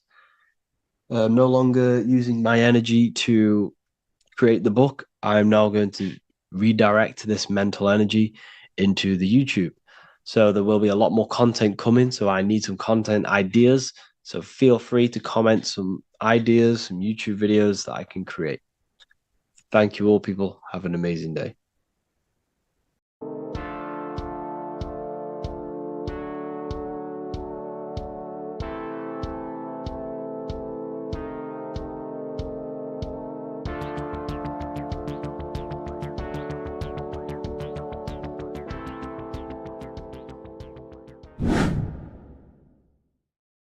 How are we doing, people? It's Revival of Wisdom. We're back today talking about sun worship.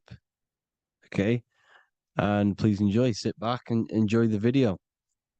First thing we need to understand is that the sun is the risen savior. It's the light of the world.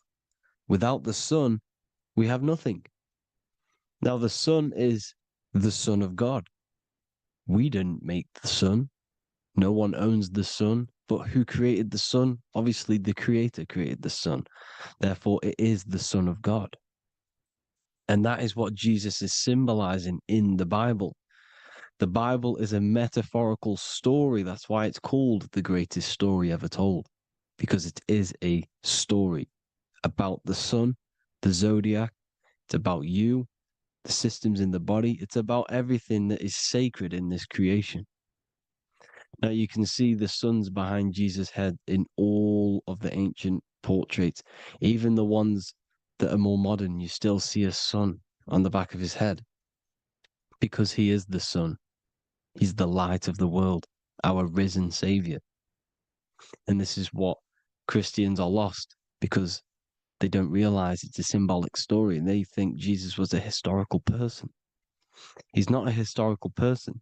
Okay, this is what we need to get out of our mind. This wasn't a historical person. It's the Son, our risen Savior. The Son is the soul. It's the soul of this creation. Because what is a soul? A soul is pure life force, pure energy. Whatever a soul inhabits, it gives life to. Like our soul feeds our body. The sun feeds the earth because the sun is a soul, and that's why the ancients called it Sol. Because it's the soul and it's in you and it's the light of the world. It's the light of everything. It gives life to all things. Here's Jesus and his 12 disciples. The 12 disciples symbolize the 12 zodiac signs. Aries, it rules the head region because the 12 zodiac constellations rule specific regions of your body. Aries, the ram, you have a cerebrum in your head. This is Aries on the head of the table. His Gemini rules the arms and the lungs. The two twins, Gemini. He's holding up two hands for the two hands and arms. The twins. Cancer has a knife in his hand. It's not so clear, but he has a knife in his hand. Cancer is the crab. Crabs have claws. And he's pointing at Virgo's Adam's apple, saying there's no Adam's apple there. It's a woman. Who's the sixth sign? The sixth sign is Virgo, the Virgin, the only woman in the painting. Now, notice how there are 3 people in 4 groups for the 4 seasons and for the 3 months and 3 zodiac signs in each season: spring, summer, fall, winter. Matthew, Mark, Luke, and John with the suns on the back of their heads because it's the 4 states of the sun. The 4 states of the sun. Now, 6th sign, Virgo, the Virgin, the only woman in the painting with no Adam's apple. Then we have the sun, Jesus, red and blue, red shift, blue shift, electromagnetism. The ancients knew this. He's got one hand open, one hand down, because the sun gives and retrieves. The sun rises and it falls. It gives, then pulls away. That's what the sun does, and that's what he's doing. His arms are out, symbolizing the rays of the sun, casting down onto the earth, giving and then receiving. Libra, his 2 hands are equal, he's holding his arms out equally because Libra is the 2 balanced scales. Libra is when the sun is balanced between the summer and the winter. It's being judged. The sun isn't balanced. That's what Libra is, the 2 scales. Capricorn is the goat. Goats have two horns, and you can see the two horns on his head here. See? So this is astrology. This what Leonardo da Vinci is depicting here. It's astrology. He knew the story of the Bible is all astrology. It's all based on astrology. The Son of God, the real Son. Now here are some Bible verses. I am the light of the world. Obviously, that's the sun. What other light is there that lights up the world? The moon can't do it. It's the sun, the one and only Son, our risen Savior. Because if the sun didn't rise, we'd all be dead. So it's our risen Savior. And it dies for our sins every night and then gets reborn every day. Now, Jesus calms the storm. Mark 4:35-41. The disciples are all on a boat and there's a heavy storm. But Jesus is asleep. The disciple says, Jesus is asleep. We need to awake him. They wake up Jesus, and Jesus got up and rebuked the wind and said to the waves, quiet, be still. Then the wind died down and it was completely calm. Well, when Jesus was asleep, this is the sun not being risen. It's not risen yet. Because in the night times, that's when the storms happen on the sea, in the ocean. And when they awake Jesus, Jesus rises because he's the sun. He rises and everything calms. Because when the sun comes, the storms go. You see? So it's the sun. It's all about the sun. Here's another, Luke 22:10. A disciple asked Jesus, when will we know it's the end times? And Jesus says, as you enter the city, a man carrying a jar of water will meet you. Follow him to the house that he enters. Well, this is clearly talking about astrology, the topic that Christians think is satanic when they don't realize the whole thing's based on astrology. Because the end times is the end of Pisces, which is the two fish, which is the age we've just gone out of. And you can see all these ancient churches here with two fishes because they knew it was the age of Pisces. There's an ancient photo, ancient artwork with the two fish, Pisces. And the end times, as it talks about in the Bible, when Christians think the world's going to end or something. But no, it's just the end of Pisces. As you enter the city, a man carrying a jar will meet you. Follow him to the house. The house is the zodiac sign that he enters. And the zodiac sign is Aquarius, because that's what it is, a man carrying the water. We know this is astrology because a woman, that is a woman's job in the ancient times. In the ancient times, the woman used to get the water. You would never see a man collecting water back then. That was the woman's job, whilst the man builds the houses, for example. You see, so we know it's talking about astrology because astrology is the man holding the bucket of water. It's the end of Pisces. Now we are in Aquarius. And of course, Luke 24:36, the risen Savior, the Son. Now, the Son is also born on the 25th of December, a virgin, just like Horus, Mithra, Buddha, Krishna, Hermes, and thousands of other gods, all born on the 25th of December. Well, it's because the sun moves 1 degree northward on the 25th of December. And on the 22nd to the 24th, it stays in the same degree because it's moving south. But then on the 22nd, it stays in the same degree on the Southern Crux constellation. And the ancients called this the sun dies on a cross because the cross is the Crux constellation, the Southern Cross. And it stays on that same degree for 3 days on the cross. The sun dies on a cross, and then on the 25th, moves 1 degree northward, bringing back the summer, the light, the warmth, the growth of crops. And this is the sun being reborn again, a virgin, because it's pure. And here's Mithra, another sun god before Jesus was around, before Christianity. It was Mithraism, and Mithra, Ra is Ra, the sun god, Egypt. It's all about Ra, the sun. You can see the crown of thorns on Jesus' head, symbolizing the rays of the sun. And here are the rays of the sun on the back of Mithra's head. Krishna, the sun. Buddha, the sun. Horus, horizon. All born virgins, all did miracles, all resurrected. Dead for 3 days. Well, here he is, dead for 3 days on the cross. and resurrected, because it's the most ancient religion ever, ever been on the face of the earth. The worship of the sun. And we should worship the sun, because without the sun, we are nothing. The sun feeds us, feeds the earth, feeds everything. Without the sun, we are nothing. It's been reversed, and now we're worshipping man. When we're worshipping a man called Jesus, was never real. It's all about the sun, the most high, the most powerful, potent, celestial body in the sky, the orb that feeds us every day. It dies for our sins and rises every day. It's the sun.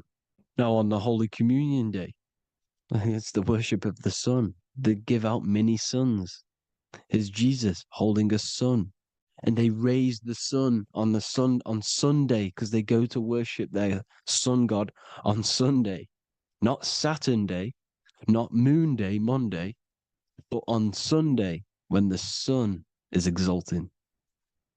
And they hold suns up above their heads because the sun rises.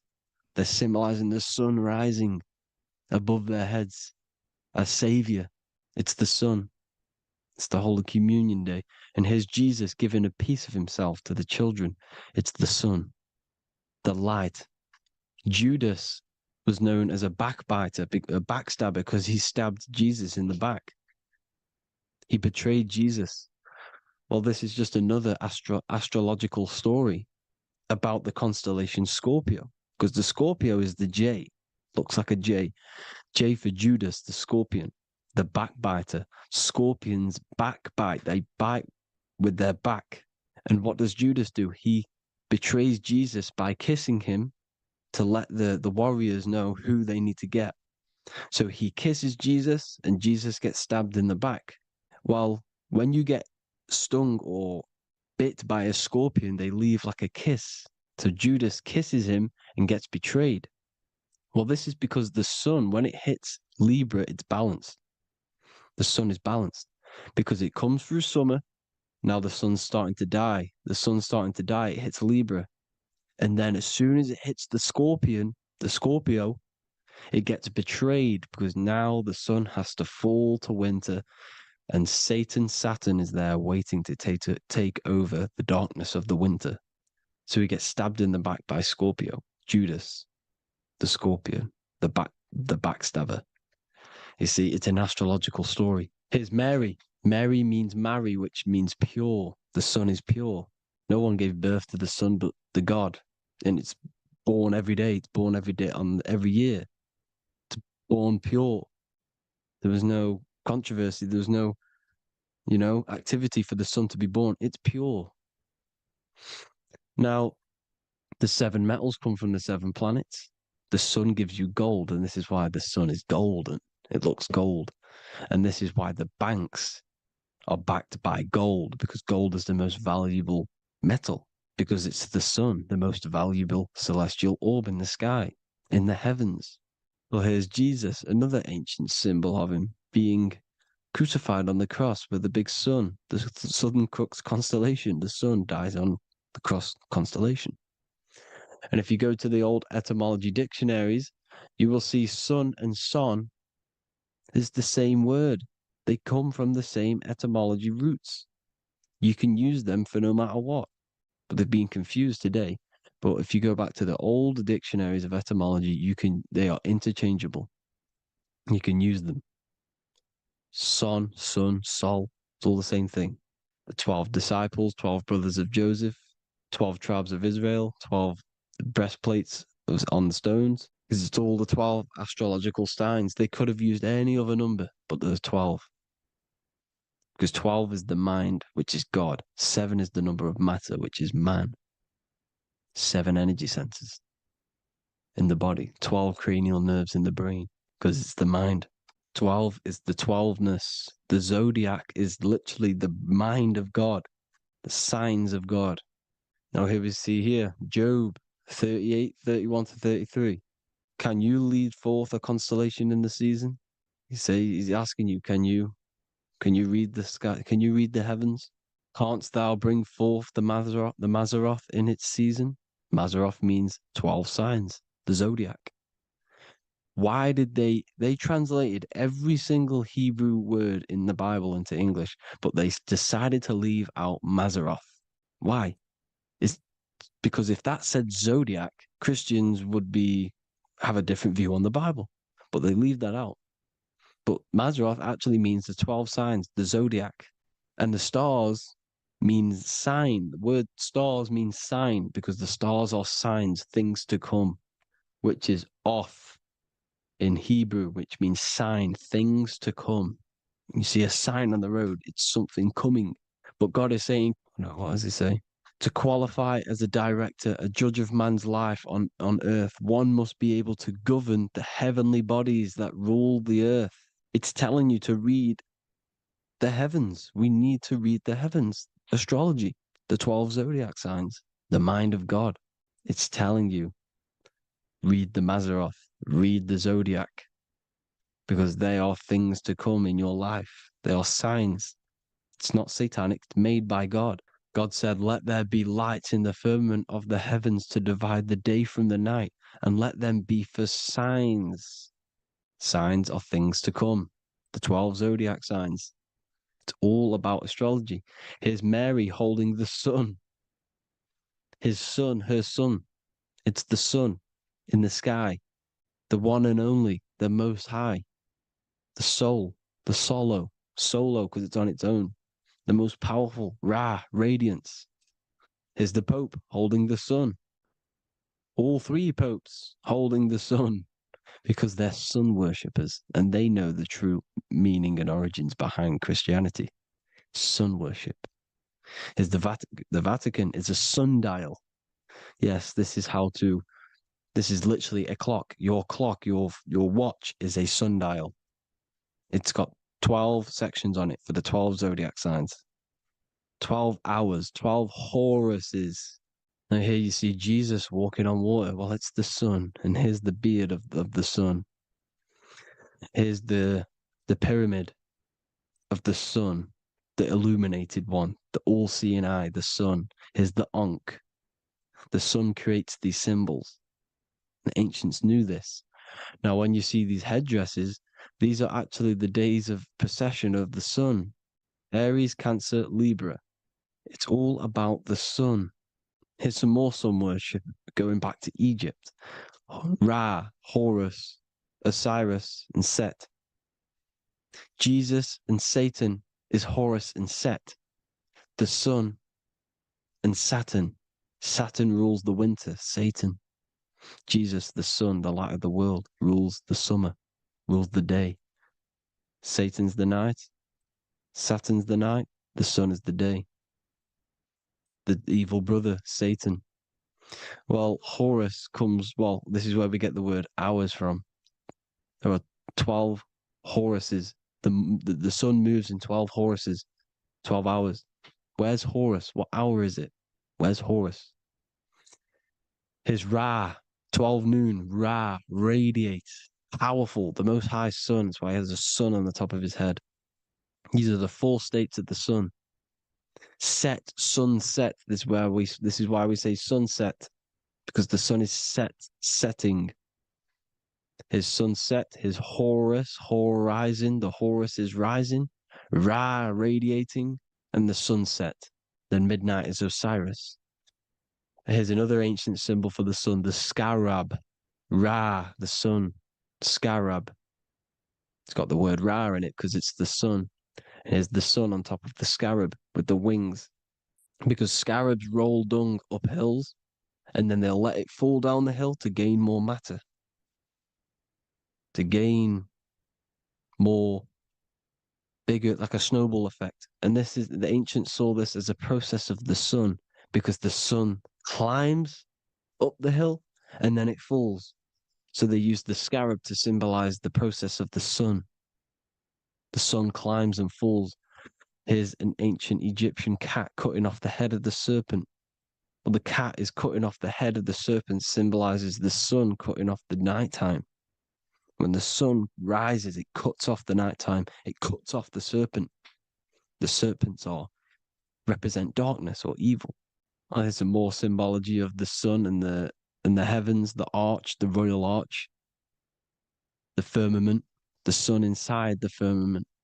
These are all ancient churches, and they all depict the firmament, but the sun inside is the ancient cosmology, you see, because it's all about the sun. Everything's about the sun, because the sun is our orb made for us to sustain life and this inside of this creation, inside of this firmament, the royal arch of heaven. Here's the Freemasons depicting it. Here's the Masonic royal arch, but you can even see the zodiac signs. Here's Cancer, the checkered board. It's the royal arch of the firmament. Obviously, they don't want to tell you that. You live in space, apparently. Some more sun worship. Here's the beard of the sun on the water. They all have this long beard. And why do they say amen? Amen at the end of every prayer. Amen is a sun god, a creator god. It's all about the sun. So thank you all, people. Hope you all enjoyed. Hope you all gained some knowledge and insight. Please give me a follow, drop a comment, drop a like. Have a good day. Love you all.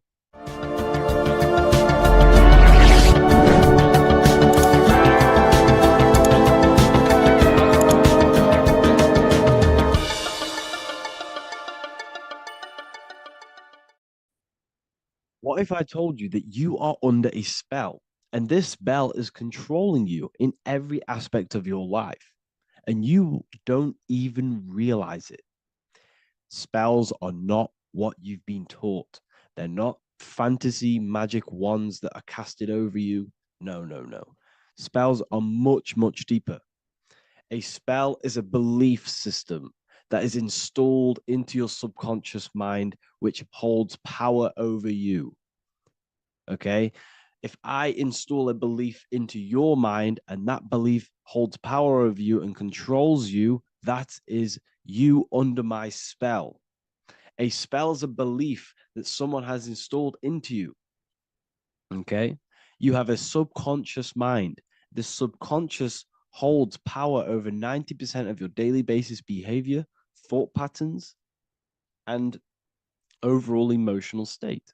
Because the subconscious is the back end of our mind, the mind that we don't really have access to. It's the shadow self where all of our programs, all of our memories, all of our traumas, all of our everything that we've ever experienced is recorded and kept in this vast database called the subconscious. Now, the subconscious is the 90% of our mind. We are only aware of 10% of our mind, which is the conscious mind, which is what you're using now, what you're consciously aware of. But there is a subconscious mind that holds power over your conscious decisions, and you don't even realize it. For example, as a child, you had a very, very traumatic event happen. Let's say as a child, you were not loved enough by your parents. And this feeling of you not being enough for your parents and feeling alone as a child implanted this seed. And this seed was planted by your emotions, a strong emotion. And over time, as you grew older into an adult, this seed grew and grew and grew. And what this seed grew into is you being very needy, you always seeking validation from others. Okay. But you taking this conscious decision 10 years down the line actually stems from this hidden cause within your subconscious mind, within this little feeling, this seed inside your subconscious where you don't feel like you are worthy. So this results in a conscious decision of you seeking validation from others, being very needy from others. Okay. This is what the subconscious is. The subconscious holds power over us. For example, posting on social media. Why are you actually posting on social media? If you take a selfie with your new watch, new car, and you go and post that onto your social media, why are you actually doing that? On the deepest root cause, It's not because you just want to post a picture. No, it's much deeper. It comes from a subconscious belief or a subconscious emotion of you seeking external validation, whether you believe that or not. But that's what it is. If you're posting on social media, you're seeking attention, you're seeking validation from others on a deep level, on a subconscious level. You may not even realize this because it's subconscious. Now, this is what a spell is. Money is a type of spell. Remember, money doesn't actually exist. Money does not exist. Money is a physical object inside of the material plane. But the physical object has a belief in the mental plane.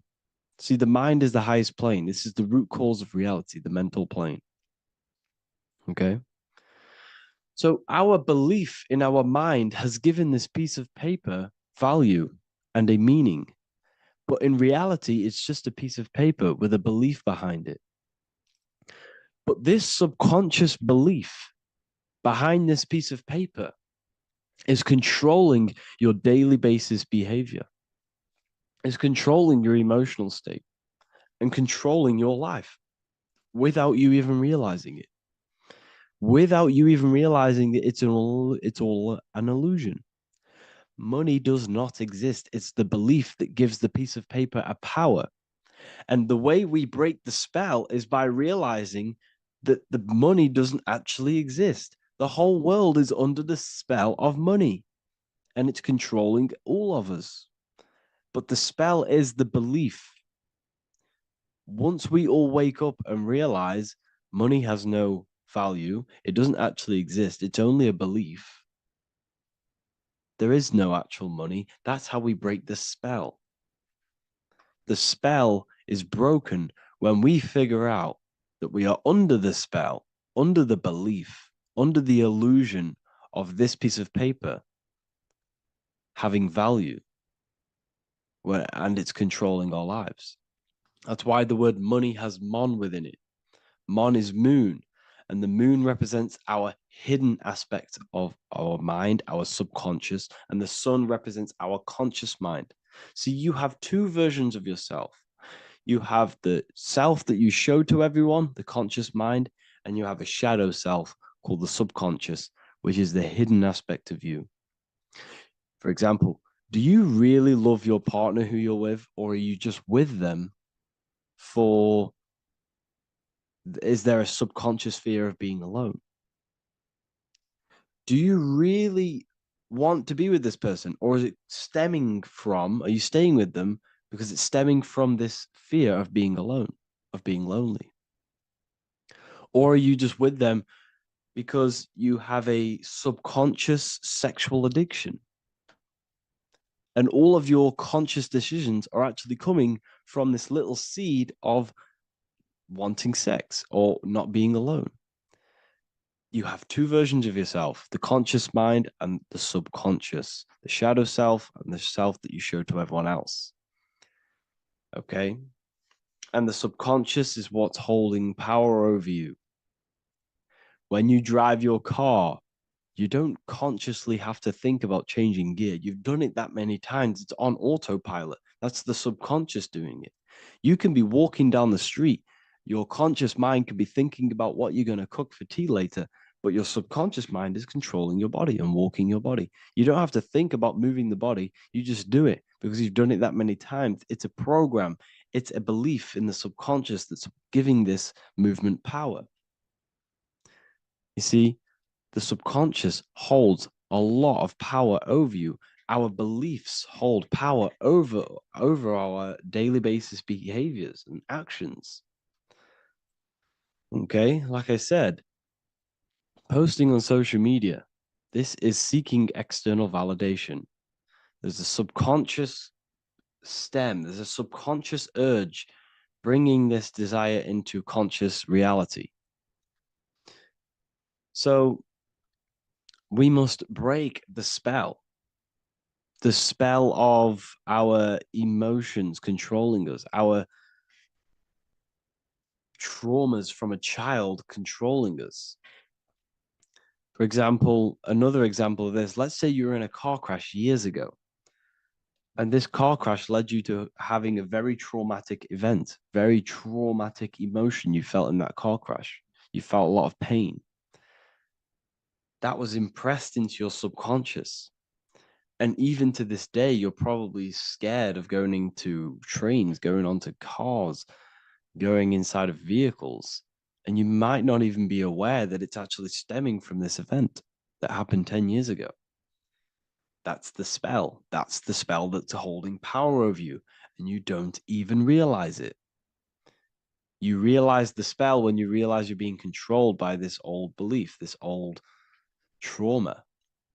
That's what a spell is. A spell is not something I cast over you with a wand like Harry Potter. Spell's much deeper. It's the hidden aspects of our mind that hold power over us, that control us. Okay? So how do we get rid of the spell? How do we break the spell? By installing new belief systems, by installing new programs into our subconscious. The subconscious is impressed by repetition and emotion. Everything you do on repeat, for example, tying your shoelaces, you can be looking up into the sky, closing your eyes, thinking about what you're going to create for tea while doing your shoelaces. You've done it that many times, you don't have to think about it. That's the subconscious taking over. Okay. That's the repetition aspect of the subconscious. For example, you could probably run down your stairs. You know exactly how to run down the stairs. If I tried to run down your stairs, every staircase is different. I'd probably fall over. But you've done it that many times, you know exactly how to do it. It's what we call ritual. When you have an evening ritual, when you tidy the house, you do your skincare routine, you wash your teeth, that's a ritual. This is what the ancients called ritual. When we do rituals, we're trying to implant something into our subconscious to either remove an old program, an old seed that is controlling us, for a new one that's going to grow into new light, into a new reality. So you can implant messages, implant new programs into our subconscious, which will then grow into a new reality. Okay?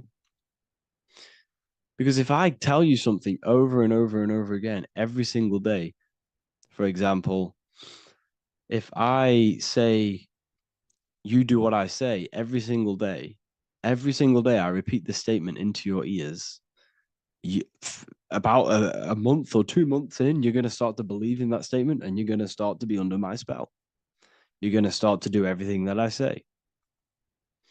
So this is what spells are.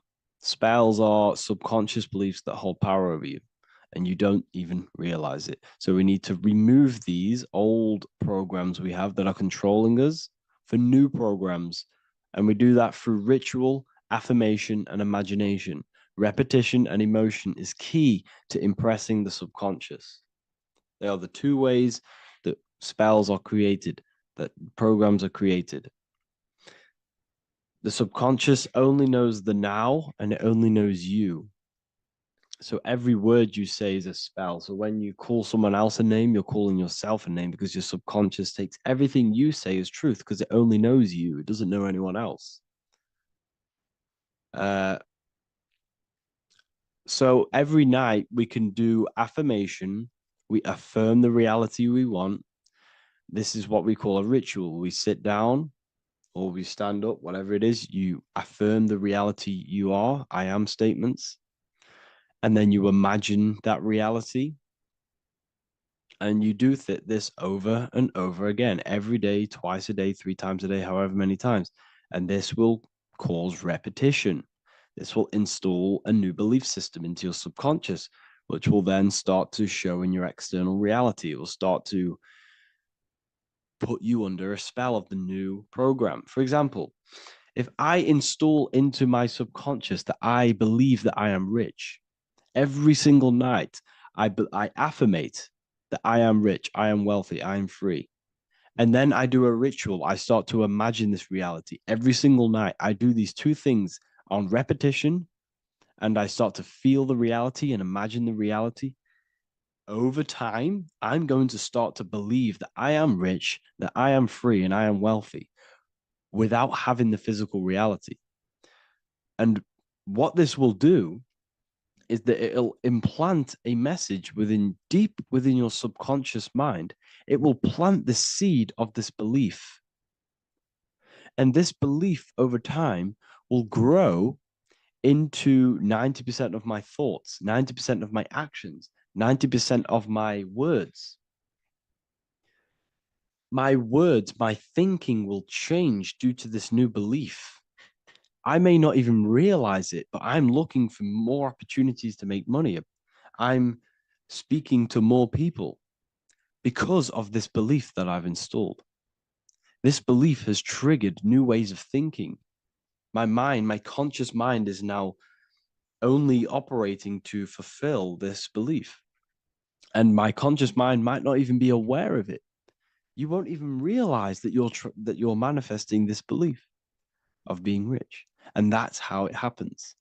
You implant the belief within your subconscious. You implant the spell into your subconscious, which will then gain control over you. So we need to make sure we're removing the negative spells, the negative programs that are controlling us, for new regenerated ones, for new ones that are going to create new realities, a better life. Okay?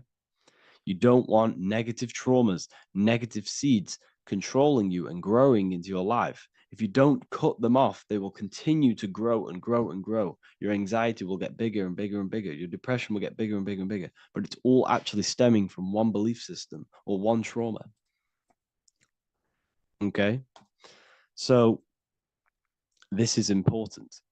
Everything in this physical plane is an effect of the higher planes. It's a shadow of the mind.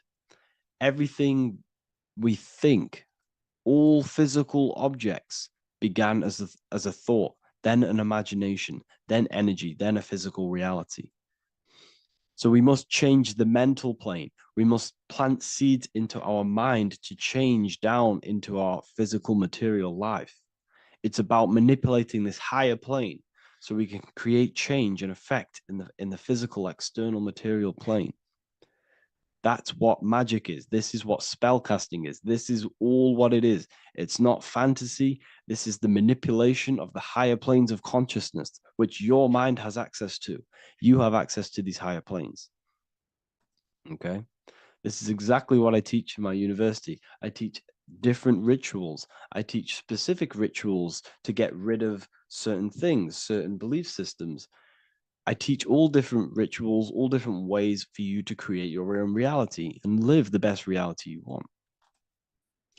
We also have all of these different courses. We have activating the inner eye. This will teach you exactly how to lucid dream and activate your inner vision of imagination. We have the sexual alchemy course. This will give you the power of transmuting your sexual energy into creativity.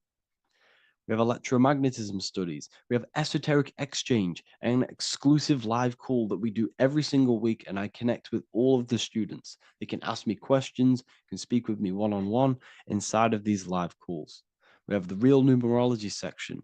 We have the health section. We have a lecture section. Look at all of these lectures we have on occultism, symbolism. All of these lectures are designed to gain you power, to give your personal power back to you, to make you realize things about you.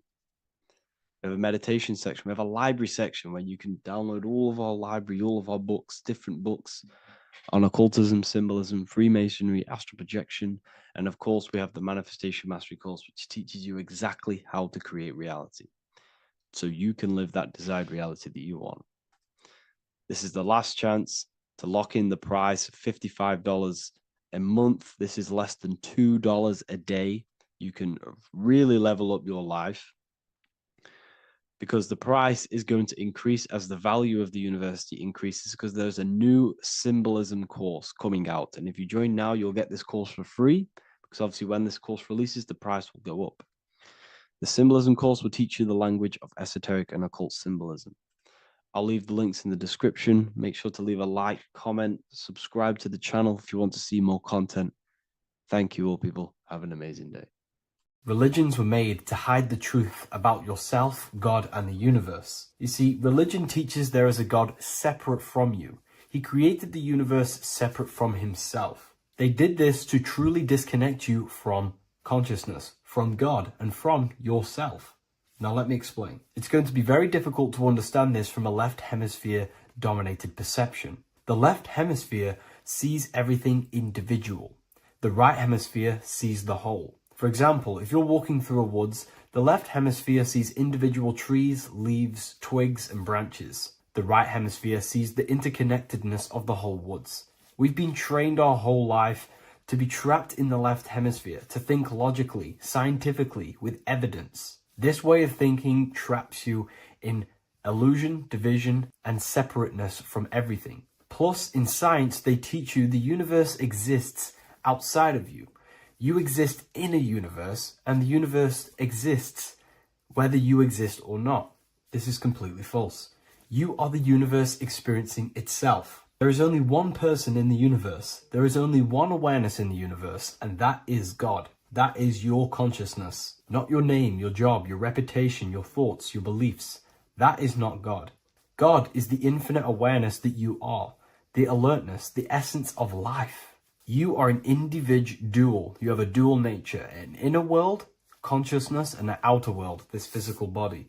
The inner world is the immortal, consciousness, awareness. This physical reality is for the immortal within us to experience and enjoy. And the immortal consciousness, the immortal self, the individualized expression of the only thing that is truly real, which is God, consciousness, is seeking a way to understand itself through infinite vantage points. The same consciousness inside of you, inside of the dog, the squirrel, the plants, the stars, the same awareness is in absolutely everything. Only the right hemisphere can see this connection.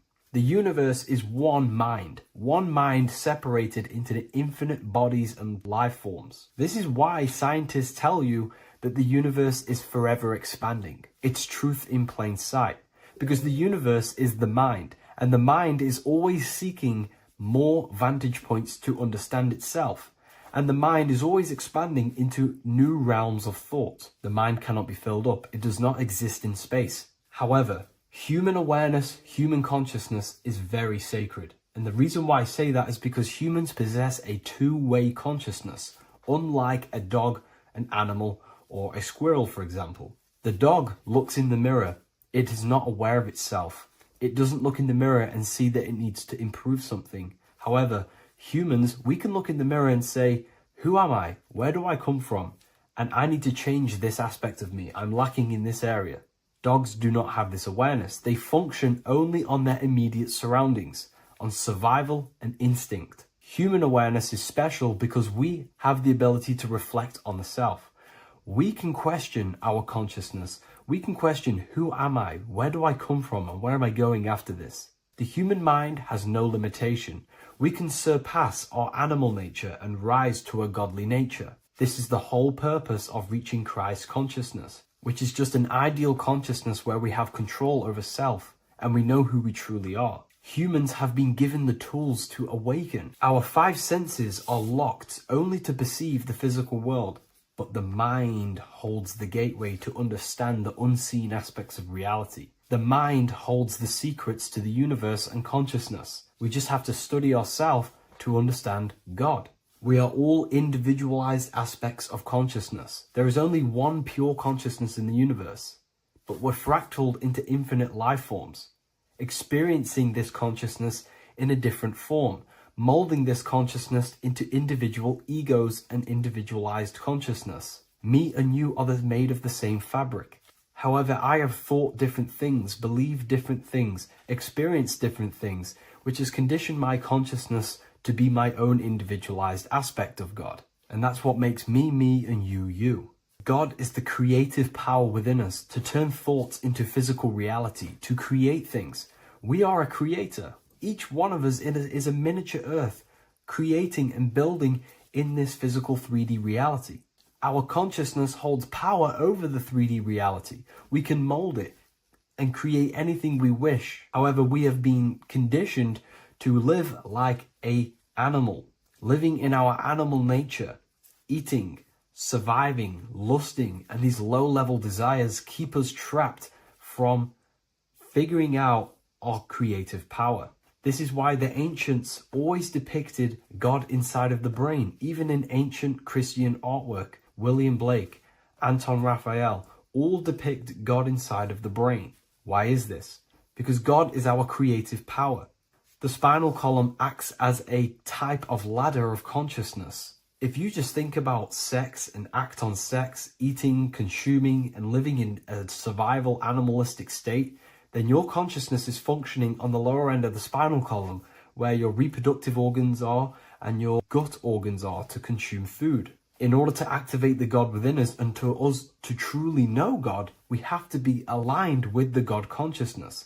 We have to unlock the God within us so we can truly actually experience God and understand it. However, God exists beyond our personal consciousness, beyond our human identity. In secret societies, satanic rituals and satanic societies, they are seeking a way to escape the human identity through ritual work, meditation, and trance-like states. A trance-like state is like the state that you enter just before you fall asleep, where there is no thought present in your mind, because you are not the mind, you are the observer, you experience the thoughts. And when we escape the human identity through rituals, meditation, or trance-like states, we can actually experience beyond the veil of this material world. However, satanic rituals do this in a negative way. Satanic rituals include ways to make the human mind tap out by pushing the human minds to the limit through pain, suffering, and even torture, to allow the mind to pass out so you can temporarily pass on the veil of the physical world and escape the limitations of the human identity and the human thinking mind. Now, you do not have to do it this way. You can experience the divine and beyond your human identity through many different ways, such as deep, deep meditation, rising above your thoughts, and setting 3 alarms, one for 6 a.m., one for 6:30, and one for 7:30. And when you wake up at these times, what you need to do each time you wake up is allow your mind to stay awake but your body to fall asleep. And you will enter this trance-like state. And you can gain ideas, experience lucid dreams, and maybe even astral project. All of these rituals in secret societies and satanic societies is all about escaping the human identity and experiencing the divine planes beyond the physical. To wrap all of this up, this is all about consciousness. Consciousness is the infinite awareness of the universe, just fractaled into separate bodies. And this consciousness is seeking a way to understand itself in infinite angles and vantage points.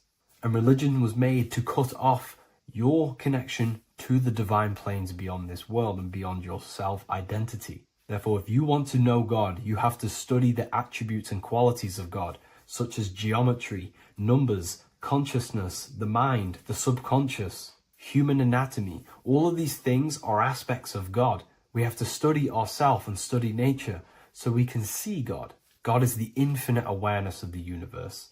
If you love this video, please leave a like and share it with a friend. I'll leave a link in the description for the Book of Wisdom, Volume 2. This one secret that is hidden and guarded within secret societies grants you profound power, which can fully transform your life and perspective on reality. Today, I'm going to reveal this one secret, which you probably already know, but never realized how deep it truly is. This has the power to change your life. It is the key to your potential. And if you stay with me, this power may be yours, and you could transform your life with this hidden secret that is guarded within secret societies and esoteric orders. And this secret is not really a secret, but something people overlook, that the universe is mental. Everything we experience and interact with and perceive originates within the mind. The universe is a boundless field of consciousness, a mental construct molded and shaped by thought. We do not just live in a physical world, as they want you to believe. There are hidden forces that mold the material world. They want you to believe that you are only a physical being inside of a physical universe. But this is completely wrong. You are the architecture of the universe. Your consciousness is the very fabric of reality, and you create your own universe. The universe is an infinite field of consciousness, a vast and limitless mental construct, intricately woven and shaped by the power of thought. It is a dynamic and ever evolving field where the interplay of awareness and attention gives form to existence. Within the boundless realm, every idea, perception, and belief contributes to the creation and transformation of reality itself. Each thought holds the power to transform reality. Your consciousness is the very fabric of reality. And this is shown in the symbol of the flower of life. The flower of life is a symbol. It symbolizes the interconnectedness of all existence, illustrating how every thought is not merely a fleeting moment, but a ripple that reverberates across every layer of reality. Each action, like the intricate overlapping circles of this pattern in the symbol, extends its influence far beyond its origin, weaving a web of interdependence where every choice impacts the whole. It serves as a profound reminder that everything is connected, bound by an unseen field of consciousness.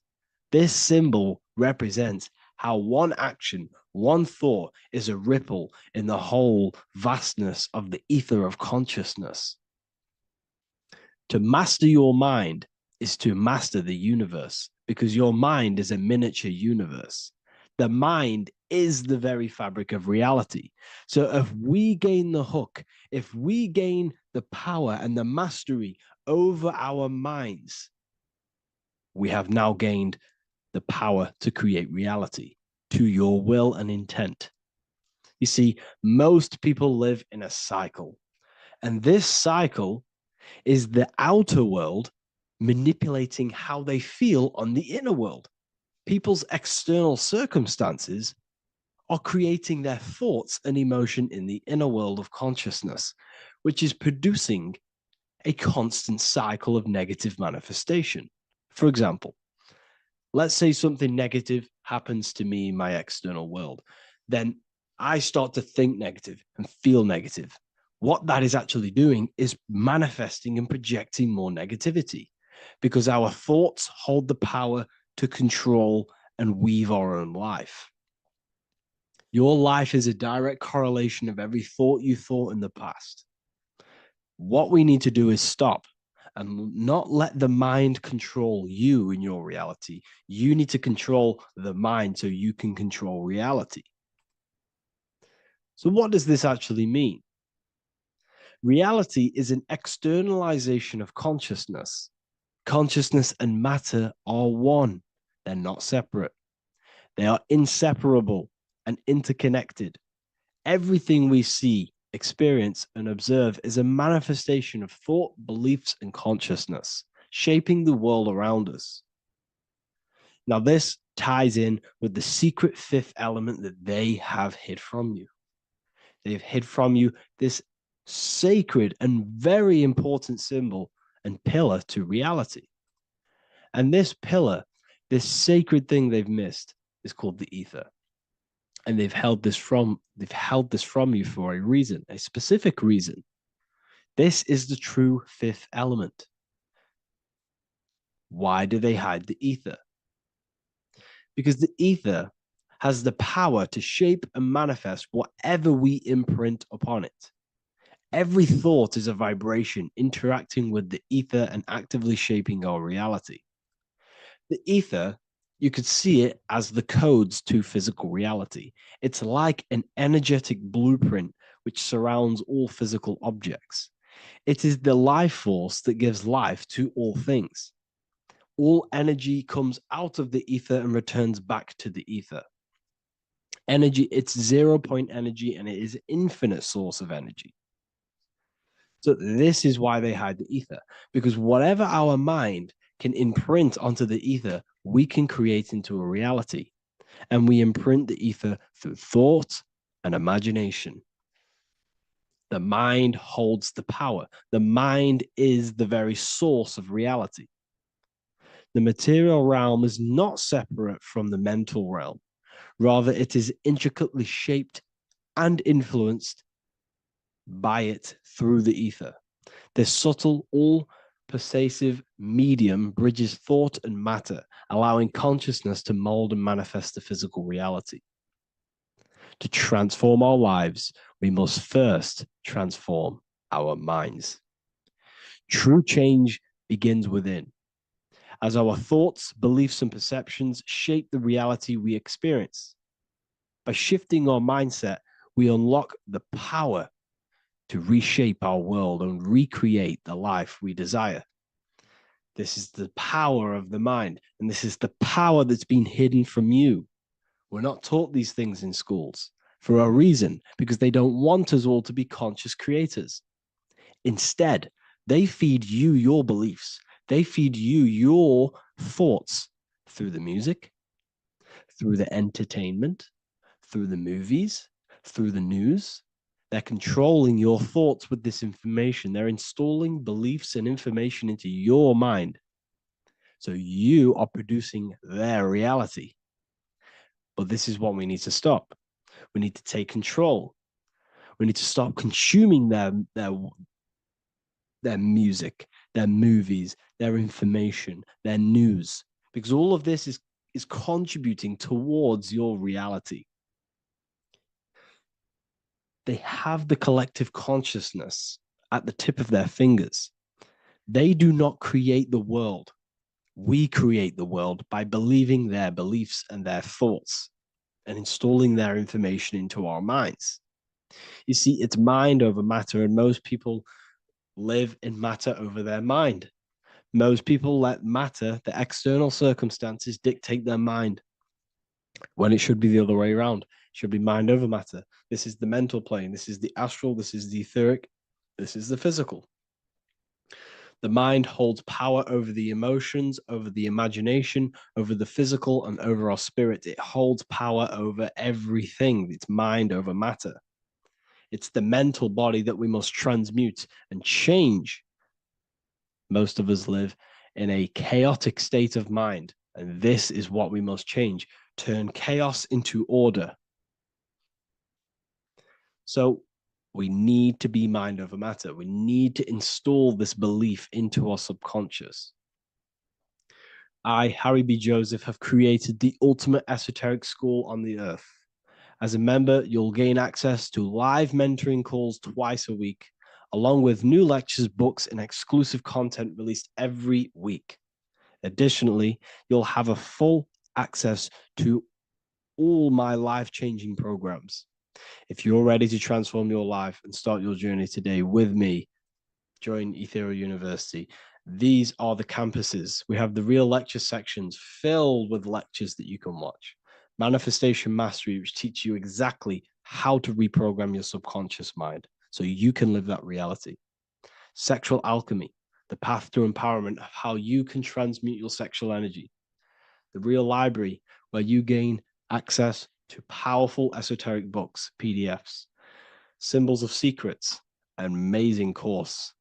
The course that allows you to see beyond the veil that has been pulled over your eyes, the language of symbolism that secretly rules the world. I teach you how to read symbolism. Esoteric Exchange, live calls. You get to rewatch all of the old live calls. Mindwave Hub, this is a place of binaural beats where you can listen to infinite amounts of binaural beats. So you can meditate to them. Meditation section, numerology, health section, and electromagnetism. This is a life-changing place. And if you are serious, we only accept serious about changing your life and studying the occult and esoteric, this is the place for you. I've been there. I've been on YouTube looking around for valuable information, trying to find good accounts, good channels. It's very hard. I had to go through years of trying to find good information on YouTube. But what I've done is instead of you searching around everywhere for bits of information and connecting the dots, I've put it all into one big place. You get your binaural beats, you get all the programs you need to walk the path of enlightenment to transform your life. I will connect with you on the inside, and I hope this lesson, this lecture, you gained some information, you gained some power from it. Please like and comment, or don't. It's up to you. If you have any reviews, if you have any ideas of lectures that if you don't understand certain things, make sure to leave a comment and I can make a lecture about it. I can make a video about it for sure. I don't mind taking recommendations for videos. So I thank you all, people. Have an amazing day. You are not breathing correctly. 98% of people only use a third of their lungs capacity, which is shallow breathing, which ages you, lowers your brain capacity, and also lowers your state of consciousness. So it's essential that you breathe consciously on a day-to-day basis, because this is what truly elevates your consciousness. I am going to give you the key for you to raise your consciousness just through breathing alone. Such a simple thing, but yet the most effective way for raising your state of consciousness and becoming more spiritually and mentally advanced. So tune in for this video and I'm going to show you exactly how to do it and the symbolism behind breathing. Air is more than just air. It carries electromagnetic energy. So now I'm going to give you the science behind this spiritual truth. This invisible force is what sustains all physical life, providing the life force energy essential for existence. Electromagnetism. Everything is fed off electromagnetism. Your body is an electromagnetic battery. Now, we can prove that air carries electromagnetism just by doing a simple test, a simple scientific experiment, by getting liquid oxygen and pouring it between a north and south magnetic pole, two polar opposite magnets. We see that the liquid does not fall straight through it. It is sucked, it is magnetically attracted to these two opposing forces, opposing magnets. This is proof that air, liquid oxygen carries electromagnetism. When you are breathing electromagnetism, the essential life force behind all living beings. This is known as energy or prana, chi, ether, or spirit. This is all the same thing. Air is not just empty space, it is energy, it is prana, it is life force, it is spirit, it is ether, chi, prana. You are an electromagnetic being. Your consciousness is in direct correlation with your electromagnetic aura or biofield around your body. Your state of consciousness is mirrored within this field around your body. Now, your breath, when you breathe in, you're breathing electromagnetism or life force. Breath is the vital link between the physical and the spiritual, bridging the body with the soul. Through breath, we connect with both tangible world and deeper, the unseen realms of energy and consciousness. Breathing deeply and properly elevates our consciousness, enhancing the brain's functions, heightening the sensitivity of our five senses. It also brings a profound calmness to the mind, creating a state of clarity and inner peace. Like I said earlier, breathing properly is the fastest way to elevate your consciousness. It is the fastest way because breathing, when you stop breathing, what happens? You lose physical consciousness. Your body will shut down if you do not breathe in this vital electromagnetic energy in the oxygen. If your body does not get this for 5 minutes or however you can last without breathing, this makes you lose physical consciousness. Your body will not survive without this essential life force energy. Therefore, air is one of the most overlooked things. This is why we see the symbolism of Buddha having a big belly. Why does he have a big belly? Because it's symbolizing breath work, proper spiritual breath work, the, the certain teachings of breath work, of when you breathe in through the nose, you have to breathe in through the nose. You don't want to breathe in through the mouth because the nose acts as a filter which catches dust particles and filters out the air before it enters the lungs. The mouth does not do that. The nose is for breathing inward. We breathe in through the nose, and when we breathe in, we breathe into our belly, not our lungs. When we breathe into our belly and our belly expands outwards, we are then moving this energy down through from the nose down the spinal column. And when we breathe back out, the belly goes in, which is raising the energy up the spinal column, back out through the mouth.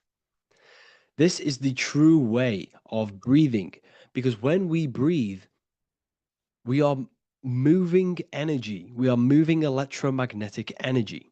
When we breathe in through the nose, the energy travels down the spinal column. And when we breathe out, we are raising this energy back up the spine, some of it going out the mouth, and some of it reaching the brain, activating dormant brain cells in the brain. But when we breathe, we need to make sure we are using 100% of our lungs' capacity, because the lungs is what transforms this special energy into consciousness, physical consciousness. So this is why Buddha has a big belly. It's not because he was fat. It's not because he was overweight. It's symbolism. It's symbolism of breath work. So try this. Do this for 2 minutes while you watch this video. Breathe in through the mouth as hard as you can until you no longer can fill any more air into your lungs and belly. Breathe it into your belly, not your lungs. And breathe out through the mouth. Do this for 5 minutes or 2 minutes, however long. I promise you, breath affects your consciousness. You will notice the difference. If you do it quicker, the quicker it'll affect your consciousness and you might go lightheaded. But that lightheaded is you activating your spirit, your energy body. So try this just by when watching this video. When you breathe consciously, you are renewing both your energy body and astral body, aligning your consciousness with a higher state.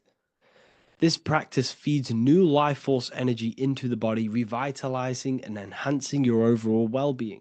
Like I said, your brain requires the most amount of oxygen.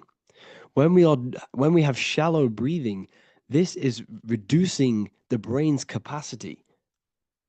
Because when we are not breathing properly, which 98% of people are only using a third of their lungs capacity, we are essentially only using a third of our consciousness, because your breath is directly correlated to your consciousness, your state of consciousness. When you breathe in through the mouth, out through the mouth, out in through the nose, out through the mouth, consciously and deeply for 5 minutes, you will notice that your senses are more powerful and sensitive. Your brain is quicker.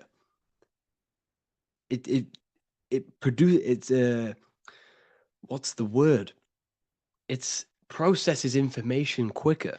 You become quicker. You become a superhuman, and you feel more spiritual because it activates your spirit, your astral and energy body.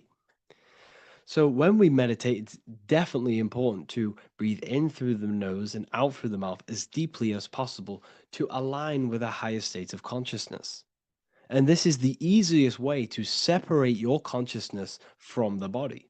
When you breathe in deeply for long periods of time, while meditating, while taking no thought, when no thought is present and you gain a rhythm of deep breathing, this is the gateway.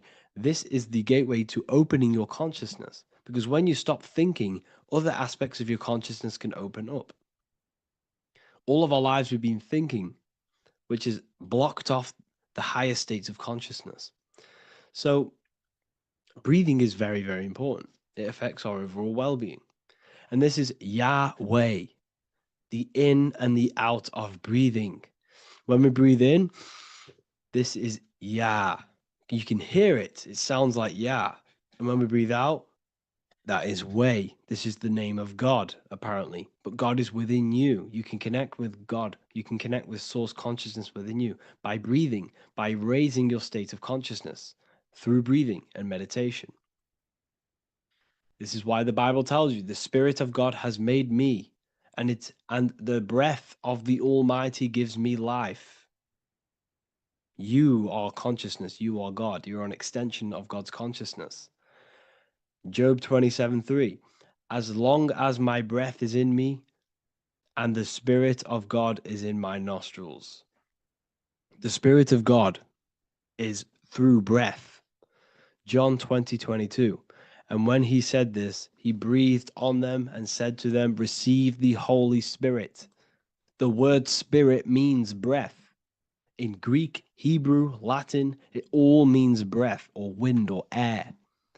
The Holy Spirit is a certain way of breathing, a breathing technique that elevates your consciousness, that syncs you up to a holy consciousness, an elevated state. That is the Holy Spirit. That's why it tells you in the Bible, when he said this, he breathed onto them. He breathed onto them and said, receive the Holy Spirit. You must breathe to receive the Holy Spirit. When you breathe, you are renewing the body's energy. You're taking in new life force, which is regenerating your cells, regenerating your brain, nervous system, and also connecting with consciousness, pure consciousness. This is not something that we should be doing during meditation. Yes, it is. We should be doing it during meditation, but this is something that we need to apply all of the time. This is the fastest way you can raise your consciousness. I just want to say, all of this knowledge is inside of the Book of Wisdom, Volume 2. Make sure to give a like and a comment on this video to help the algorithm. And let me know what you think about the last book or this book if you have read them, to let the new people know what they're looking at with this book. This is truly life-changing, the Volume 2 and Volume 1 is truly life-changing. You can get them in a bundle also. Learn hidden knowledge inside of the Ethereal University. This is where truth seekers belong. I'm not here to try sell you this, but this is the place for truth seekers. And if you are serious about your spiritual journey and serious about gaining knowledge, which gives you the advantage over life, join Ethereal University. This will definitely help you. Thank you for watching this video. Please leave a like and comment. Make sure to give me any suggestions on videos you want me to make in the future. Thank you all. You don't just have a physical body. You have a physical, mental, spiritual, and emotional body. Each one of these aspects are a body of its own. Body does not just refer to a physical substance. You have a mental body for thinking, an emotional body for your emotions, a spiritual body for your energy in your astral form, and a physical body to encapsulate all of these. Each four of these aspects are essential for the human experience and essential to balance.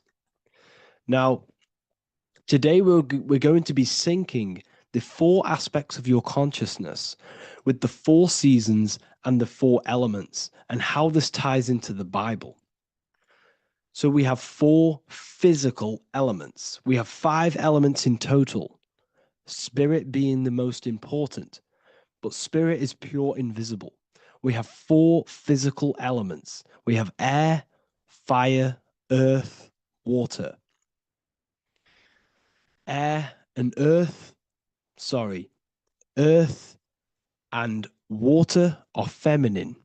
Air and fire are masculine. Air and fire are active. Water and earth are passive. The air corresponds with the mental body of consciousness. This is where your intellect, this is where your communication, this is where your thoughts, intuition all comes from. This is the mental body of consciousness that allows you to think, allows you to process, figure things out. and have intellect and gain knowledge. This is your intellectual aspect of your consciousness, located in the head region. We have a fire nature, a spiritual nature. This is our astral body. Our astral body is all to do with the subconscious realms, the higher realms of consciousness. This is the body that allows us to be free from the physical body. Our spirit is more of our energy. Water is our emotional body. This is what allows us to feel things, that allows us to gain intuitive feelings of conscience. So emotion allows us to understand what is right and what is wrong. When we feel something bad, we know that this is wrong. When we feel something good, we know that we are doing good. Emotions are a creational force that allows us to feel certain things to bring them into existence. Our emotional body is a creational force and should not be reactive, and they should be controlled. Most actions are stemmed from emotions. Actions bring thought into physical existence. Emotions are the driving power. They are what drives your actions. The thought, then the emotion, then the action. Earth is your physical body. This is your physical state that allows you to take mind and emotion into action, into fruition, into physical matter. This is what your physical body allows your consciousness, your soul, to interact with the physical world and bring things into physical existence. The physical body, the physical world, is an outcome and an effect of the thinking mind. All physical substance comes from the thinking mind. The pen, the phone you're holding, the microphone I'm speaking into, all began as a thought in the thinking mind, then it was brought into physical reality. Earth is the most dense. So it goes in this order: body, emotions, spirit, mind. The higher you go up, the more lucid and fluidic it becomes. The lower you go down, the more dense and dull it becomes. Air is the mind, fire is the spirit, water is the emotion, earth is the physical body. So this is why you are a microcosm. You have these four things within you. You contain of these four elements, which correspond to the four bodies of your consciousness, the four bodies of the soul. You are the soul. You are the spirit. So this is why in Theologians 4:17 it says, "Caught up together with them in the clouds to meet the Lord in the air." You don't meet God or the Lord in the physical air, in the clouds. This is clearly a parable. A human being cannot go up to the clouds and meet a mystical man in the clouds. This is obviously a parable, a metaphor. The air is your mind. You must raise your consciousness beyond the body, beyond the emotions, beyond the spirit, and enter in the mind during meditation, turning the mind inward to connect with the Lord. The Lord is the highest aspect of your consciousness, the one that exists beyond the physical body, beyond your emotions, beyond the thought. So you meet the Lord in the air, in the mind. The mind represents the air. This is why in America there's a saying called an airhead. You're an airhead. This means that you are stupid, or you don't think, or you have nothing in your mind. You have nothing in your head. When someone's very stupid, you call them an airhead, because air represents the mind. The air is elevated. The air is invisible. The mind is totally invisible to the human eyes. It is a metaphysical substance. In fact, it's not a substance at all. It's so fluidic, it's everywhere. The mind can be everywhere at all times. It can be anything. Nothing is impossible within the mind. Now, this is synced with the four seasons. The four seasons represent the four aspects of human consciousness, the four bodies of your consciousness, the four bodies of your soul. The sun is your soul, okay? And the sun travels around four seasons. Summer, when the sun is the most hottest point. Autumn, when the sun starts to move away from the hottest point. Things start to die. Then it goes to winter. This is when everything dies. This is when things enter in within itself. This is when darkness occurs. Then spring. This is the reignition of the sun. This is when the sun starts to bring back the warmth back to the summer. You have 4 seasons, which correspond to the 4 bodies of consciousness. Fire is the spirit. This is when you are passionate. This is when you are taking action. This is when you are fiery. The sun is blazing. You're taking action. You're very passionate. You're very spirit. You're in the spirit. Autumn is water, emotion. This is when you start to become very reflecting. This is when you start to feel emotional. Because in autumn, there's lots of water. This represents the emotional body of consciousness. Winter is the mind. This is air. Winter, what happens in winter? Everything enters within itself. The leaves die, the trees die, everything dies and goes within. This is the mind. The mind is the darkness, remember. You close your eyes to enter within the mind. The winter represents meditation. In the winter, what do people do? They stay inside of their house. They research more. They read more books. They become more intellectual. They think more in the winter because we are so we're stuck inside. So we're more reflective. We're thinking more. We're more communicative. We're more intellectual. In the spring, this represents the earth, the body. This is when we start to come out of the mind and we awaken to the body. And things start to grow again. The plants start to grow. The earth is growing again and reborn again. This is the body. This is when you become more active in the spring.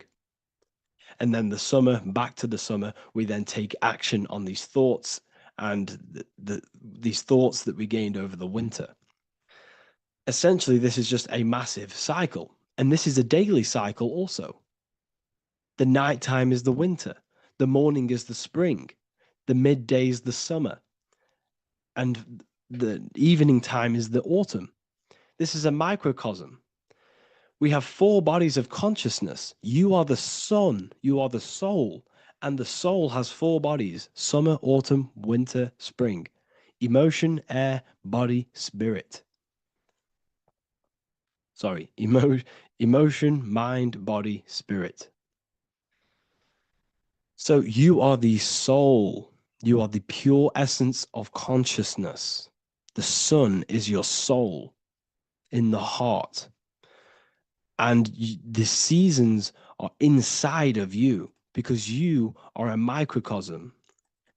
Okay? You are a microcosm. The word sun is son. The Latin word for sun is sol, which is soul or solo, because the sun is solo. It's on its own. You are the soul, and the soul has the 4 different bodies of consciousness. So before we move on any further, if I've blown your mind, please, if you can, leave a like, a comment, a share, and a subscribe. Let me know what videos you want me to make in the future. Please drop a like. It definitely will help me. You are a microcosm of the macrocosm. Man is a miniature universe that goes through its own cycles. The seasons of the summer, winter, spring, and autumn do not occur merely outside of him, but within him as well. The summer is within you. You feel different in the summer. You feel different in the winter. You feel, depending on the body of consciousness, it's your soul's interacting with. So the sun in the sky is your soul inside, and the sun goes through these cycles, which is affecting your bodies of consciousness, because the cycles represent your bodies of consciousness. Now, this ties in with the Bible. This is why we have 4 gospels. This is why Matthew, Mark, Luke, and John are always seen with the 4 different zodiac sign animals or symbols. So you always see each one of the gospels. If you just type in on Google Matthew, Mark, Luke, and John, type in ancient pictures, paintings, or pictures of them, and you will find these 4 zodiac signs are always standing with each one. Taurus, the bull; Leo, the lion; Scorpio, the eagle. An old symbol for Scorpio was the eagle. and a man for Aquarius. Here you see very, very ancient paintings and artwork. Here we see Matthew, the man, Aquarius. Here we see John, the Scorpio. Same here. We also see it on the tarot cards, on the world card. We see the 4 fixed zodiac signs. Here we see it as well. These are called the 4 fixed zodiac signs. Now, when we look at the zodiac, we're no longer looking at the sky, because what you must understand is as above, so below.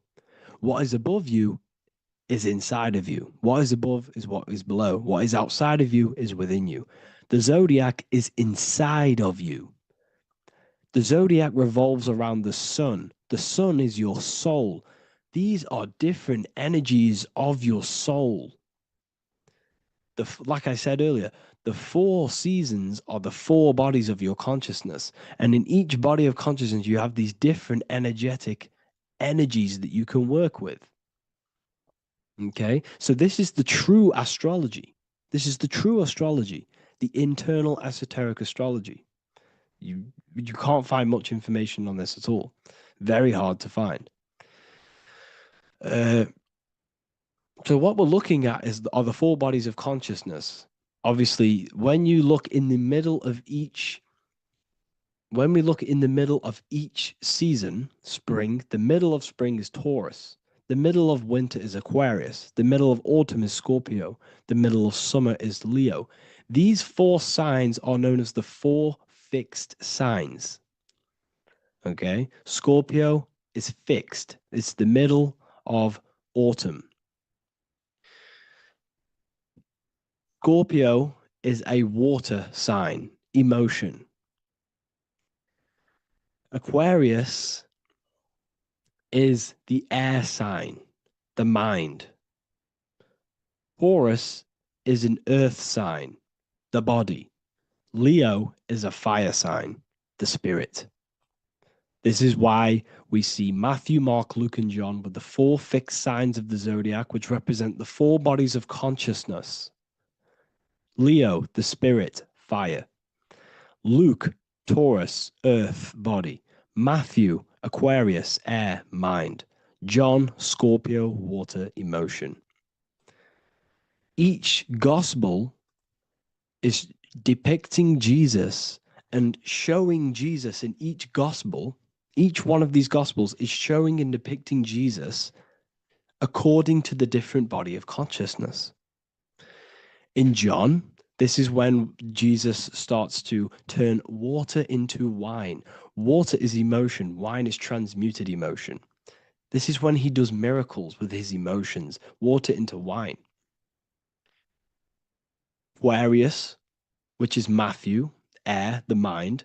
Inside of the Gospel of Matthew, this depicts Jesus as an intellectual person, a person who's communicating and using his mind, his mental body a lot inside of the Gospel of Matthew. Go and read it, and you will see this.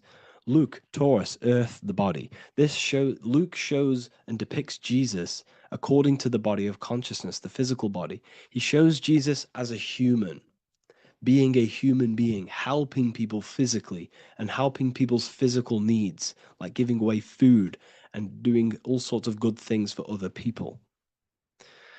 Leo, Mark, inside of the Gospel of Mark, this shows Jesus as a spiritual teacher, a passionate person who is taking action. Each gospel is showing Jesus according to the different body of consciousness. And Jesus represents you, the Son. That's why it's called the Son of God, the light of the world. Jesus represents your soul, and your soul has these 4 gospels, the 4 bodies of consciousness, the 4 fixed signs, the 4 elements, and the 4 seasons. These things all correspond to your consciousness. So this is Leonardo da Vinci showing you the exact same thing. Jesus is the I am, the sun, the soul, in the middle, on his own. Luke, spring, earth, body. There are 3 people in each group. There are 4 groups, and there are 3 people in each group. 1, 2, 3. 1, 2, 3, 1, 2, 3, 1, 2, 3. Fall, winter, summer, spring. These are according to the four bodies of consciousness. Here we see Aries, which rules the head region, is on the head of the table. Gemini, he's holding up the two hands because Gemini rules the two hands, the two arms. Gemini is the two twins, which is the two arms and two hands, and the two lungs. Here we see the beginning of summer, which is Cancer. You see the big knife here? Cancer, him here, this grey-haired guy, holding a knife for the crab. Cancer, they pinch. You have a knife, symbolizing the crab. Leo, the middle of summer, showing dominance. The sun is very dominant. He's got his elbow on the table, showing dominance. Virgo has no Adam's apple. Cancer here is pointing at this woman's neck, saying there's no Adam's apple. This is Virgo, the virgin, the only woman. Jesus, the sun. This is Libra, the balancing. He's holding his arms out, balanced, showing the balancing of the sun. Because when the sun enters Libra, the sun is balanced between winter and summer. So it's balanced. This is all astrology, but this is internal. Okay. This is Ezekiel's vision. Ezekiel had a vision in the Bible, and he saw the face of a man, the face of a lion, the face of an ox, and the face of an eagle. The eagle, Scorpio, the ox is Taurus, the lion is Leo, and the man is Aquarius. He saw the throne of God. And he saw the different bodies of consciousness. This is all symbolic for the different bodies of your soul. So when we look at the zodiac, we are actually looking at a map and the energies of our soul and the energies of our bodies and the energies of our consciousness. This is what we are looking at. Each zodiac is an aspect of our consciousness and an energy that we can work with and that we must purify. Balance and purification is essential. Imagine playing a brand new video game. Let's say a brand new video game came out and you had to play that game. You don't know the controls. You cause chaos in that game. You can't really run properly. You can't do anything properly. You're getting destroyed by other people who are playing that game. It's the same with your physical body. When you are born, you must learn how to play the game. You must learn how to balance the mind, learn how to balance the spirit, the emotions, and the physical body. We must balance and purify each body of our consciousness. We must look after our physical body with our physical health by eating physical, electrical food like fruits and veg. We must look after our minds by being conscious of what enters our eyes, enters our ears, enters everything. Whatever enters our five senses is affecting our mind, our mental health, our environment, mental. We need to look after our thoughts, control our thoughts by purifying our thoughts, only positive thoughts. Then we must purify our emotions, feeling only gratitude and love and not feeling these negative, dull emotions. Then we must look after our spiritual body through meditation and looking after our spirit. But remember, when we look after our mind, it all begins in the mind. Each body of consciousness is interlocked with the other. If you have an unhealthy body, you have an unhealthy mind, spirit, and emotions.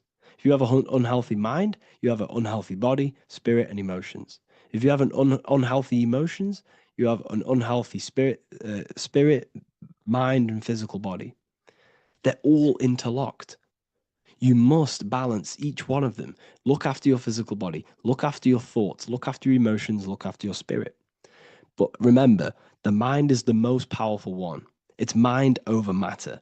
Once we look after the mind, because once we start to control our minds and control every thought we think, this will then turn into discipline in our physical body. Because once we learn how to discipline the mind, we learn how to discipline what we eat, we learn how to discipline what we feel, we learn how to discipline our spirit. This is all interlocked, but work on the mind first. Work on the mind first. All of this knowledge is inside of the brand new Book of Wisdom, Volume 2. This is a revolution of human consciousness. If you've read it, please leave a review down below. If you've read volume 1, leave a review down below. This is the next revolution. I don't see this information anywhere. This is the next revolution of human consciousness. And of course, if you are serious about this and you truly want to gain enlightenment and join an amazing community where you can connect with me on live calls, lectures, the Manifestation Mastery course, you can gain access to my library with over 45 PDFs plus my books. And if you do join the university, you can order a volume 2 free of charge. All you have to do is to pay for shipping. If you truly take your knowledge serious and you want to take advantage of life, join the university. This is where truth seekers belong. Just want to say thank you all. Please leave a comment.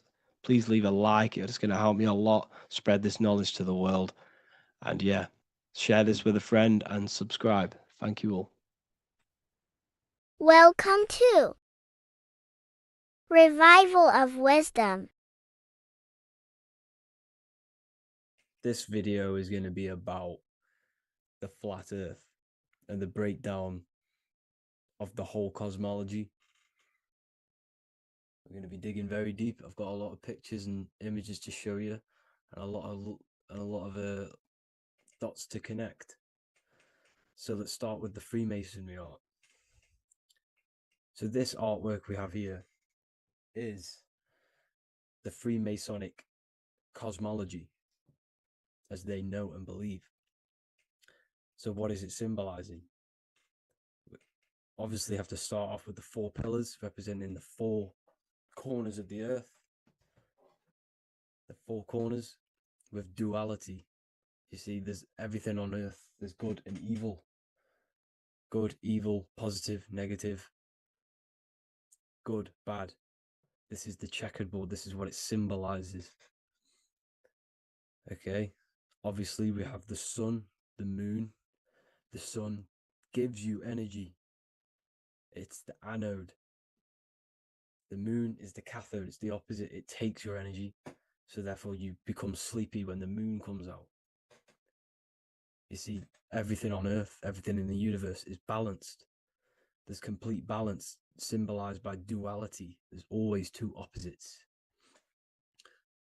We have the all-seeing eye, and obviously 7 stars representing the 7 planets, but not planets as in we know planets. They're not physical spinning balls of gas. They are energies. They are lights emitting from the realm above this realm. They are lights through the firmament, through the electromagnetic field. So let's go through that again. The 4 corners, duality, positive and negative, cold, dry. Everyone on earth has an opposite. Everyone, there's 2. Okay, and then we have the sun, the moon, the 7 planets with a 5-pointed star. What's the 5-pointed star? Of course, it's the 5 elements: spirit, water, earth, fire, and air. Okay, that's what the 5-pointed stars symbolizing, the 5 elements of earth. And then, most importantly, we have the compass. The compass is very, very important, hence why it's in the center. The compass is symbolizing many, many things. And one of the most important things, but we'll get into that after. We have a boat with water outside of the earth. So we have a boat on water, symbolizing the waters separated by the firmament, the waters above, separated by the firmament from the waters within the firmament, the earth. So this is what it's symbolizing. So the compass, what's the compass? This is where the compass comes from. The Polaris, the most important star there is, because it's in the center of Earth. The sun, the moon, and the black hole, black sun. Because all creation comes from center, the seed center. Okay, but we'll get into this after. But also, this is a very important Masonic symbol because they use this symbol a lot. This is one of their main symbols, hence why Neil Armstrong has the Masonic ring with the compass on it. The people who supposedly went to the moon, which obviously they faked to push this globe model, because the globe model is based upon fear. Because the globe model, if they can sell you the globe model, they can sell you anything then. You don't know where you actually are. The globe model is to push fear upon the masses, because the globe model means there's not enough resources. There's also risks of asteroids hitting the planet. There's also risks of space extraterrestrial invasions, global warming, asteroids. You see, this is all the fear that they can gain of selling you the globe model. Okay, because they don't want you to know that this is an intelligent design. And also, they're hiding God, the creator, the source. This is why they are satanic. They are opposites. They are lefty, Lucifer, right, righteous, godly. Hence why they do the symbolism on their eyes. 666. This is another famous, what's it called? Sorry, famous astrologer, astronaut. This is another famous astronaut doing 666, showing that he's in the alliance of the occult. But even look at their 10th anniversary stamps. They have a Masonic compass on there. Also, the Order Out of Chaos. Order Out of Chaos, double-headed eagle. Okay, the Order Out of Chaos ring, which they wear. So all of these astronauts are in the occult. They are lying to you. They are in with this order, this Masonic New World Order, whatever you want to call it. So let's break this compass down a lot more. Because as I showed you here, the center, okay, this is what the compass is symbolizing. Let's go into the North Pole map. This is from 1595. This is a rough estimate of where this map came from. It's from around the 1500s to the 1600s, maybe 1400s. There's not an actual set date on this map because obviously our history has been tampered with. But let's break down this map and the symbolism that they use towards this map, because this map is the map of the North Pole. Okay, so in the center, we have the black rock symbolizing the tower, the pole, North Pole. And what's on top of the North Pole? Obviously, it's Polaris. North Pole and Polaris. Okay, with the 4 islands around the center. Okay, 4 islands around the center. And this is what blew my mind, right? They say that Santa sounds similar. And if you look at this pole that's pointing to the North Pole, you see this line here. So this is obviously from the 1600s. What color is Santa? He's red and white. Just like this map pointing to the center is red and white, and Santa comes from the North Pole. So it's not a coincidence that they use red and white. They're mocking this map because obviously they took over after the 1500s, 1600s. They took over around the 1800s. So they're mocking this map with Santa coming from the North Pole with this red and white line to the North Pole. Notice the 4 islands. Okay. Like windows, their symbol, they obviously in the occult, they're part of the New World Order, is symbolizing these 4 islands with the blue behind it for the water. Okay, So this is another occult logo that's symbolizing this center, because the center is so important. Okay, we'll get into that. Also, we have the Mayan cosmology. This is the Mayan cosmology. This is what they created. This is their artwork, with also 4 major lands around the center. You see this 4 with green in between them all. 4 major lands with the underworld. You see this underworld is also symbolized by the Masons with the coffin of the skull and bones, the deceased, the dead. Okay, so this is also mentioned in the book of Enoch. Okay, and it's called Sheol. Sheol, the underworld. Okay, and in the book of Enoch, it says all spirits of the dead go to these hollow places, that they are wait until their appointed time of judgment.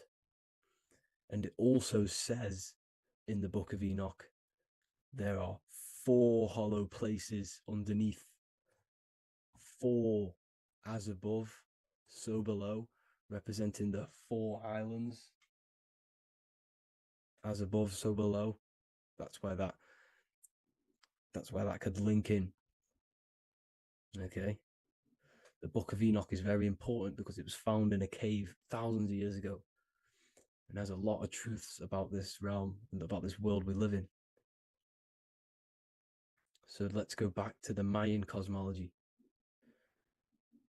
So the ancient cosmology, they all must have had some sort of communication. They must all be at peace with each other, because all of their cosmologies link together. See, the Greek, Babylonian, Indian, the Celtic. Okay, they're all linked in together. They all knew that they were in an enclosed system with an underworld and obviously a firmament. Okay, so this is what they all knew. They all must have had some sort of communication. They were a lot more advanced than us. They knew the center of the realm.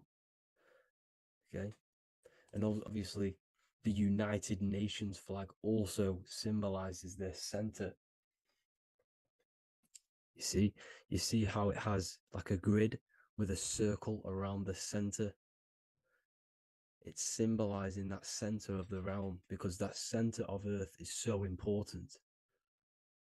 The United Nations flag, all have it. See, some different ones will have that circle around the center,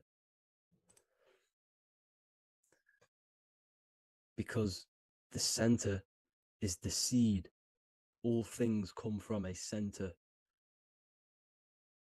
So the torus field is so important because it is the spark of life. It's the building blocks of the universe, this creation, because all things have a torus field. Just like an apple with what's in the center of an apple, a seed, because the center is where the energies hold, is where the energies meet, and it creates that spark of life. Just like your heart is the center of your body, and it has an electromagnetic field, because the center, all things come from the center. So this is why the North Pole is so important, because this is why it's so important, because this is where the creation sparked from, the center. This is where the most electromagnetic energy is stored. So this is why the northern lights come from the center. It's electromagnetic energy. This is what the northern lights are. It's being emitted from this black hole in the center. Okay, and obviously what else is on the center? Polaris. Polaris is the center star. Okay, so the center star is what sits on top of this North Pole, Polaris, because it's a pole of electromagnetic energy, symbolized as a black rock, a black hole, pole. You see, because all creation comes from void. Light is born from darkness. Without light, darkness can't be born from light. You see, but light can be born from darkness. This is why darkness is so important. And this is why there's a black hole in the center of our realm, like the black sun. The black sun, the Polaris star, the North Star. You see, so this is this North Pole, Polaris. This is what they're talking about. And this is why compasses are an 8-pointed star, because Polaris is symbolized as an 8-pointed star. This is where a compass will point you to. It will point you to that center. So notice how a compass has this black hole in the middle, you see, and it will point you to this meeting point, the north, because in the center is the center of the torus field of the earth. This is where the most electromagnetic energy is. You see, everything gets sucked into the black hole. Okay, this whole reality is being projected from that center point, just like your eyes suck in light. It's a black hole. Your eyes suck in the light of this light being emitted from this center place, this electromagnetic energy at the center, which is the seed of everything, of everyone. You see, just like an apple has the seed in the center in darkness, because in the center of the apple, it's dark. It's black. It's pitch black. But that's where the seeds are. That's where the life is. But Polaris is so important because it's that center star which lines up. It is the pole, it's the top of the pole of the torus field. So Polaris would be here at the very, very top. And this is where the compasses point you to. And this is why the star of Ishtar, the 8-pointed star of the Sumerians, also talked about this 8-pointed star, and it's called the star of Ishtar.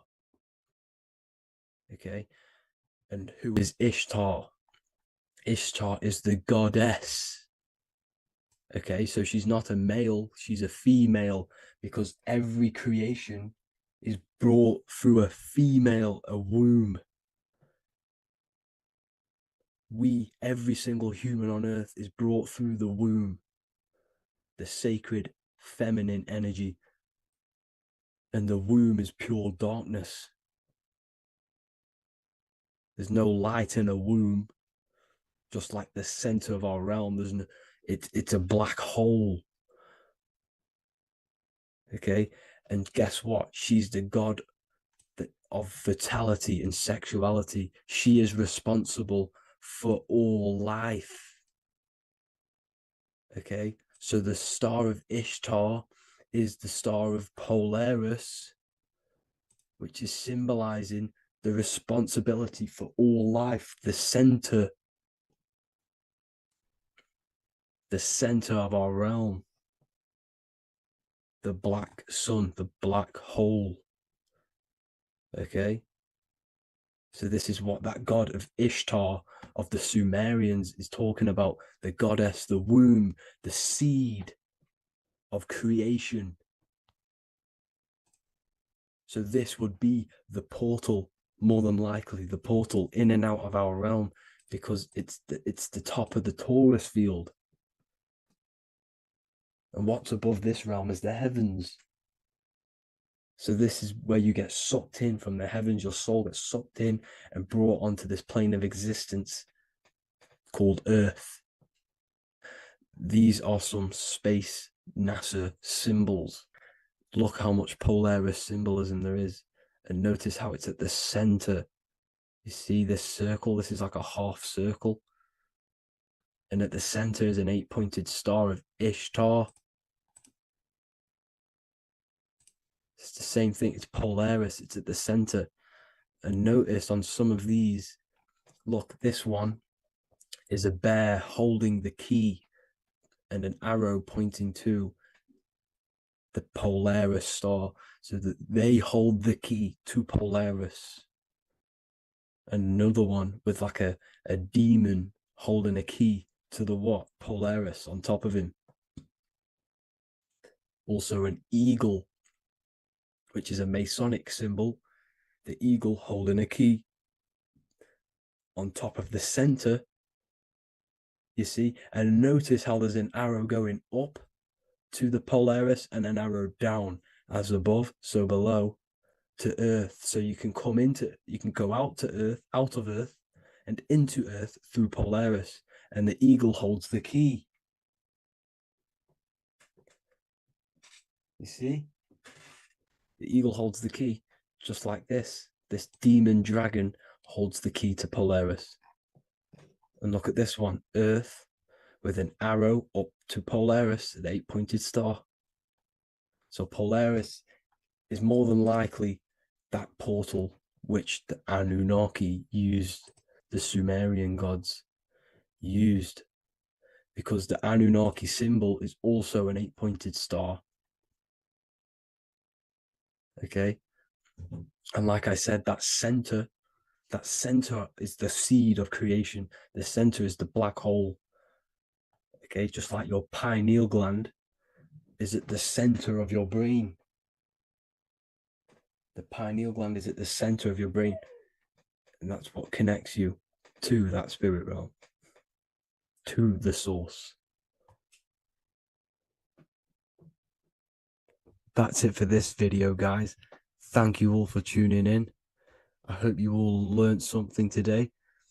Please leave a like, a comment, and please subscribe to the channel for more content.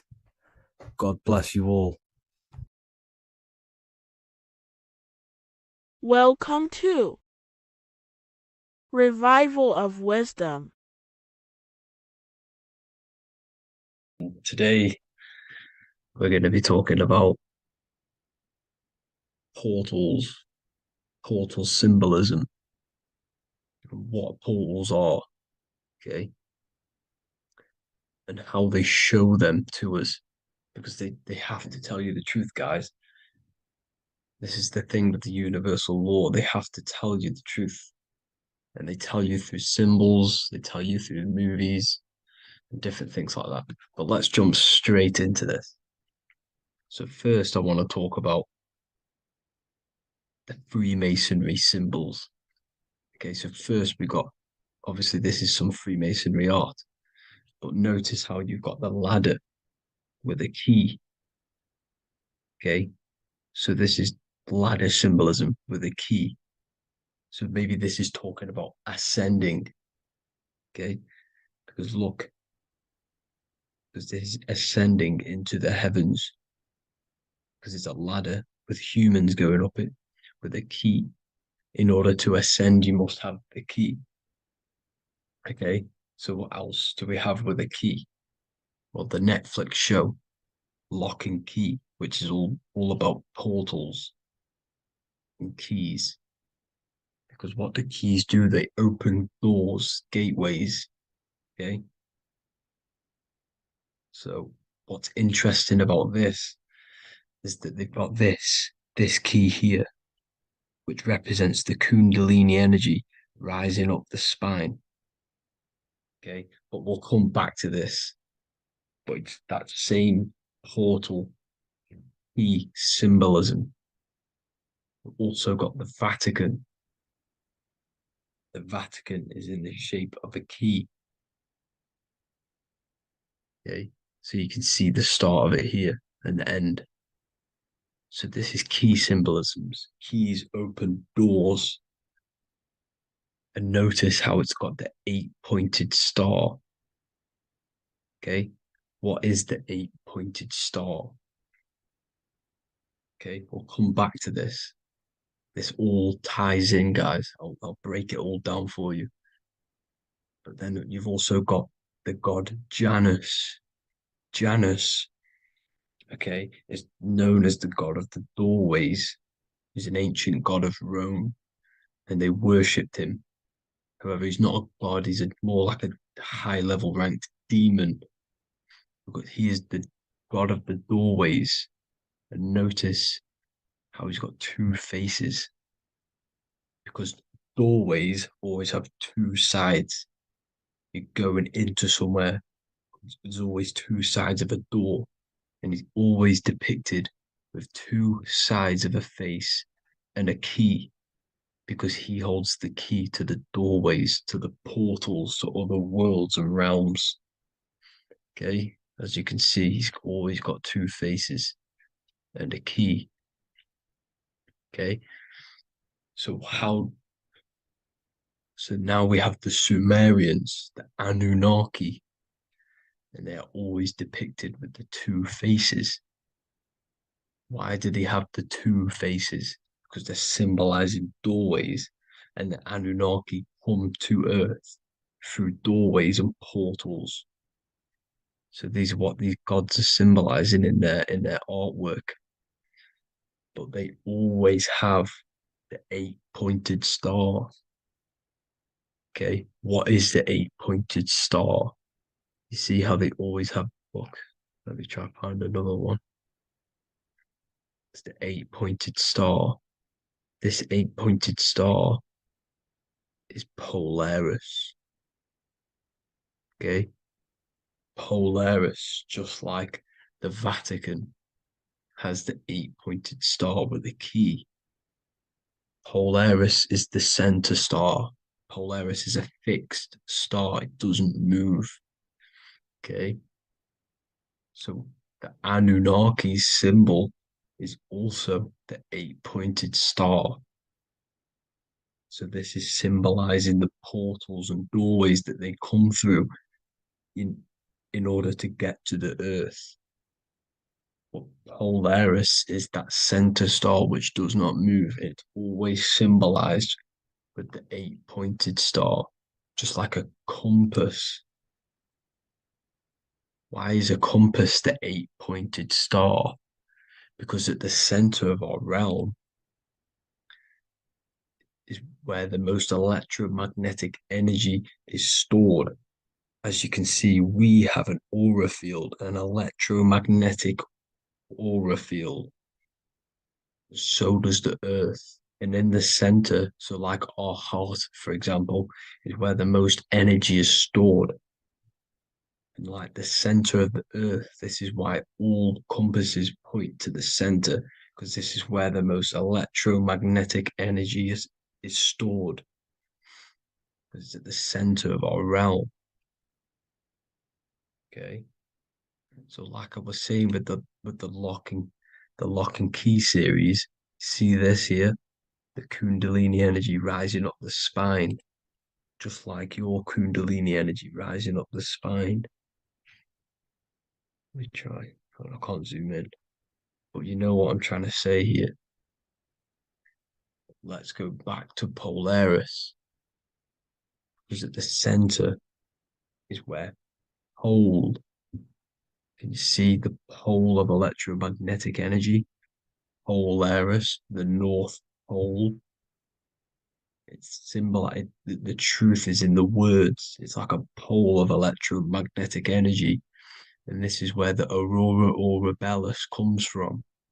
Notice how it's got the word aura in it, because it's the Earth's aura, electromagnetic field. Just like you have an aura, also known as the northern lights, because it's coming out of this center hole in the center of our realm, where the black sun is. And this is where the electromagnetic energy is coming up from. And this is what the aurora borealis is, or the northern lights. It's just electromagnetic energy. And it's symbolized through our symbols, the original O. Okay, because it's like a pole through the middle. Polaris. So this Polaris is the sky vault. It's the portal into this realm, because this is what the Anunnaki are always talking about. always symbolize it with the 8-pointed star. And just like a compass, it's the 8-pointed star pointed to the center, to Polaris. Okay. See here on the Sumerian tablets with the 8-pointed star again. And how we know it's talking about portals with this 8-pointed star is because CERN 666 are opening up portals to the underworld, letting in demonic entities into this realm. How do we know it's a portal? Because their Hydro Collider has 8 points, just like the 8-pointed star. So they are creating synthetic portals to the underworld to let these demonic entities into our realm. But what is the key? Because if we're talking about ascending through Polaris, notice how here on the masonry art, this luminary here, so this is the sun, that's the moon. This is Polaris because it's a luminary with what? 1, 2, 3, 4, 5, 6, 7, 8 beams coming off the luminary, just like the 8-pointed star. So you see the ladder with the key going up to Polaris. It's symbolizing ascending out of Earth. So what is this key that they're keeping from us? Because it's a human holding a key going up the ladder to Polaris. Well, chakras. We have 7 chakras. Okay, so this is what they are telling us in the lock and key symbolism. The Kundalini energy rising up the spine. Okay, just like they have 33 vertebrae on the back of your spine. Okay, this represents the Kundalini energy going up your 33 vertebrae, just like in masonry has 33rd degrees. Okay, so what is the key? Your chakras. Your chakras have to be unlocked. Okay, you have to unlock your chakras, and you can't unlock this one without going through this one. You have to go through them all. It's like a ladder, just like Jacob's ladder. You can't go from the bottom to the top. You have to unlock each one. Okay, just like you have 7 chakras, you have 7 layers of your aura. Okay, you have to unlock your chakras to the highest point in order to reach Christ consciousness. And this is the key that they're talking about. They're symbolizing the organic portal within each and every one of us to ascend out of this realm. Okay, so this is the key that they're talking about, and they're holding back this knowledge to keep us trapped in this 3D realm. Okay, so like I was saying with the 33 vertebrae and the Kundalini energy coming up the spine, 33 vertebrae, you can see this sort of symbolism going up to the light, because it's the light you see here. Your crown chakra turns on and becomes enlightened, just like the Illuminati symbol. Can you see it? But also, Jesus also died at 33. So this is symbolizing, okay, they're symbolizing the death of the ego, the body. So once you open up your chakras and reach Christ consciousness, which is your 33rd vertebrae, once your Kundalini energy goes up your 33rd vertebrae, your body technically, not physically, but spiritually dies, because you then become formless. You reach Christ consciousness. So then you can travel other worlds. Okay. This is what they're talking about. with Vatican, 8-pointed star, and the key. Janus with the key. The Sumerians with the 8-pointed star. Anunnaki, the 8-pointed star. Polaris, 8-pointed star. So Polaris is the way out of this realm, which is at the center. Pole, North Pole. Okay. So the key is that they're hiding from us is the knowledge to unlock our chakras. Okay. And without this knowledge that they keep from us, is trapping our souls in this reality to keep reincarnating. Okay. Well, thank you all for tuning in. I'm going to leave you all there. Make sure to leave a like and a comment in the comment section. Let me know some topics to talk about so I can break it down for you. God bless you all. What if I told you many people around you have probably sold their souls? It's more popular than you think, and it's very easy to do. Selling your soul is not something that you can just go and meet the devil and do it. It doesn't work like that. But before I tell you exactly how you can sell your soul and how not to sell your soul, what is the soul? So, looking at Jesus, we always see two lights surrounding his head, one surrounding the heart. And as of course, if you've been watching my channel, you know Jesus represents you. He represents the divine essence of the universe made in human form. Each one of us possess a fractal of God's infinite consciousness. We are all God. We are all God experiencing himself in a three-dimensional divided form, separated from his oneness. God wanted to experience himself. So he made this world. So each one of us possess a soul, and the soul is the spark of God's infinite loving consciousness, filled with God's loving moral law. So the reason why Jesus is always have a light above his head and a light on his heart is because this represents the brain and the heart. The brain is not the mind.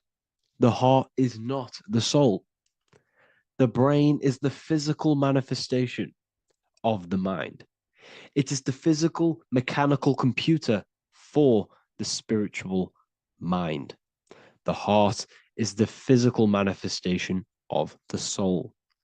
The heart is a brain.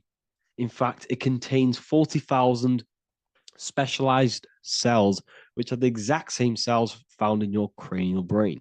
Yes, your heart is an emotional brain. Your cranial brain is a thought brain. It's a computer. Okay? Everything that exists physically exists non-physically. This is what the ancients called spirit. Just means invisible force.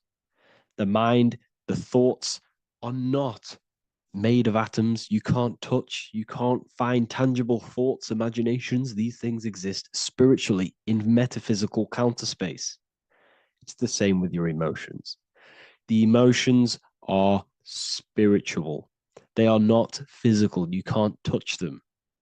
So thoughts are the language of the mind. Emotions are the language of the soul. Sometimes we can become eluded by thought and we can become eluded by emotion. If we are led purely by emotion, we can create illusions in our perception. The same if we rely only on thought. We must balance these two. Okay? So the mind is the creator, the soul is the operator. Every thought we think is being judged by our soul. The soul is the judge. The soul tells you what is right, what is wrong. And even the Freemasons depict this spirit and matter in their black and white checkerboards.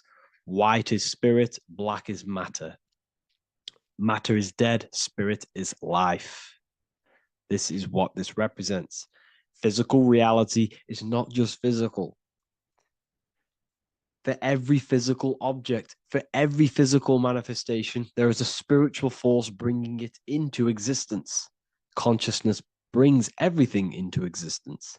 Before you kick a football, there is a change in your inner consciousness before you take that action of kicking the football. Everything exists in spirit before matter. You existed in spirit before you were physical. We also see this in alchemical Freemasonic artwork. This represents the clouds. This is the mind. This is the heavens. And then coming down into the heart, which represents the earth. The light entering the mind into the heart, because every thought we think is being judged by the heart. The heart speaks to you through emotion. The soul speaks to you through emotion. Every thought you think, your heart is telling you that is right, or it's telling you that is wrong.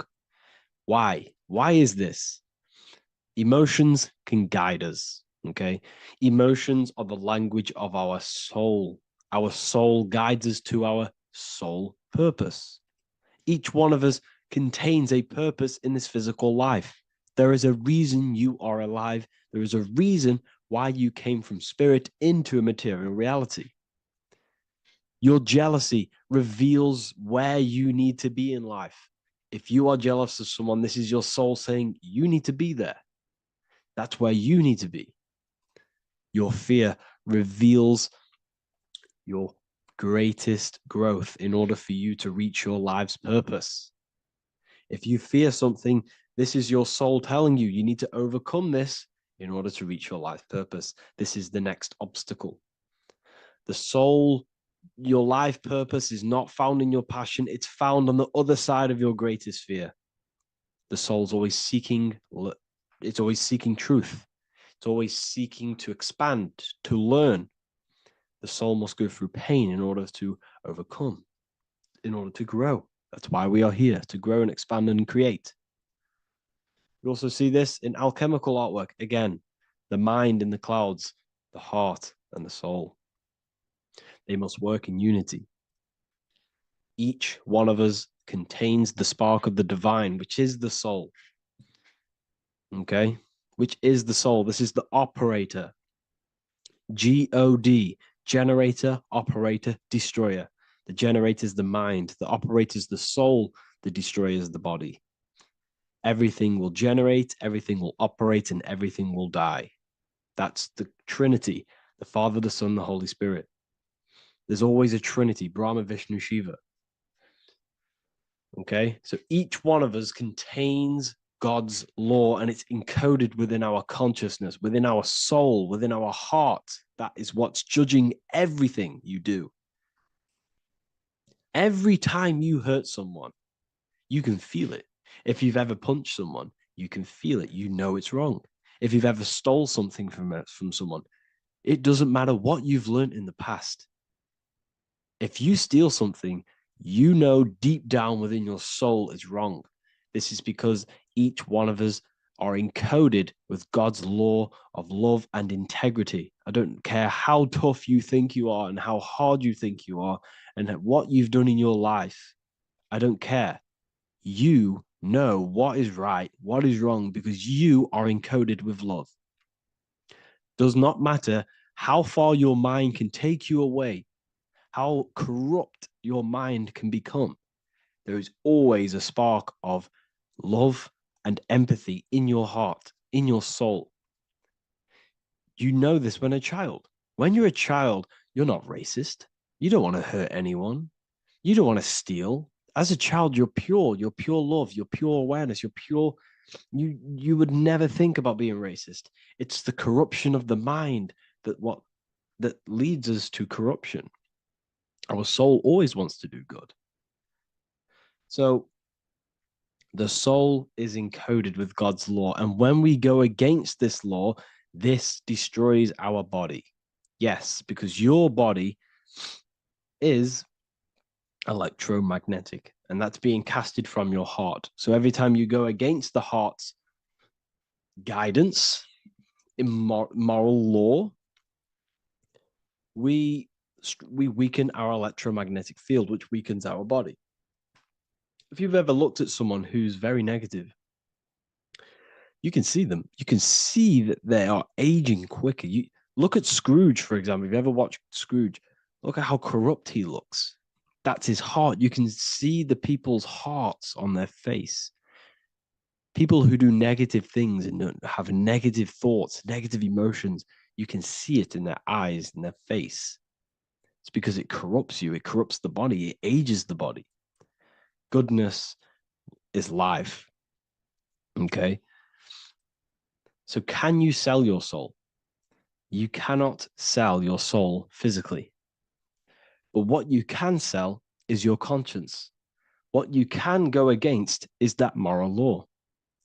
And you can exchange physical material things such as money, fame, cars, houses, business, in order for you can exchange that to go against your inner dialogue.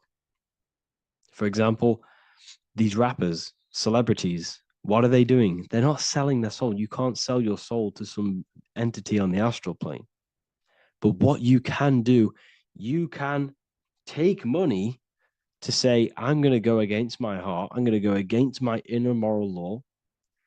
I'm going to take that money and I'm going to do something wrong. It's basically going against your soul. It's selling your soul's guidance of moral law. That's what selling your soul is. And that's what these rappers are doing. That's why they're so sad. You know, this is why all these rappers are on drugs, doing all sorts of things to escape, to short-term escape what they've done. They're going against their inner guidance for money. And yes, short-term pleasure may be happy for now, but in the long run, it will leave you feeling voidless because nothing material can ever satisfy your soul. Nothing. You could gain £1 million tomorrow, guaranteed within 2 weeks, you'd be back to the exact same position mentally, emotionally as before, because nothing physical can ever satisfy you.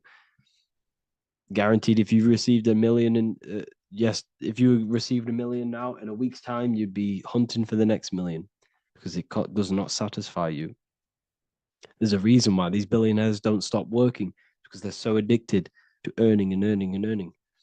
It doesn't satisfy you.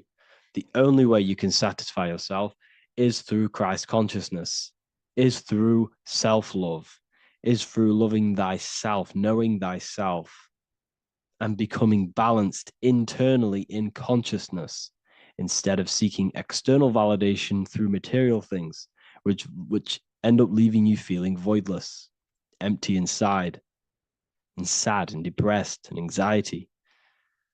Everyone's looking outside of themselves for validation, when true validation comes from within. True satisfaction, true happiness comes from within, reaching Christ. Christ is a state of being, a state of consciousness that we must cultivate within ourselves so we can live a happy, balanced life.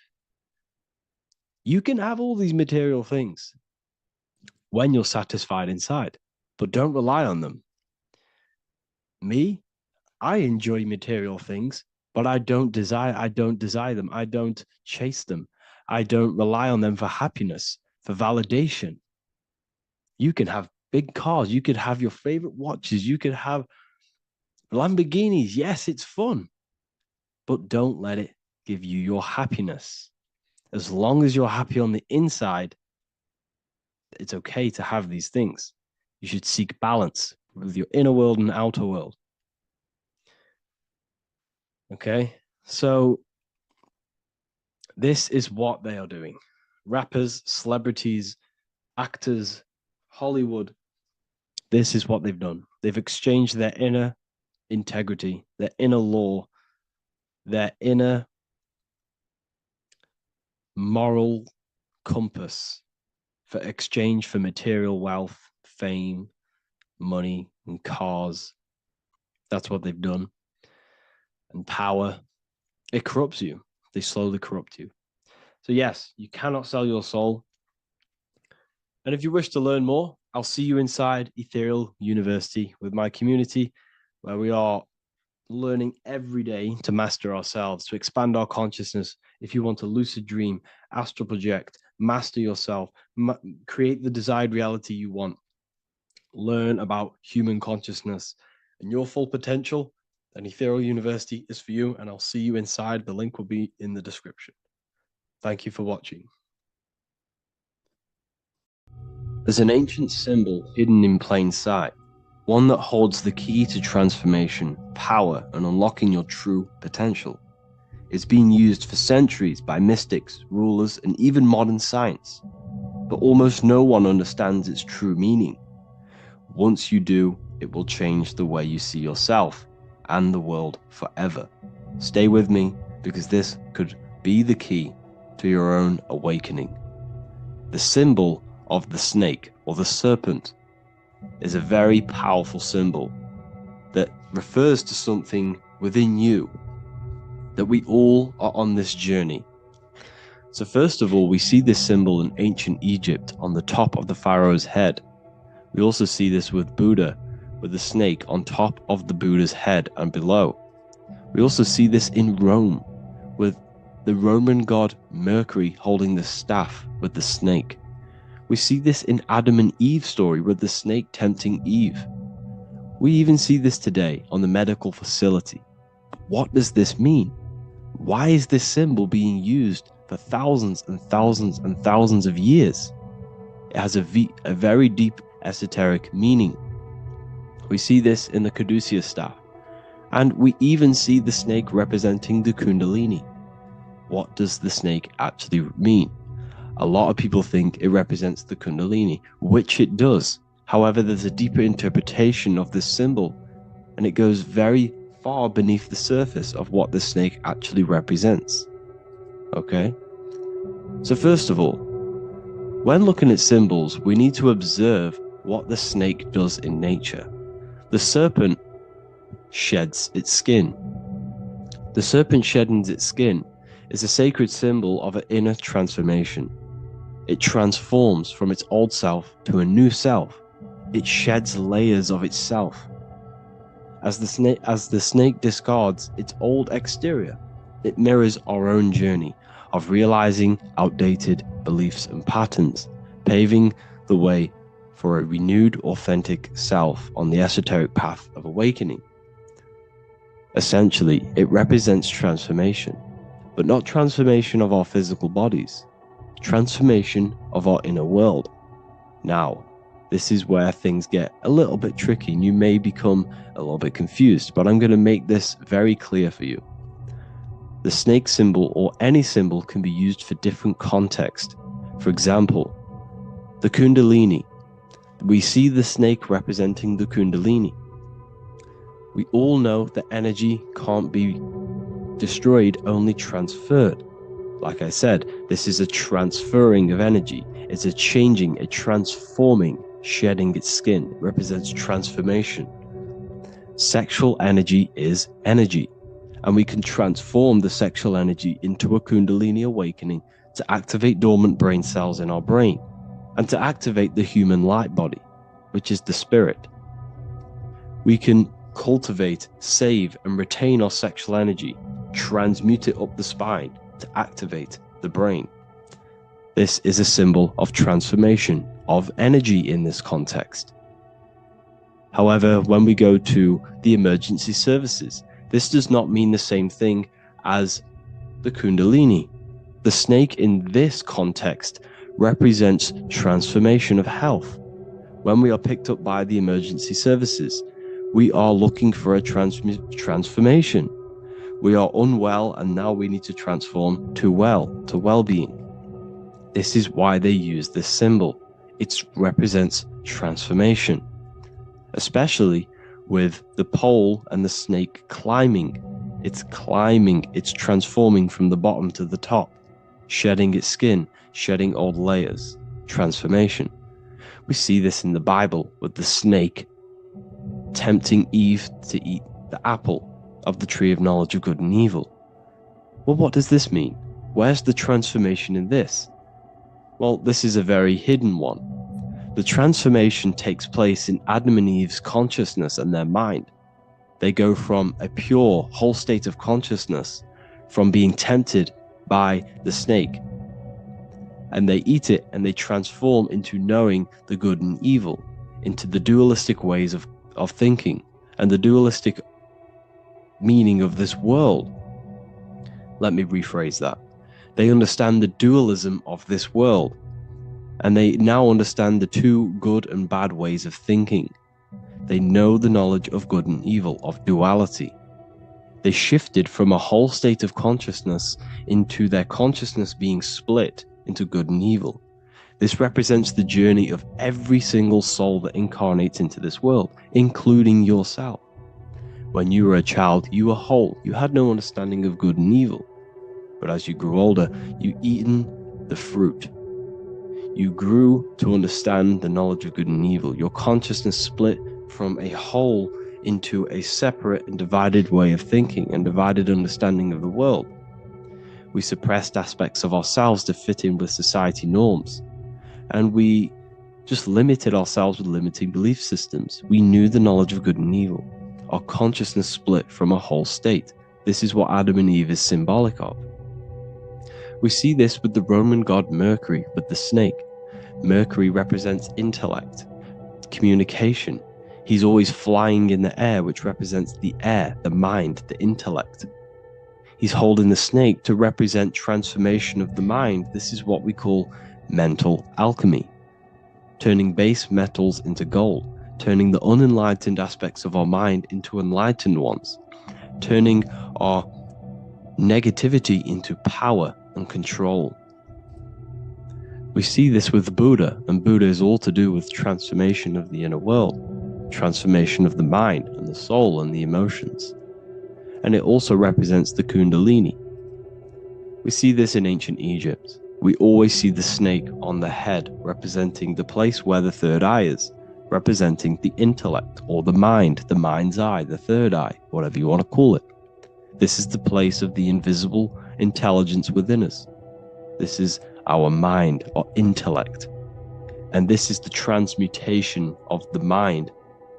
This is why the snake is on the head, representing the transformation of the mind, going from the unenlightened into the enlightened, going from the uncontrolled to the controlled mind, so that we can control the very fabric of reality. I've kind of just given that away. Why is this important? Humans are creators.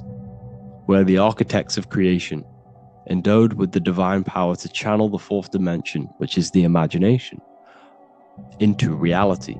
Each thought and intention is a seed. When nurtured with focus and clarity, transforms the unseen into the tangible experience. This creative process bridges the gap between the ethereal and the material. Humans are creators. It's impossible for you not to create.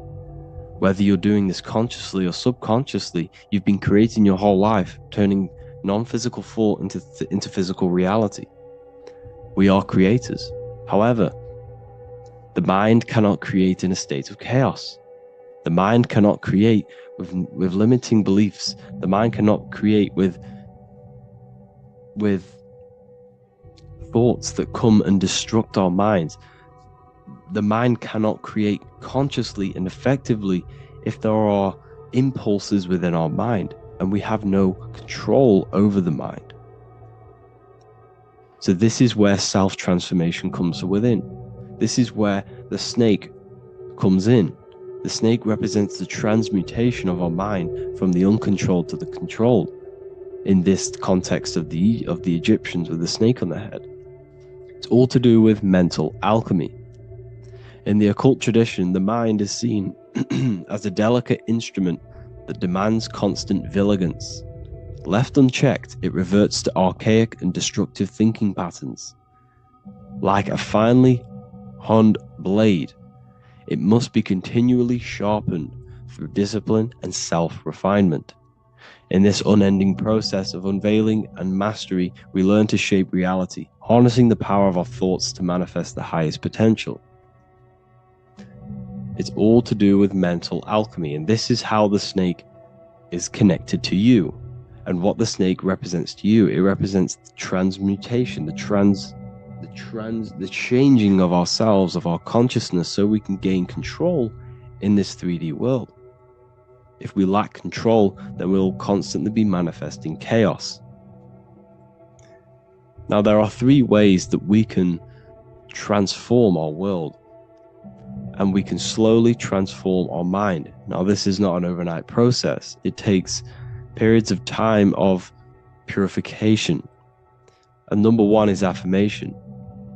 Let's say we have this dirty cup of water and we have a tap of water. And in this tap, it's pouring in more water, clear water. Over time, if I keep pouring clear water into this cup, it's going to slowly purify this cup. And then in the end, it will look like the cup on the right. It's the same with your mind. The cup represents the limiting beliefs, the negative thoughts, the negative mind, the uncontrolled mind. But if we keep repeating affirmations over and over and over again, such as I am disciplined, I am powerful, I am limitless, over time this can purify our subconscious and we can gain control over the mind, and we will become conscious of the thoughts that we are giving attention to. The second way is meditation. Meditation allows one to develop an off switch for the mind, providing a sense of control over it. Over time, we gain the ability to filter our thoughts and become more conscious of the ones we choose to engage with. Meditation, over a period of time, will give you this button that allows you to filter out negative thoughts. If you have a negative thought in your mind, you'll be able to become conscious of this and redirect your mind's attention. This is all about self-control, because remember, we become what we think about. The snake represents the transmutation of the self. And another way is visualization. Visualization allows your subconscious mind to experience the reality you desire, accepting it as truth. As the subconscious becomes more immersed in this imagined reality, it works to manifest it into your conscious experience. Your visual eye, visual eye. You're using the mind's eye to see and mold your future. That's what imagination is for, to create in your future. You can become your future now in your imagination. And this can slowly purify your consciousness, slowly purify your mind, which will then, if you do all 3 of these over periods of time, you will see great transformation from the inside out, and your outer world will start to mirror your inner transformation, because it's as within, so without. You change your inner world of consciousness, of thought and emotion, you'll change your external reality and your circumstances. So I hope this lesson has gave you a great understanding of what the snake actually represents. And now that you see it, you will see this everywhere. Every time you see a snake, you know it represents the transformation. So please, if you can, leave a like, comment, and subscribe, and turn on the alerts to make sure you never miss a video. And if you have any video suggestions, feel free to make a comment and I can make a lecture on it. I appreciate you all watching this video today, and I'll see you all inside my university if you're inside, and I'll see you all in my Telegram if you join, and I'll see you in the next video, of course. Thank you and take care. So this is known as the bag of the gods. This symbolism is widely known, but no one knows what it truly symbolizes. We see this in ancient Sumerian artwork. We see this in the Mayans' artwork. We always see this bag with the gods. What does this actually represent? Okay, so the bag itself represents carrying. Carrying what? It represents information, represents knowledge. Your mind is the carrier of the information. So this is why in his left hand, he carries the bag, and the right hand has the pine cone. This represents carrying of information. Why is it a bag? A bag can be passed on to someone else. The information can be taught to someone else. This is the information of activation of the pineal gland or higher consciousness of humans. Because as humans, we all possess an animal nature, the nature that tells us to eat, to steal, to gain material wealth, to survive, to hate. This is our animal self. This is our animal behavior. But we also have a divine nature of consciousness, which we have access to, the higher planes of consciousness, the planes that manipulate this material world and create all things in this material world. The human mind has access to. The animal does not. The animal has no idea he exists. The animal has no inner dialogue, but humans have the inner dialogue. Humans can create infinitely. We can expand our minds infinitely into new realms of thought. So we have this higher divine nature and a lower nature. This bag of the gods is basically just representing the knowledge they possess of higher consciousness, of the higher aspect of life, okay? Which is the activation of the pineal. The pine cone. The pine cone is in his right hand. The right represents wisdom. The left represents intellect, knowledge. Knowledge and wisdom are two separate things. Wisdom is applied knowledge. It's a feminine aspect. Knowledge is just gained information that you know, which is masculine. So in his right hand, he holds the pine cone. The pine cone can be opened and shut.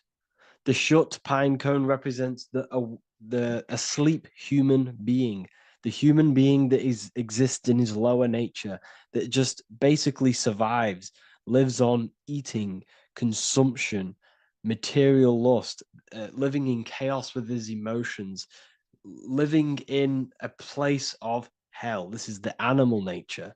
Then we have the awakened human, the one who has consciousness of himself, the one who looks within himself, the one who knows there is more to him when he looks in the mirror. He is far more than just the physical body. He is a divine spiritual being, a divine being who has limitless potential of creation into the material plane. So this represents the awakened. This represents the asleep. This is why he carries the pine cone in his right hand. It represents applied knowledge. This is the information. This is the intellect he possesses. And this is the applied knowledge of the awakening, of activation of the pineal gland. Because remember, the pineal gland is not your consciousness. The pine, pin, pineals, the same root word.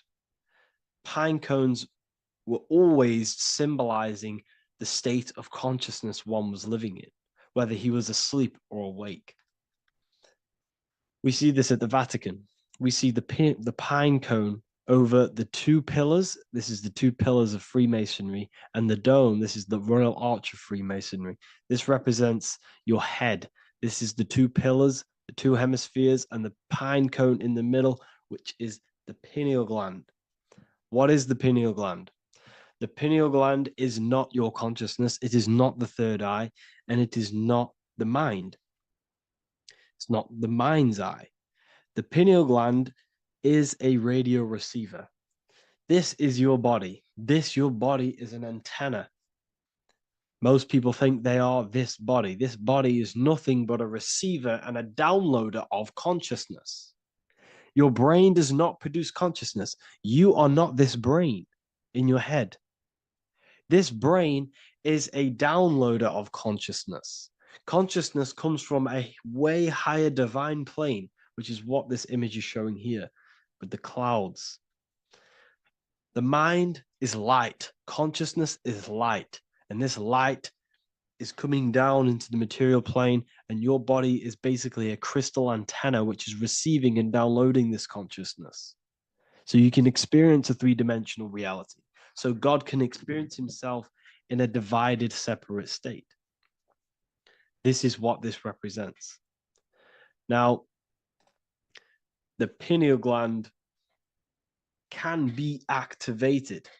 okay, and stimulated because the pineal gland has physoluminescent crystallized jagged shaped cells on it. And obviously these are crystals. Crystals are on your pineal gland. And what do crystals do? Radios use crystals. Your phone uses crystals. They tell you that crystals are woo-woo and pseudoscience because they don't want you to know the power of crystals. Your body is basically a giant crystal. Your pineal gland is a radio receiver for your consciousness. So if they can ruin your pineal gland and damage it, this will damage your connection to the divine, to your true self, to consciousness, to God, whatever you want to call it, the source. There is all one source consciousness, and we're all collectively connected to it. And this is our connection. This is our antenna. So what a radio does, a radio has an antenna, and the frequencies are all around us because all the radios are playing in your ear right now. But what the antenna of a radio does is tune into a specific frequency to pick up that frequency and play that frequency. It's the same with your consciousness. You're all a fraction of God's consciousness. So that is essentially what we are looking at here. We're seeing knowledge, intellect in the left hand, and applied knowledge, activation of waking up to higher consciousness, to the higher human form. Because we can reach beyond our physical form. We can turn our animal self into a divine being, into one of these so-called gods. These gods are nothing but human beings. The Anunnaki were not gods. They didn't come from the sky. These are normal, regular human beings who activated their higher consciousness. This is what we have here. This represents spirit. Birds represent spirit. So do we have any questions?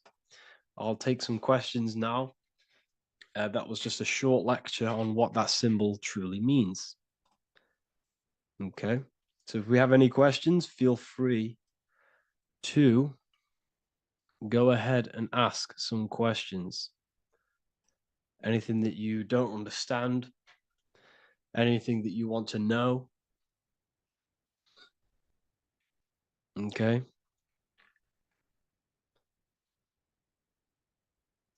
So base reality would be where source resides. Yes, the base reality is your consciousness. Are these lectures available in the university? There's a whole section, basically inside the university, there's a whole section with like over 30 long form lectures like this. So the base reality is where the source resides. Yes, the base reality is your inner world, your consciousness. That is the only thing that exists. Your outer world is just an effect of your consciousness. Your consciousness, everything that has gone on within the mind and emotion is pushed outwards into your reality. You have thought and felt your way into your external circumstances. Your life is a direct correlation of every thought you thought in the past. Therefore, your inner world of consciousness is creating and molding your outer world.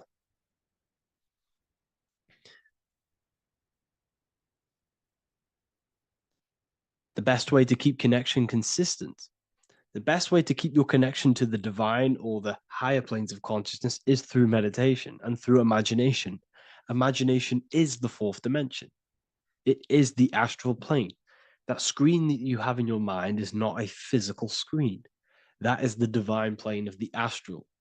And this is essentially where all objects of this material world comes from.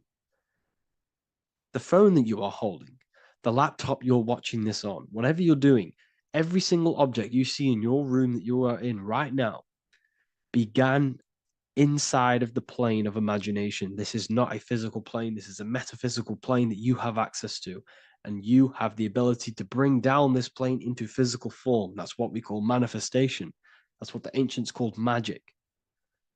This is what we now call in science metaphysics. It's all the same thing. So yes, you all have access to the divine planes, unlike animals. This is why humans are so advanced.